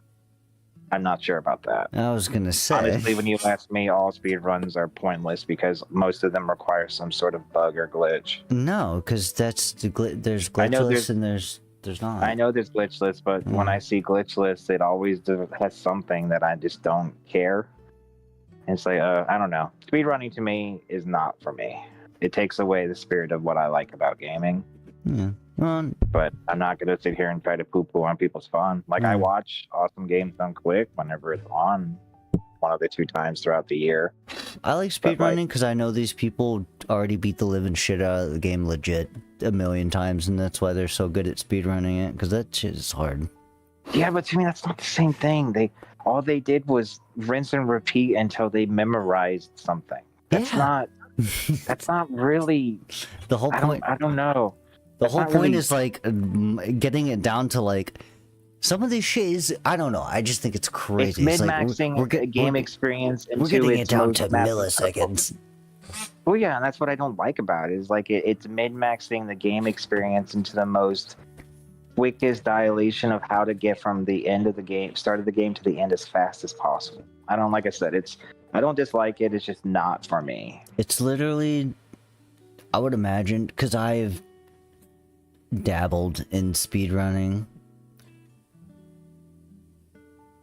and there is this adrenaline rush, and I literally think it's like an adrenaline junkie thing, like the kind of people that go and fucking parkour, you know, they'll do parkour on like a skyscraper, or like climb a fucking, I mean, to that point, you're just kind of explaining gambling to me in a way. Risky behavior that's gambling either your life, your body, or your time, which is, again, life in its own way.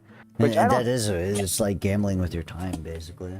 It's like, I don't have any, again, not something I don't think it's a problem. It's just, it's antithetical to how I play and what I think of games. Like, I think of those experiences as like these stories that I'm experiencing as other living worlds, and to just condense that into how to hop, skip, jump, and roll into the quickest way to skip every cutscene just kind of takes from that to me.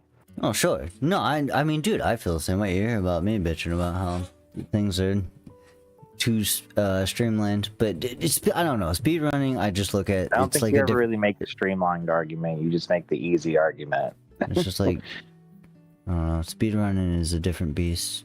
Yeah. I don't really put it in the same vein as normal gaming. Oh, it's not. It's not normal. It's not. It's an entirely different kind of game. It's like pro gaming. Yeah. Very Well, not even pro. It's niche. What's some like of these niche, motherfuckers have been playing for years, dude. The same for pros, game. Bro, do you know how many pro players have been playing CS:GO for years? That's what I'm saying. It's like, dude, you've been doing the same with League of Legends. It's like you've been playing the same map for like a decade. Are you okay? Like, do you need help? I don't know. I Do don't you think need that's therapy? like, because like you play EverQuest and I play Terra, and that's not that's bad. just true. Like, I get what you're saying, but at the same time, it's like Some of that shit's crazy though. It's like, what the fuck? Yeah, I mean, well, that comes down to the fact that you're interacting with people, so it changes. But I mean, I don't know. MOBAs suck. Yeah, MOBAs. All MOBAs except for HOTS, and even HOT sucks because it's dead. Cries. All my favorite games die. Here's the Storm fucking died because Bro, it was actually the only good MOBA. Frustrating. It was fucking that. It was like only like a year or two after I got into it, and I started watching the pro scene really big, really watching it. And a year later, after I got into HOTS, oh, okay, we're quitting everything. Man, like what the fuck? You know, the biggest complaints I ever saw about that game, and this was from like MOBA addicts that played like League of Legends and fucking Dota, and they're like, "There's too many maps, and it's like too many variables." And it's like, that's what makes it fun. Well, that's the thing that like, if someone gave me that argument, I'd fucking bitch slap them with the "What the fuck are you talking about?" League of Legends has 100 characters with 50 fucking items and one map. Like, to me, the most often thing I've heard complained everybody about just plays the one.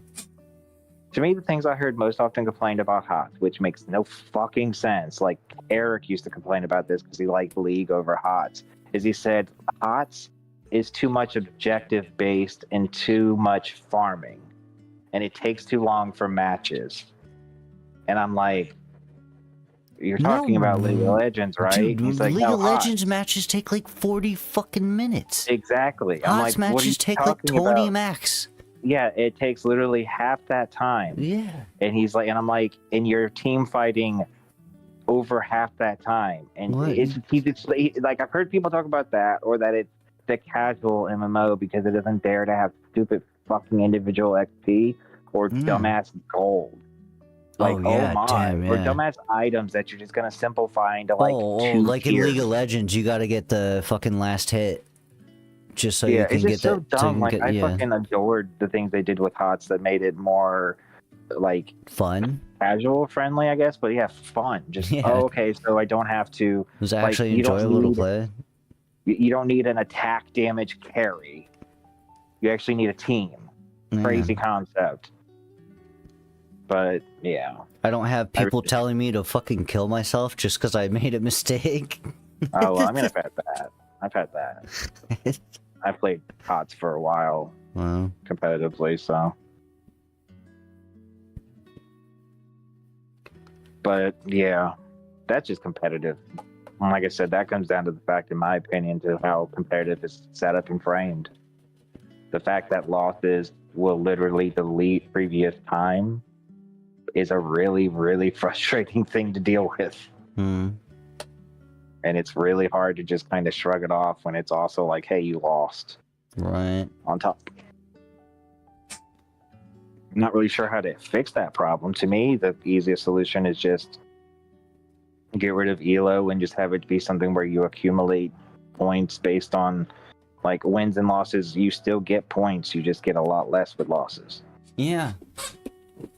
And the argument I've heard against that was that, well, then the people who play the most fucking at the highest D-ranking. level. Don't go ahead. Sorry. Well, like, I don't believe in D-ranking in this idea. Like, most people would say that at this point, the people who play it the most would be the highest rank. And yeah, that's usually how it works. Right. Is what I would say. But even with Because like the like the normal ELO system for competitive games is, I wouldn't say like you're right, like, the more you play, you should just keep going up. But if you lose, there should be potential to be bumped back down, but it should not be more punishing.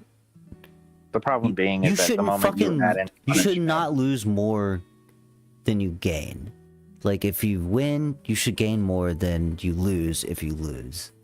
I feel like that just band-aids the problem, because the main issue is the loss. Like, you losing is a signifier of you losing a win from before. That time you spent, that it's not what you're thinking of it as, but that's basically how it comes through, that like you've now wasted additional time. But what if you because lose now like you have to make that multiple up. times in a row? Like, at that point, Then, well, if you'd ask me, then you would just say like every win is 100 points, then every loss is 20 points.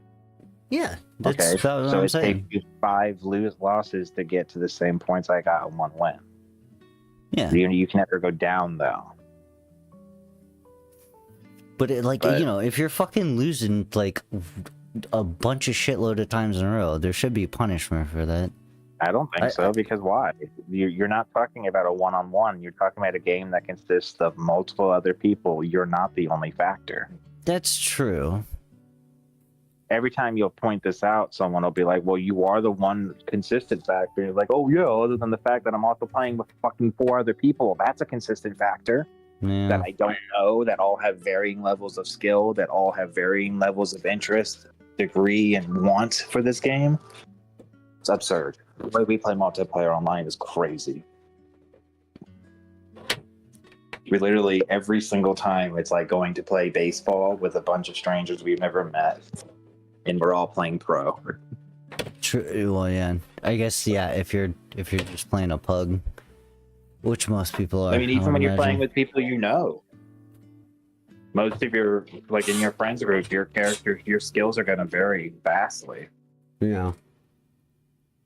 Like in HOTS, I'm a flat to diamond player as a healer, but as a DPS, I maybe silver. True. Same There's for that tank. too. I just don't care for those 2 roles. Overwatch tried to unfuck that problem with roll queue, but that didn't help either. Well, the problem with that is that it comes down to the Trinity's problem of that the 2 roles that are the minimum, the one that you have less of, have too much responsibility. Yeah. Absolutely. And you have usually 2 to 3 DPS to split up their only responsibility, which is big number go burr. Yeah. There probably is no perfect solution. I mean, it's hard to consider one because it's like some people, like myself, enjoy it if it's done well. Like, I love the idea of tanking when it comes down to like how Terra did it, because I loved having to position myself, make sure I was positioned well and not turning the boss, so that the ATPS would have the most time on the back. Like, that was a lot of fun, but it can get exhausting. For sure. I mean, dude, imagine being a warrior tank. I was. I made a Okay, guide yeah. for warrior. I made a guide for advanced warrior tanking Like, back in the day. technically, you're not supposed to do, well, you can do it, but most people are. The warrior tank's weird, though, because it's like an evasion tank. I mean, Well, that you depends on what you mean. The original warrior tank was invasion tank. After the Resolve update, they still called it that, but it had a block. Yeah. And before that, warrior tank was a joke. If you played warrior tank, you were laughed off in game. Unless you were good at it, and then people are like, "Oh shit." There weren't anybody that was. Bullshit, I was. I promise Says you. the man who didn't play in game in that game. Early on. You don't even know what the end game of the early on is. I'm saying, like, the early fucking I remember very particularly some of the early dungeons. We're talking, like, you know, the first Low-level couple dungeons? Yeah. And, Okay, going in there and people, me being like, let me tank. And people are like, you're a warrior. No. And it's like, no. Just let me do it. Yeah, I got that all the time. even Evasion after the tanking was so Resolve. much fun. Yeah, because it was awful. Like, It wasn't though. You just had to. Yes, it was because you never played it at in game. You played it on dungeons that did not require a lot of mechanical know-how. You could never played absolutely it. do it at endgame. There's no way you I couldn't. didn't say you couldn't. It was just not practical. The payoff for what you would have to give up for an evasive warrior tank versus what a lancer gave you was just not worth it. And this is coming from someone who preferred warrior tank, who picked up the game wanting to play warrior tank, but dropped it after the first Bastion of Loke because of how bad warrior tanking was at the beginning. Yeah.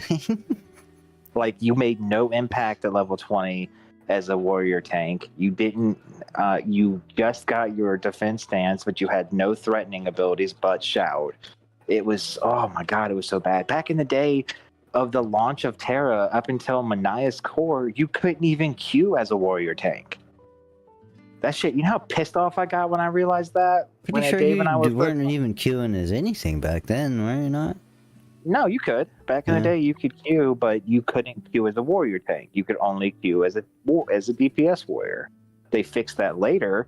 No, I'm saying maybe I'm wrong. It's been so long, but I thought there wasn't even like that whole concept of queuing for a role. No, instant matching was a thing in Terra from its launch.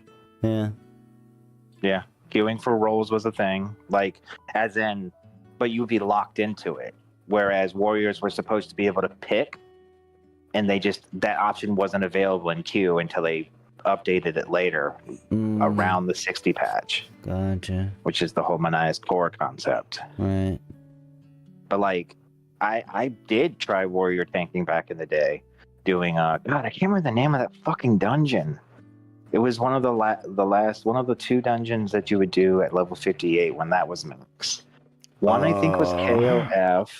Was it in like a snowy area? No. This one was in a garden area, like Bastion of something. Not Loke, but it was like some kind of Bastion of something. Baldur's Bastion or something? Yeah, Bastion of Baldur? Look it up.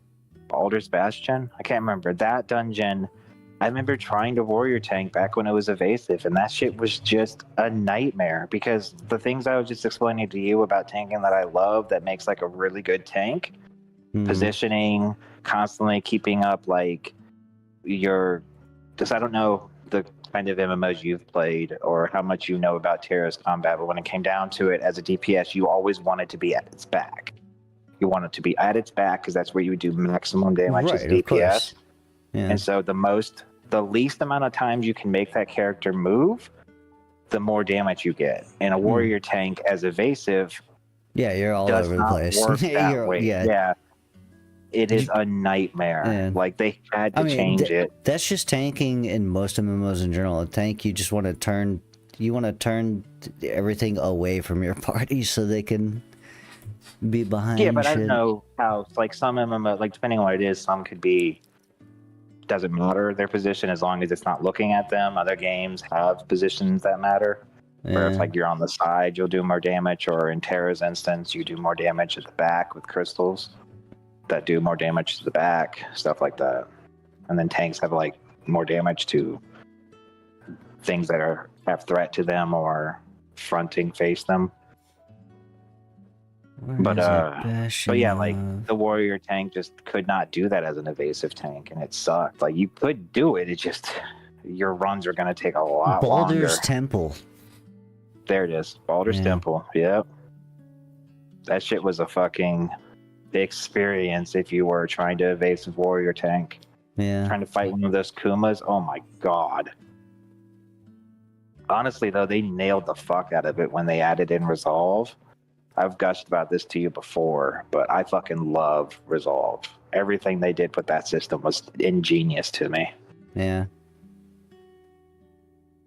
And then, like, how warrior tanking, like, I really enjoyed it so much that I made, like, a guide on how to do advanced warrior tanking back in the day. So it was fun. But I was always more peculiar to my Lancer. Maybe I should hop on fucking Starscape real quick. Like, I Since remember I'm when not you were doing my talking shit. about it, about a different game, but like games character classes becoming too homogenous, too similar. People were complaining about that with like Terra when 65 came out because like warriors got a leash of sorts. Hmm.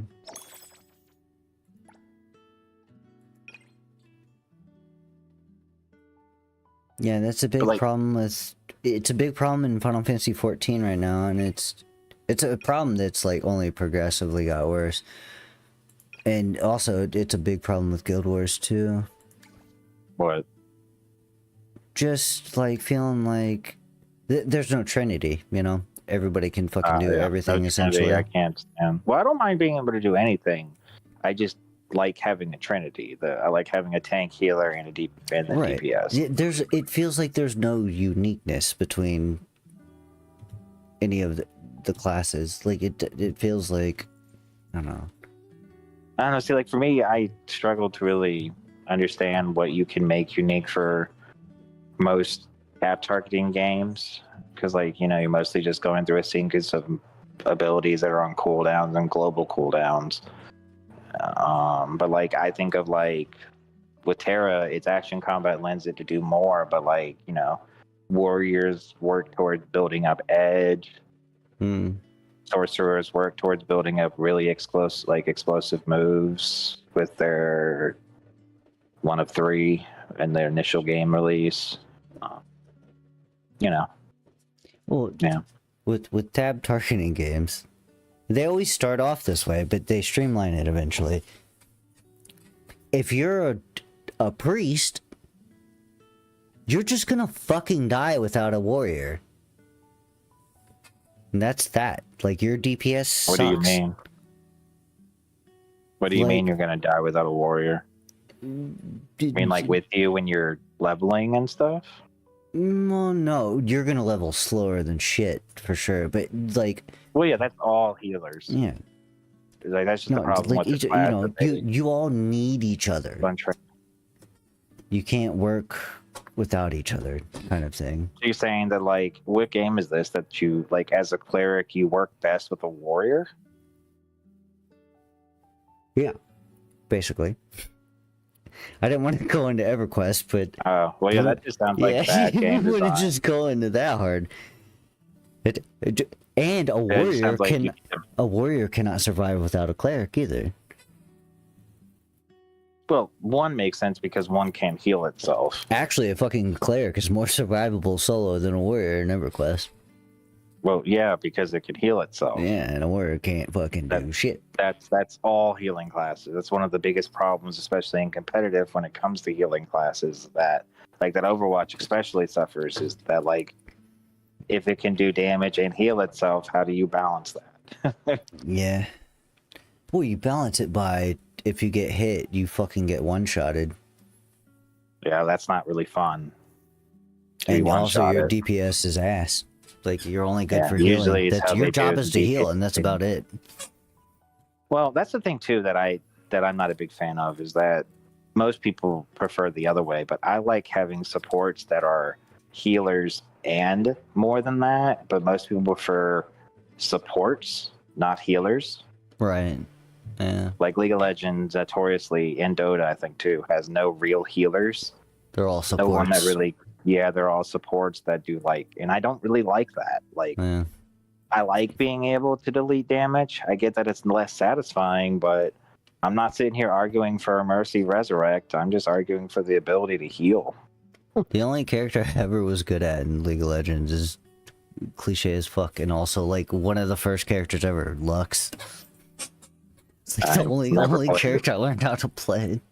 I never really played it. I watched it a few times. She is like the most basic ass fucking support character. But yeah, like I bounced off of MOBA so hard until HOTS. It was the only one that didn't make me hate myself.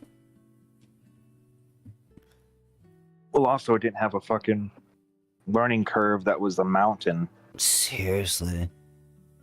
Every time I played fucking League, people would yell at me and be like, go play bots. sadly, I mean, that's something you'd find in HOTS too eventually if you played it long enough, because I saw that too. Go Quite a play bit of fucking time. Boston, come back in like 100 hours. Okay. Yep, shit like that. That's just like I said. That's just what happens when you have competitive games. Not that it's a justification. Yeah. It's Well, just that's what happens. It was so damn bad. I had friends from Mabinogi.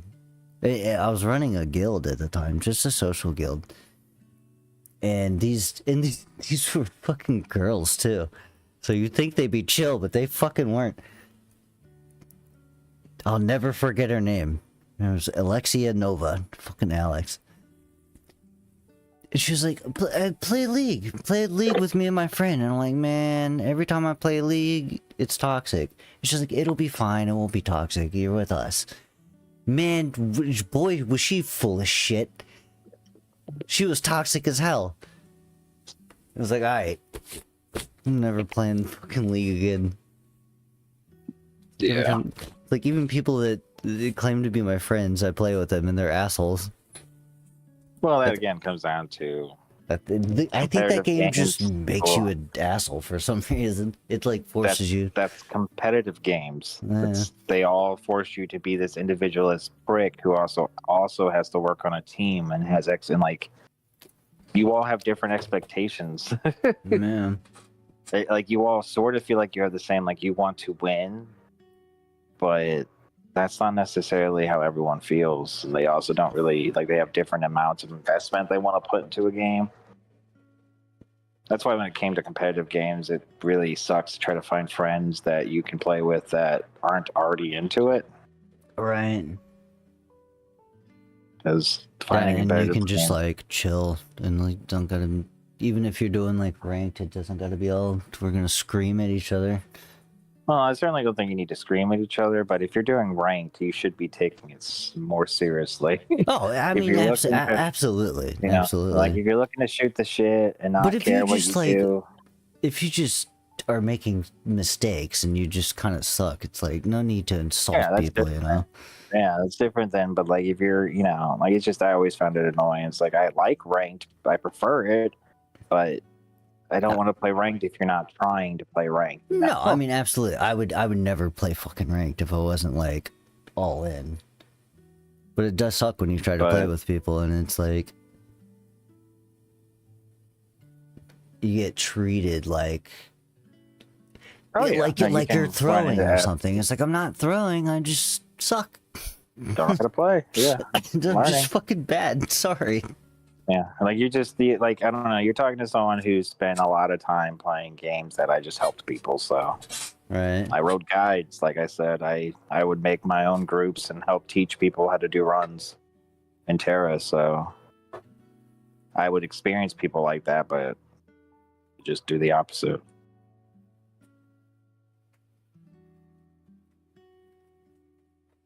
And I'm the same way. You never watch me play fucking Overwatch. I get toxic in quick plays sometimes. Granted, I just like talk shit, but I'm not like an open mic talking shit. I never actually insult my team. I'm just like out loud in my own room. I'm like yelling at my team, but I'm not actually, they can't hear any of it. But it's mostly just me being pissed off that we're losing. Because that game's frustrating. Yeah. It's like, fuck! Competitive games generally are. Goddamn, Ryan, why'd you fucking... Like, another problem with competitive games is off the base because of how they're made and how they try to balance them is that they try to give you a 50-50 win-loss rate. They try to enforce a 50% win-loss rate. Bullshit, man. Which is just crazy. It's nonsense. Like, I don't understand. It is total fucking nonsense. Yeah, and that just stacked on top of the nonsense of ELO. Yeah. Because you're right. Yeah, you'll be like on a good run, and it's like, it's time for you to lose now. It's like, says who? Literally put you in a disadvantageous situation. Like the game, while the game certainly doesn't know for sure, you're in a much worse situation. It knows well enough that like the data it's given that like there are games that will tell you You get more points this match because you were considered to lose, or vice versa. Yeah. You'll lose less points because we thought we were going to lose anyways. Overwatch does that now. Oh, Overwatch Like, been it's like doing expected win or expected loss. This is, dude. The worst is when you know that you're in a pug, but the people you're against are a full stack like team, and they're all on Discord or some bullshit. It's like, dude, oh yeah, these guys are all like actually talking to each other, and you're just getting absolutely fucking destroyed. In a game like Overwatch, I think it's unacceptable considering how popular it's always been to not have queues divided between solo queuers and team queuers. Exactly. That's what I say. Because it's really obvious when it happens. It's like, dude, we're getting fucked up by like, it's a so team. obvious that they used to literally just show you it as like a feature in the game's UI, and then they took it out in both Overwatch and HOTS because too many people complained about how shitty it was to constantly be mixed with these people you shouldn't be mixed with. Right. It's like I'm just getting fucking steamrolled by people that are. No. They play together like every day. Running into teams that you have no chance to win. The problem is that you can see that you're going to run into a team that you have no chance to win. Mm-hmm. Oh, okay. Fuck you.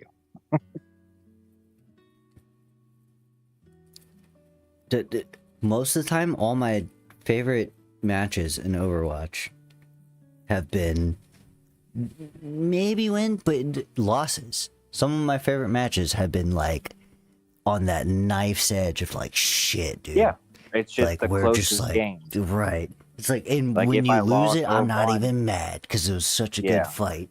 And unfortunately, that was 1 in 100 games, maybe. You're right. Yeah. When it does happen, though, it's like So, this, because this again, is they're how it trying to should force be. you in a 50-50. That just sucks. Every Like once you're in a while, trying you to get them force a gold bell matches. curve. Yeah, just I don't. Yeah, it doesn't make any sense. It's for fairness, but it's like, but it's not fair. Yeah, you're building in an unfair part of the system to try to force me into a win rate that isn't. That why? Mm. Like over time, the statistics make sense, but when you're going through it, it certainly doesn't feel that way. Feels like I'm being fucked. I and think you're telling me that I don't get to complain about it. if they didn't even do that, I think on average it would probably pan out to be about 50-50 anyway. Instead of just forcing it, like I think it would, the end result would be almost the same. I don't know. I think that because of the fact that we have it, that they try to force it, that's not the case. Yeah. But this just, from just thinking off the top of my head, this just comes down to, again, that we're trying to force a system built for 1v1s onto a team party system. Right, yeah. It just doesn't work in the first fucking place. That's why, like, games sometimes will have multiple ranking systems, and some of them you can't see. Like, Overwatch has a SR rank and MMR rank. Right, yeah, MMR, yeah. It's like multi-layered, and it's all... It's so stupid and There's convoluted. no, you can't even figure, there's no way for you to look at that and see where you're at in that.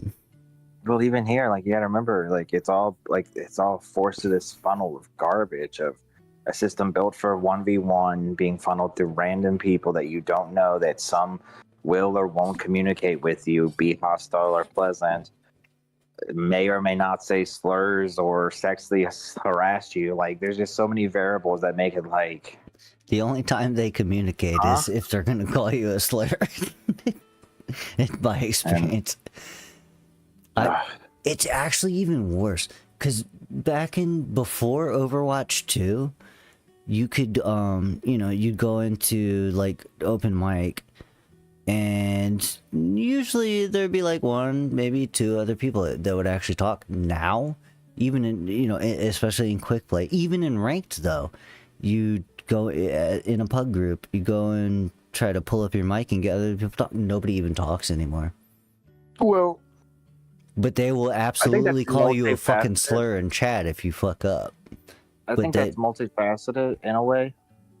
I've seen this happen. Like, I've seen this mentioned a couple of times now, where people are just like Chris was complaining about it. I've seen some streamers talk about it, and I've read some articles about like how we're not talking as much on streams and like on multiplayer and stuff, and it's just like I can't not see that as a continuing trickle down effect of how isolated we are under the capitalist systems we live under.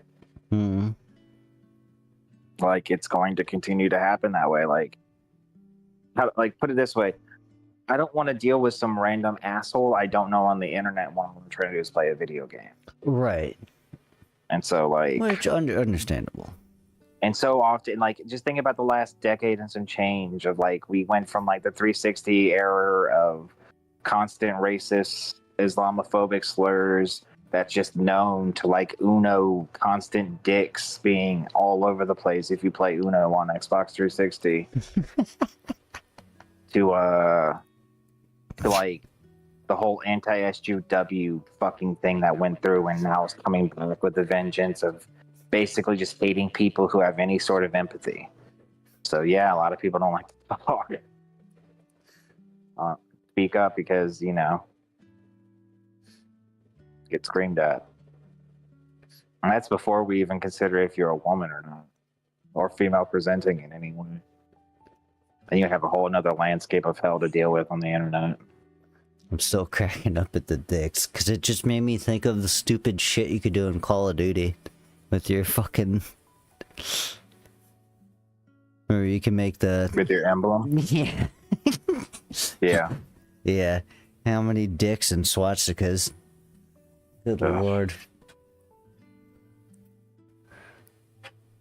Edgier times, that's for sure.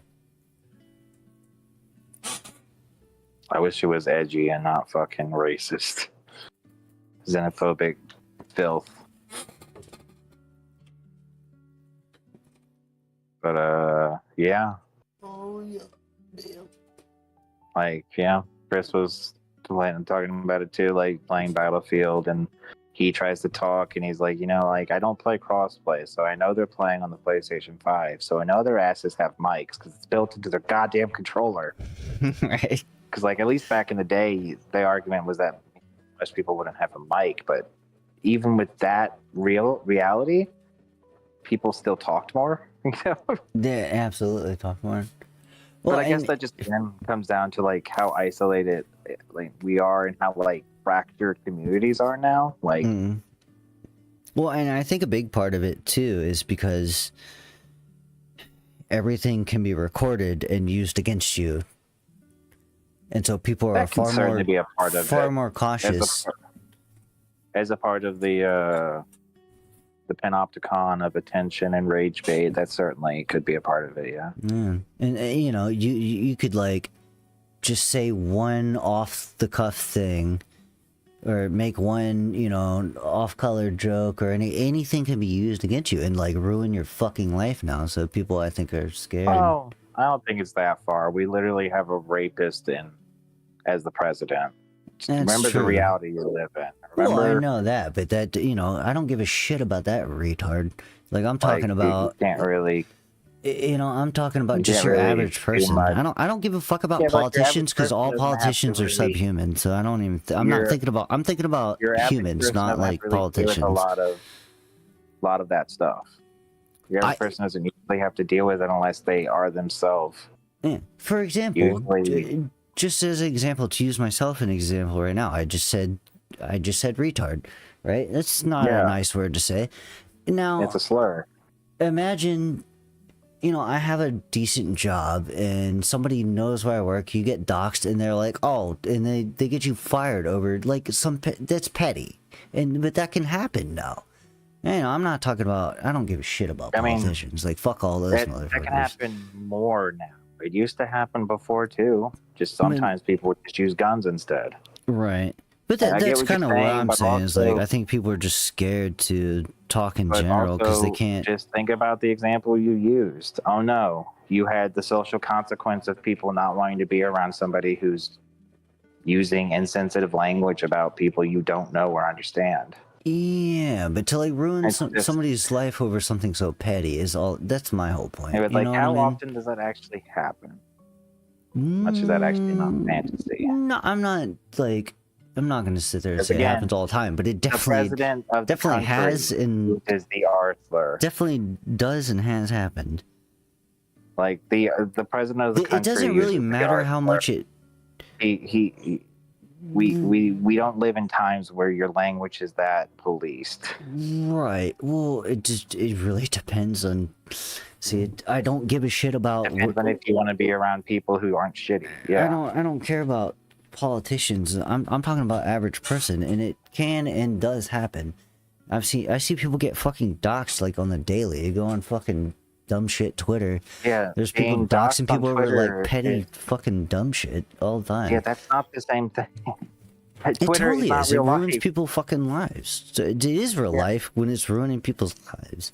That's all I'm saying. Is like the whole point I'm trying to make is I think this is why people are less vocal and talkative online because they're afraid that anything they say, they make one off-color joke or they say the wrong thing, that it'll fucking ruin their lives. Because That's just a fantasy. You don't live in the world that like It's not a making one fantasy. off-color joke or saying one bad thing is not going to do that to you. It's a consistent behaviors that will do that to you. It's sure. It just isn't the world. Like again, look at the world you my live in. point is, it doesn't really matter because